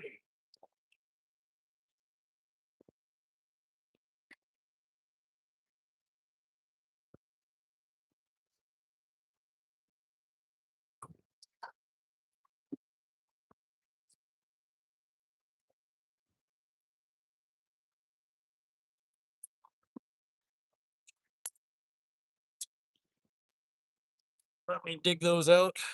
Sorry, guys. I know I've missed a whole bunch of chat. Try raising the motor. I don't have a auto trim. It's a manual trim. That sucker's heavy, especially when the boat's rocking like this. You guys got to remember, I'm in ghetto old boat. Get my bottom box bag up. So they're in 20 foot of water. I think I have an ounce and a half of bottom bound for this. Let's start with that. Yeah, ounce and a half. We'll bring 2 out. I'm gonna set 1 up to begin with. See if we can get anything to bite off of it.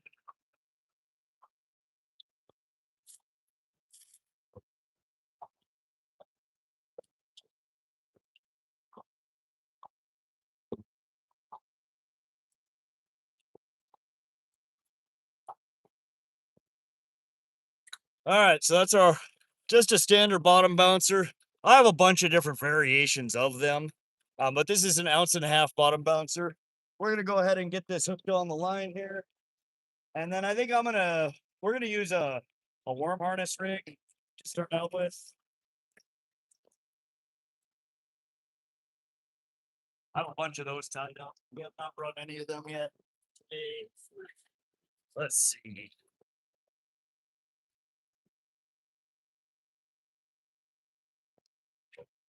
White and green popper. That's on a slow death hook. Or we have pink poppers with a wedding ring. We have silver and gold. That one doesn't have a blade. We can move a blade to it. Back at Super Mad. No meat you want to keep yet, but got a salad. I don't know why. Mic sounds different. Oh, there we go. Oh, my mic died. Let me put on a new mic. Thank you. I appreciate you guys letting me know when the video gets weird. We're just gonna put the old one. This is a charging case. It charges the first one up. We get the second one out.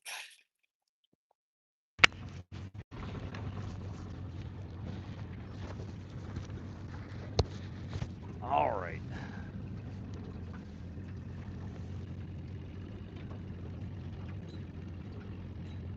Nice bag for bouncers. Oh, thank you. Wonder if the mic died. Yeah, the mic did die. Perch pattern in a worm harness. Let me see. I have a couple other spools of them tied up. Let me see. What do we got? What do we got?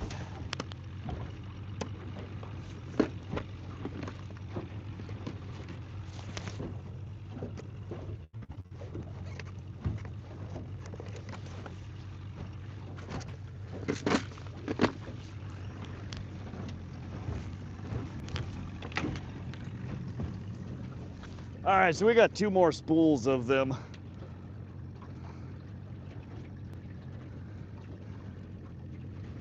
There's an actual walleye popper. That one's got yellow chartreuse.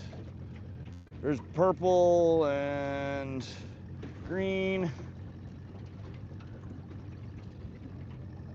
We have some hoochie rigs. Golden green.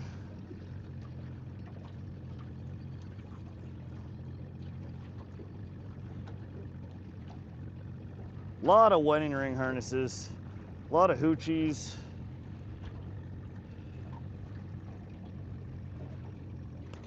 Oh, that is a wee bit shallow there.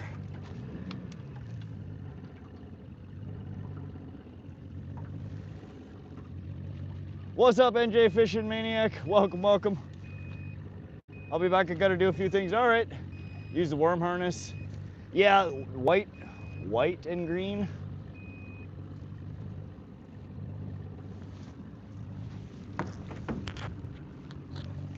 Yeah, I'm thinking this one. That's the one that I tied up, white and green with the gold or brass. This one I tied up for walleye. I think that one should do decent. Let's try it.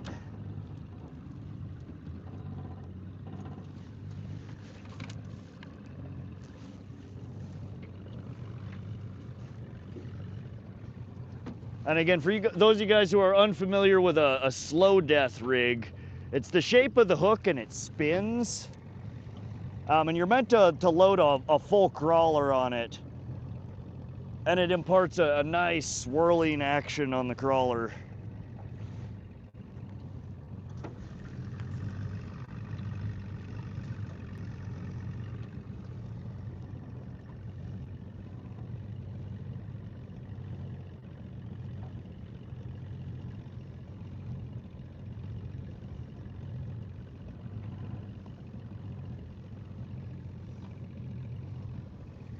All right, so we're just gonna load her on like that, full crawler.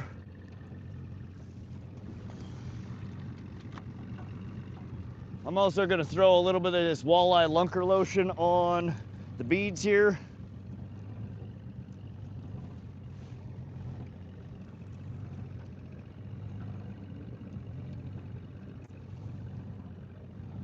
This just smells like anise and garlic, I think.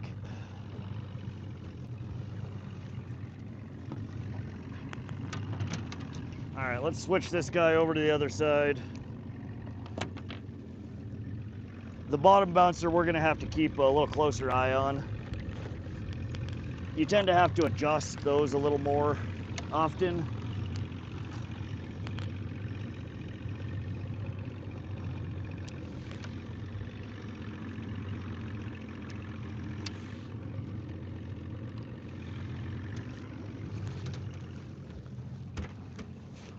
All right, let's go back to where the damn walleye are. Yeah, do that one. Kelso's fishing trip was pure joy. It was worth it. We're in this together. Greg Schmidt set the hook harder. Long snell with crawler. Chartreuse, green with the worm harness. That's good. Overcast days, white and green. Looks good. All right, let's see if we can get a second species in the boat. We got to head back up to where we were marking those. I am also spooling out our worm harness rig on the other side.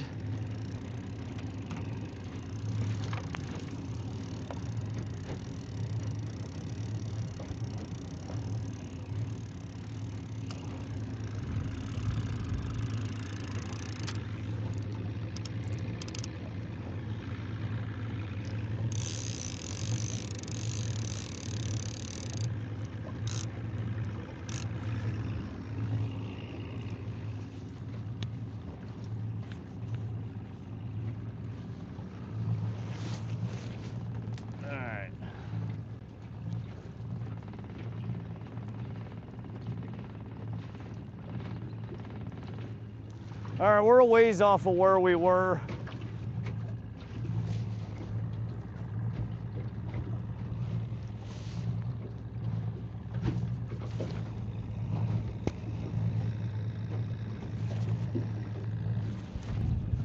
I'm headed back to where we were marking all those fish.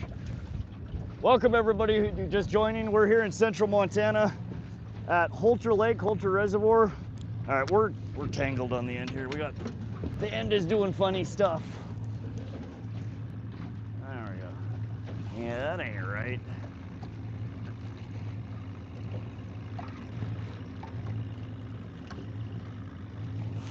Oh, and we spun in a circle. That's awesome.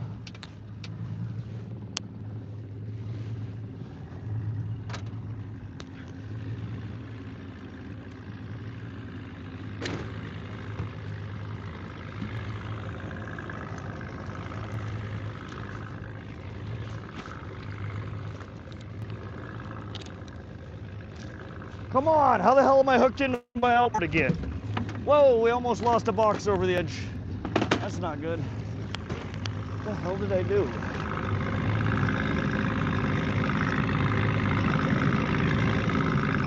God damn it. Now we are having a hell of a time here, you guys.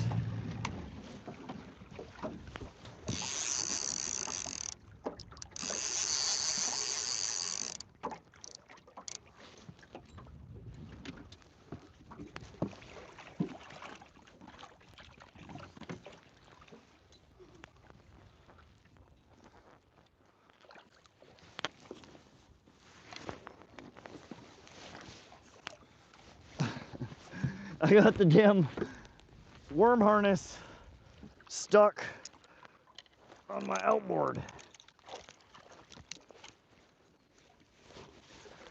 Oh, we are doomed. All right, I got too much shit in the way. Give me a sec.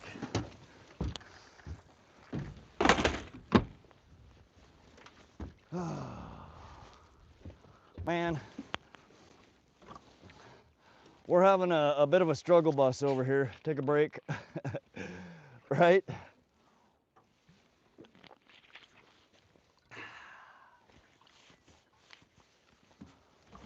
Trying to do too many things at once.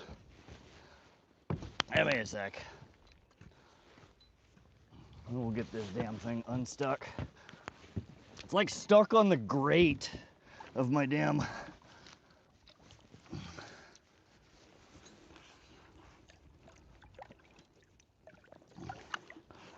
Oh man.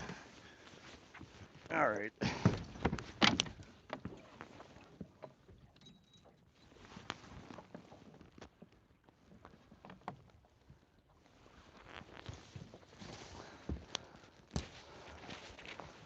I gotta reach my arm down. I don't feel like getting soggy shoulder here, so. Another slight intermission. We have to extract a hook from my jet.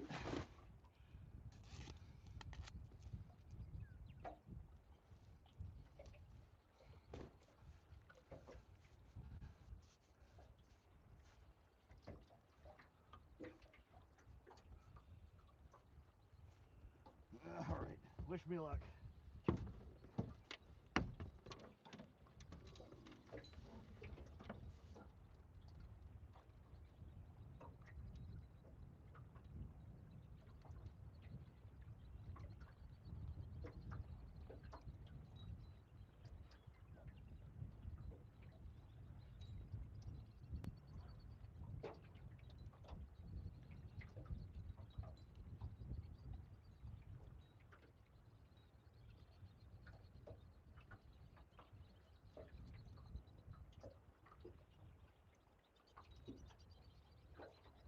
Oh, there we go. Oh, that's cold. Man, that's cold.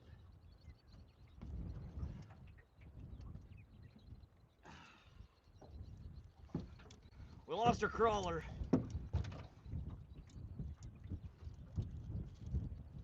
Try that one more time. By the time we get back there, there ain't gonna be no damn walleye left over there. And this is why I just troll.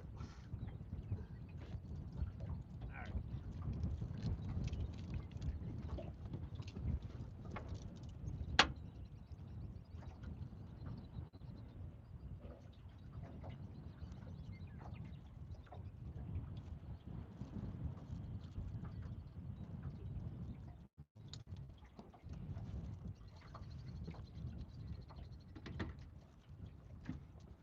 Now let's hope our other line isn't snagged on the bottom.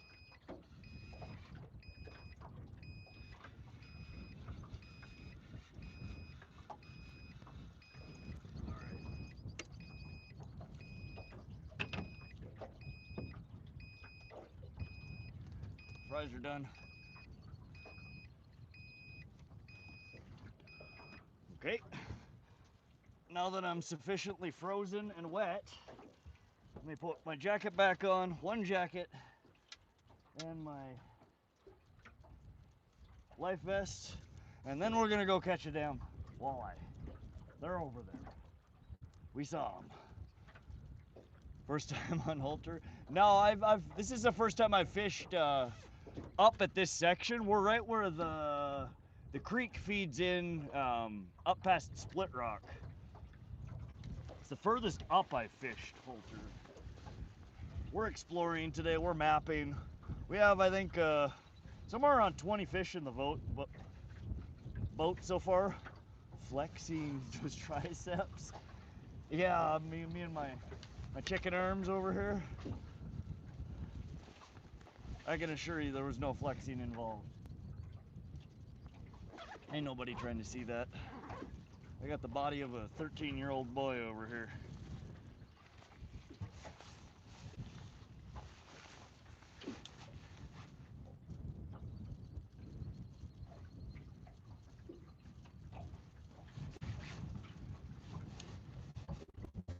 All right.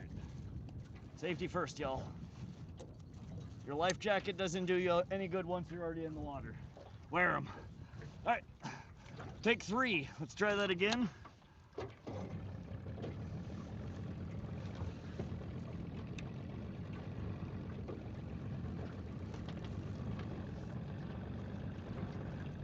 Rod goes to Holter all the time, closest lake. yeah, most of what I fished the last few years has been down in the basin area by the dam. This year we're trying to do more exploring upstream towards Gates of the Mountain. So that's what we're doing here today, is exploring some different areas.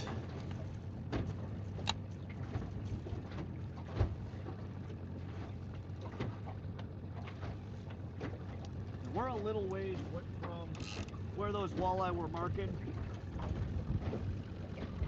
If they can keep us straight here, we will drop this stick. Right.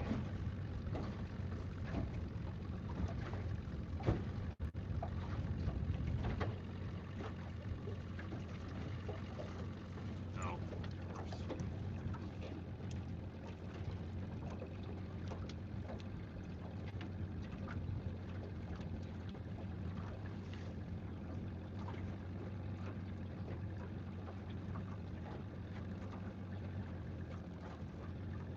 Welcome everybody just joining. We're here in central Montana. This is Holter Lake, Holter Reservoir.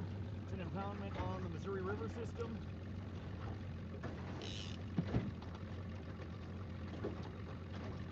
We're here trying to, we just threw on a bottom bouncer here. We're gonna see if we can maybe lure a walleye out.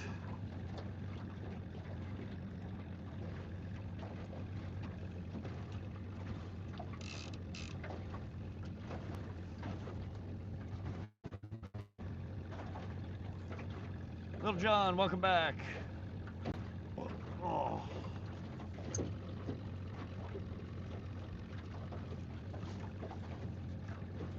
right, we'll try and light this cigarette for like the 9th time now.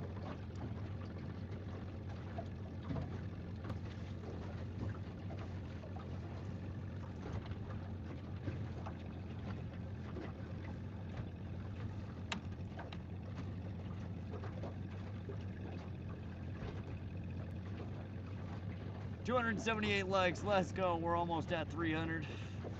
All right, we haven't caught a fish in a few here. We're moving a little bit fast for this bottom bouncer right now. I might have to go with a slightly heavier weight. I don't know how much slower than this I can do.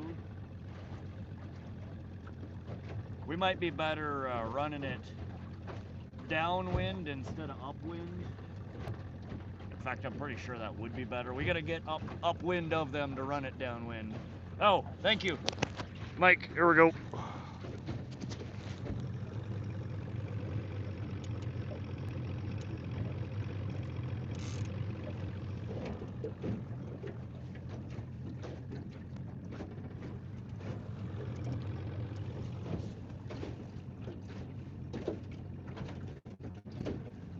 Lake Erie, that's what we were, that's exactly where we were seeing them. 20, 25 foot on the bottom. It was pretty shallow, this section where we were marking them up there. We're at about 35 foot bottom right now.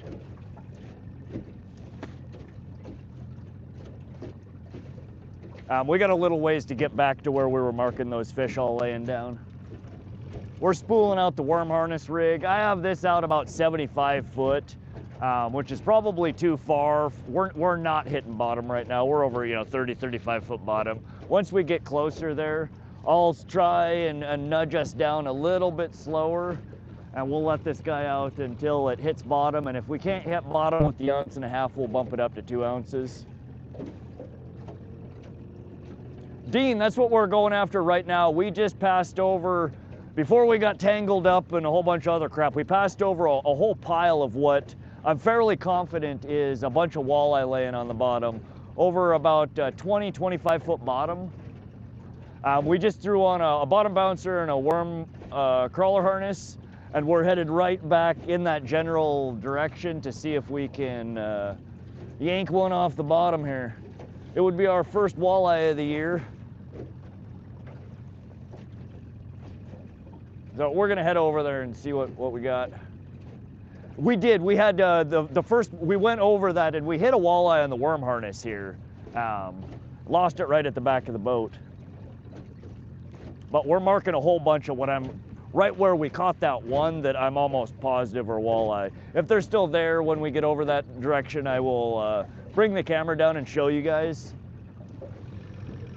It's a classic what walleye typically would look like this time of the year. They're in the, you know, kind of first drop from the shallows, first transition area, and they're all just kind of hugging bottom. There's a bunch of them over there.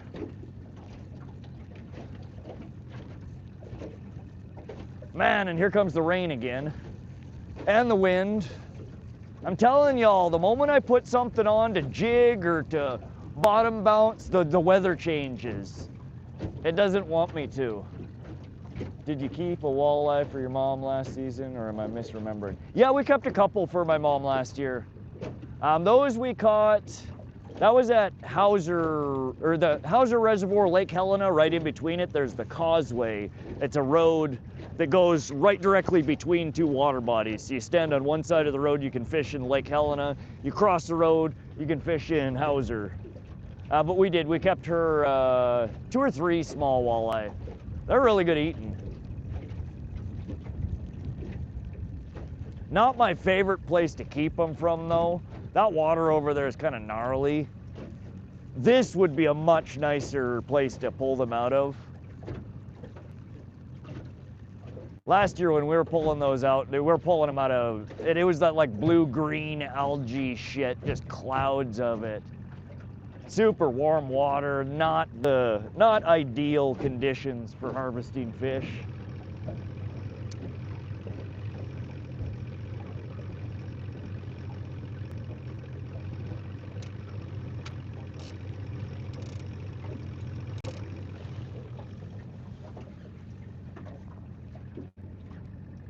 Causeway, yep. Yeah, that's where we were catching all the itty-bitty walleyes. There's big ones in there. That's where the guy across from us that I netted for him, that 26 or 27 incher.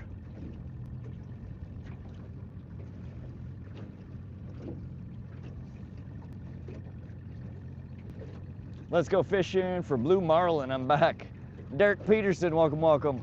I'm pretty sure we don't have any blue marlin around here. Just saying.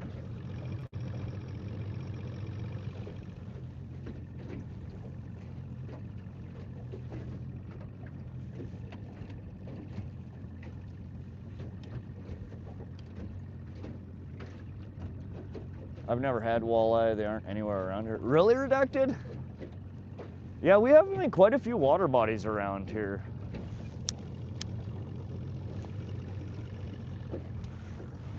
They're good eating. I still prefer northern pike. Pike is my favorite, but I think walleye is probably right up there in that general vicinity. Northern pike, walleye, channel cats, yellow perch. They're all good eating. Pike are my favorite though. That's why you need to come here.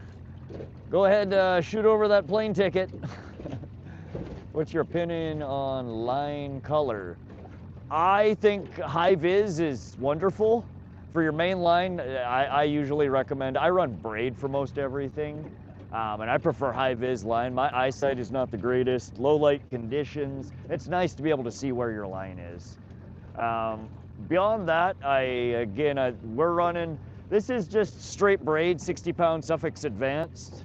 We're just flatlining with this. The other pole that we're running 28-pound Suffix Advanced lead core. And then for leaders, I generally build all my leaders out of fluorocarbon. I don't really use mono much, although everybody tells me I should. Out there getting in, bro? Yeah, we just switched up our rigs here. We found it's probably going to be another 5 minutes or so of trolling before we get to the spot. We found a spot that looked like there were a whole bunch of fat walleye laying on the bottom, over 20-25 foot bottom. So we're gonna run a worm harness right through, and I'm actually gonna hold this.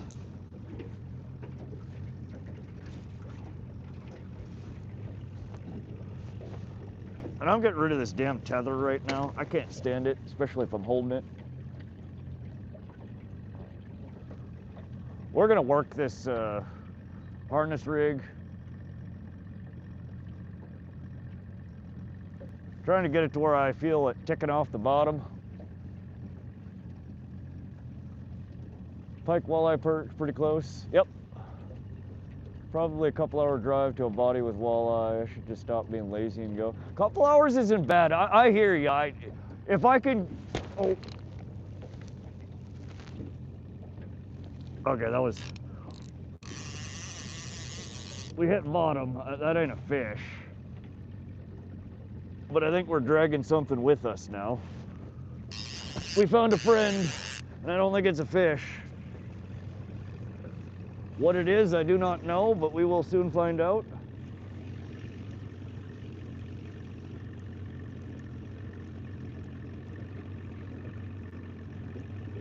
Pulling treasures. Oh, what did we get? What are you? Oh, look at that. Fancy. Please tell me this isn't what I think it is. It's what I think it is. Can y'all take a guess what our catch is here? Oh, Lord. Only on WannaSeeMyRod. I'm telling you, you guys. We've caught half of a hat. Now we just caught. Put in them guesses. What do you think it is? We'll reveal here in a moment. You will be shocked.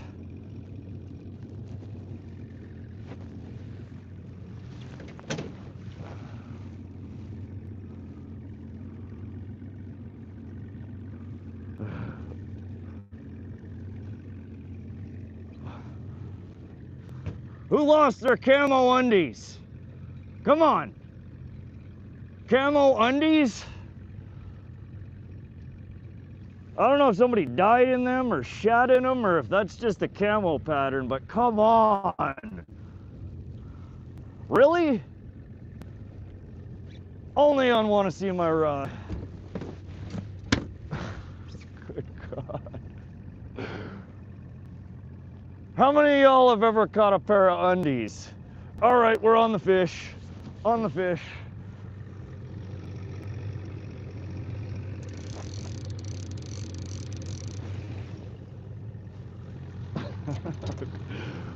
That has got to be the stupidest thing I've ever pulled out of the water while fishing. Hands down, camo undies. Can't make this shit up.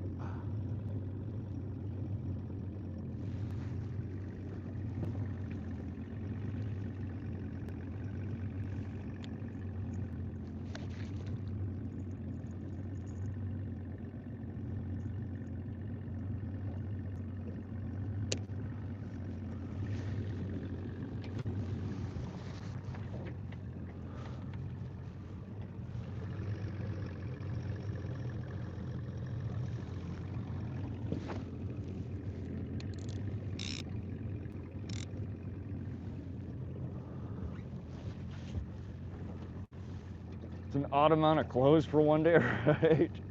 Camo too, mount it. Fruit of the looms, yeah, I didn't look at the tag. There was a tag on it, we'll have to look. Didn't know what I wore underwear, skivvies. Bad catch, dirty undies. Hopefully there's not a body down there. Yeah, Void, we just pulled that off the bottom. We just put out that's our first catch with the bottom bouncer. One pair of camo panties. Big boy panties.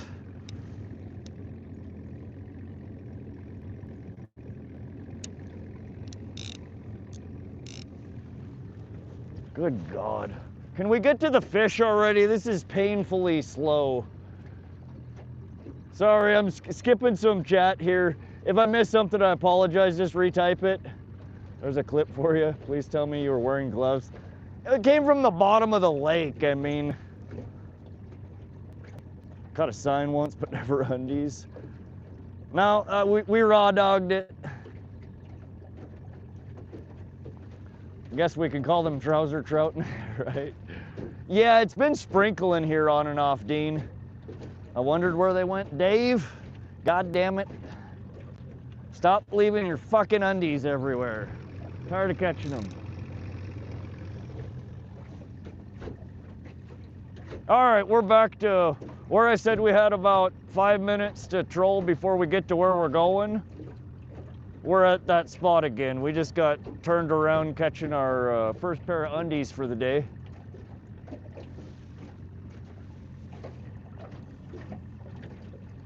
That's got to be the dumbest catch I've ever heard of. We've caught half of a hat and a pair of camo undies today. Some weird shit, man.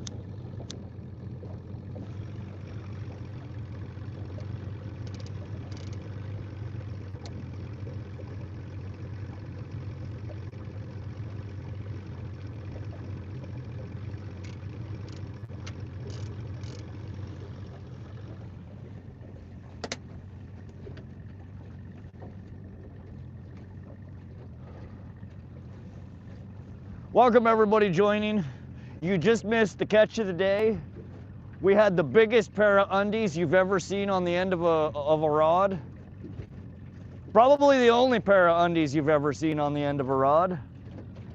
Well, fishing rod that is. I'm sure y'all have probably seen a few pairs of undies hanging on the end of a rod in your time. Just not off a fishing rod. They were camo, which is pretty cool. I dig the camo. I could have done without catching camo undies though, I will tell you what. Was not on my bucket list, was not on our target species of the day list. But it does put us into multi-species territory for sure.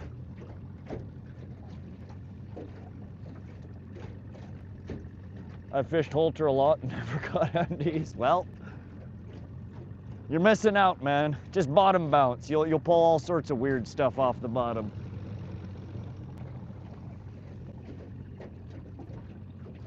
We might have to throw them in the washer and refit our flag that we pulled off of the bottom of Hauser with our custom camo cover.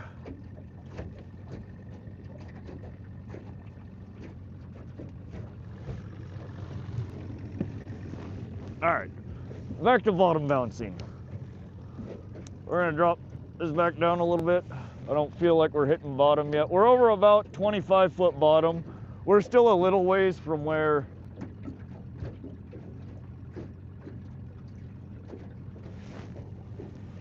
the fish were marking, though I am marking fish here. Suspended fish, not fish on the bottom like we were looking for. We'll keep looking. Derek, I need to get a drift sock. I don't have one.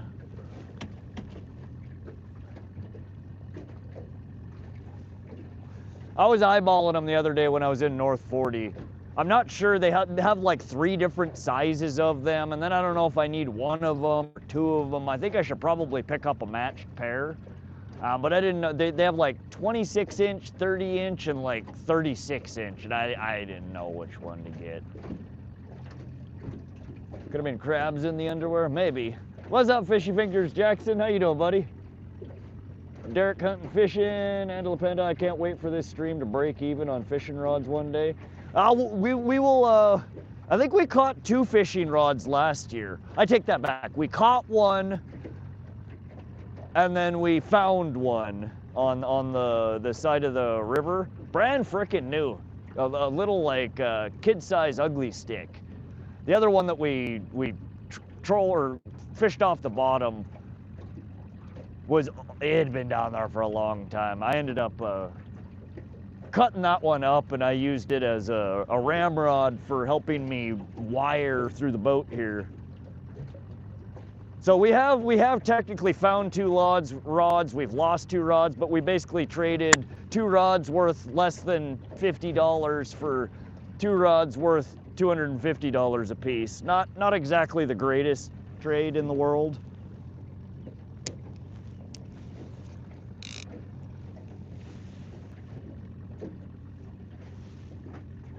Caught a clam or a mussel while lure fishing. I've caught a couple of weird things like that.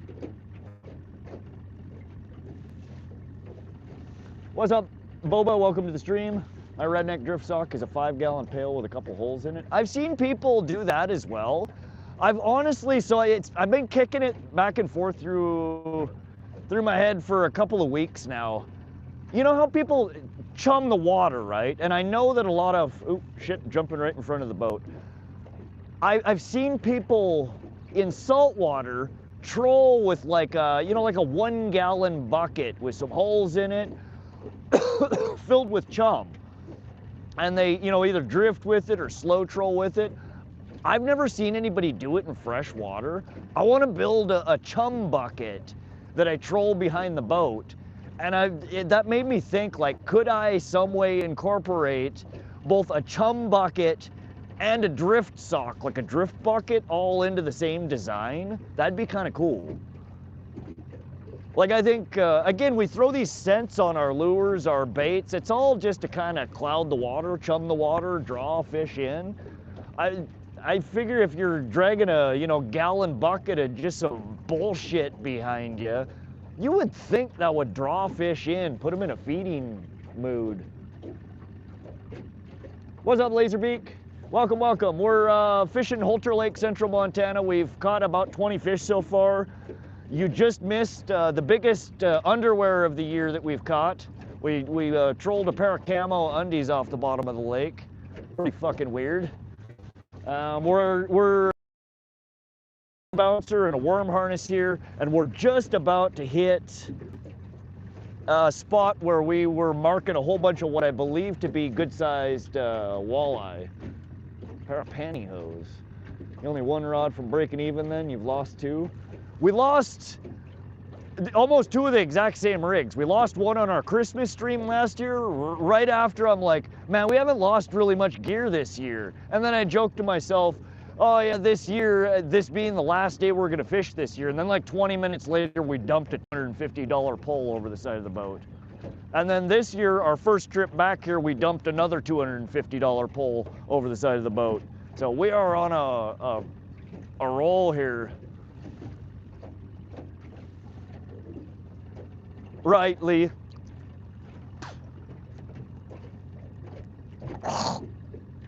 Bug.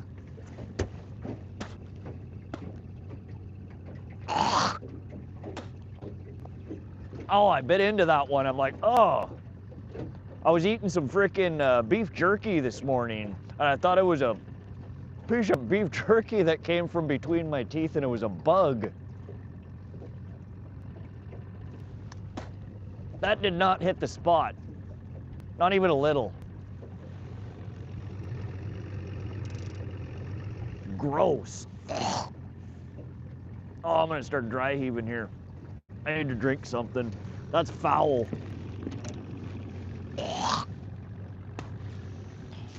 Oh, shit. Do we have... All right, we got the mic on.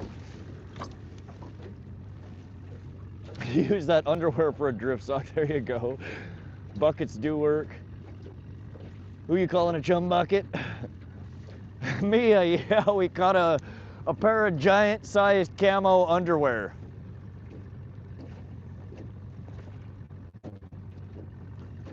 Our first drop of the bottom bouncer pulled up a hefty size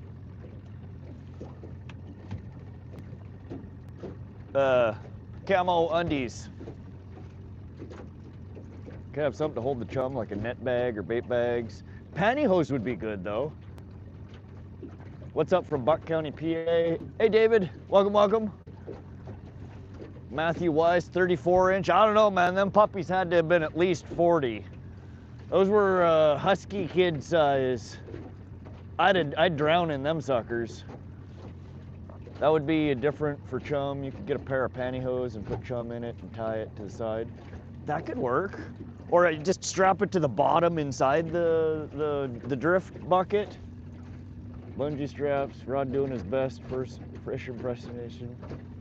I'm trying to catch up on chat here. Last I found 2 Roland Urey reels and a fishing magnet of ropes. That's a sweet catch. I would love to pick up a fishing magnet. 5-gallon bucket would be too much for your boat. Okay. So would I go like 1 gallon on each side, 3 gallons? What do you think, Derek? Used to tie spawn bags with pantyhose, okay? Hell nah. That sucks. I swallowed a bug while cycling home. Rods and reels. Sorry, guys. Came back at the wrong time. Caught underwear. Yeah, we did. We hooked up our bottom bouncer over here and hooked up on something. I was like, this ain't a fish, but it ain't a snag either. And we pulled up a pair of hefty size freaking camo undies. Check your regs for chum. That's a good point. I don't know that I've read the regs back and forth. What the hell do I have on my, is that worm? I got so much shit on my glasses and it's still raining. You guys can see the specklies all over the place. Half a gallon, you think? Oh, interesting.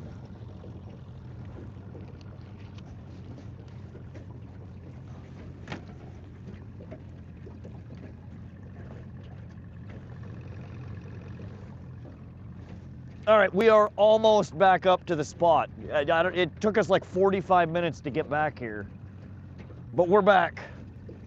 Walleye incoming, if these fish are still here. Let me get the camera down, I'll show you guys. I don't see them marking yet, but we can watch it together. So where that red plus sign is where we were seeing them.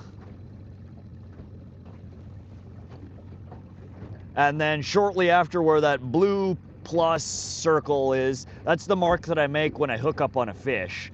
So we saw the walleye at the red cross and we hooked up on a walleye and had it at the back of the boat right after it. We're coming up on it. We'll be there in a minute. Let's see if we start marking fish again. Give you guys a little pan around here. This is what I've been saying I need to show you guys. We're like in the clouds right now. It's just like misty. I feel like I'm in the frickin' rainforest right now. Like you can barely see the mountaintops in the background. The clouds are so thick. But this is the creek entrance. This is where those other two boats, they were fishing their hardcore all morning. He went even further upriver. I don't know where the hell they went. But over there's where they were fishing. But we're coming up on, see, the wind blows me off course here. I am so looking forward to getting this damn trolling motor hooked up. We will not be going off course all the time like this anymore. I will just be like, boop, go there, and my boat will go there. Ah, it's so pretty.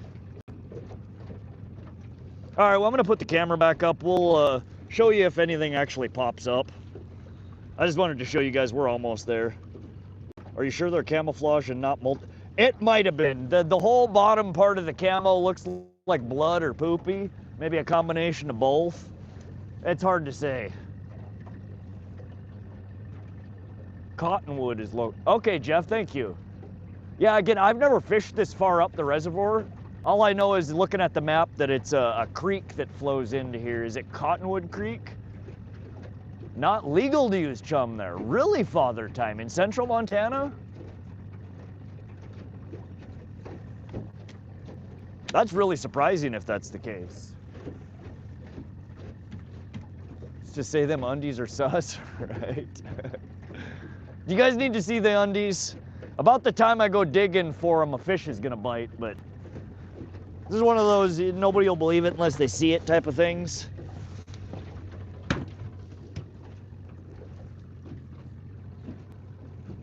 Oh, they're muddy too. Some camo whitey tighties.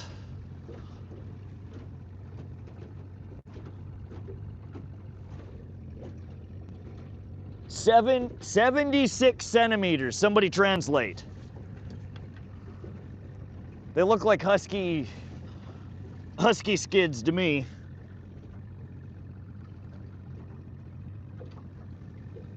I don't know, camo, tie-dye, I don't know what you want to call them. I gotta wipe the skid marks off of my hand here. Hold on a second.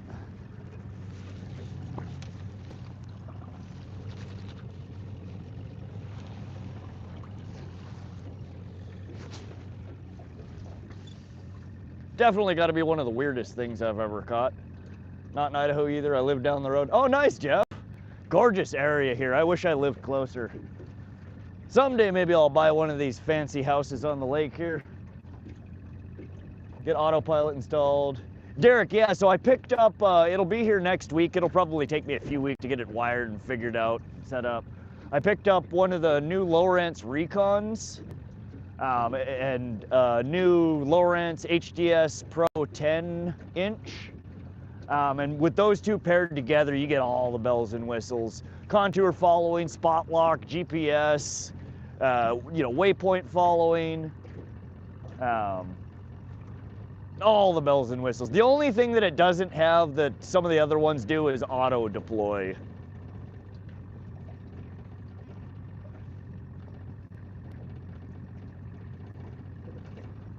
Mic is off. Let me fix it. All right, I swiped out. The audio sync should be better now, I think.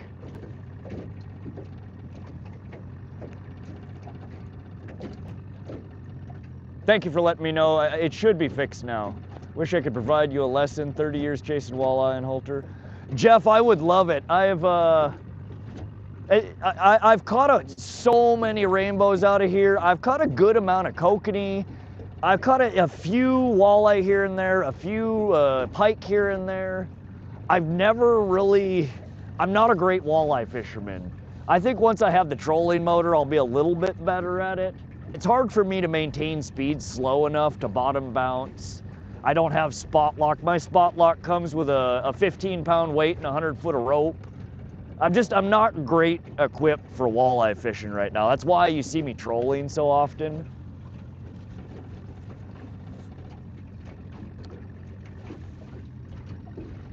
But Jeff, that'd be awesome. It's always nice to find a local that really knows the water body that can show you a few things. I stumble across shit eventually. I mean, I've been fishing this water body for many years. This is the first year that I've really explored anywhere past Split Rock.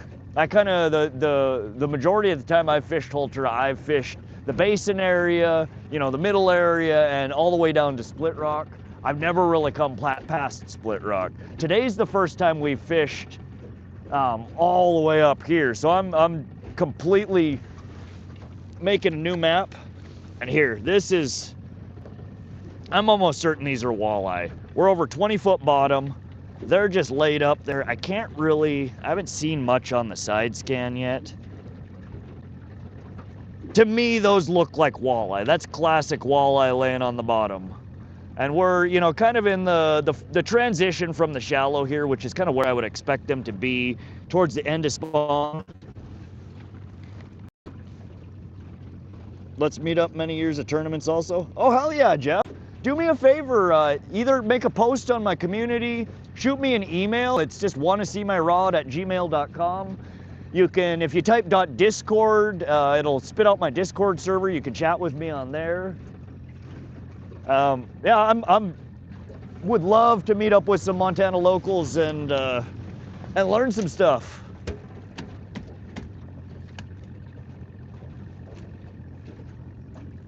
Walleye for sure. That's what I thought. That's what I've been looking for the whole time we've been fishing here and just haven't seen it. But that is definitely what that looks like to me, is a pile of walleye laying on the bottom. We'd probably be better off jigging for them. In order for me to jig for them, I'd have to throw anchor. We would be on them and off them if I were drifting.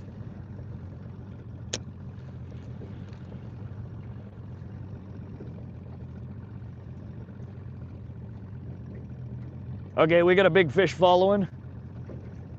Oh, he's following he's following. Good marks, good job then, you'll be set.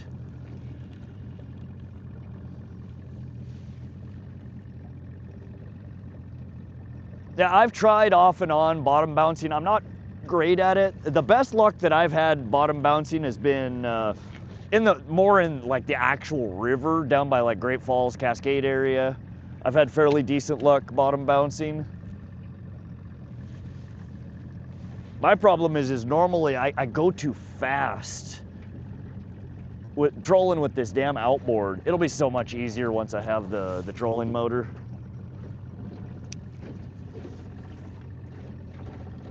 Julie Chung said hi. Welcome, Julie. What's up, Bubba K? Welcome, welcome.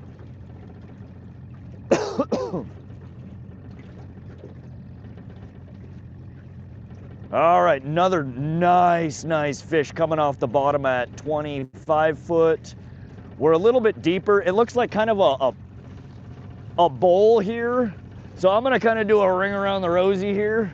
We're gonna swirl down the toilet bowl here. I suspect that if there were walleye sitting at that depth at one side, that we might find them at that same depth level around the ring here. So we're gonna do a small loop through here. And I cannot believe we haven't, our trout line hasn't been touched. The trout bite just shut off. Give it some jerks if fish following. Good point, good point. He stopped following. We're gonna swirl back around and make another pass. Oh, here's some more fish, 20, 25 foot. We're over 35 foot bottom now, so we're kind of in the bowl, the basin of the little bowl here. There's another fish, fat fish at 30 foot. We're gonna drop this guy right down on his head.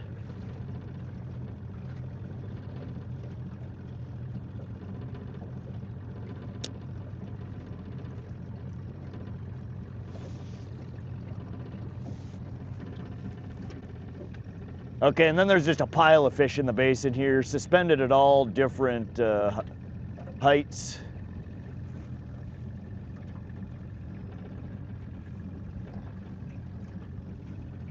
Is your bait on the bottom? Yeah, I'm feeling it tick occasionally. We are on the bottom. I'm actually doing about 0.9 miles an hour. I spent like 2 hours yesterday dicking with the damn cable on my the reverse gate, and I was able to adjust it somewhat, so I've been successfully able to troll at slower speeds today than we have all these past couple of years.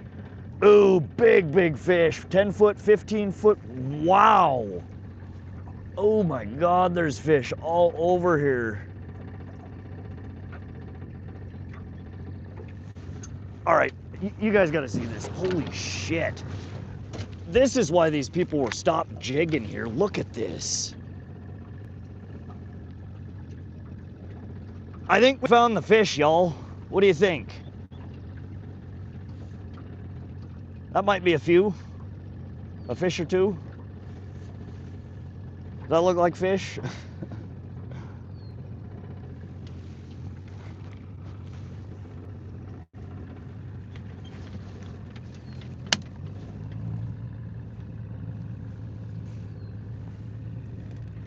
Drop an anchor. It's not a bad idea, honestly.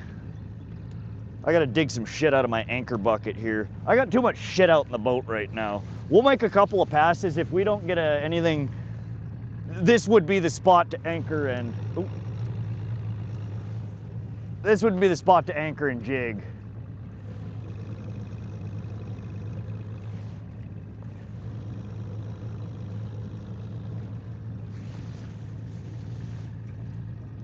There's big fish amongst them. Yeah, that looked like a nice, nice pile of fish.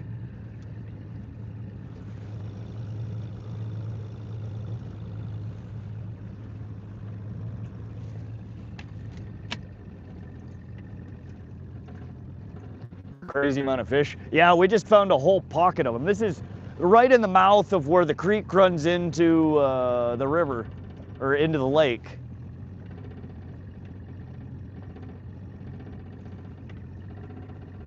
Look sheltered from the wind. It is a good spot. This feels like pikey heaven right here. This is the pikiest spot I think I've seen so far in probably all of Holter. I don't know why I've never come over here before. Just stumbled across your podcast, kind of cool. It's okay to leave contact. I'm glad you found it, Jeff. I hope you're enjoying it. But yeah, hit me up an email. I'm always up for chatting with locals, sharing knowledge. And especially you OGs that have been in the area fishing this stuff, I'm sure you could teach me a ton of stuff.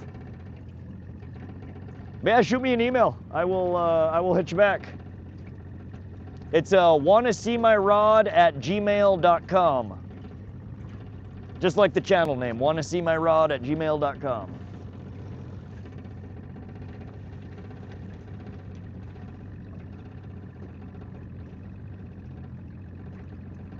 Welcome back, Yasin. Might as well drop anchor. Yeah, let me put some stuff away.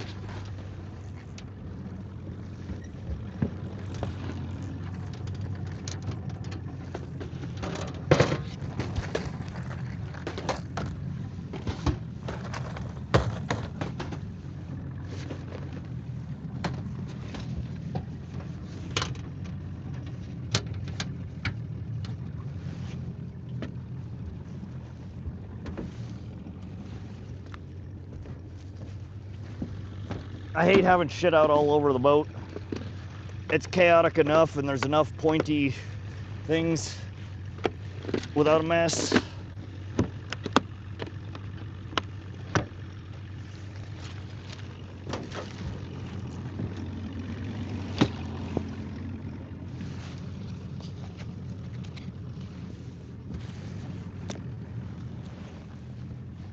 Oh, that is way too shallow.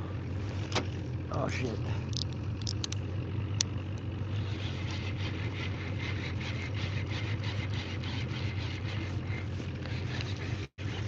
Not paying attention. Oh, there we're hitting bottom.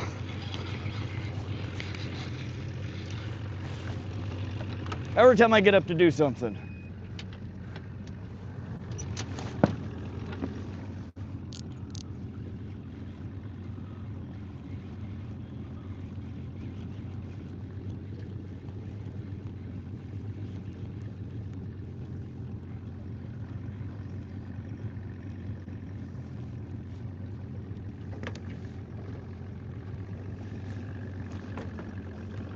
We found the weed beds, which explains why there's so many fish over here.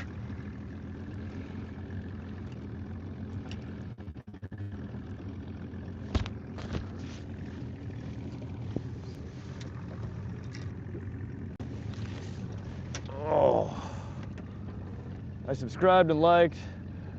It's a good pastime. Oh, heck yeah. Thank you, Julie. I'm glad you're enjoying it. Do you fish dams any? I do from time to time. We did one stream. Our first stream this year was below Maroney Dam. We got skunked. We were only there for a couple hours. Last year we fished below Holter Dam. We fished below Hauser Dam. We fished below Maroney Dam.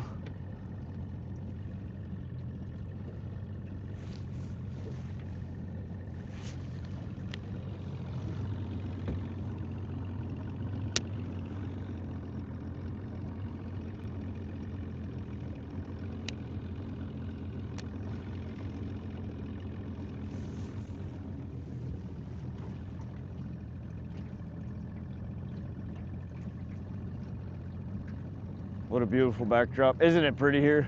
How's the fishing been? John Joe, we've had a awesome morning. We've had 20 fish in the boat so far. So Jokas, welcome, welcome. Donald Bice, welcome to the stream. Yeah, it's been a really fun stream so far. We haven't had a bite in a little bit here.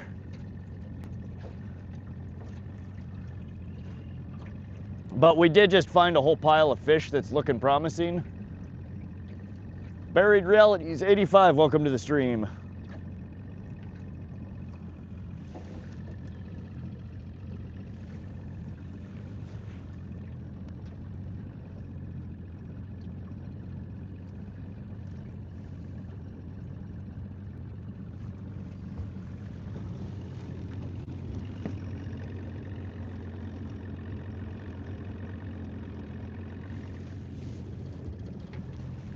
Bump our speed down a little bit.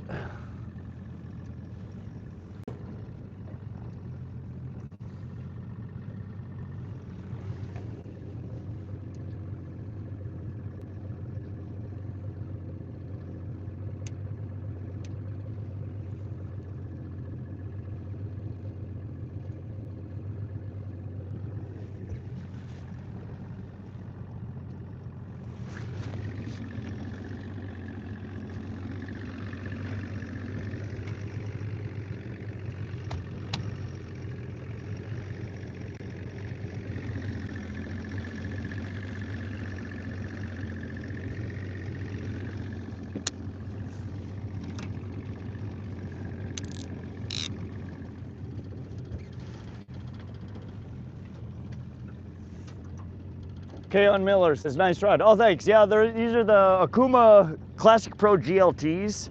These are the planer board rods. It's an 8'6", one-piece telescopic rod, so it collapses down to 7'6". They're medium strength, moderate fast action. They're really nice rigs. I love them, and I pair them with the Akuma Coldwater A series line counter reels. In the 30 series, that's just ticking off the bottom. We went over, in fact, we're quite, whoa, shit.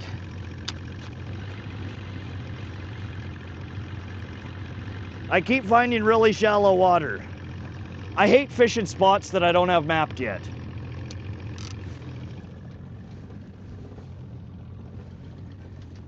What up from Mississippi? Hey, Michael, welcome, welcome. We're in central Montana here. Mark that spot. Yeah, I have it marked. We are marked. Conditions are now perfect. Isn't it gorgeous here? Let me see.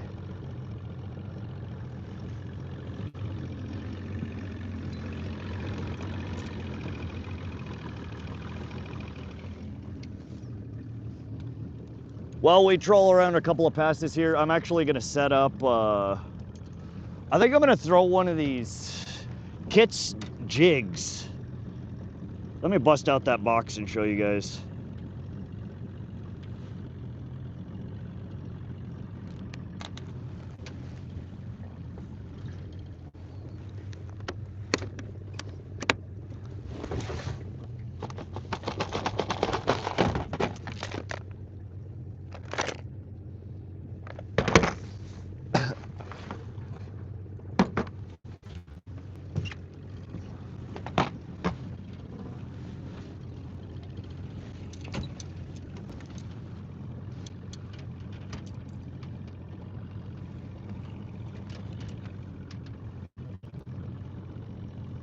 Good God, will you just knock it off?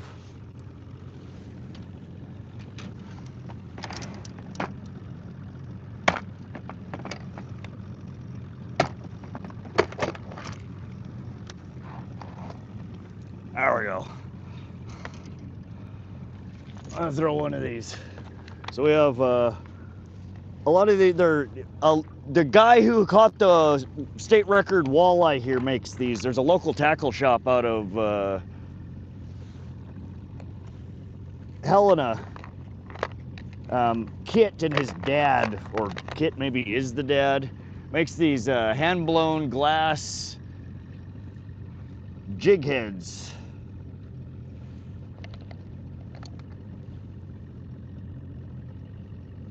I think that's what I'm gonna try to drop, one of these guys. We got purple, we got orange and red, purple and green, white and silver. We also have some Northland tackle ones.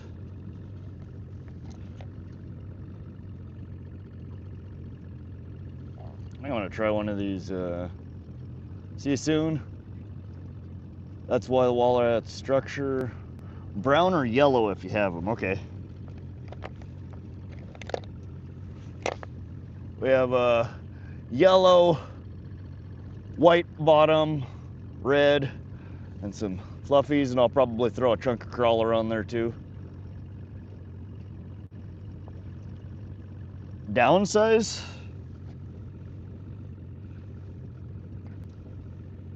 Yeah, the only smaller one I have is the purple and green.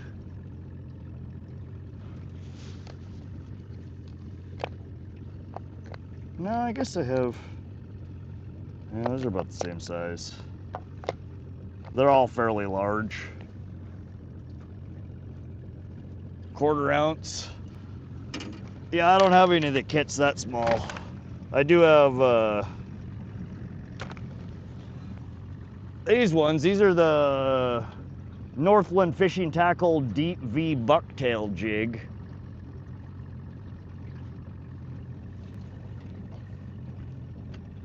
Let's try one of those.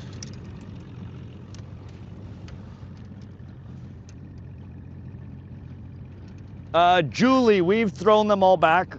We haven't kept any so far. I should probably check the bait on this line over here.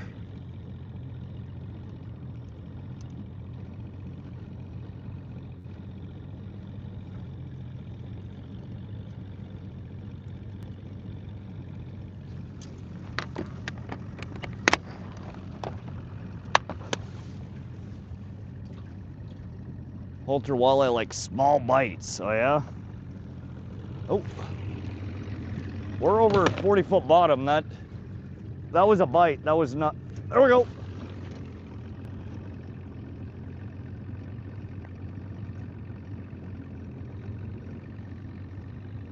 That's 2 bites at it. We're over 40-foot bottom, there's no way that's hitting bottom.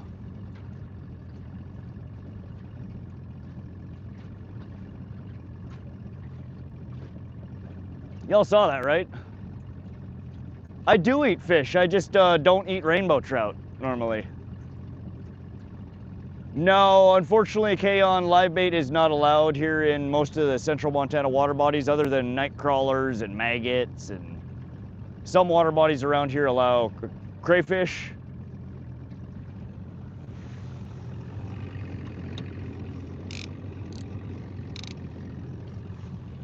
Shoot.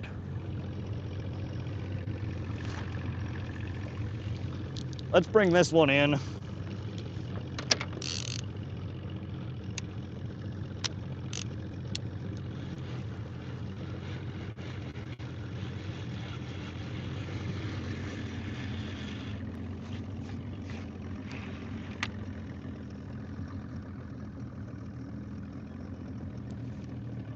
right, well, that would explain why we're not getting any bites here. We're all tangled up on this guy.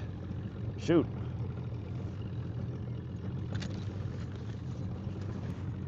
Always check your lines, guys. If you're not getting any action on it, bring them up, check them. We had this line fouled up and ain't nothing gonna bite on it. I'm gonna get this cleaned up and then I'm gonna go back over and anchor up, I think.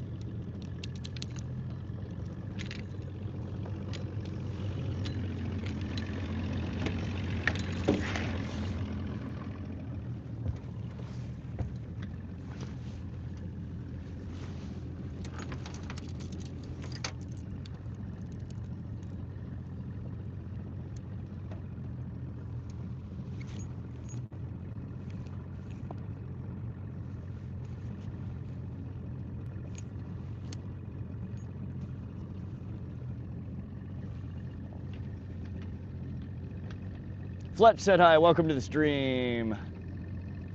You ever run out of fuel? We did a couple of streams ago right near the boat launch.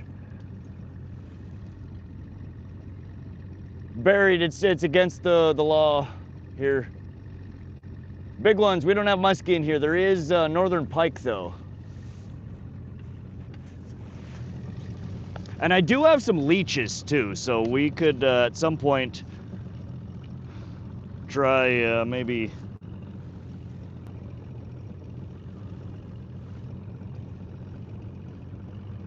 running some leeches. So I'm just gonna throw a little crawler on here just to give her a little something.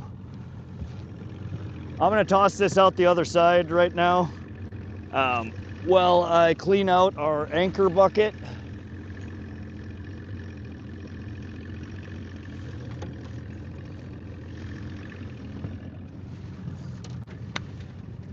I got a whole bunch of crap sitting in it right now.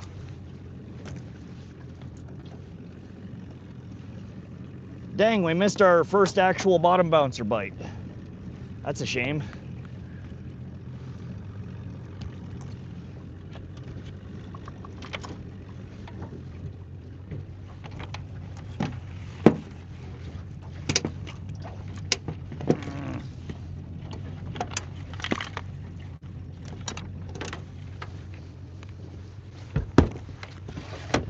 right, we are prepped for anchor.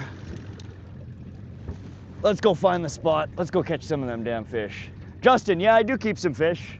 The only fish we've kept so far this year was one northern pike. And man, it was delicious. Buried, they're really strict in Montana with using live bait because we pay millions of dollars a year to stock a lot of these water bodies with certain species, and they don't want people messing with the stocking. It's really easy to screw up the balance of a fishery by introducing species that shouldn't be there. And with live bait comes people moving fish from water body to water body. Ramazan, we didn't keep anything yet. We've caught 20 fish. We threw them all back. We're not keeping fish today. We're trying to catch a walleye. We're headed right back over. We're gonna anchor up and try and jig for a little bit if the weather stays decent.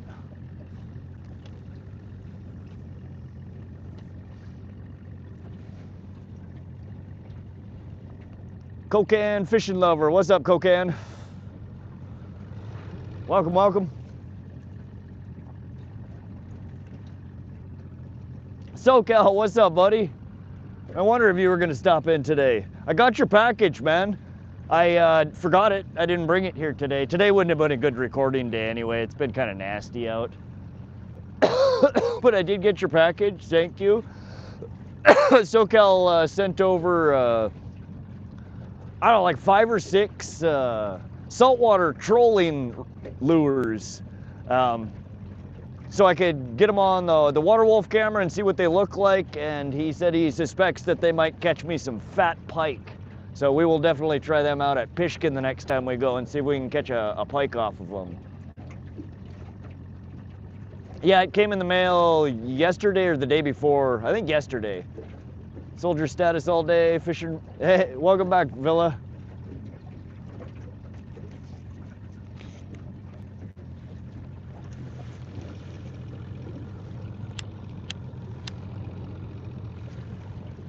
We should probably bring this back up. Our worm is probably freaking gone. In fact, let me do that. We got 2 nice snaps at it, I don't know, 10 minutes or so ago. I suspect they probably stole our worm. Yeah, we got a little stubby left. That ain't gonna cut it. We're after a nice spinning long section of a worm. I'm gonna not do a full worm. I'm gonna do like 3/4 of a worm. Ouch! When they get too long, they short strike at it and frickin' miss it. And I think that's what happened.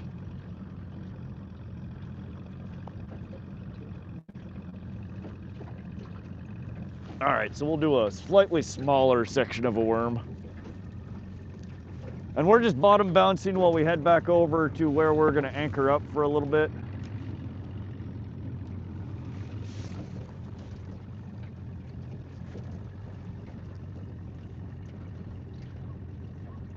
I did take the biggest fish we caught today. I can show you a picture of. Hold on. Let me pull up Fish Brain here. Bait ball, bait ball. Oh, and a fat fish chasing the bait ball.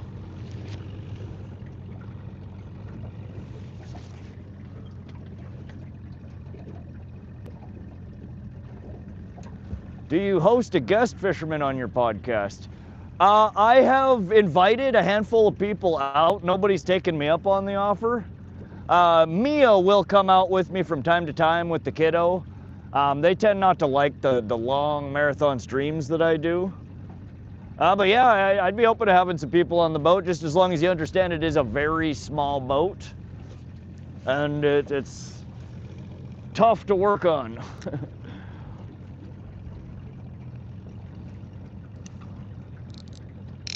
We're on a 1650 flat bottom John, so it's not exactly the the biggest boat. Yeah, I'd be open to having somebody on. Barramundi and saltwater. Unfortunately, Kokanee, we're here in central Montana. We're landlocked. We don't have any saltwater. Let's go. Just got back from fishing myself. Heck yeah, Danucci, did you have any luck? We haven't had anything on the line. I guess we did just have a nibble here a little bit ago.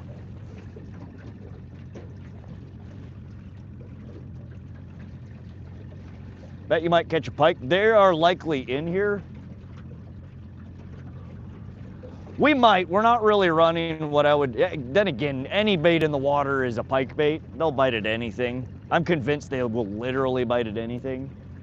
But what I have out there right now is not the most pike-centric stuff.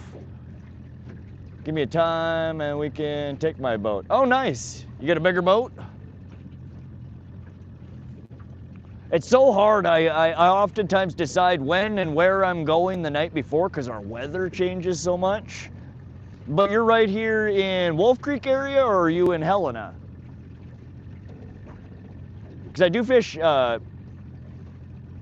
Holter, I've fished Hauser a bunch of times. I still haven't figured out, I haven't caught much of anything out of Hauser. All we've caught out of there is itty bitty walleye, like tiny, some of the tiniest walleye I've ever caught. And a bunch of baby rainbows. Carp on corn? Oh, nice. Heck yeah. I love catching carp. They're so fun. How many fish you catch today? We've caught 20 fish so far. I just realized I'm going way too fast here.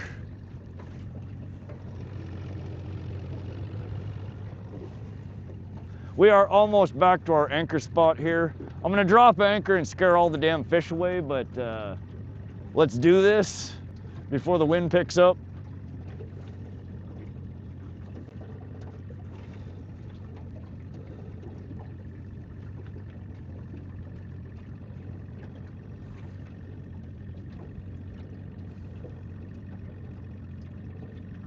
Yeah, tomorrow the wind doesn't look bad, but it's supposed to rain a whole bunch, or at least it doesn't look bad for the morning. For the evening, I think the wind was supposed to pick up. Ooh.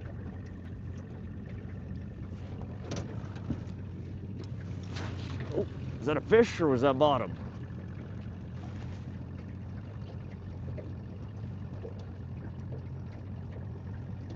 We're over 25-foot bottom. Okay, we're ticking bottom. Let me come up just a tad.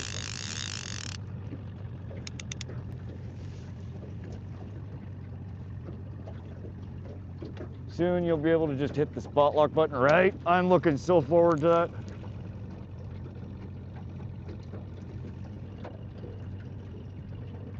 "18-foot boat, I'm retired. Live on a river about 15 minutes away." Okay, nice. So you're right around in here, okay.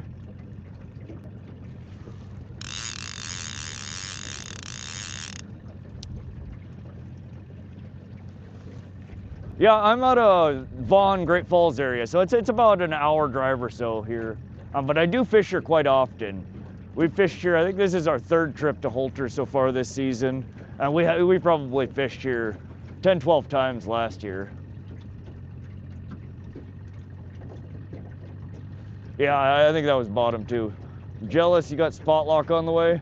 So Cal, it's probably gonna take me all season to figure out how to run the damn thing and work out all the kinks and bugs. I was bottom, okay.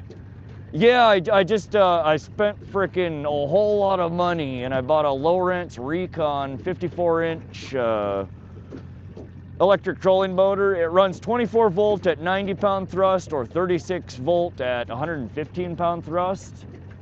Overkill for this little boat, but I bought it in prep for getting a bigger boat. I want to be able to switch it back and forth between them. I paired it with a 200 amp hour 24 volt Vertrier self-heating lithium. So I should have a good amount of trolling time with it. And then I also picked up another graph unit, a little bit bigger. We have the Elite FS9 right now, and I picked up the Lowrance HDS Pro 10.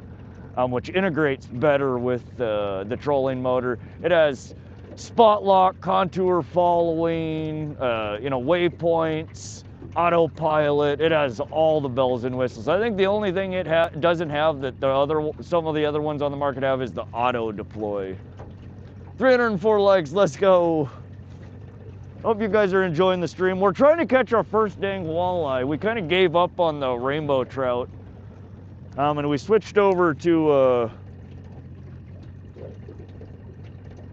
trying to grab a damn walleye out of here. We're about to anchor up. We're almost at the spot here. Momentarily, I will be anchoring up, and I'm gonna try jigging a little bit, see if we can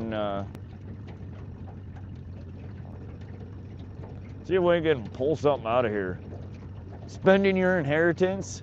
Oh, you ain't lying, man. I had to dig deep for that one. It's like $7 grand when all said and done is about what I'm gonna end up into it for the trolling motor, the graph, all the wiring, the components.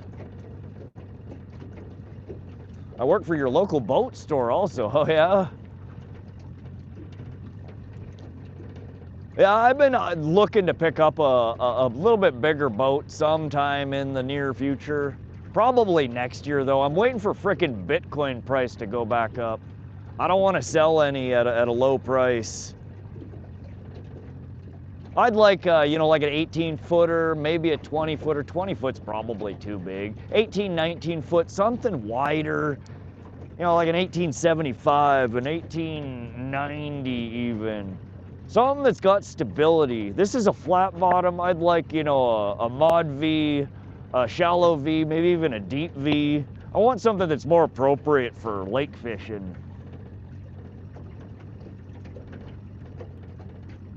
For fun? Nice.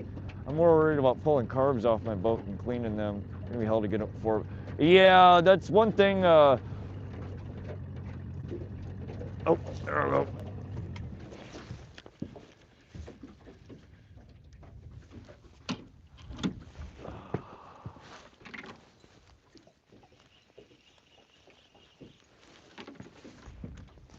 All right, we're in the general vicinity.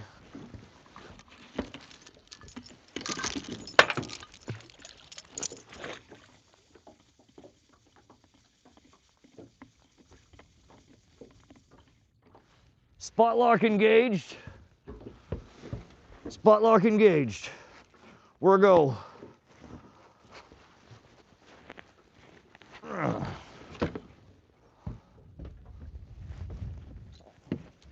All right, I'm gonna drop this guy down just a little bit since it does have a worm on there. We might get something.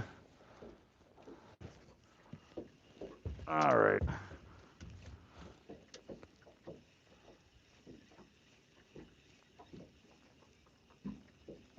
We are marking some stuff. Oh shit, our worm's gone.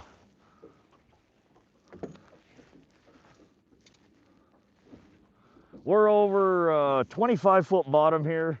I'm marking all kinds of fish at different depths. Can't see them on the side scan. 17-foot Alumacraft, 20-foot Warrior boat. They're like 100K. Yeah, I ain't looking to spend 100K. Now, if Bitcoin goes back up over, 125K or so, I might sell a chunk of it to buy like a, maybe a $50,000, $60,000 boat. I'm gonna cry even going that high though. Minnesota Picker, welcome, welcome.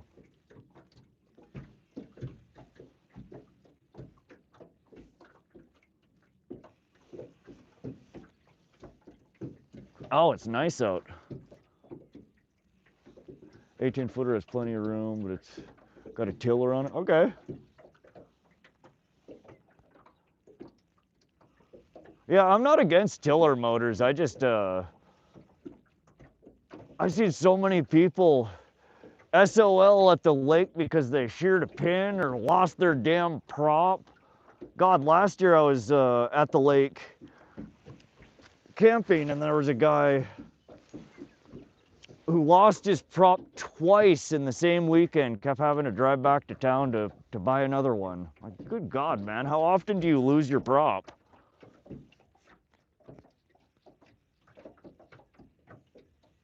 At least 20 foot, 18 still feels small. I don't mind. I just, what I don't like about this boat, it's not wide enough. It's not that it's not long enough. Again, I'm trolling. I use the back half of the boat. The front half of the boat is kind of whatever. Though that will change with the trolling motor. I'll be doing more spot lock, jigging, stuff like that. But I more want width, and I want to get rid of this goddamn thing. I hate the benches. I want to be able to walk around the body of my boat. I want to be able to walk from where my seat is all the way to the back of the boat without tripping on shit. I want to walk back to my seat without tripping on shit. And this boat, it's just not big enough. There's not enough places to store shit. My tackle has been growing every year. I get more and more tackle and less space to put shit. Good luck, gotta go. Left my number earlier in the chat. Jeff, I will scroll back. I'll find that after the stream. Good to meet you. We'll touch base with you. What's up, Minnesota Picker? Use the kicker most of the time. Okay. I've never lost one. Never lost a prop. Pretty dinged up though. Yeah, I've smacked my, I've had a couple of instances where I know if I would have been running a prop, I would not have, I wouldn't have been mobile anymore. I've banged this jet on a handful of things, and it wasn't pretty. Look forward to it. Heck yeah, I'll get a hold of you. Flat bottom's tough. Yeah, I love this boat for the fact that I can get into really skinny water. I can launch from really shallow boat launches. There were 2 times last year we fished from Pishkin that all day long boats were backing down the dock, trying to load their boat, realizing it was too shallow and driving away. And we're the only boat out there all day long, smacking some of the best pike fishing I've ever had in my life. And it was just non-stop, and nobody else could get their boat in. Unless you had another, you know, a flat bottom John or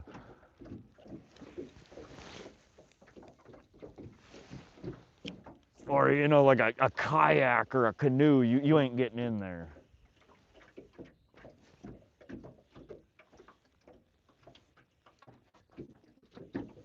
I'm on my boat too. Nice, Liam. Where are you fishing? What are you fishing for?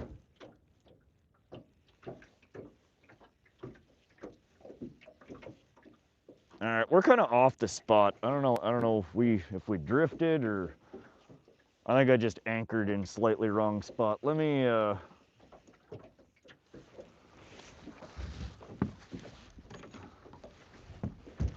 I'm gonna bump us over a few feet.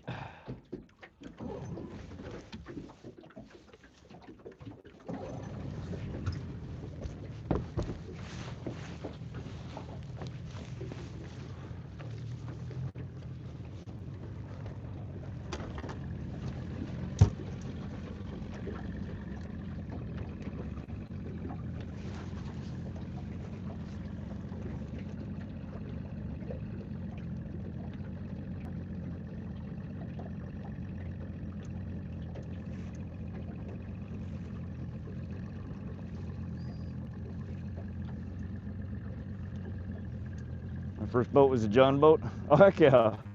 No, they're a fun little boat. Don't get me wrong. They're just it's quite limiting in bigger water.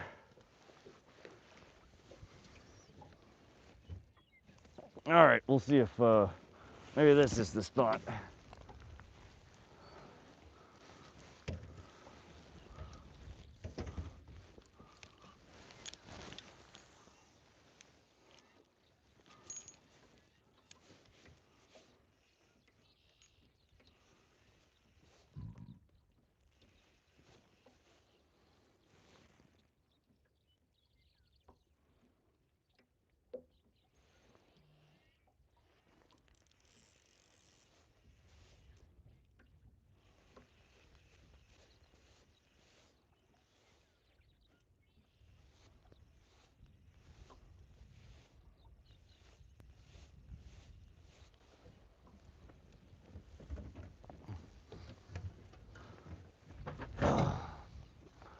Matthew, we've only had probably one or two that wouldn't really be keepers. Maybe a couple more than that were small. Most of them were in the 13 to 15 range. One of them, 19.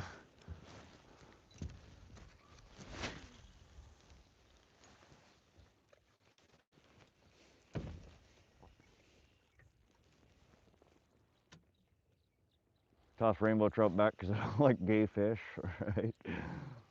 Yeah, they're not my favorite to eat. They're fun to catch, but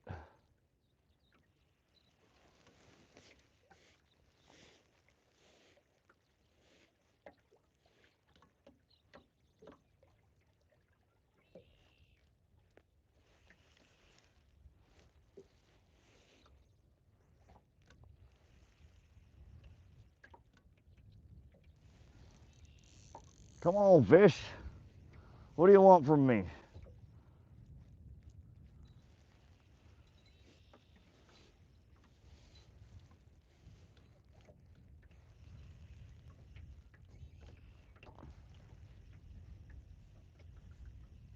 You can see with the winds blowing, it just spins us around. We just spin circles around our anchor point. It's painful.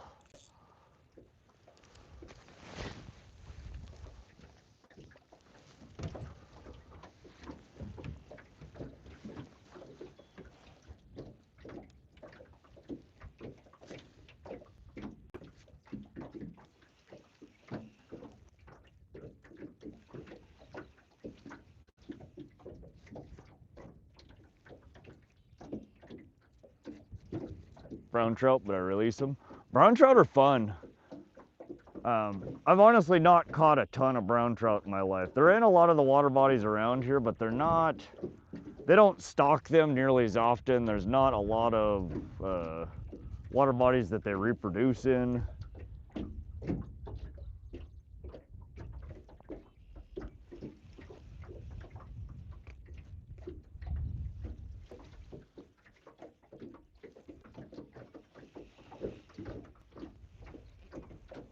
All right, let's move again.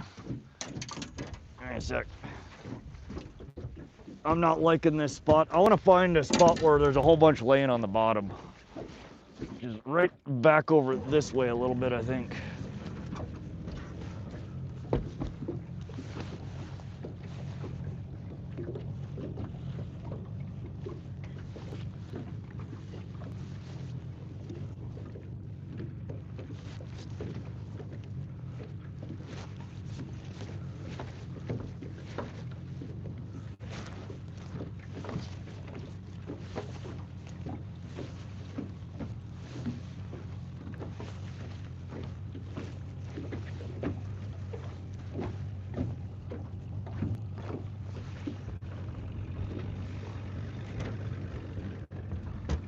All right, so I'm gonna bump back over to where we were seeing them all sitting on the bottom.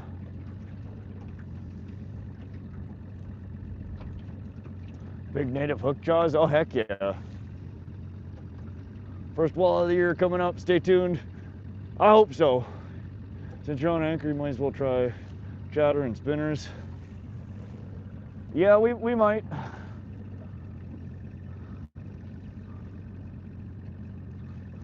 I gotta find a spot where we're on the fish that are on the bottom.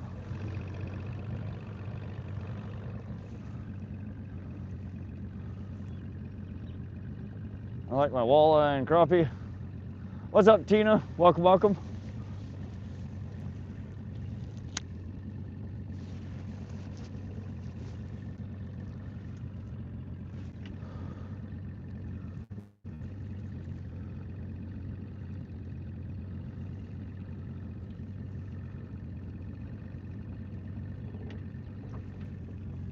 All right, let's see if we can get a more accurate anchor drop this time.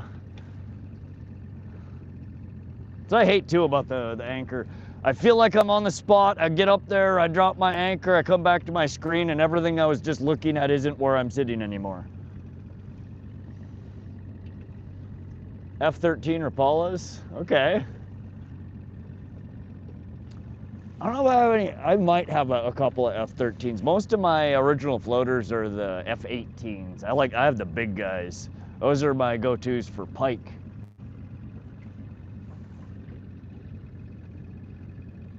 What's the funnest fish to hook? Omar Little, pound for pound, freshwater, honestly, a male common carp is probably one of the funnest fights you'll ever have with a fish. It's one of the few fish I've ever been spooled by. They're incredible. They're fun.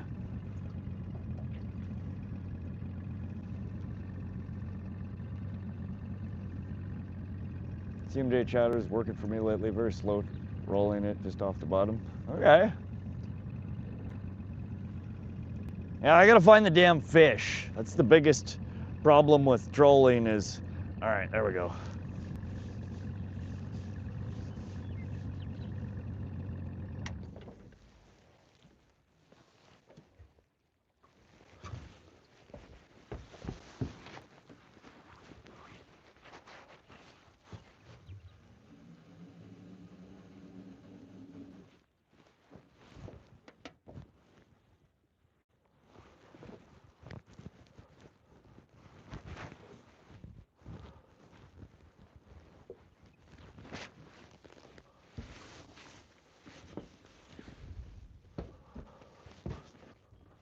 Oh.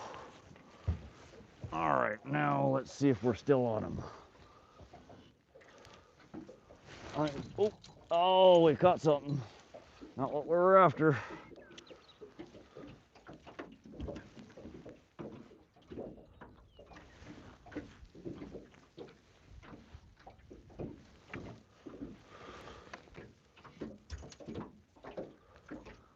All right, there we go. We're on some fish.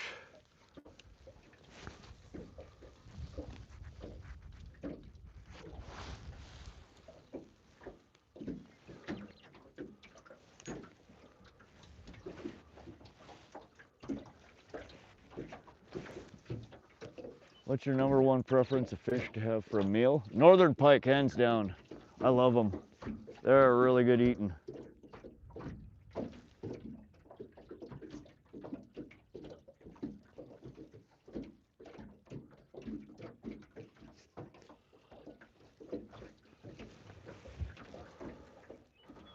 Yeah, we're right on top of them, I think.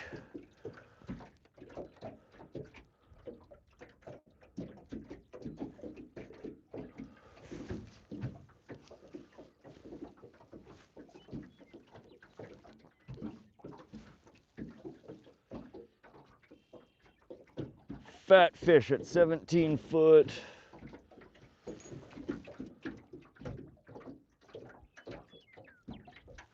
You ever fish for salmon? Yeah, we've caught one kokanee salmon today. We usually catch one or two when we're here fishing.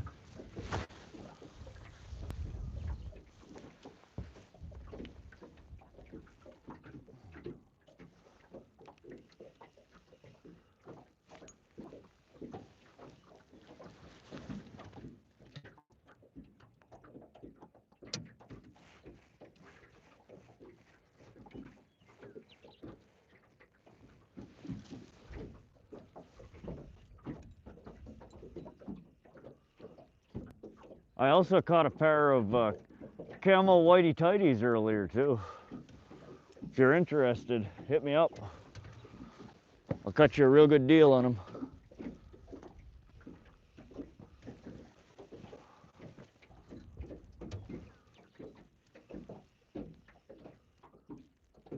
When you cut a fish, let him hit the cigarette, probably needs it. Hey Tyson.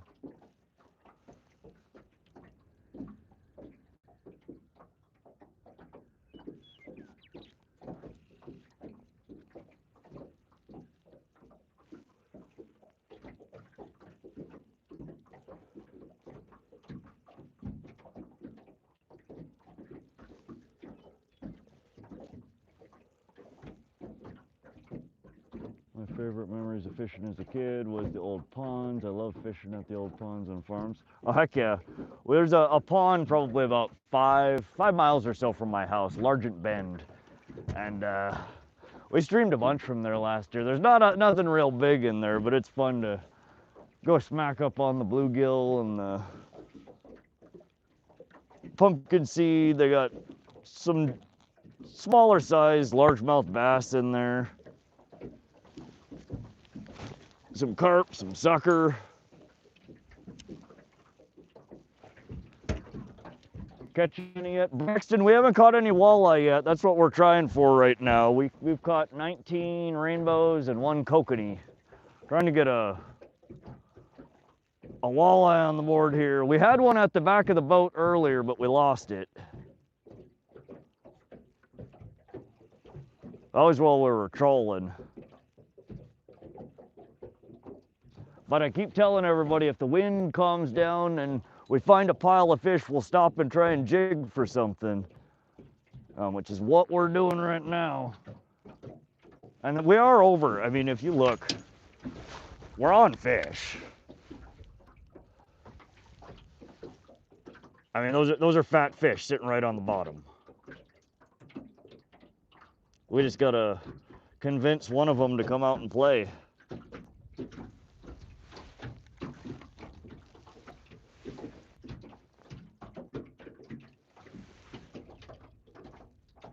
Jig one off, that's what I'm trying to do, man. Trying to invite them to the party.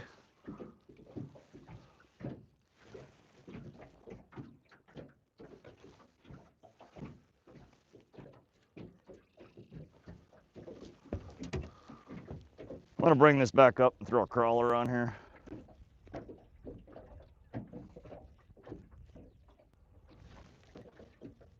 I think we've scared off most of the fish though.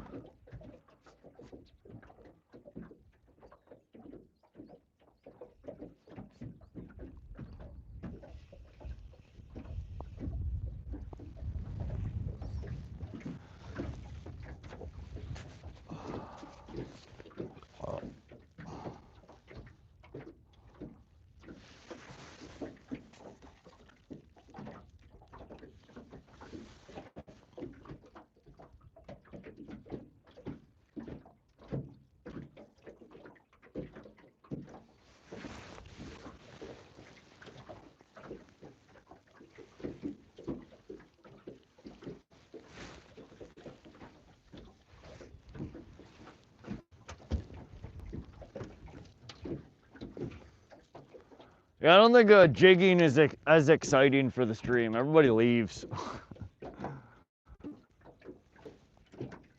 We'll hang out here for a few more minutes, see if we can get something. If we don't, we'll rig back up and start trolling again.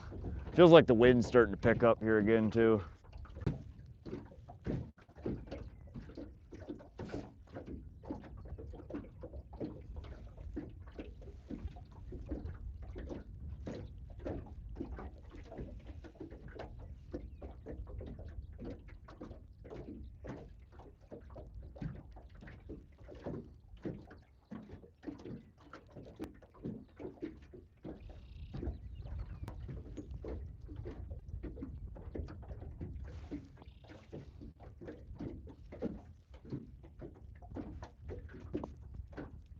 Come on.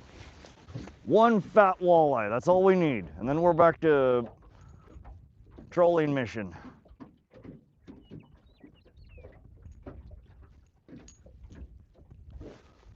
We got a couple of fat ones right underneath the boat, it looks like.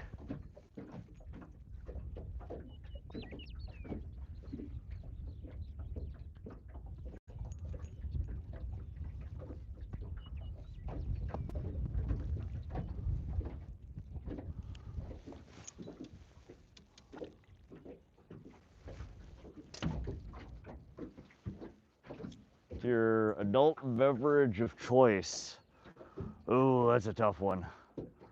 I'm not much of a drinker. When I do, one of my favorite is cheap beer mixed with the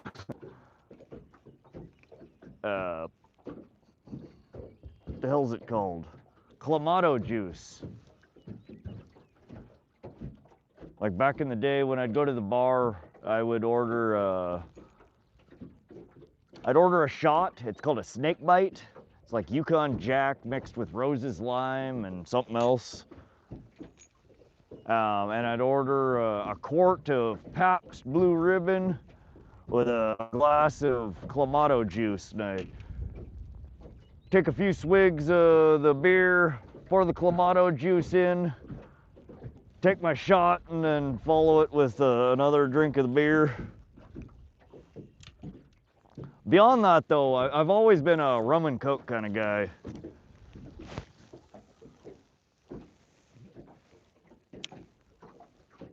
Ice cold PBR. Didn't realize it was bad for numbers and views. I will no longer encourage jigging. Yeah, it's just it's not as much action. People tend to, as soon as I turn my back away from the camera and they don't get to see, you know, a rod, that people tend to tune out. I don't get as many views. But yeah, no, this is, not that it's a bad thing. We're sitting over walleye. If we're gonna catch them, this is where we're gonna catch them. But we can't do this for too long. We will kill the stream. I don't know why these damn things are so stingy. We just want one. I'll let you go back. I promise I won't eat you. Montana version of Michelada. Basically, yeah. They have another weird thing. The bars around here serve beer with orange juice, which has got to be the most grotesque and weird thing I've ever drank. But yeah, the Michelada, it's good. Or there's a few different names for it. Chelada, I think a lot of people call it.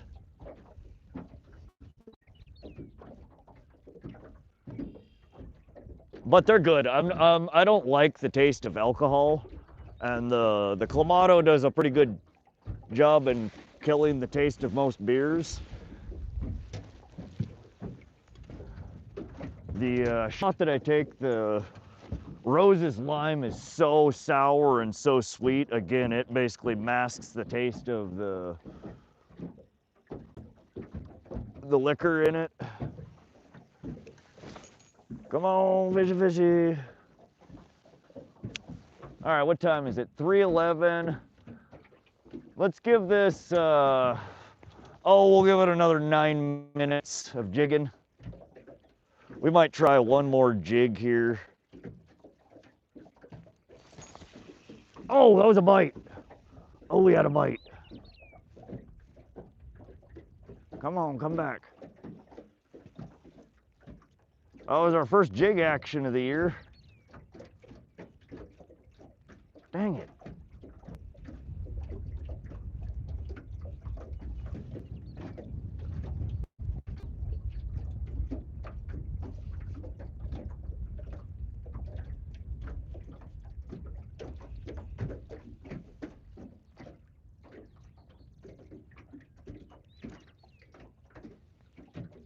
Nope. Little trout just launched out of the water. I don't know if the camera's pointed the right way for that. Did you guys see the little Superman fish?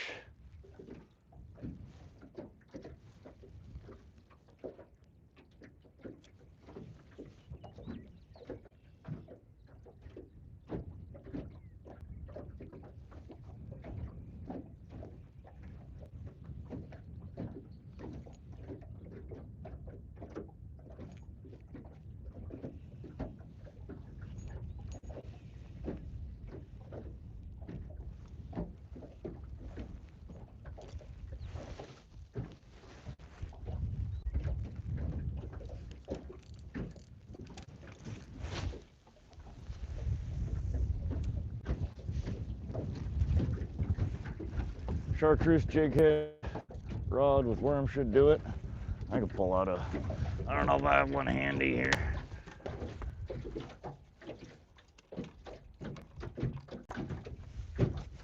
I do.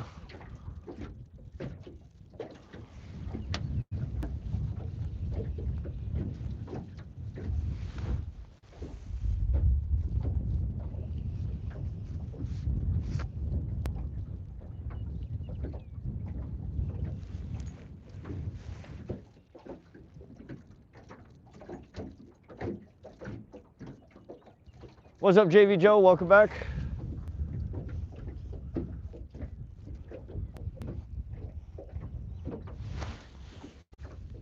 We're just anchored up for a few minutes here, trying to see if we can jig one of these damn walleye off the bottom. We had one at the back of the boat trolling a bottom bouncer and a worm harness. And we just had our first bite on the jig. But I'm gonna switch to a slightly different jig. We're just gonna do real simple here.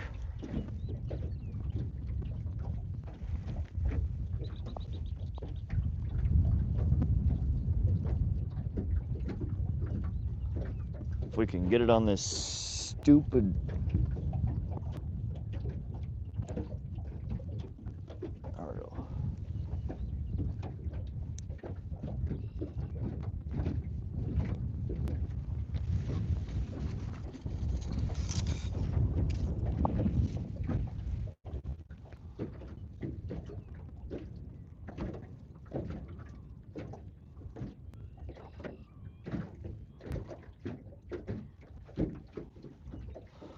All right, we just switched up to a chartreuse jig head with a full crawler on there. Now that I don't see any damn fish on the screen, they were there just a minute ago.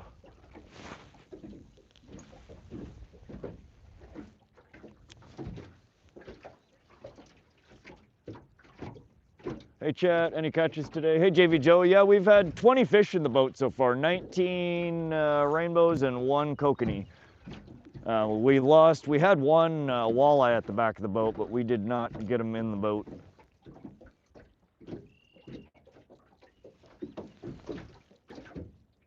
Anytime I anchor, I always try to have a second rod just dead sticking either cat bait or drop shot worm. Yeah, we have the bottom bouncer down there. It's just got a worm harness rig dangling from it with a crawler on there. I didn't bring 2 spinning rods today, so I just have my trolling rods.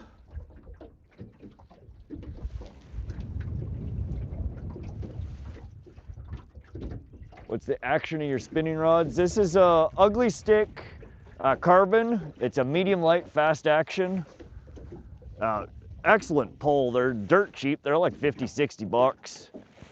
And it's paired with the Piscifun, Piscifun. I don't know how the hell you pronounce it. Carbon X2, the 2000 series. This guy, I think we're running, I think this is 30-pound Suffix Advanced braid.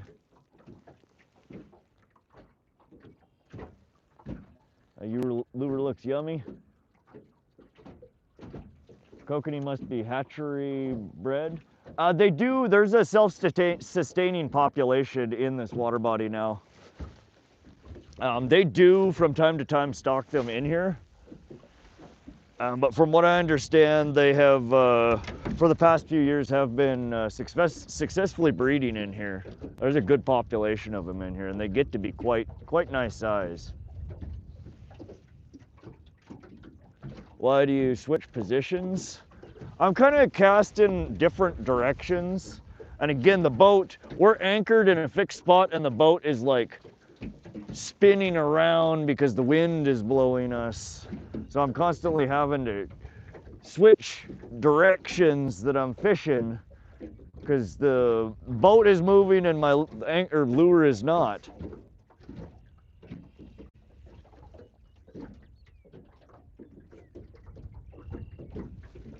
Oh, these fish hate me. Let me fix the mic, thank you.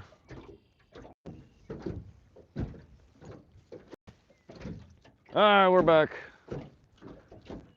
Talked me into that Suffix Advanced. I'm not going back to Power Pro ever again for freshwater. Yeah, I love it. It's good stuff.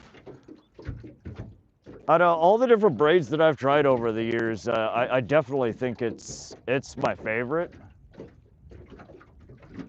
It's braid. It still does stupid shit sometimes. Braid always does, but it does less stupid shit than most other brands.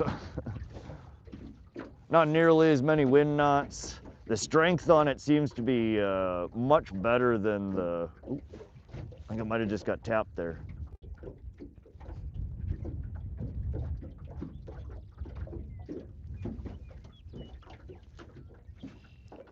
We've got about 1 more minute of jigging before I pull up anchor and we start trolling again.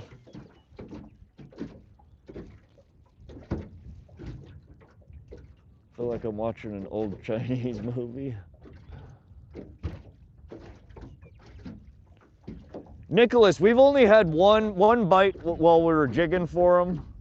There's quite a few fish down here. I don't know what the hell they want from me though. All right, that's our last cast for jigging. If we don't get one here, we might jig a little later. The wind is starting to pick up. We haven't caught a damn fish in over an hour. Let's go catch a fish. Was the salmon a keeper? Small, probably about 13, 14 inches.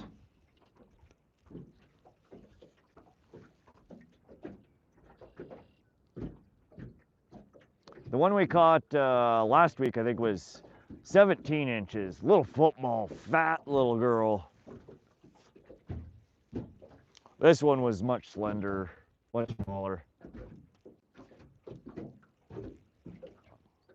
There's good sized ones that come out of here though. I've caught 5-pound kokanee out of here a couple of times. All right, I lied. One more cast.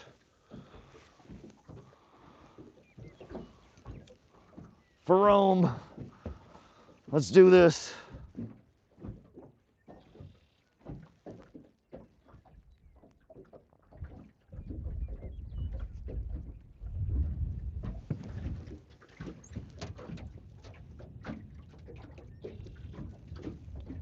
We're gonna run one worm harness rig and a crank or a spoon. We're gonna try and mix it up a little bit, but yeah, we're gonna continue to troll. Jigging is fun. Jigging does produce some nice fish sometimes, but it's just not the format that most of my viewers expect when they come here.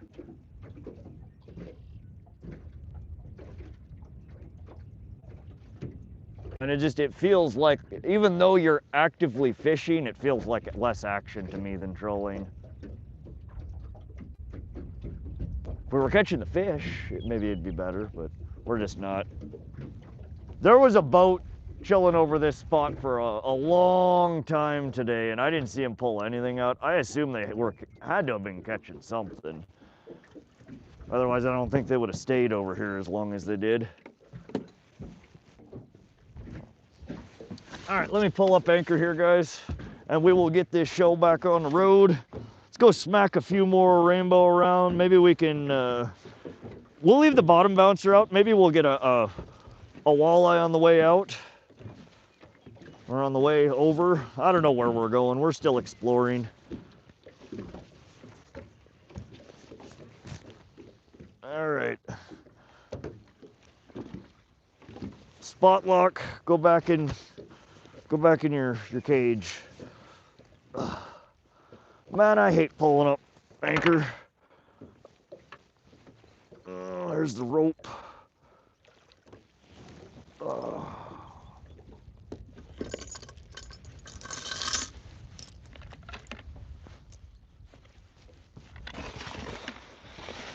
right.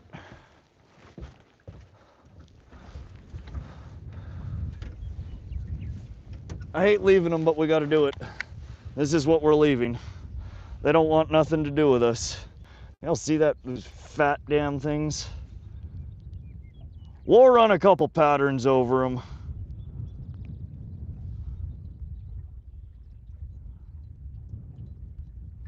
How's the fishing? Fishing's been great today. We've put 19 trout in the boat, 1 Kokanee salmon, and we had 1 walleye at the back of the boat, but we lost it before I could get it in the net.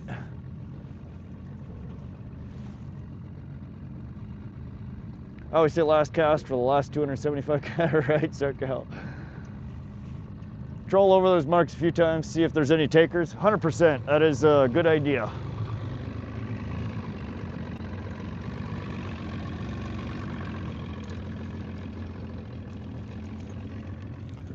We're gonna troll that bottom bouncer and worm harness rig for a few, and I'm gonna throw back out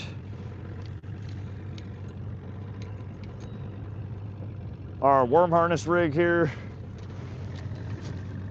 One of them.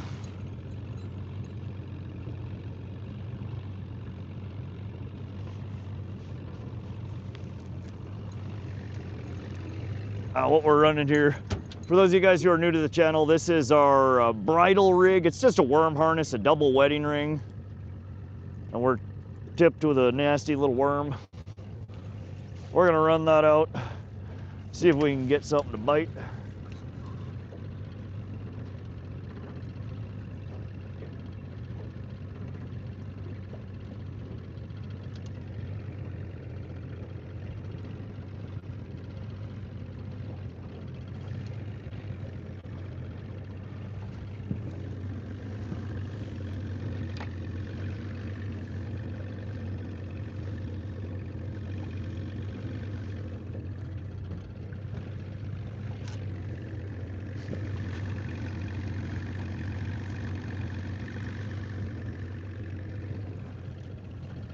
Hey Rod, good luck the rest of the day. Gotta go party. I'll try to check back in.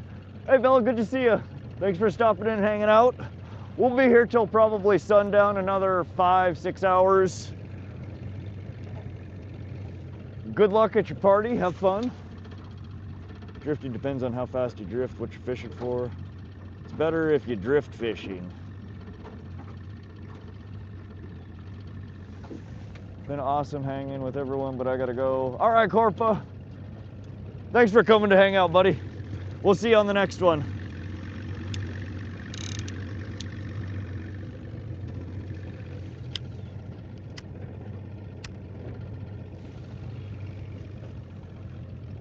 All right, we're back to trolling here. We have our bottom bouncer rig out. It's a green walleye popper with a slow death hook on it, so it twirls a full worm. And we also, I just put back out our lake troll with a double wedding ring rig on it. We're gonna troll around, see if we can find a few fish.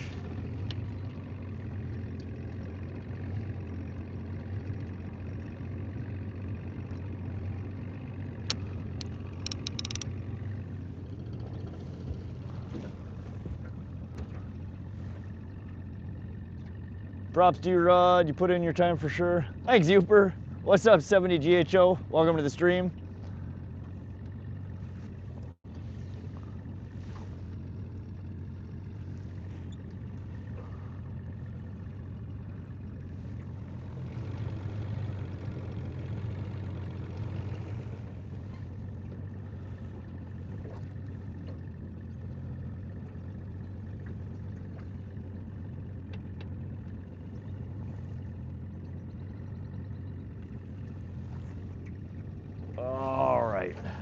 We need a drink. Let's polish off this soda, blow the fish whistle, and call in some fatties.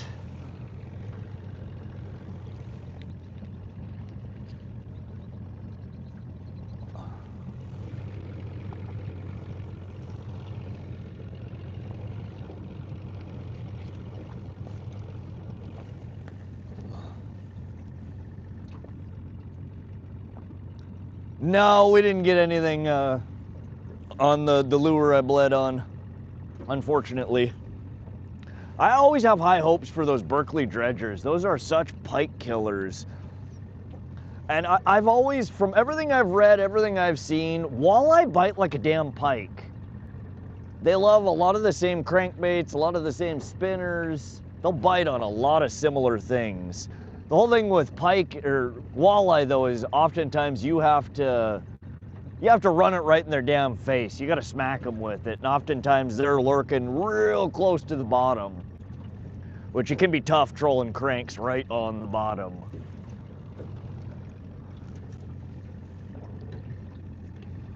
Puff, puff, pass. It's been 3 hours. 3 hours since what? What'd I miss? Come on, right? American Dew.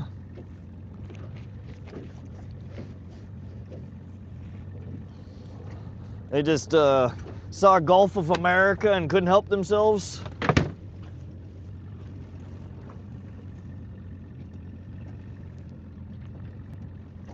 318 thumbs up. Let's go. Y'all are awesome. It's always cool to see so many thumbs up in the streams. All y'all hanging out in here and oh, there we go. Fish on, fish on. We're back in it to win it, y'all. That was our worm harness rig. We'll see what it is. It feels like a little trout, but you never know. 25 foot. Was that what you were saying? It's been 3 hours since we caught a fish? What do we got? Well, another little bow.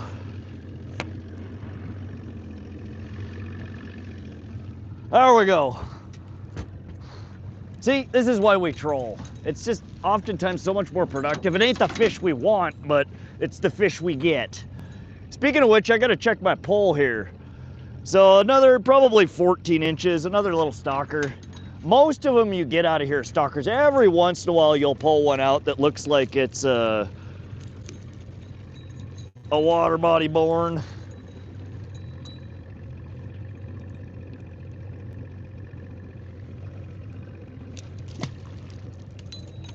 Off she goes. Trout number 20, rainbow trout number 20.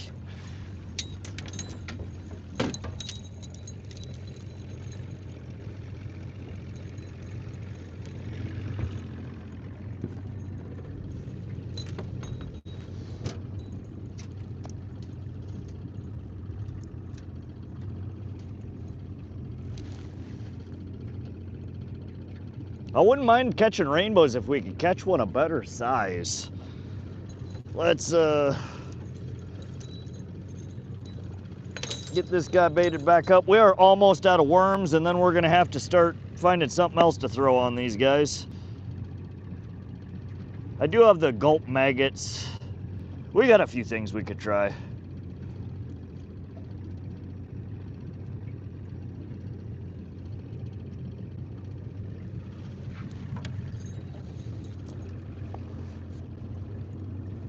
All right, I'm gonna switch sides here. We'll leave the bottom bouncer on the other side. We'll put the action rod back in front of you guys.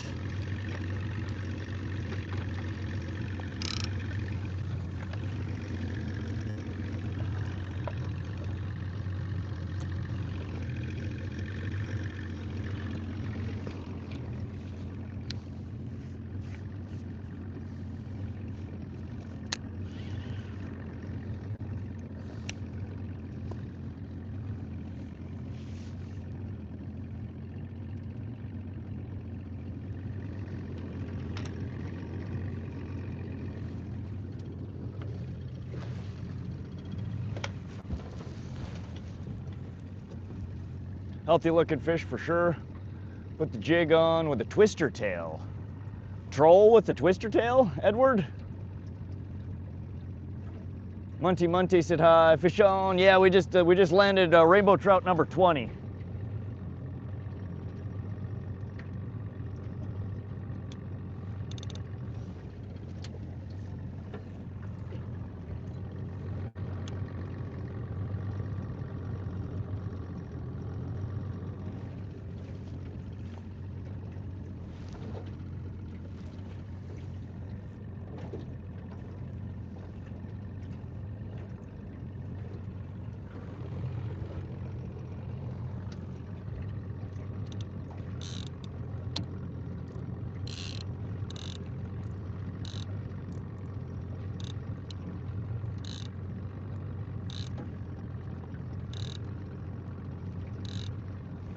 All right, we're set back up.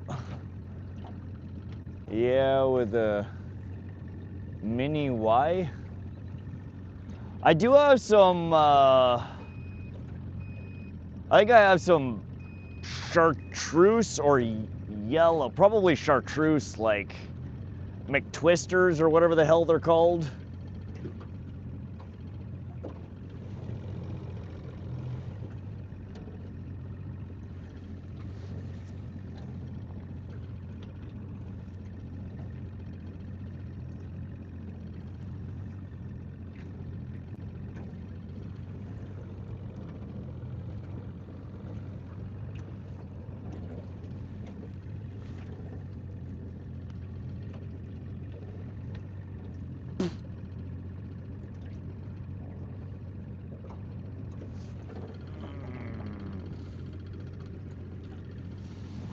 Let me put some shit away here.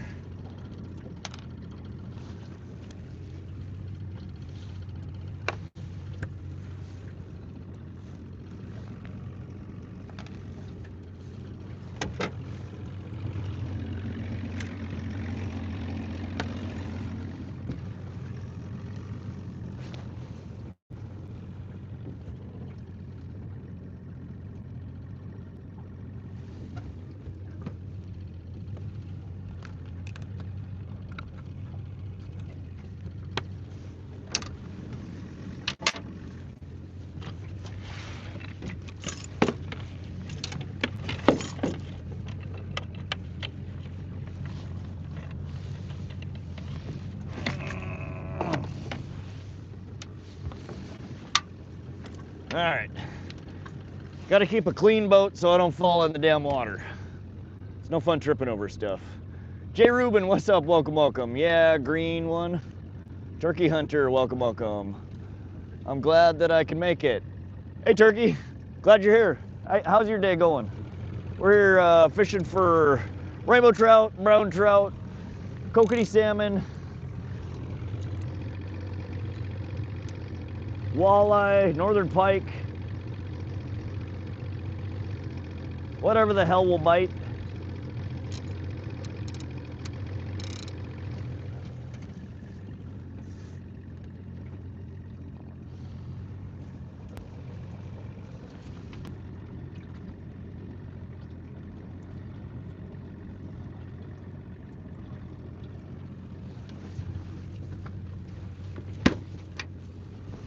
All right, it's fish whistle 30, y'all. It's been a minute. We need to call in a beast here.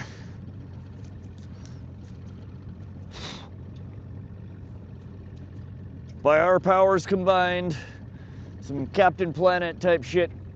Let's call in Nessie here.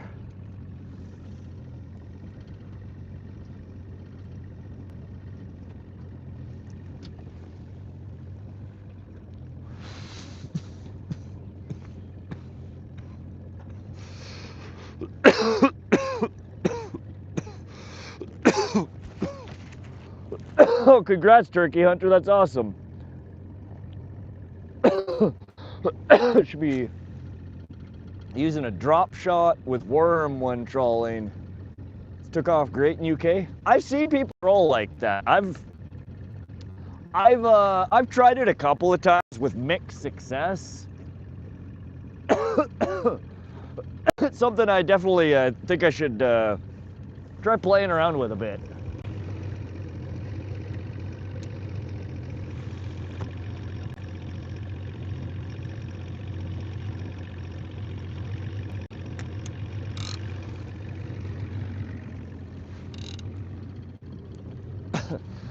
I think that bottom bouncer is going to come up here in a minute. Little Jimmy, that's what we need to do. We have not put little Jimmy in. We said we were going to give him a chance. Little Jimmy deserves a chance. Let's get little Jimmy in here. That seems appropriate.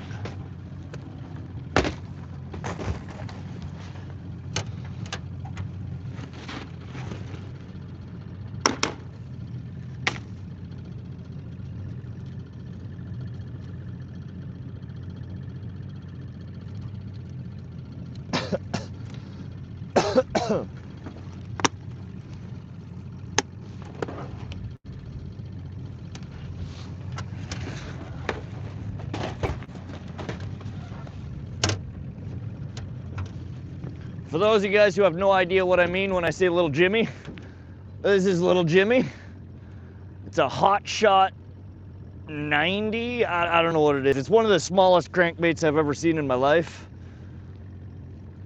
And I bought it on accident.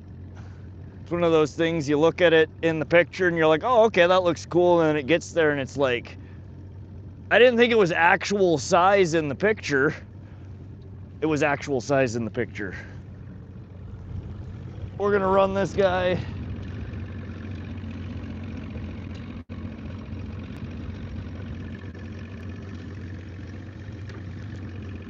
Let's pull up our lake troll here, or excuse me, the bottom bouncer.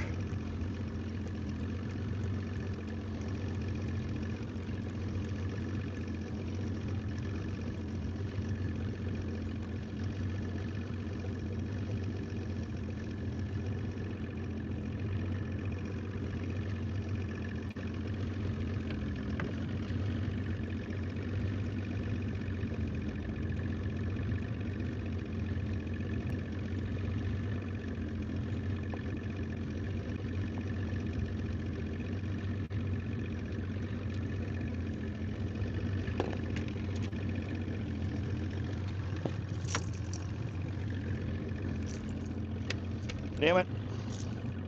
Damn it, little Jimmy.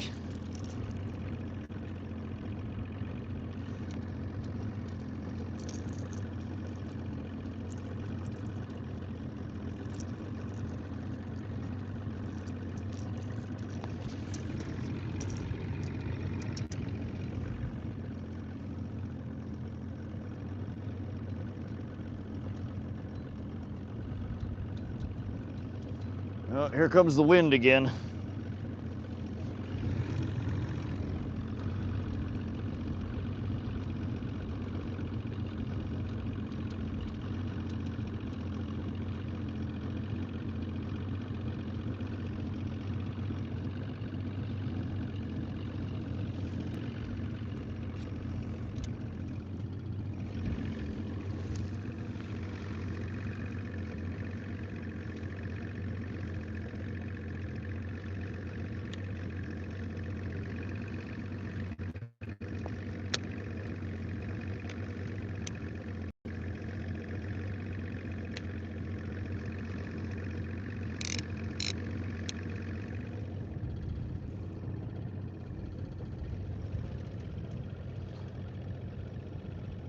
Tiny.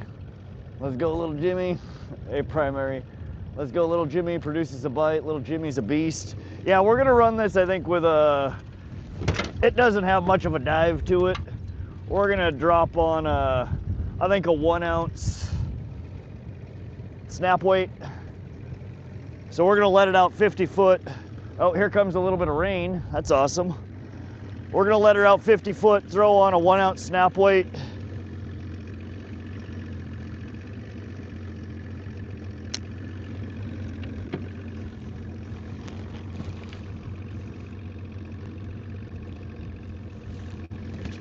And then let her go out some more.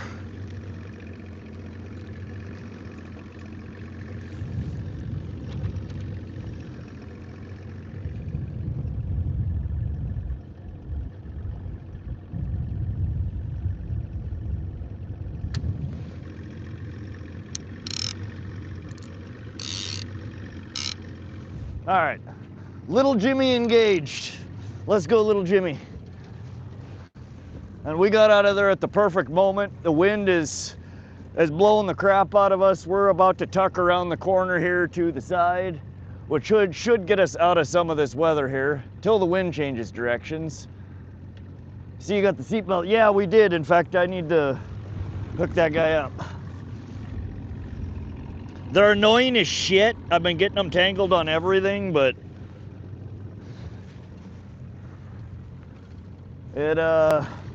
we don't need to lose any more rods. Definitely don't need to lose any more rods. Ah, I got them back on.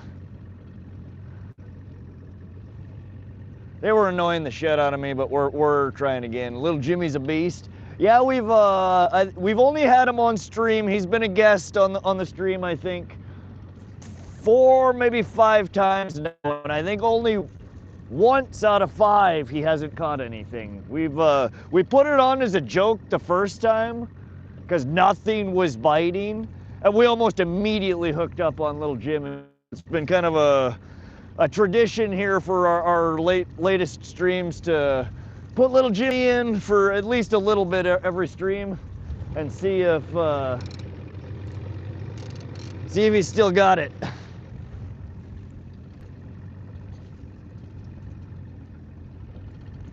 A seatbelt or a lot of money, it's right.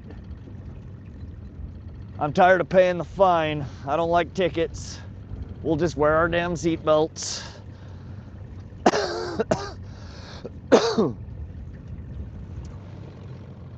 They're definitely not as bad now that I have them hooked to the back leash. I had them hooked to the front leash a little while ago and it was driving me freaking nuts. I still feel like they need to be about another foot or two longer. I don't know. Yeah, the wind picked up. It's blowing from the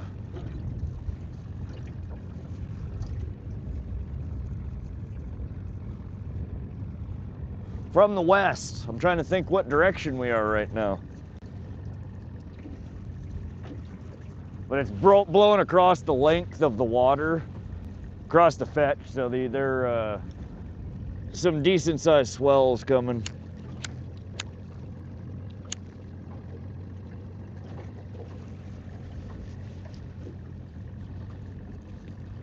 Want to see my rod float? I think for like my spinning rods, I could put, you know, a floaty on there. For even my braid line trolling rods, a float would probably work. But with these lead core with 10 colors of lead on there, I don't know, man. It's like a couple of pounds. They sink. I would have to have a pretty big freaking pool noodle or floaty on there to keep them afloat, I think.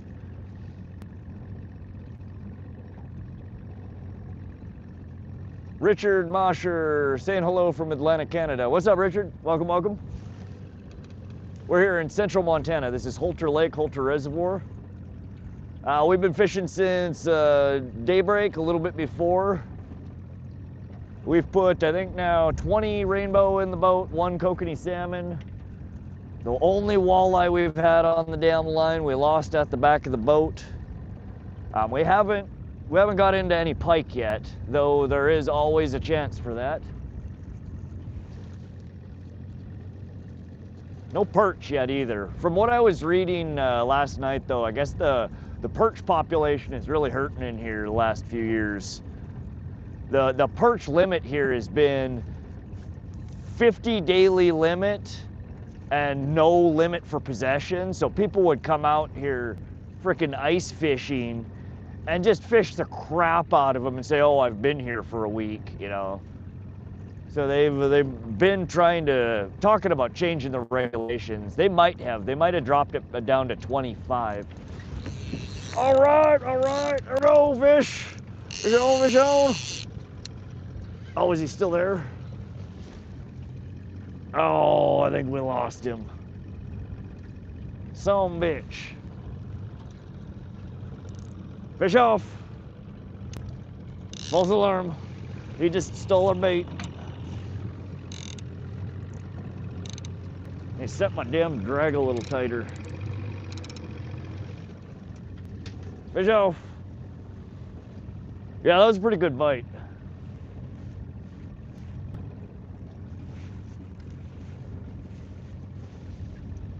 Again, right now we are mapping a portion using the CMap Genesis that we haven't mapped before, so I'm creating a new map right now. At the end of every stream, I go home and I download them from my Lowrance graph, and I upload them to the CMap Genesis social maps. So I am actively building out maps for all of the water bodies that I fish here in central Montana. Unfortunately, it doesn't look like there's a whole lot of activity in central Montana. A lot of people map, but most people don't share. So I'm posting the maps for everywhere. Y'all are gonna see all the good shit now if you guys use Lowrance. You can go download, it's completely free. You can go to CMap Genesis, create an account and log in, and if you have the Lowrance finders, search for the water body in your area. If your graph doesn't already have a map for it, even if it does have a map for it, the Genesis maps are much tighter band contours. They contain vegetation, they contain hardness, a lot of stuff the default maps don't. But you can go download for free and load them onto your SD card for any map in your area. They're really cool. Had a bite. Yeah, we missed it. It was off. Currently inside a CRF 450 with a ton of motor work. Outdoor Sweeter put me in timeout when I told them Uncle John had me here. Oh, Travis. What's up, Travis? We've landed, Brian, 20 rainbows so far and 1 kokanee.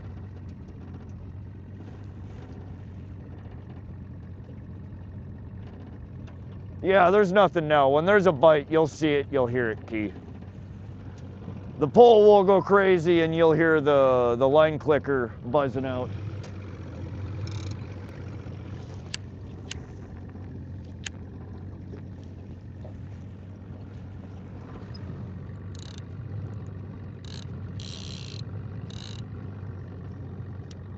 Let's let this guy out a little bit more. I'm gonna let it spool out slightly more. What's up, Nobody 44? Welcome, welcome.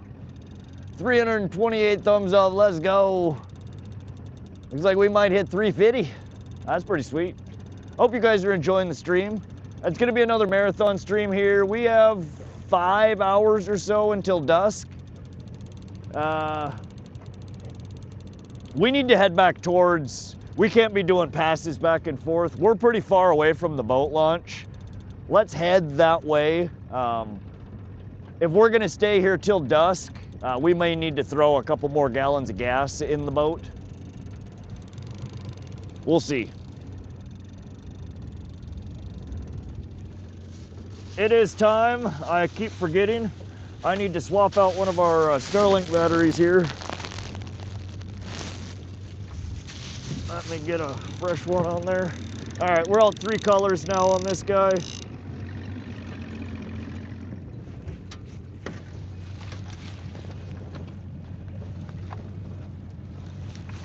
I'll give you guys a quick show on how my hot swap battery system works. It's super simple. So again, we are running, for those of you guys who aren't familiar with the stream, we're powered by Starlink Mini. That's how we're streaming from out here in the middle of absolutely nowhere in Montana. There is 0 cell signal around. But we use the Starlink Mini, and I can't power it off my boat. My boat doesn't produce enough charge with outboard to run this. So what I actually run them off of is these DeWalt 8 amp hour batteries. And you'll see these 2 that are mounted here. It's a hot swap system. So this battery's dead. This one still has a little bit of juice. I'm gonna pop this guy out. Pop this one in. And we're good to go. That's it. Now here, these last about 5-6 hours a piece. In a little bit, I'll pull this one out and put another fresh one in. So it's super simple, completely seamless, and completely custom. Same boat, mister.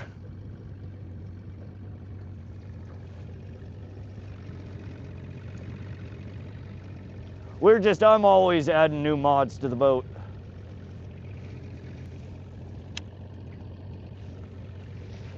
Yeah, so with 2 batteries equipped when I start the stream, that gives me, again, usually 10 to 12 hours of stream time.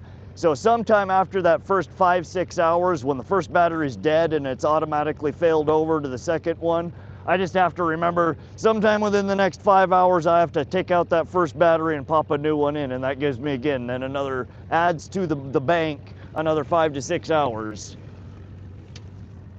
So it does require a little bit of work, but it's a really,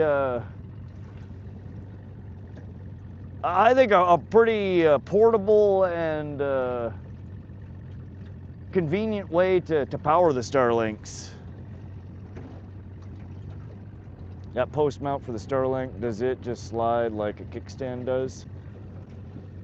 The post mount, no, the post mount, and I'm gonna have to swap this out at some time.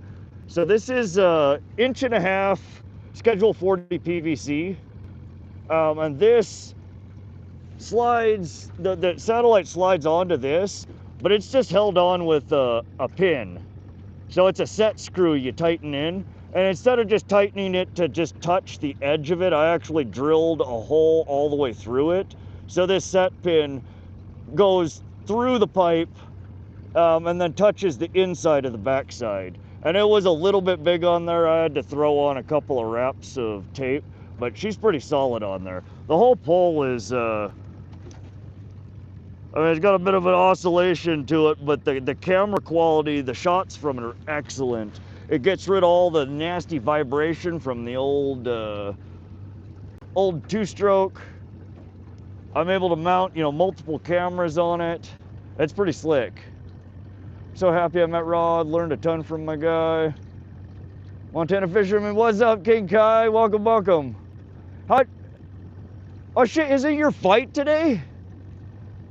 When are you fighting, King Kai? Be sure to pop in for my fight tonight. There we go. Don't leave Rod's channel for mine though. Think of it as a post show. What time, King Kai? What time are you doing the pre-show? For all you guys, King Kai, he's another local Montana fisherman. He's based right out of Great Falls. He is also a 6-time world champion bare knuckle fighter. And he's got an exhibition or a charity fight tonight in Billings, Montana. I think his record is 9-0 currently, and he's going up a guy, up-and-comer that's got a 2-0 record. But I think it's just an exhibition fight. I don't think it's for the title. It's just for charity. But yeah, y'all, if you like my stream, you like Central Montana fishing, you like outdoors, you like Montana boys, check out King Kai 145. He's just started a channel here recently. He also does have an Instagram. He's got like 80,000 followers or something on Instagram. But he's trying to do the whole YouTube fishy thing. Cool guy. I met him here recently, and I've been digging his streams, and we actually have shown up on each other's streams a couple of times. Go give him a follow. And definitely, I think he's doing a pre-show for his fight tonight. I just need to see when it actually is. I don't think he responded and said what time. Good luck, Kai. Seeing you fishing nice. Yeah, he's been, the last time he was here, he caught a couple of northern pike where we're just coming from. They're over there in a nice boat, spot lock, doing fancy spot lock things. Super slow troll, fancy shit. We can't do that. But yeah, if you end up hitting up Kai's stream, let him know Rod sent you. Always good to know, let people know where you heard about him at. But go show some support. He's still trying to get his channel monetized. And he's got some really good content. They fish out of a really nice boat. His buddy Searsy, which is actually I think his fighting coach, fishes out of it's like a 24, 25, 20 or 22 foot Hughes craft. Beautiful inboard, outboard, big old jet. Thing is sexy. Been trying to get him to take me up to Flathead Lake so we could do some lake trout fishing on his fancy ass boat. So maybe sometime in the future we'll have a stream where Kai and I and Sears are fishing off their fat boat. Until then, you guys are stuck with me on the old tin can. How many spliffs would you smoke each day? These are just cigarettes. I puff every once in a while. I don't do it a whole lot, not like I used to. I want to meet up with Yusabad. We can fish at Lake Erie. Lake Erie would be fun. I've watched so many videos of people fishing Erie. Those big waters over there in northeastern U.S. and Canada are just incredible. Some of the best fisheries in the nation.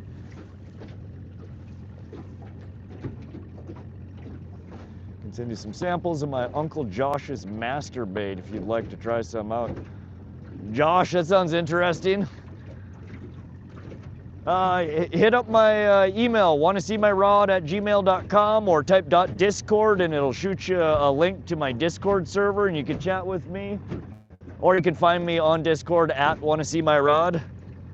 Or you can leave a post on my profile on the community page. Let me know. Yeah, you can send some over. We'll see. Don't be sending me some weird shit, yo. I swear to God, I will find you. But yeah, I'm always willing to try new stuff.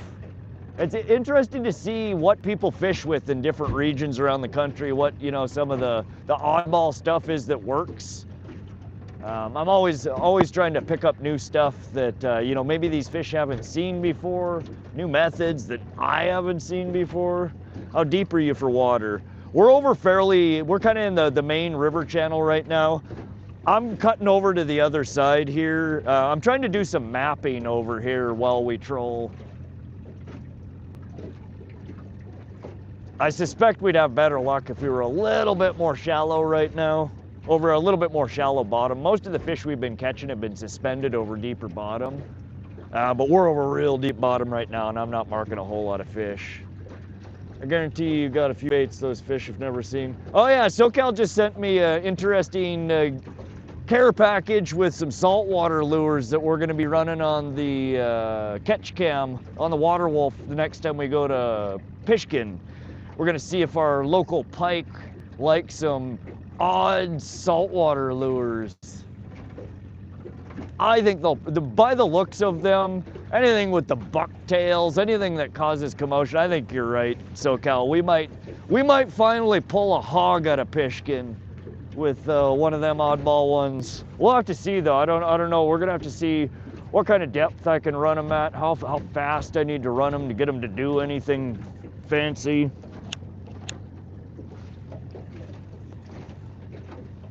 I'm from Oregon, more and salmon here, but big rainbows and red bands, love it. Oh heck, Joshua. Yeah, we're landlocked here, so we don't get the actual steelheads. We have a bunch of bows. This lake is just loaded with them. Almost everything I've been catching though are like, you know, last year's 12, 13, some of them 15, so maybe early last year stockers, maybe a couple of years, nothing very big. The biggest trout we've caught here today is 19 inches, which is a good sized trout, but nothing to write home about. Do you paddle fish? No, I don't like snagging stuff if I can help it. Damn it, now the wind shifted and it's blowing in our face. Mother effer. All right, we're also gonna bump our speed up a little bit.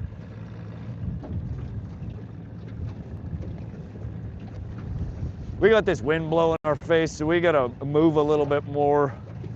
Like I said, I'd like to get back over more in the general vicinity of the boat launch. I don't want to be super far away with less than half a tank. Especially with the wind shifting like it is, it takes way more fuel to go against the wind than it does with the wind at your back. And it seems like every time we want to go a direction, the damn wind shifts and blows in our face. Jaws, that's what we're after here. If you've got a crank shad that's pink and white, put it on a sensitive Shimano and can cast it bass infested area. It's heaven on earth. Oh yeah, I bet, turkey. We don't have bass in here though. Water has trout that are close to steelhead. Oh, I'm sure, yeah. I've heard stories. I've seen some pictures of some monsters coming out of here and Hauser. Like I said, I've never caught them though. The biggest trout, 4 pounds and some change is the biggest I've ever pulled out of here for trout. I've caught bigger kokanee out of here than I have trout.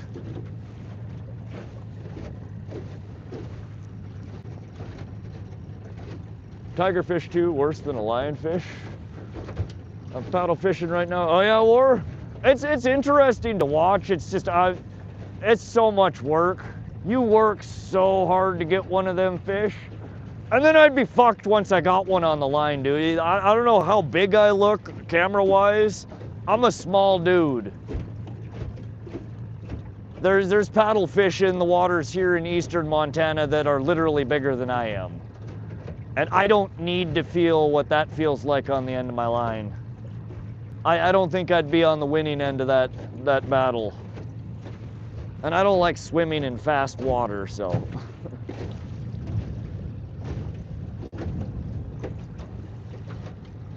6 to 20-pound rainbows, Klamath Lake out my front door. Oh God, Josh, that's amazing. We troll for them with number 3 freaks and thin fins. I just got a thin fin. Were you the one that was mentioning thin fins in one of my previous streams? I just picked up 2. They're the same pattern. It's like a white with, I think there's pink or yellow on it.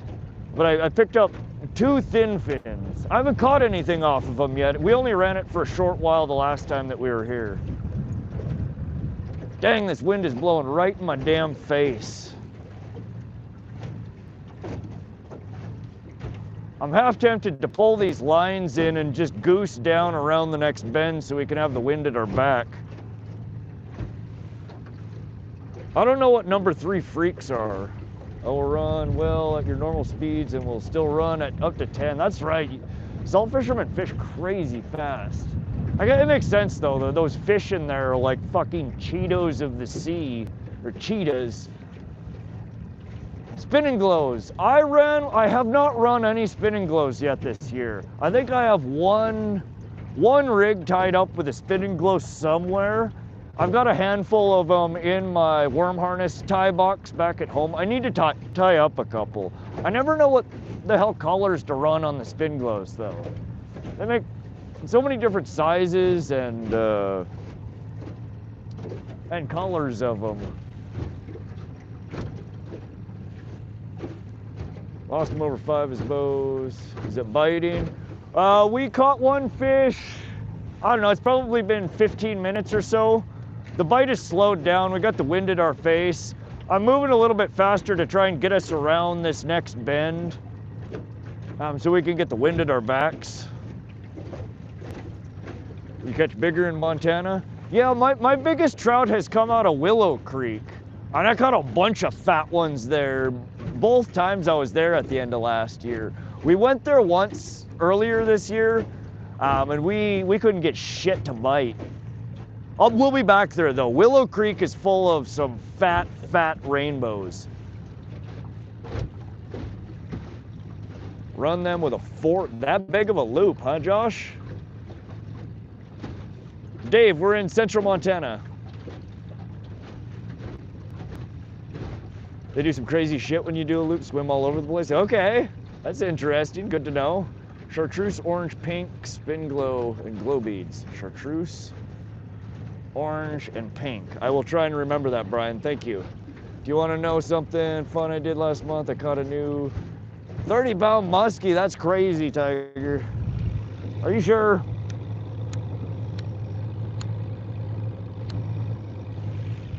That's awesome. That is truly legendary trophy size. Biggest pike I've caught was like 22 pounds. I haven't broke the 30-pound mark yet. When you go up to Willow Creek, stop by and pick me up. All right, Whiff. Hit me up. Send me an email. I would like to, I definitely, we'll be back to Willow Creek sometime this year. The pike bites, we just got there too early. We were still really cold waters. We were marking fish all over the damn place. I just couldn't get them to bite. But Hauser was also crap. Nothing was biting. Holter's the first place we've been this year that the fish are really, that have been active. Willow is savage. Yeah, I caught, prior to this year, I've only ever fished it from the bank there. And I pulled last year just a little over 5-pound rainbow right off the dock. Couple of, 4 and some change, some really nice rainbows there. Surf fishing, a drone. Yeah, I've seen that. It's illegal in some states. Not all those spinning glow colors together are general go-tos. Most of the saltwater fish I chase have cruising speeds at 8 miles an hour, speed up to 30, chase bait, up to 50 on a speed. Good God. Caught some nice smallies by Loma last time I was out in Montana and Drum. Villa, absolutely. I I know for like the last month or so, the smallies have really been on. There's a guy that works at the local North 40 that I still keep forgetting to ask his name. I talk to him every time I'm in there. He was telling me that he was doing real good around Carter Ferry, Fort Benton, Loma area, fishing for smallies. But what I was gonna say is Sturgeon Run is coming up here real soon. End of May, early June is typically when the sturgeons start to spawn. I usually spend a few weekends down there a year chasing the sturgeon and usually pulling in a handful of nice channel cats and a bunch of other random shit while you're there too. But yeah, that's coming up real soon here. Get back up front to the clay cliffs. There were pike in the shallows. Back up in front of the clay cliffs. There were pike in the shallows. Troll shallow running cranks. Okay. Well, we got to head back towards the boat launch. We're under half a tank of gas here, and we're still probably 2 miles-ish, 3 miles from the boat launch. There are some shallow and clay cliffs over here. We got little Jimmy on. He's a shallow diving crank. And we're running our worm harness over here. We could throw on a flicker shad or one of those cotton cordels.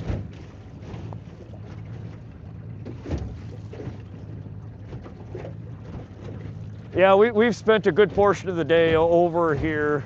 I only have a 12-gallon gas tank on here. I usually burn a little less than a gallon of gas per hour when trolling. So out of 12 gallons, I usually get 14, 15 hours, but we started our stream I put my boat in at 5:20, 5:30 this morning, and it's 4:11 right now, so we've almost been in the water for 12 hours now. And again, to troll from here to the boat launch is a good 2 to 3 hours. So it'll be about right with how much gas we have in here. I have another 6 gallons in the back of the truck, but we're kind of just gonna head that direction.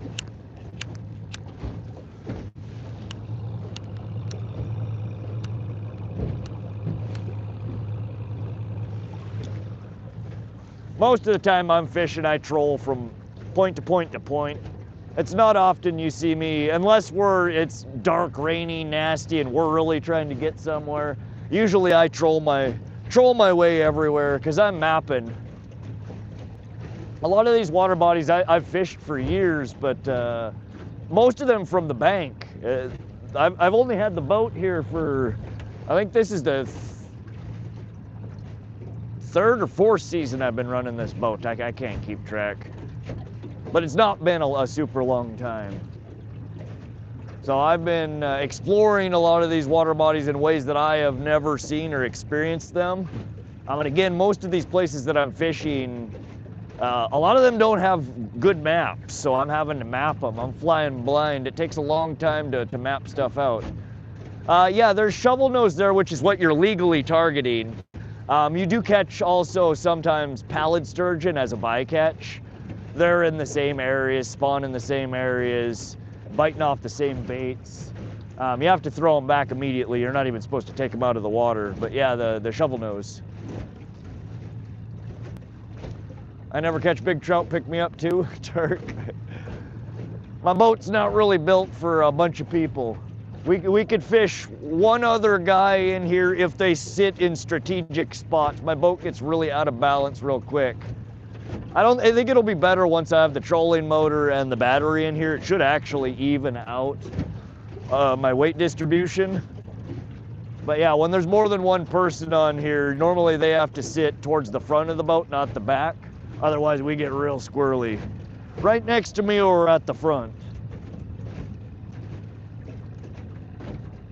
David, we've caught 20 or 21 rainbow and 1 kokanee so far. We still have probably 4 to 5 hours of fishing as long as the weather stays decent. We're trolling back towards Log Gulch right now. We're a few miles away still, I think.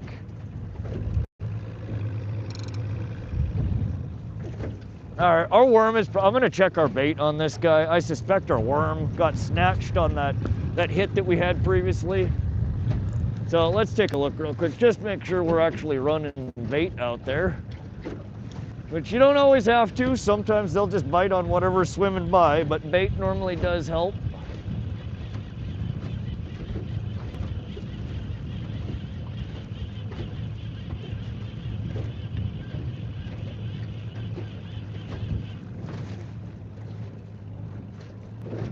Ooh, that wind is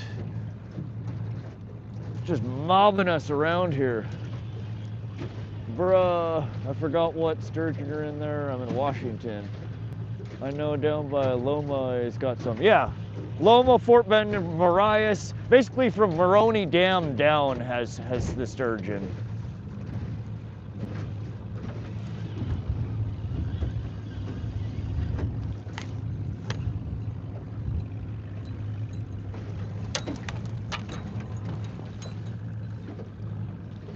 Yep, oh, come on.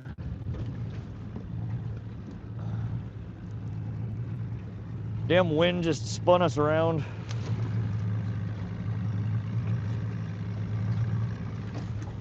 All right, we are almost out of worms. We got a few more reloads here with the crawlers, and then we're gonna have to switch to a different bait. They've done well for us today, but so have the pink gulp maggots, the white gulp maggots. The fish don't seem too picky about what we're tipping with. They just want something. I'll show you guys, for those just joining, this is what we're running here. They're a hand-tied worm harness rig. I call it a bridal rig, or a lot of you guys may know it as a worm harness, a wedding ring rig, a spinner rig. There's so many names for it. It's a few beads and some flashy shit with hooks. Anyone can make one. Obviously, because I made one. I made lots of them. And they work pretty damn well.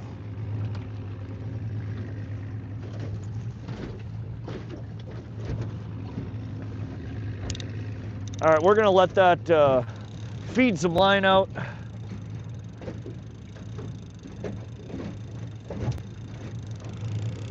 Come on, little Jimmy. Thought you were gonna do this for us. Gumdrop leech or worm wine drift through slow. That's not a bad idea. Like I said, we're a man with a plan, Stan. We're headed towards the boat launch area. We can't dawdle too much or I'll run out of gas before we get there. We have probably a 2-hour troll at least to get over there. And I don't want to get too low on gas before we get in that general vicinity.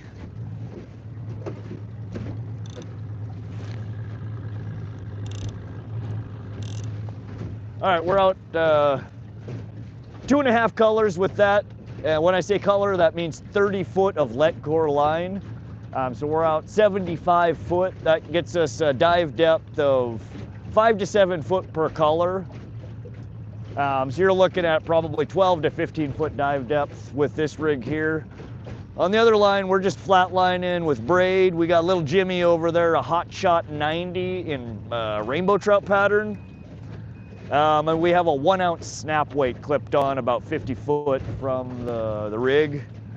So we're probably closer to 10 foot maybe with that one. We're trolling about 2.2 miles an hour right now, which is a little fast. But again, we got wind blowing right in our face. And we're trying to get around this next bend so we can get the wind pushing us. I think we'll catch more fish once we get around the bend over here. There's a good chance though that we'll hook up on something before we get there though. What's up, Rod? They still biting like this morning? Jacob, the bite did really slow down.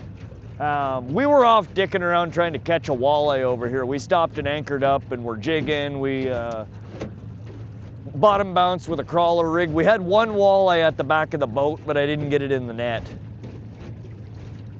As soon as we started back up though, I threw on the crawler harness and we hooked up within 5 minutes. So they are still hitting.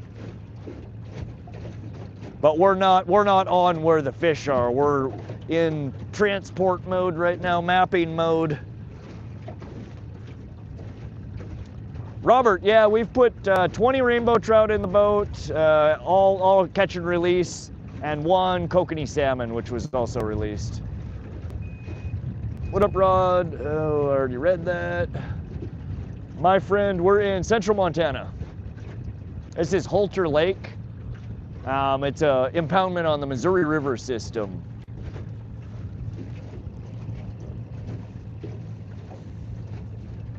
All right, let's get up closer to the shores here. We have some pretty steep drop-offs. A lot of our fish that we caught today were in 25 to 40 foot bottom. Fish suspended in the top 5 to 20 foot of the water column. So let's go back to where the fish are. Or where they've been biting. Would be awesome if we could catch a brown. I'd be stoked if we caught a brown. I haven't caught a brown out of here in so long. I always wanted to catch sturgeon and a salmon, but the rarest fish I've caught was a 3-pound tiger trout. Very nice. Yeah, they just started a tiger trout program here in Montana a few years ago. I think there's 2 or 3 small water bodies that they're trying to get the program going in. Unfortunately, none of them are really all that close to me. So I don't know what the likelihood is that the stream will travel to catch them. Maybe someday. Probably not in the near future, though. They're not high on my priority list.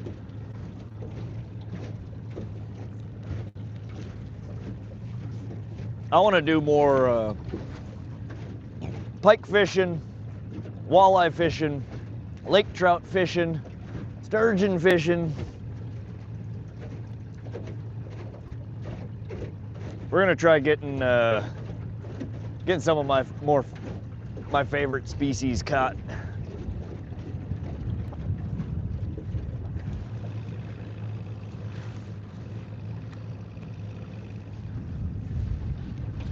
$344 likes, let's go. Almost 350. Hope everybody's Saturday is going awesome. There we go. That was a bite. Missed it though.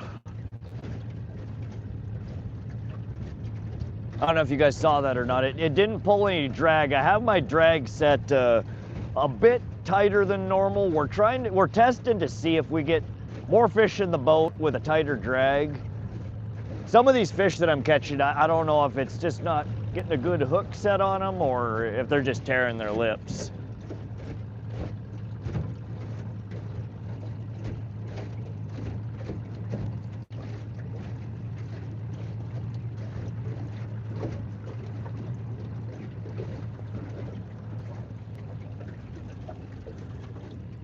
You're trolling too fast.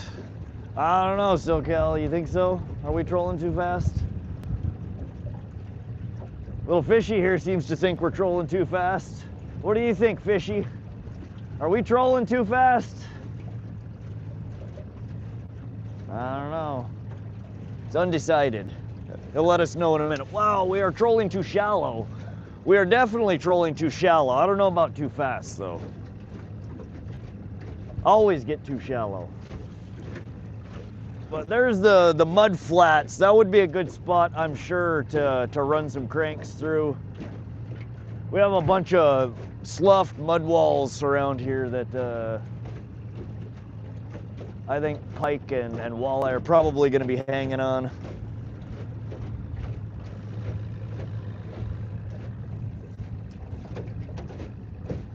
Looked like a tap. Yeah, there were a couple of them.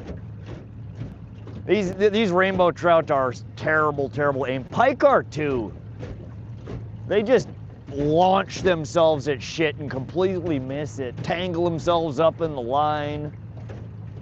They'll T-bone the lure instead of, you know, biting it. They're not the most accurate. Water temperature is 56 now. It's gone down a couple of degrees.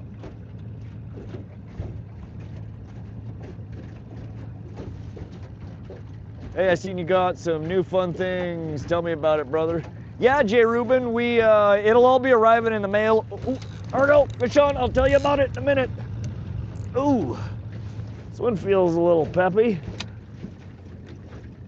We're gonna slow us down just a little bit. Please be still on the, I don't know, he might have wrecked himself off. That was a good bite. Dang it, I think we lost him.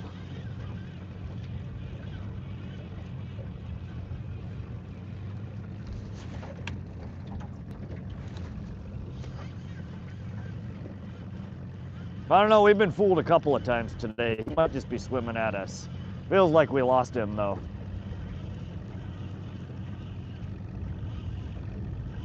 Or not.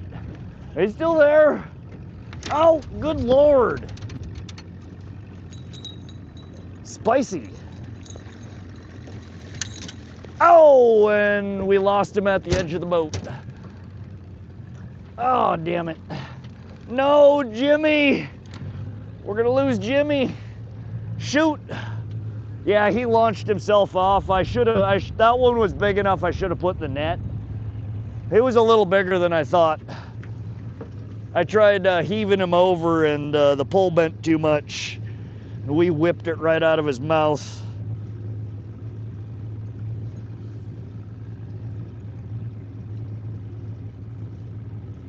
Dang it.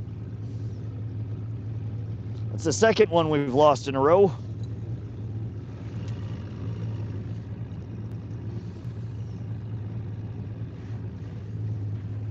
Oh, and we're headed in the completely wrong direction. Wind at our back. That just set us back 10 minutes.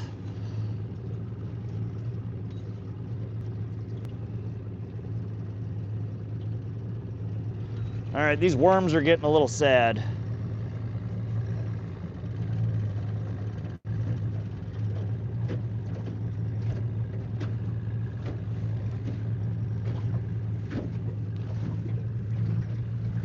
All right, good Lord, I need to pay attention. God, that trolling motor can't come soon enough. I'm so tired of this shit. I just want to punch a button and the boat will take me to where I want to go. My boat needs to be Uber, not frickin'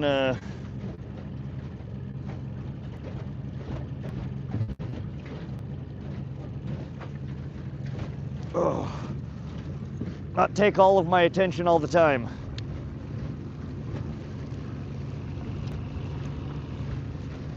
All right, let's try that again.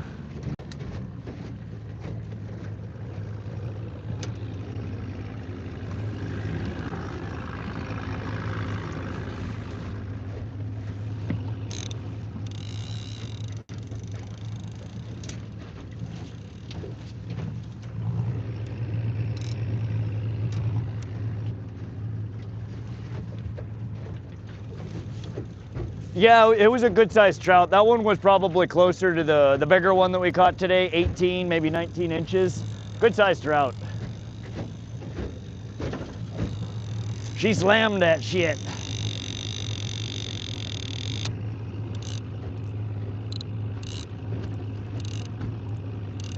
All right, we're out 90 foot, so 3 colors, so a little bit deeper than last time.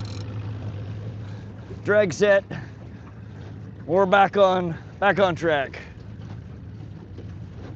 Yeah, it got close enough to the back of the boat. I saw it. It was probably an 18-inch trout. Decent size, nothing monstrous. But when they first hit, they absolutely slam it. I love that about pike, though. I don't troll at all, but throw chatterbaits on a ton of grass flats. They damn near rip the rod out of your hand. Oh yeah, heck yeah, Robert. There's nothing quite like casting and getting a big fish on the end of the line. This shit's fun, it's exciting, but it's a completely different experience when you got that rod in your hand when it first hits. It's exhilarating, I love it. Delayed reaction, but it worked, right? Ted Nitzel net, yes, I should have net that one. It was big enough. I tried, I didn't think it was as big as it was. Audio went Bruce Lee move, hold on. Yeah, watching me fish as a dub would be one of the worst things I could imagine. I hate dubs. I hate dubs so much. Can't stand dubs. All right, we're at 2.7 miles an hour. We are definitely trolling too fast. I'm gonna bump it down just a little bit. The wind died. Those last couple of bites were both at right around 2 to 2.2 miles an hour, so significantly faster than what we've been fishing at today. And sometimes you just need to speed up a little bit. Sometimes they want it real slow, sometimes they don't. I gotta bounce. All right, Robert, thanks for stopping through. Hit that sub button if you haven't already. And we have what? 348, almost 350 likes. We are getting real close, y'all. Real close. We'll catch you on the next one, Robert. Make it to the Oxbow yet. We are coming around, I don't know what the Oxbow is. We're right at the, coming into the first set of cabins over here. I think that might be what you're referring to. We're still maybe a quarter of a mile from the cabins. I'll show you here. Let me switch the camera around. So there's the point, and then the cabins start over there.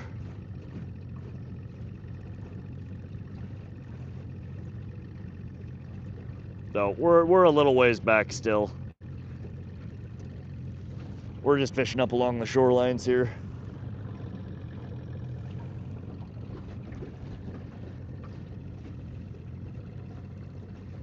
Give you guys a little view. We finally got some blue sky. That's the only blue sky I've seen all day. That's it. That right there. And that little nugget over there. Everything else has been like this all day. We haven't seen any sky.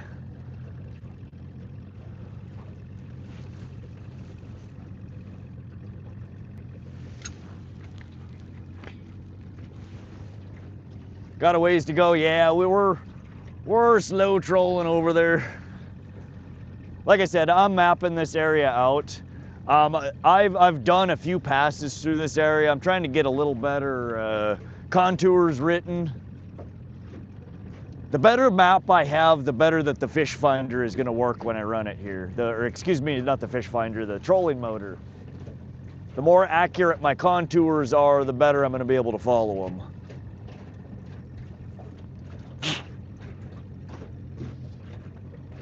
And we have found a few fish on the way back so far, so we're doing good.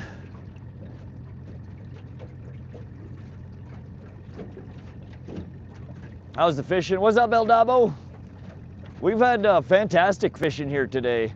We had one walleye at the back of the boat. That's the closest we've gotten to walleye today, but we have caught 20 or 21 rainbows and one kokanee.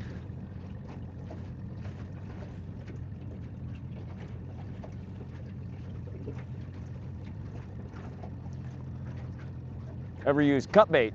David, depends on what I'm fishing for. Yeah, catfish cut bait works real good. Cut bait works real great for pike. One of my lake trout that I caught last year, I caught off of frozen smelt. We've caught a few rainbows off of little chunks of cut bait. I mean, I've got a package of frozen smelt in the cooler right now. That's one thing that we haven't run all day.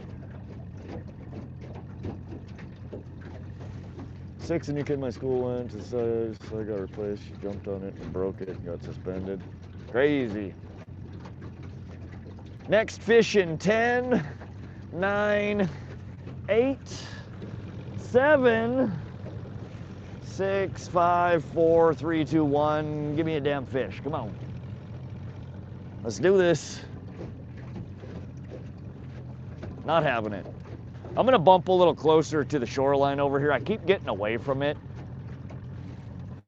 So much of the shoreline over here is just like sheer cliff. And we've had pretty good luck up against these walls today. David Hobbs, catch a pike. They're in here. We're trying.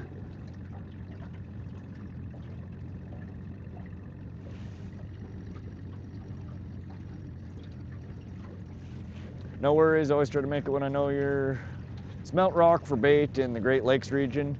Yeah, so I have these I have a few different lures that pop open, that have little scent pads in them, or you can put little chunks of meat in them. And those work pretty good. That's what I caught one lake trout off of last year.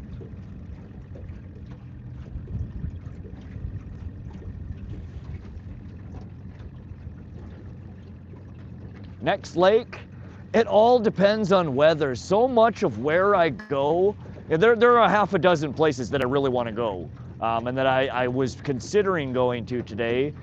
I take my list of places that I want to fish, and then I start going through and looking at forecasts for each and every place. And most days, out of 6 or 10 different places that I'm looking at, there might only be 1 or 2 viable spots. We have a lot of the winter winds.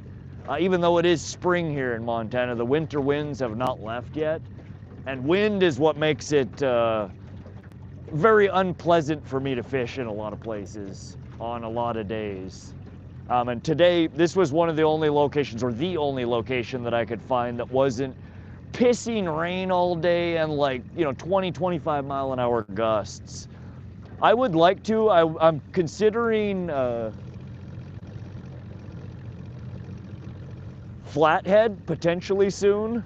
There's an event up in Flathead, I think the 23rd and 24th of May, that Kai's going to.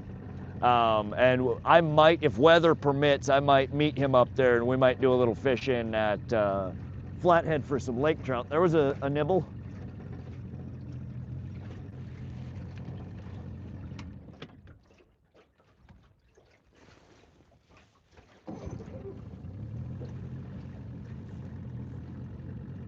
Just slowing it down and kicking it back up, trying to see if we can trigger a response.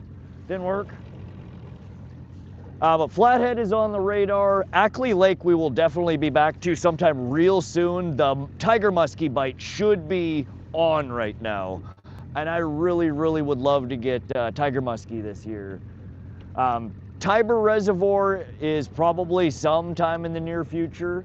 The Tiber walleye tournament is coming up, I think at the end of this month, the 28th, the 29th or something like that. I won't be entering it. The biggest walleye I've ever caught out of Tiber was yay big. They are absolutely monsters there though, but it's like $400 damn to enter the tournament as a 2-man team, and it's me, myself, and I, so it's if I want to run the tournament, I gotta pony up 400 bones to enter myself. But I would love to fish Tiber more this year. Again, the walleye should be excellent fishing here over the next month or two there. Time did you get the Kokanee? I don't even, it was 10, 11 o'clock this morning, so 6 hours ago-ish. How you doing, Gary? Your truck would have already been up for auction at the police auctions. Shit. All right. Come on, fish.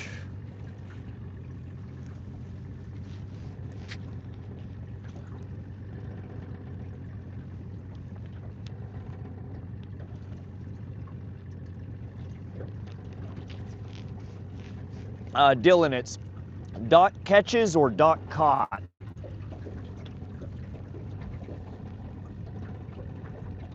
Try a smelt? We could. I don't know what I'd throw it on here. I guess we could throw it on the frickin' worm harness rig. I don't know, little Jimmy, I think we might, what is it, 4:38. Let's run little Jimmy for 12 more minutes. And if he hasn't put a damn fish in the boat, he's going back in the box.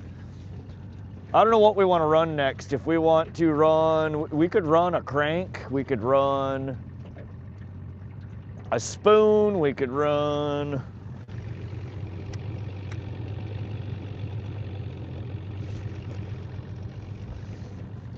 our other worm harness rig. We could finish off the day smacking the trout.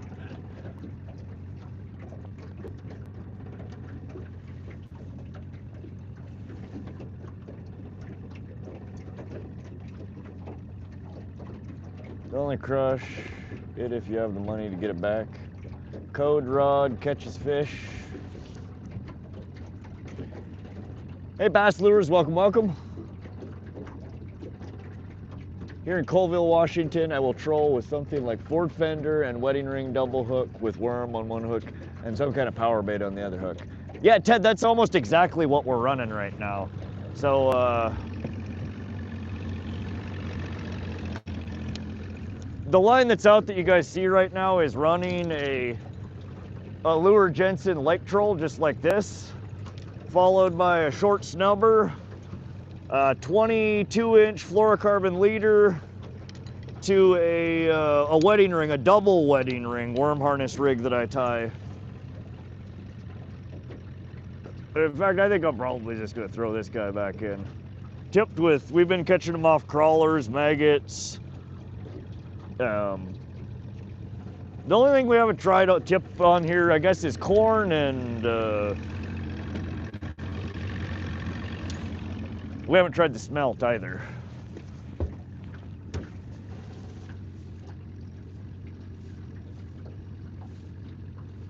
Run a spinner, use a spoon. I think you should run your biggest pike lure. Spoon, spoon, spoon. Don't spam, Colton. If you've got your rods tethered, no more lost rods. Yeah, we do. We have, both rods are now tethered. They're driving me nuts. They're not quite long enough. I need to work on how long they need to be and where to tether them to. But yeah, I got basically a Velcro strap that wraps around the handle with a little eyelet on it. And these, they're supposed to stretch out to 5 foot, but it don't feel like 5 foot. I think I just need maybe a little bit longer cords on them.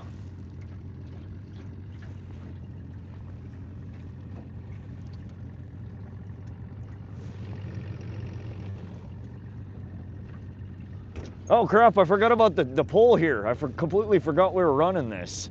All right, what fish species should we target harder today? Let's look at this. Kokanee trout 23, so that's gone way, way down. Walleye 26, that's gone a little bit up. Pike 18, a little bit down. And whatever bites 33, a little bit up. All right, interesting. Thank you, SoCal. Yeah, y'all come in, hang out, chat, say whatever. I mean, we're not judgy around here, but please don't spam. It's hard enough for me to keep up with chat when people aren't spamming. When people do spam, it's next to impossible for me to keep up with what the hell's happening. All right, little Jimmy's got 8 more minutes. What are we putting on? I still feel like frickin' the dredger should catch something. The pike should be eating the shit out of this. I don't know why they're not.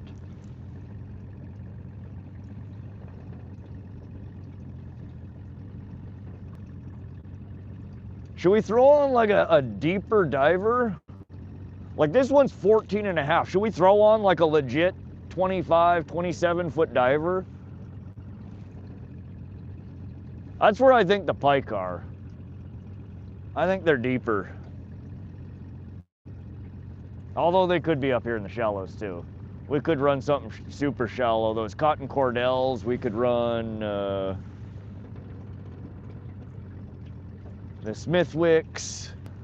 We have a handful of stuff that'll fish, you know, in less than 10 foot of water.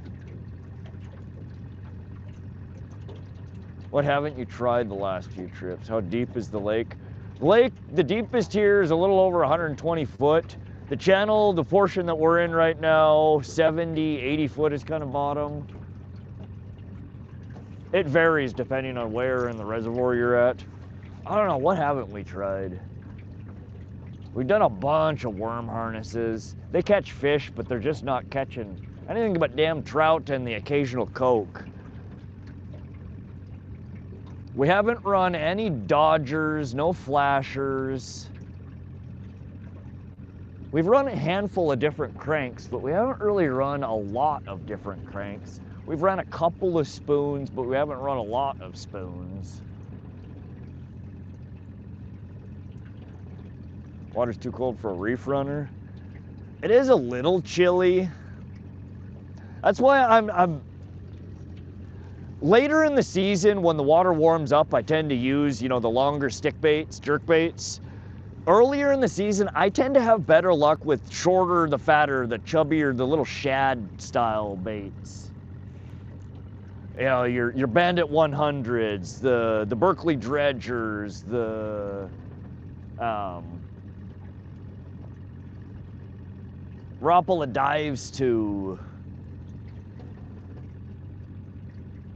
Flicker Shads, you know, things that are just a little stubbier, shorter.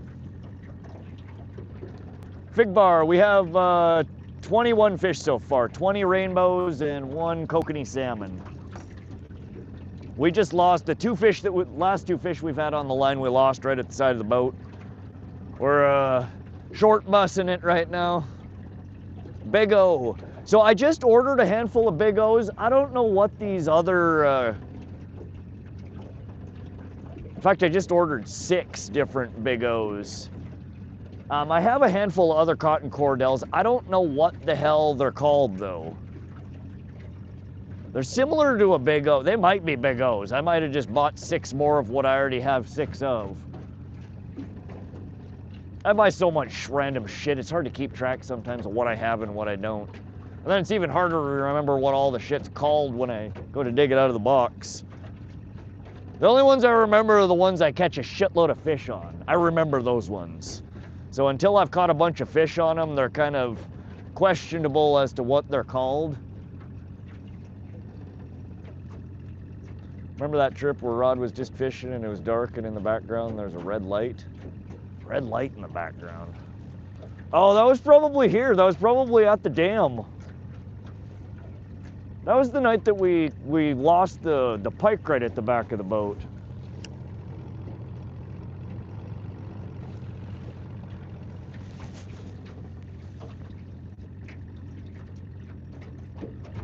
Pearl white Big O. I don't think I have a pearl white Big O, but I do have a pearl white. What did I buy here?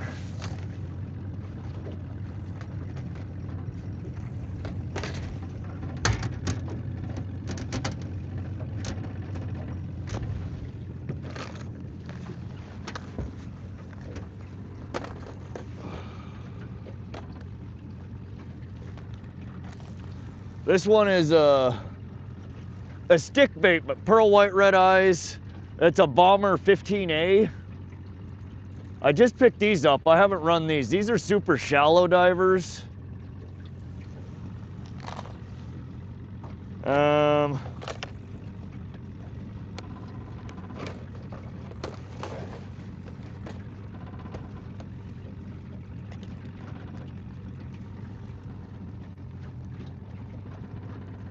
These are the Smithwick Perfect 10.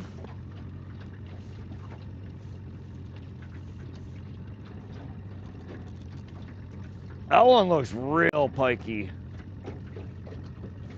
And then we also have like a bright perch. Those ones have a nice rattle in them.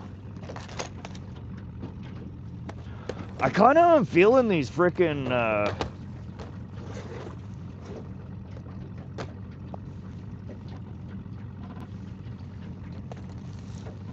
let's run this guy for the hell of it. You can catch a northern or yellow pike with one of them. Oh yeah. Yeah, I bought these for walleye and pike. I suspect either of them would gladly bite at them. All right, little Jimmy, I told you we were gonna give you time, but your 2 minutes has run out. If you want to catch something, catch it on the way back up. Otherwise, we're done, buddy.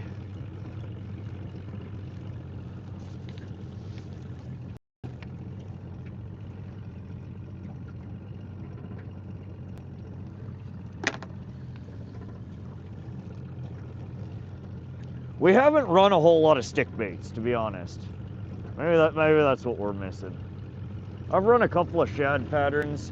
I just know at other water bodies I've had decent luck with shad style baits earlier in the season, and then I tend to switch more towards Stick baits later in the season. Oop, wrong one. Wrong one.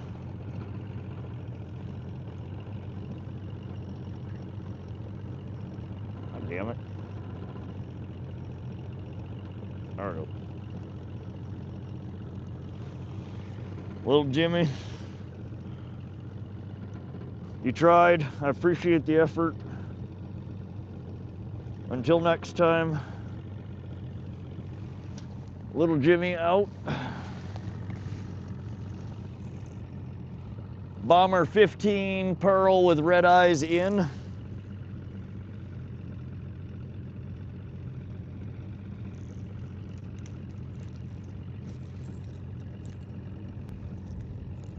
Goddamn treble hooks.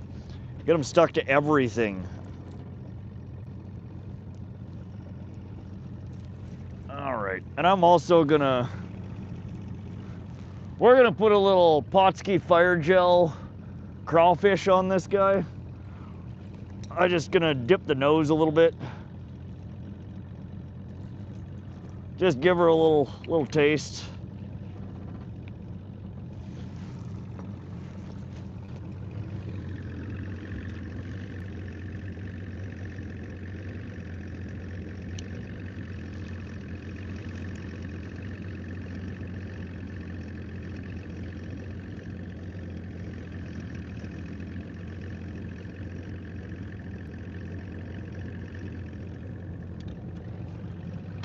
I'm gonna bump our troll back up. That's what we're doing. That's why we're not getting hit.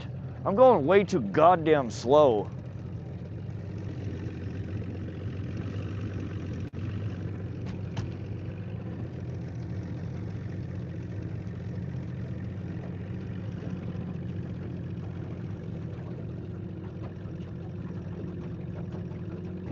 Stink fish that was in Lake Erie, no idea. See you, little Jimmy. Shatter everywhere, bro. Dirty water, dark. You want lighter, the water. You want. Next time, little Jimmy. Throw the bone and red eye. That's what we put on, Dylan.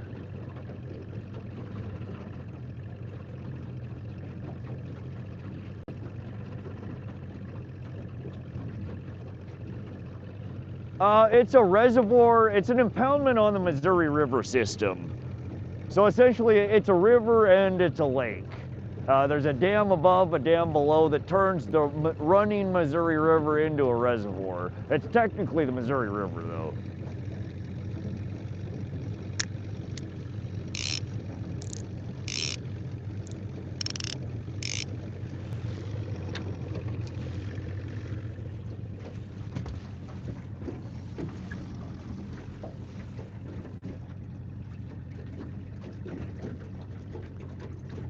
Blue pike are extinct from Lake Erie.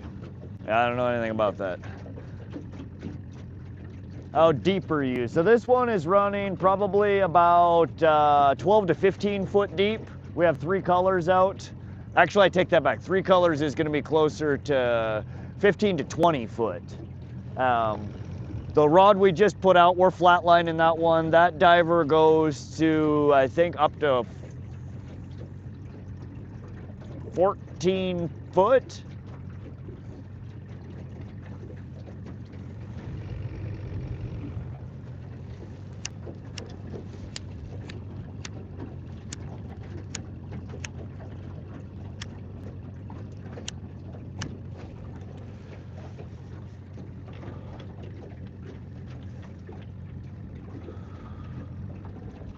You fish small lakes? Yeah, well, I fish a mix of very small lakes and very large lakes. We fished a pretty good variety on the stream over the last couple of years, or last year.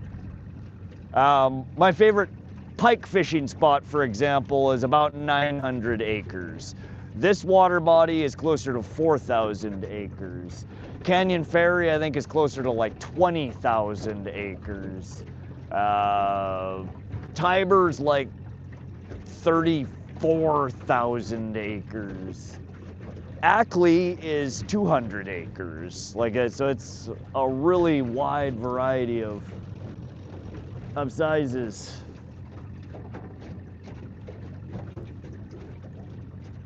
Tucker, we're up to 21 fish so far, 20 rainbows and 1 kokanee.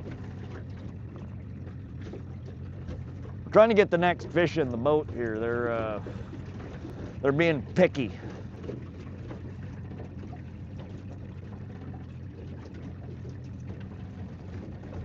Oh, you pizza and breadsticks from Little Caesars. Yeah, I don't know about all that, turkey. All right, we're coming up on these cabins here. I'm gonna try running shallower, and we're gonna beat up the docks over there and see if there's. Every time I pass by here, I'm like, this is where I'm gonna catch a fat pike this year. Down by these docks. I bet you anything, there are some fat ass pike that lurk down here.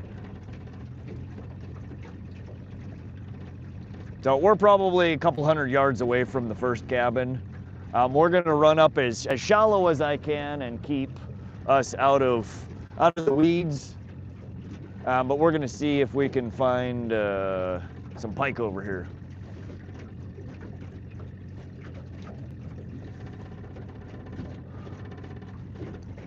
Thought 1475 was small, 900 is tiny. Yeah, it's even smaller if you consider the fact that I typically only fish the eastern half of Fishkin, so it's more like 400 or 500.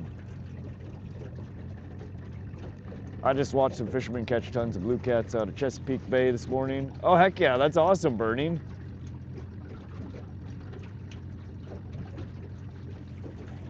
Biker boys, what's up? Welcome to the stream. Somebody, can somebody check and see if King Kai's live? I don't know what time his fight starts tonight. I think he was doing a pre-show on his King Kai 145 on YouTube. I think he's doing a pre-stream for his bare knuckle event. He said he was gonna go live, but I didn't catch when he was gonna go live.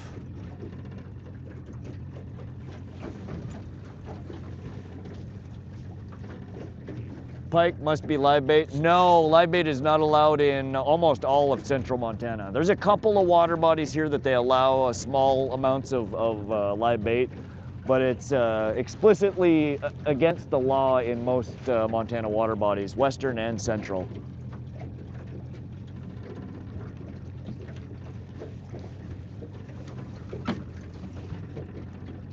No, we're running stick bait, pearl white with red eye, and on this side we're running a crawler harness rig behind a lake troll. But if you catch the bait from that lake, if you catch a bluegill, can you? No, you cannot. No, the ones that do allow bluegill, absolutely not. Bluegill's considered a game fish here. No game fish is allowed to be used for live or cut bait anywhere in Montana. But the water bodies that you can, Tiber, for example, does allow live bait, but it's a subset of the species. And yeah, if you catch it there, you can use it, but it has to be one of the select species. But they recommend, so many fish when they're small like that are so hard to identify that they recommend that if you want to use live bait that you just go buy it instead of trying to catch it, because if you get caught trying to use live bait that's not allowed, it's a really stiff penalty. And it's really easy to mistake, you know, lake chubs for creek chubs, and, you know, some of the different shad or shiners for other ones. A lot of them look real similar. Kai's not live. Okay, thanks for checking, SoCal.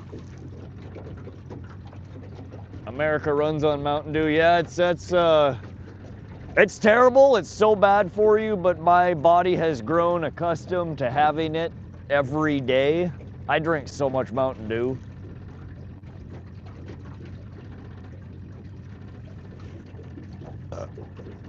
Good rule, actually, invasive species are a real problem. Yeah, I mean, when you allow, and that's why they don't allow it, is because they don't want people moving live species from one water body to another. You're not allowed to transport live fish from any water body here in Montana. It's required, unless you have a receipt that you bought it at a bait shop and you're traveling to a water body that allows it, or from a water body that allows it to home, it's not allowed. all fish have to be killed before you leave a water body with it. And you're also not allowed to release your live bait back into a water body at the end of the day. They're pretty strict, and it's because they fishing and hunting are one of the major tourism revenue streams in Montana. And they don't want people fucking it up. We spend millions of dollars stocking water bodies to create trophy fisheries, and it has to be done a certain way or it doesn't work. When you start messing with the ecosystem and introducing shit that's not meant to be there or doesn't jive with, you know, their stocking plan, you can royally screw up water bodies. That, and also invasive species get introduced, which can be plants, you know, mussels, certain species of fish. It's just, it could be devastating for revenue for the state. So it's very strict. You can get in big trouble for using the wrong bait. Canada does the same. Gotta have coffee. All right, Edward. Welcome everybody joining the stream. We're here for another marathon stream at Holter Lake, Central Montana. We've put 21 fish in the boat so far. We're doing pretty good, doing decently well. We're almost tied for our lake record here. I think 2 weeks ago, 3 weeks ago, whatever the hell, we got 21 rainbow and 1 kokanee. So we're 1 fish away from tying our lake record here.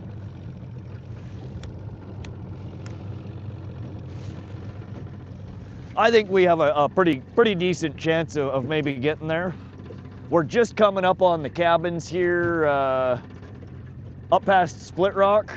I'm running fairly close to their docks. I have a sneaking suspicion that there might be some pike lurking around up in here. Or we're gonna see if they want to come out and play. Johnny, no, we've only had the 1 salmon today. We've had a couple that were on the line. Oh, fish on. That one, our drag was set a little bit too heavy. Hopefully he's still there. I'm gonna cut our speed down a notch. And we're gonna try and ease this guy in. It feels like it's probably just another itty bitty trout. Oh. These guys are spicy. They're zesty little guys. They fight so much, and they keep ripping their lips. They get to the back of the boat and then they just turn into absolute spaz-tards, and we lose them. We're 55 foot out still. We were out 3 colors on this one. We're over about 50 foot bottom, going slightly shallower.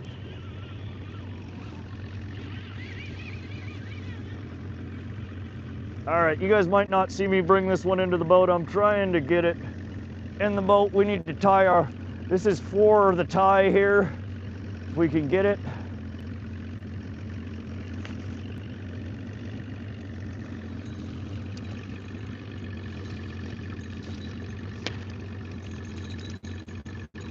Landed. There we go. There's rainbow trout number 21 for the day. Pretty little guy. Maybe 14 inches. Little footballs. They're good eater size, but we are not keeping them today. We are just catch and release. Let's get this guy back in the water and let's get on to catching the next one. Off she goes. Good fish, good fish. What we just caught that off of was our trusty little bridal rig here. Just tipped with some night crawler chunks. We're almost out of crawlers. We're gonna have to switch to something else here in a little bit.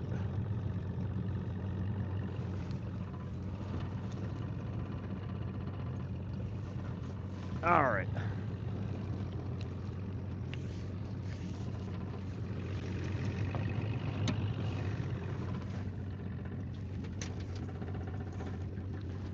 Yeah, they're healthy little fish.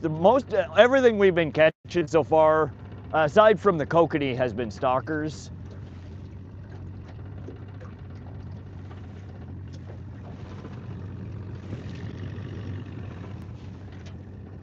I didn't know there were houses on that lake. Thought it was all state and federal land. Yeah, I don't know.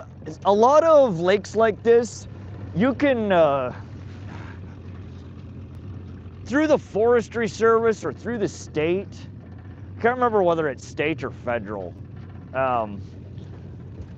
they offer like 100-year leases on plots, and people buy and sell them just like a house. So you don't technically ever own it, but you can build on it, you know, you can sell it, but they have renewable 100-year leases on them. All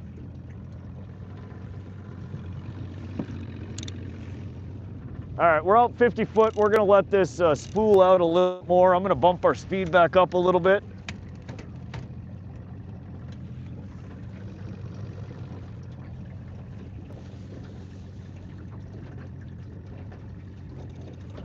Okay, that's just spooling. We're up to 1.7, 1.8 miles an hour.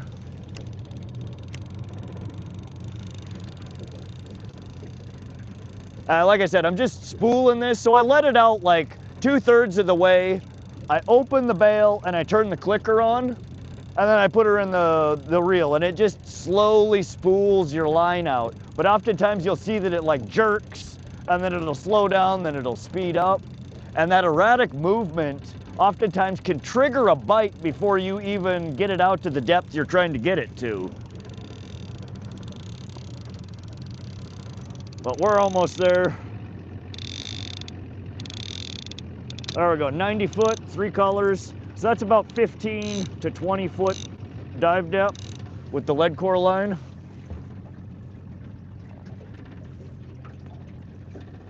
Deep fried rainbow trout doesn't sound bad right now. Honestly, it doesn't. I'd rather have pike though, honestly. Pike or walleye. We've had one delicious pike so far this year. It'd be nice to catch a good little eater walleye. Snake River Sturgeon Slayer, welcome to the stream. How you doing? Rod, take me fishing, please. If you're ever in the Montana area, hit me up. Wow, I didn't think so many fish would bite that deep.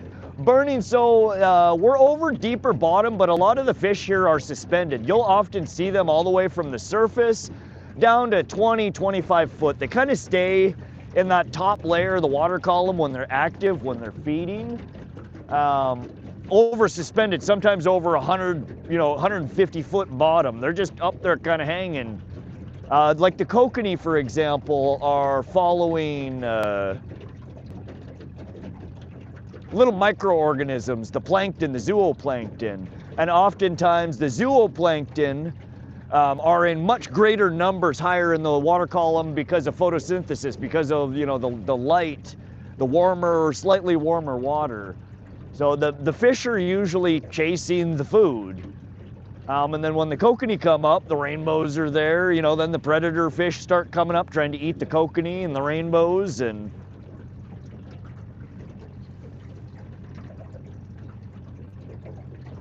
yeah, we've been marking fish all the way from surface to 100 foot depth. They're all over the place. Oftentimes those deeper fish, a lot of times they're not really biting. It tends to be, I've noticed that when you see similar groups of fish, higher in the water column and lower in the water column, the ones higher usually bite more often than the ones lower. And I think that's because the ones that are lower are resting. They're in stasis, just chilling. And when they're ready to feed, they often will move up into the shallower water or just higher in the water column over the suspended. And we are over so many frickin' fish right here and good weeds. We're at about 30 foot bottom. This should just be absolute pike heaven, trolling along this weed. I'm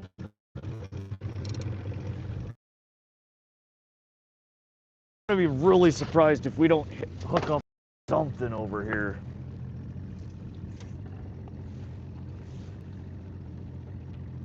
These smoked trees, We smoke the old fish whistle. We blow the fish whistles. Today we are, oh, I'm on now. Today our fish whistle of choice is Frosty's Huckleberry, Montana Huckleberry. This is not a paid endorsement, but it could be. Frosty's, come check it out. Could be. Match made in heaven. Want to see my rod? Montana Huckleberry. Let's do this. Just a lifetime supply. I will push you everywhere. And we'll catch some really, really big fish together. Yeah, look at some of these houses, man. Aren't they cool? Some of them are older, some of them are quite new and have decent architecture. Some of them are just, you know, quaint little small, I mean, like this little green cabin here. Freaking incredible. It's just a small little cabin, but good God, I would love it.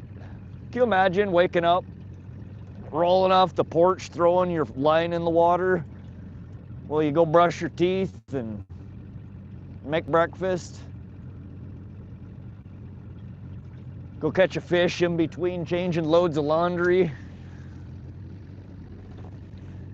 Cat Daddy Farms 024 earned a sub, my guy. I love you, brother. Thanks, Cat Daddy. I'm glad you're enjoying the stream. Welcome to the channel. We have a pretty awesome group of people here that shows up to the live streams. For those of you guys that are new, we stream here in central and western Montana. Over the next couple of years, we will probably be hitting up some other locations as time and funds permit and opportunities present themselves.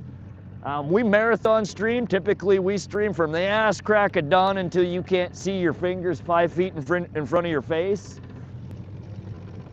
Some days we catch a lot of fish, some days we don't catch anything at all, but we have an absolute blast out here. We're bringing you some of the most remote Montana water bodies that are around. We fish all sorts of different water bodies. We fish lakes, reservoirs, streams, ponds, river, whatever. If it's got fish and there's water, we'll drop a line in. We'll try and catch something. But we have a really good group of people here. A lot of people that are, you know, OG veteran fishermen, a lot of other streamers. Good community here. We're a pretty new channel. We're just, I think the 25th of May will officially be WannaSeeMyRod's 1 year birth or 1 year birthday. We've been streaming for about 6 months out of that year. But we've been having a blast. The channel's been growing rapidly. And I'm having so much fun. And I hope you guys are too. Thanks for hanging out and fishing with us here today. We've had a freaking awesome day here. We've caught 21 rainbows. Most of them were itty bitties, 13, 15 inch, right along the low side of an eater. We have landed one 19 inch. We had a small kokanee. Well, a decent sized walleye to the back of the boat, but lost it. We're actively trying to find a damn pike. They're in here. They don't want nothing to do with me, and I don't know why.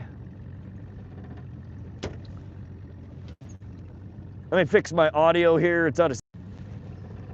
All right, I think audio should be back. We're fishing over about 30-foot bottom right here. So we should be a few feet, you know, 5 foot plus off bottom on this rig. The other one, we're sitting in the middle of the water column. Not marking a whole lot of fish over here, surprisingly. I'm digging checking out all these cabins, though. I'd prefer to not have the neighbor shitting in my backyard, but they're still cool. I would much prefer having a little bit more privacy, but it is what it is. You're on a resort lake like this. You ain't gonna, unless you're filthy freaking rich, you're not gonna be able to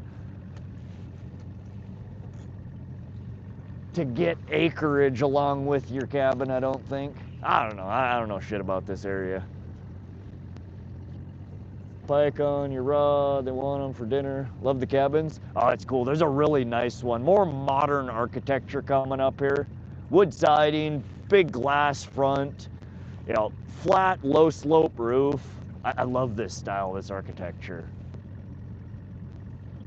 I'll show you this one. It'll be a few minutes till we get up there. Nice, nice fish sitting at 40-foot bottom. These are walleye or pike. Good fish. We're fishing. Those are a little deep for what we're targeting right now. Predatory fish have good eyesight, though. A lot of them will come up quite high in the water column if you can get their attention.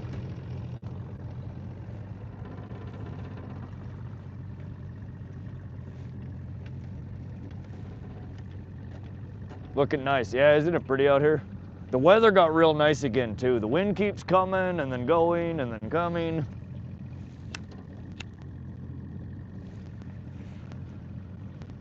We need one more fish to break our record. I think we just matched our current catch record. We have 21 rainbows and 1 kokanee so far. It'd be so awesome if we could get a third species. A pike, a walleye, a perch, I don't care. Let's just, one more species. Oh, this guy's got a Starlink hanging off his cabin. He knows what's up. Well, that guy's got a Starlink too. Shit, they all got Starlinks. Haven't been able to get outside today. Ah, that's a shame. Oh, it's such a nice day here. It's been on and off, sprinkling rain and overcast sky today. It's the first we've really seen the sun and the blue sky today. All right, we're getting a little bit shallow here. I'm gonna bump into slightly deeper water. Or we could just bring this in a little bit. Let's do that. Let's bring this back to 60 foot. And instead of not doing shallow water, let's go up a little bit shallower. Let's go 60 foot on this, so we'll be more in the like 10 to 12 foot range.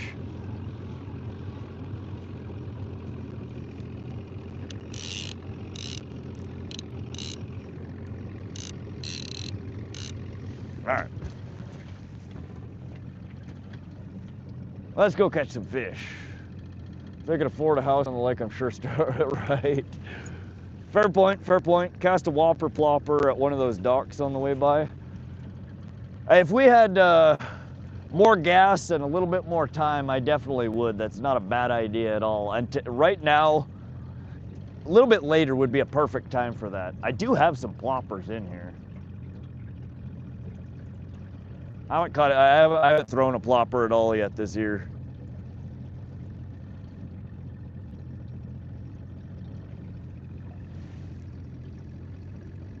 Over here eating the best cereal of my dang life. Nice turkey. Shallow might do it. We're looking.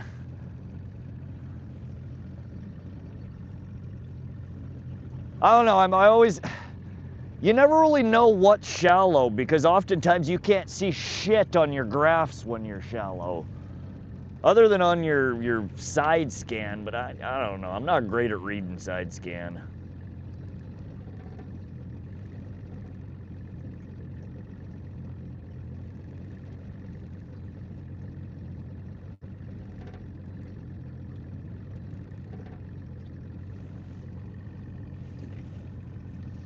We're over 20-foot bottom right now.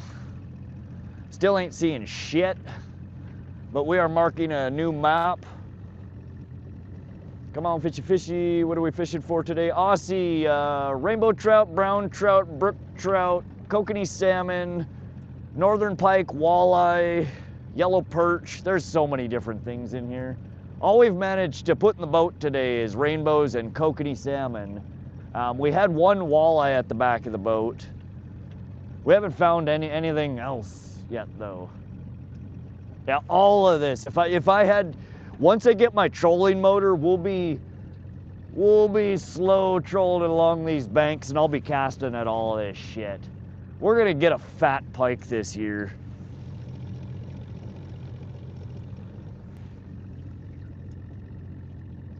Fish from your porch. That's what I'm talking about, man. That's exactly what I want. I want to be able to go out on my porch, turn on my barbecue, throw the breakfast on, turn around, cast my freaking line out in the water. Like Come on. That's the life. No more having to get up, pack the truck up, freaking figure out where you're gonna go, drag all your shit there, get set up. Like, you literally could go take a dump, turn the TV on, go check your line on the porch,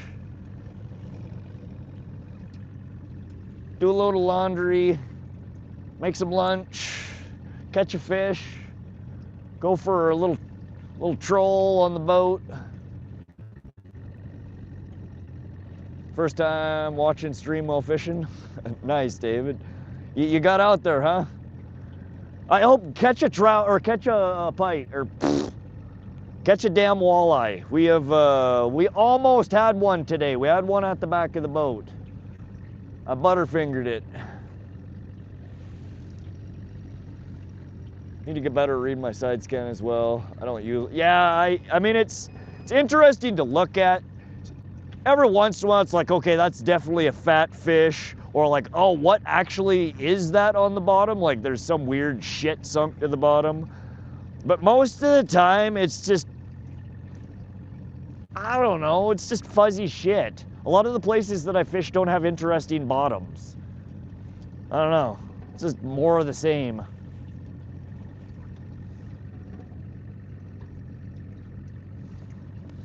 Man, y'all gotta see this one coming up here. He's got like a seawall, and his house is sitting on top of the seawall. And then there's like a giant freaking wraparound porch. Oh, there's a couple of people fishing down there too, I think, maybe.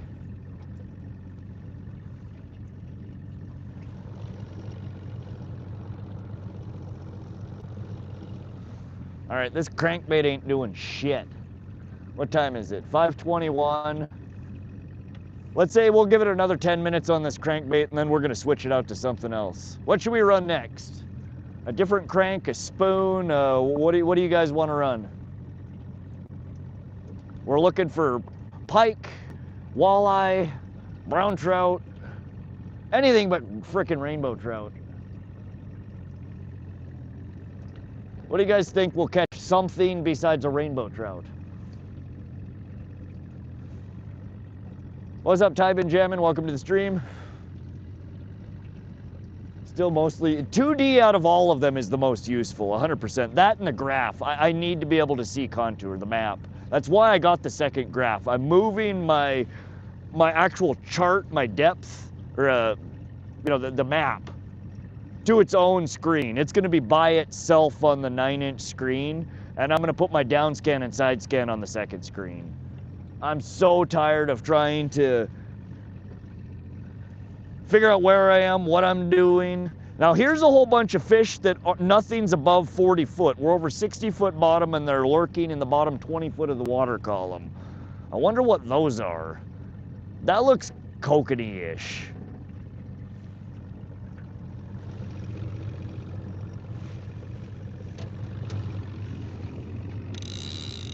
Let's let this guy out deeper. We're gonna go out 4 colors. We're gonna go out 120 foot. That'll get us down to 25 to 30 foot depth. We're marking all sorts of stuff here.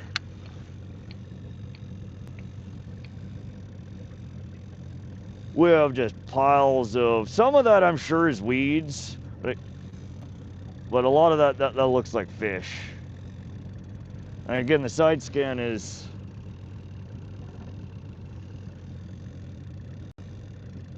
not impressive.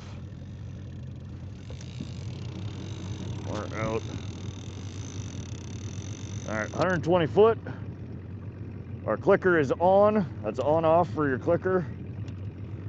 This is your drag. Forward tightens it, reverse loosens it, just like a bait caster. That's pretty loose. We're gonna tighten it up, and after I tighten, I usually will wrap it around a spin. We're trying to set our drags a little bit tighter this time around, but we're running exact same thing on the other side. And those are just our spare poles. Give you guys a little boat tour. We're running the Optima blue tops. One's a house bat.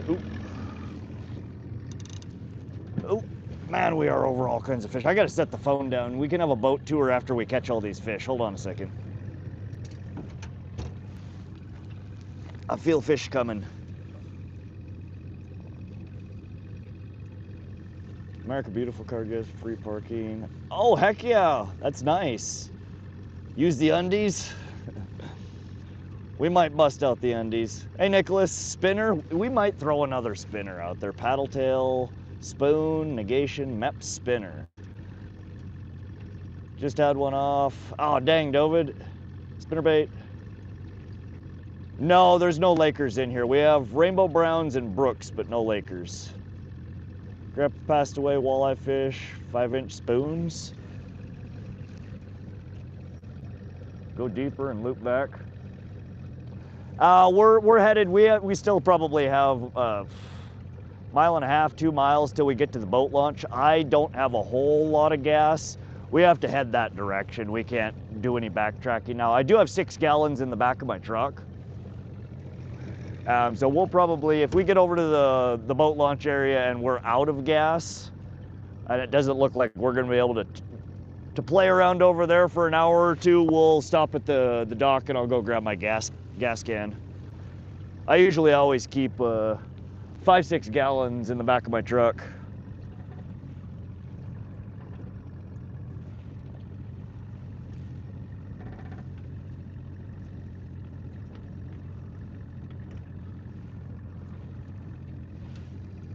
Go deeper and loop back, drop like 225 minimum. What do you mean 225? What kind of boat do you use? It's a 16-foot flat bottom John. It's a 1650, so 16 foot long, 50 inches wide at the base.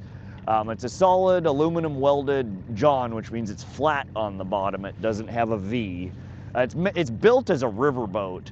It has a 1984 Johnson Evinrude 2-stroke outboard on the back with a jet foot on the bottom. So it's a jet outboard, 75 horsepower.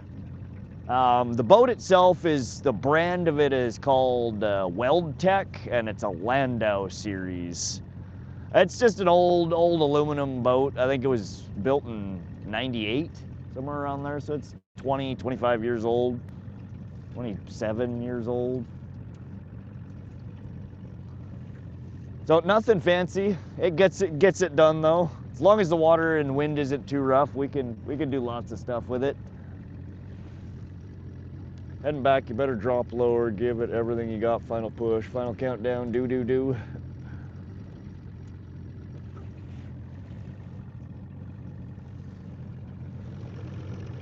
All right, we gotta change this crank out for something else. Let's thinky here. I'm thinking we need to run a different crank. We're not done with cranks yet. We're after the pike.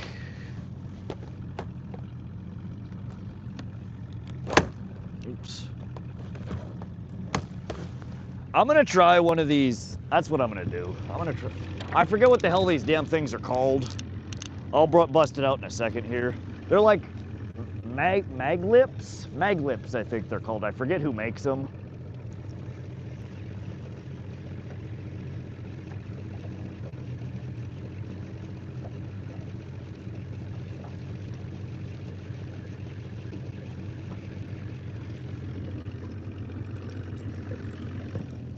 So what we're taking off is a stick bait style pearl white with red eye. And what we're gonna throw on, we're gonna do something a little crazy here. We're going cotton candy, pink, blue, silver, and they're called a maglip. And I think these dive down to, I'd have to look at the package again. I think 12 to 15 foot, so they're not super deep divers, but we do have a chance of running over some pretty shallow water here. And I'm gonna put on this one, let's put some garlic. No, we're gonna put the walleye lunker lotion on it. The Atlas Mike's lunker lotion. I'm just gonna give it a ouch, sharp. a little dose on the bill.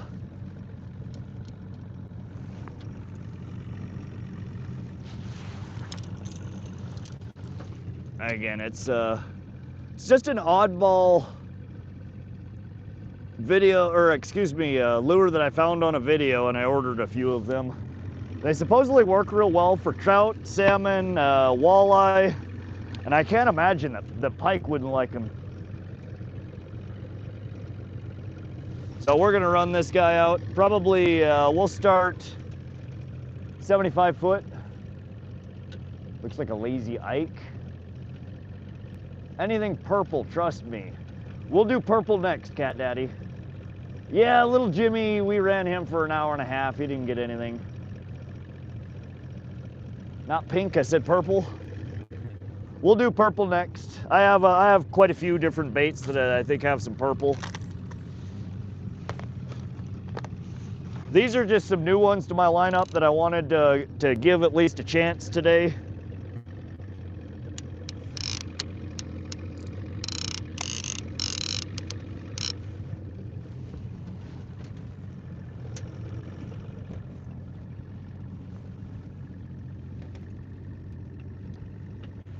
Flatfish. I do have some flatfish.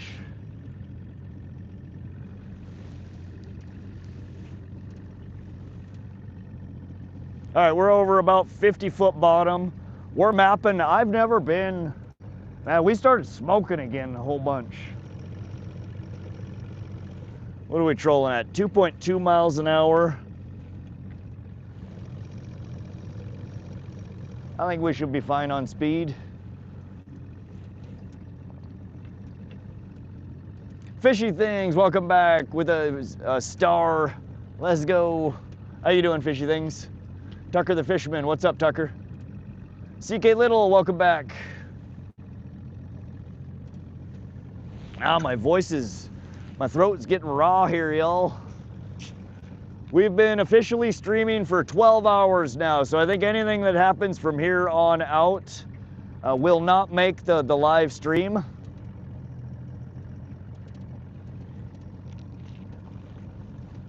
If it does, though, this will basically be the outro for it. So we'll try and maybe catch an outro fish here. But thank you all for coming and hanging out and fishing with us here today in Holter Lake, Central Montana. It's a nice multi-species fishery. I still have yet to really give you guys a good, true multi-species day. We've just been smacking a bunch of trout and catching an occasional kokanee. But I think here in the coming weeks and month, the other fish should start to bite a little bit better. Hopefully once I get my trolling motor, we'll be able to try a few different tactics that might aid us in getting some different species in the boat. But at any rate, I hope you guys are enjoying the stream. Thanks for coming and joining us here today. We're powered by Starlink Mini. They are not a sponsor of ours, though that'd be awesome too. But we do run this Starlink Mini satellite internet in order to broadcast to you guys. We're out here in the middle of nowhere. There is no cell signal. My cell phone says SOS right now and does a lot of the places that we stream from. So it's an absolute necessity for us to be able to run it, to be able to broadcast. Oh, there we go. There we go. Fish out. Fish out. This one feels, I don't know what this one feels like. I'm marking it on the map. We're gonna bump our speed down just slightly. I think we still have it on there. Oh. Fish out, fish out. Outro fish. Hopefully this makes it to the clip. If y'all are watching this as a replay, you've made it 12 hours. Congratulations. You're my kind of peeps. Leave a comment, y'all. My live streams, after they get published, nobody ever leaves comments. They're a ghost town. I'd love to have some conversations. Let me know, where do you catch pike at Holter? Where are the damn pike? Where do you catch walleye? What are you catching the walleye off of? Teach me. Where do you catch walleye and pike at your local lakes? Let's start a conversation. It's one metric that I'm really missing on my YouTube channel. I think it could really help propel YouTube pushing the channel more if we could get some activity from people. Oh, oh, oh, oh, stay on the, oh, oh. I don't know what this is. That's not acting like a trout. We might have a coat, guys. If I can get it to the boat. She is looking awful silvery out there. Oh, out of the water. Wrong side of the boat. Come on, come on, come on. Is it? Oh, damn it. No, no, no, no. Let me take a closer look at this one. This one might be a coke. Some of them are hard to tell this time of the year. The cokes get kind of the same bluish, spotty back like the rainbows do. Fish on. Nope, it's another rainbow. Oh, where'd that come from? Where the hell did the wake come from? Rogue wave.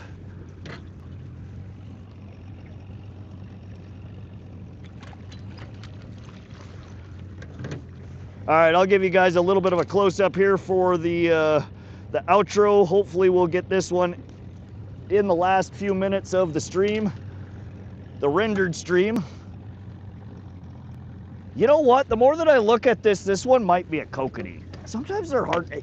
You would think it'd be easy to tell.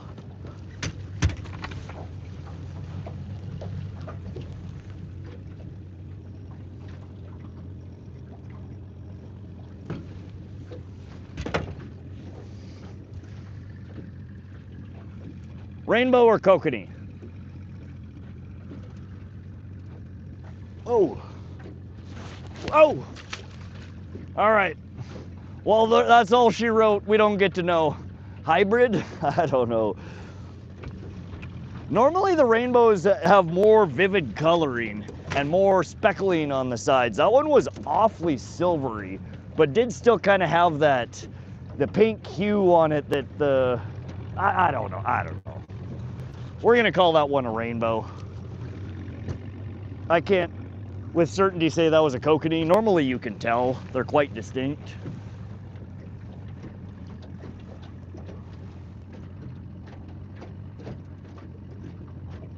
That was a kokanee, trout.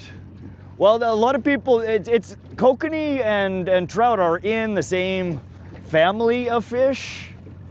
We're right adjacent to each other. A lot of people call them silver trout. They look a lot like a rainbow. Again, they're typically, during non-spawn, they're just a silver fish. They're very, very plain, and they have kind of a darker back with some speckling in it. Oftentimes it's bluish, like a rainbow trout has. When they spawn, they start turning those crazy reds and oranges. We are officially out of worms. That's all she wrote for the worms. So next up on our bait journey here, we're gonna try the Gulp Alive waxies.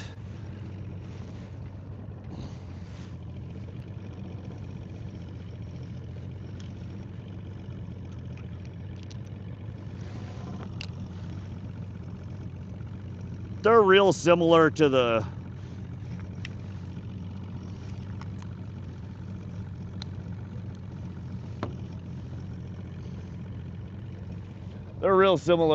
Gulp maggots. They're just little.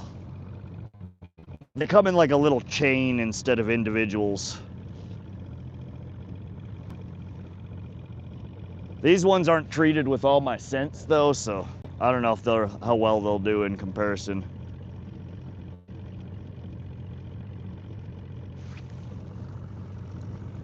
All right, and again, what we're running that on is our bridal rig in salmon pink, hammered nickel,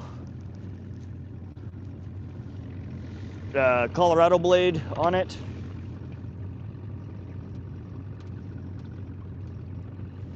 Bump our speed back up slightly. Kokanee should have, I forgot to look at the tail.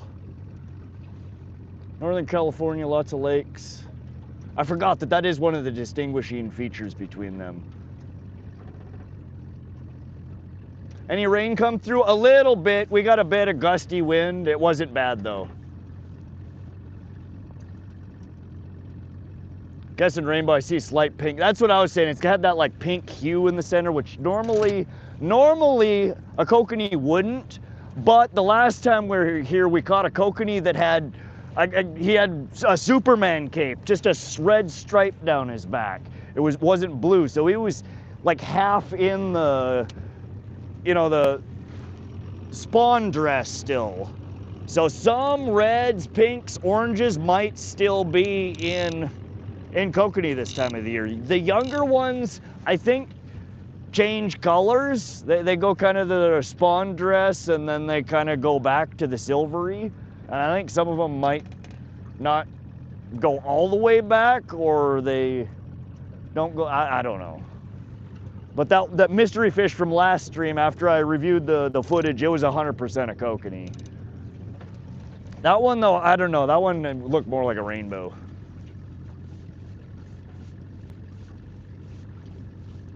Landlocked Santa, sockeye. Fish was camera shy. Yeah, he just effed off. Kokanee's a landlocked sockeye. Yep. Take it home. Don't you have any tips? I just started a channel. I am going for bass. Tucker, have fun. Be sincere. Engage with your audience. And don't worry about being monetized. You're not gonna make money off of YouTube unless you get 1 million subs. So until you are huge, stop thinking about YouTube as a business, have fun with it. Just enjoy your show, enjoy your audience, enjoy engaging and having conversations. If you stress too much about the monetized, I'm making money, am I not making money, you're not gonna have fun with it and you'll burn yourself out. Yeah, that was a rainbow. It was forked, was it?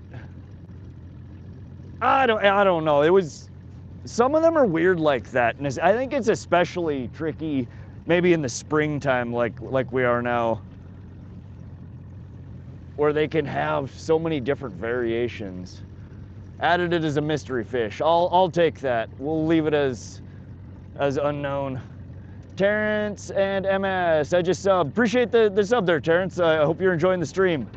We're out here, what is it, 5:42, sundown I think is around 9 p.m. So it'll probably be last light at 9:30 or so. If the weather is decent and we still have gas in the boat, we will probably stay here till sundown, maybe slightly beyond. Why is your rod binding like that? So we're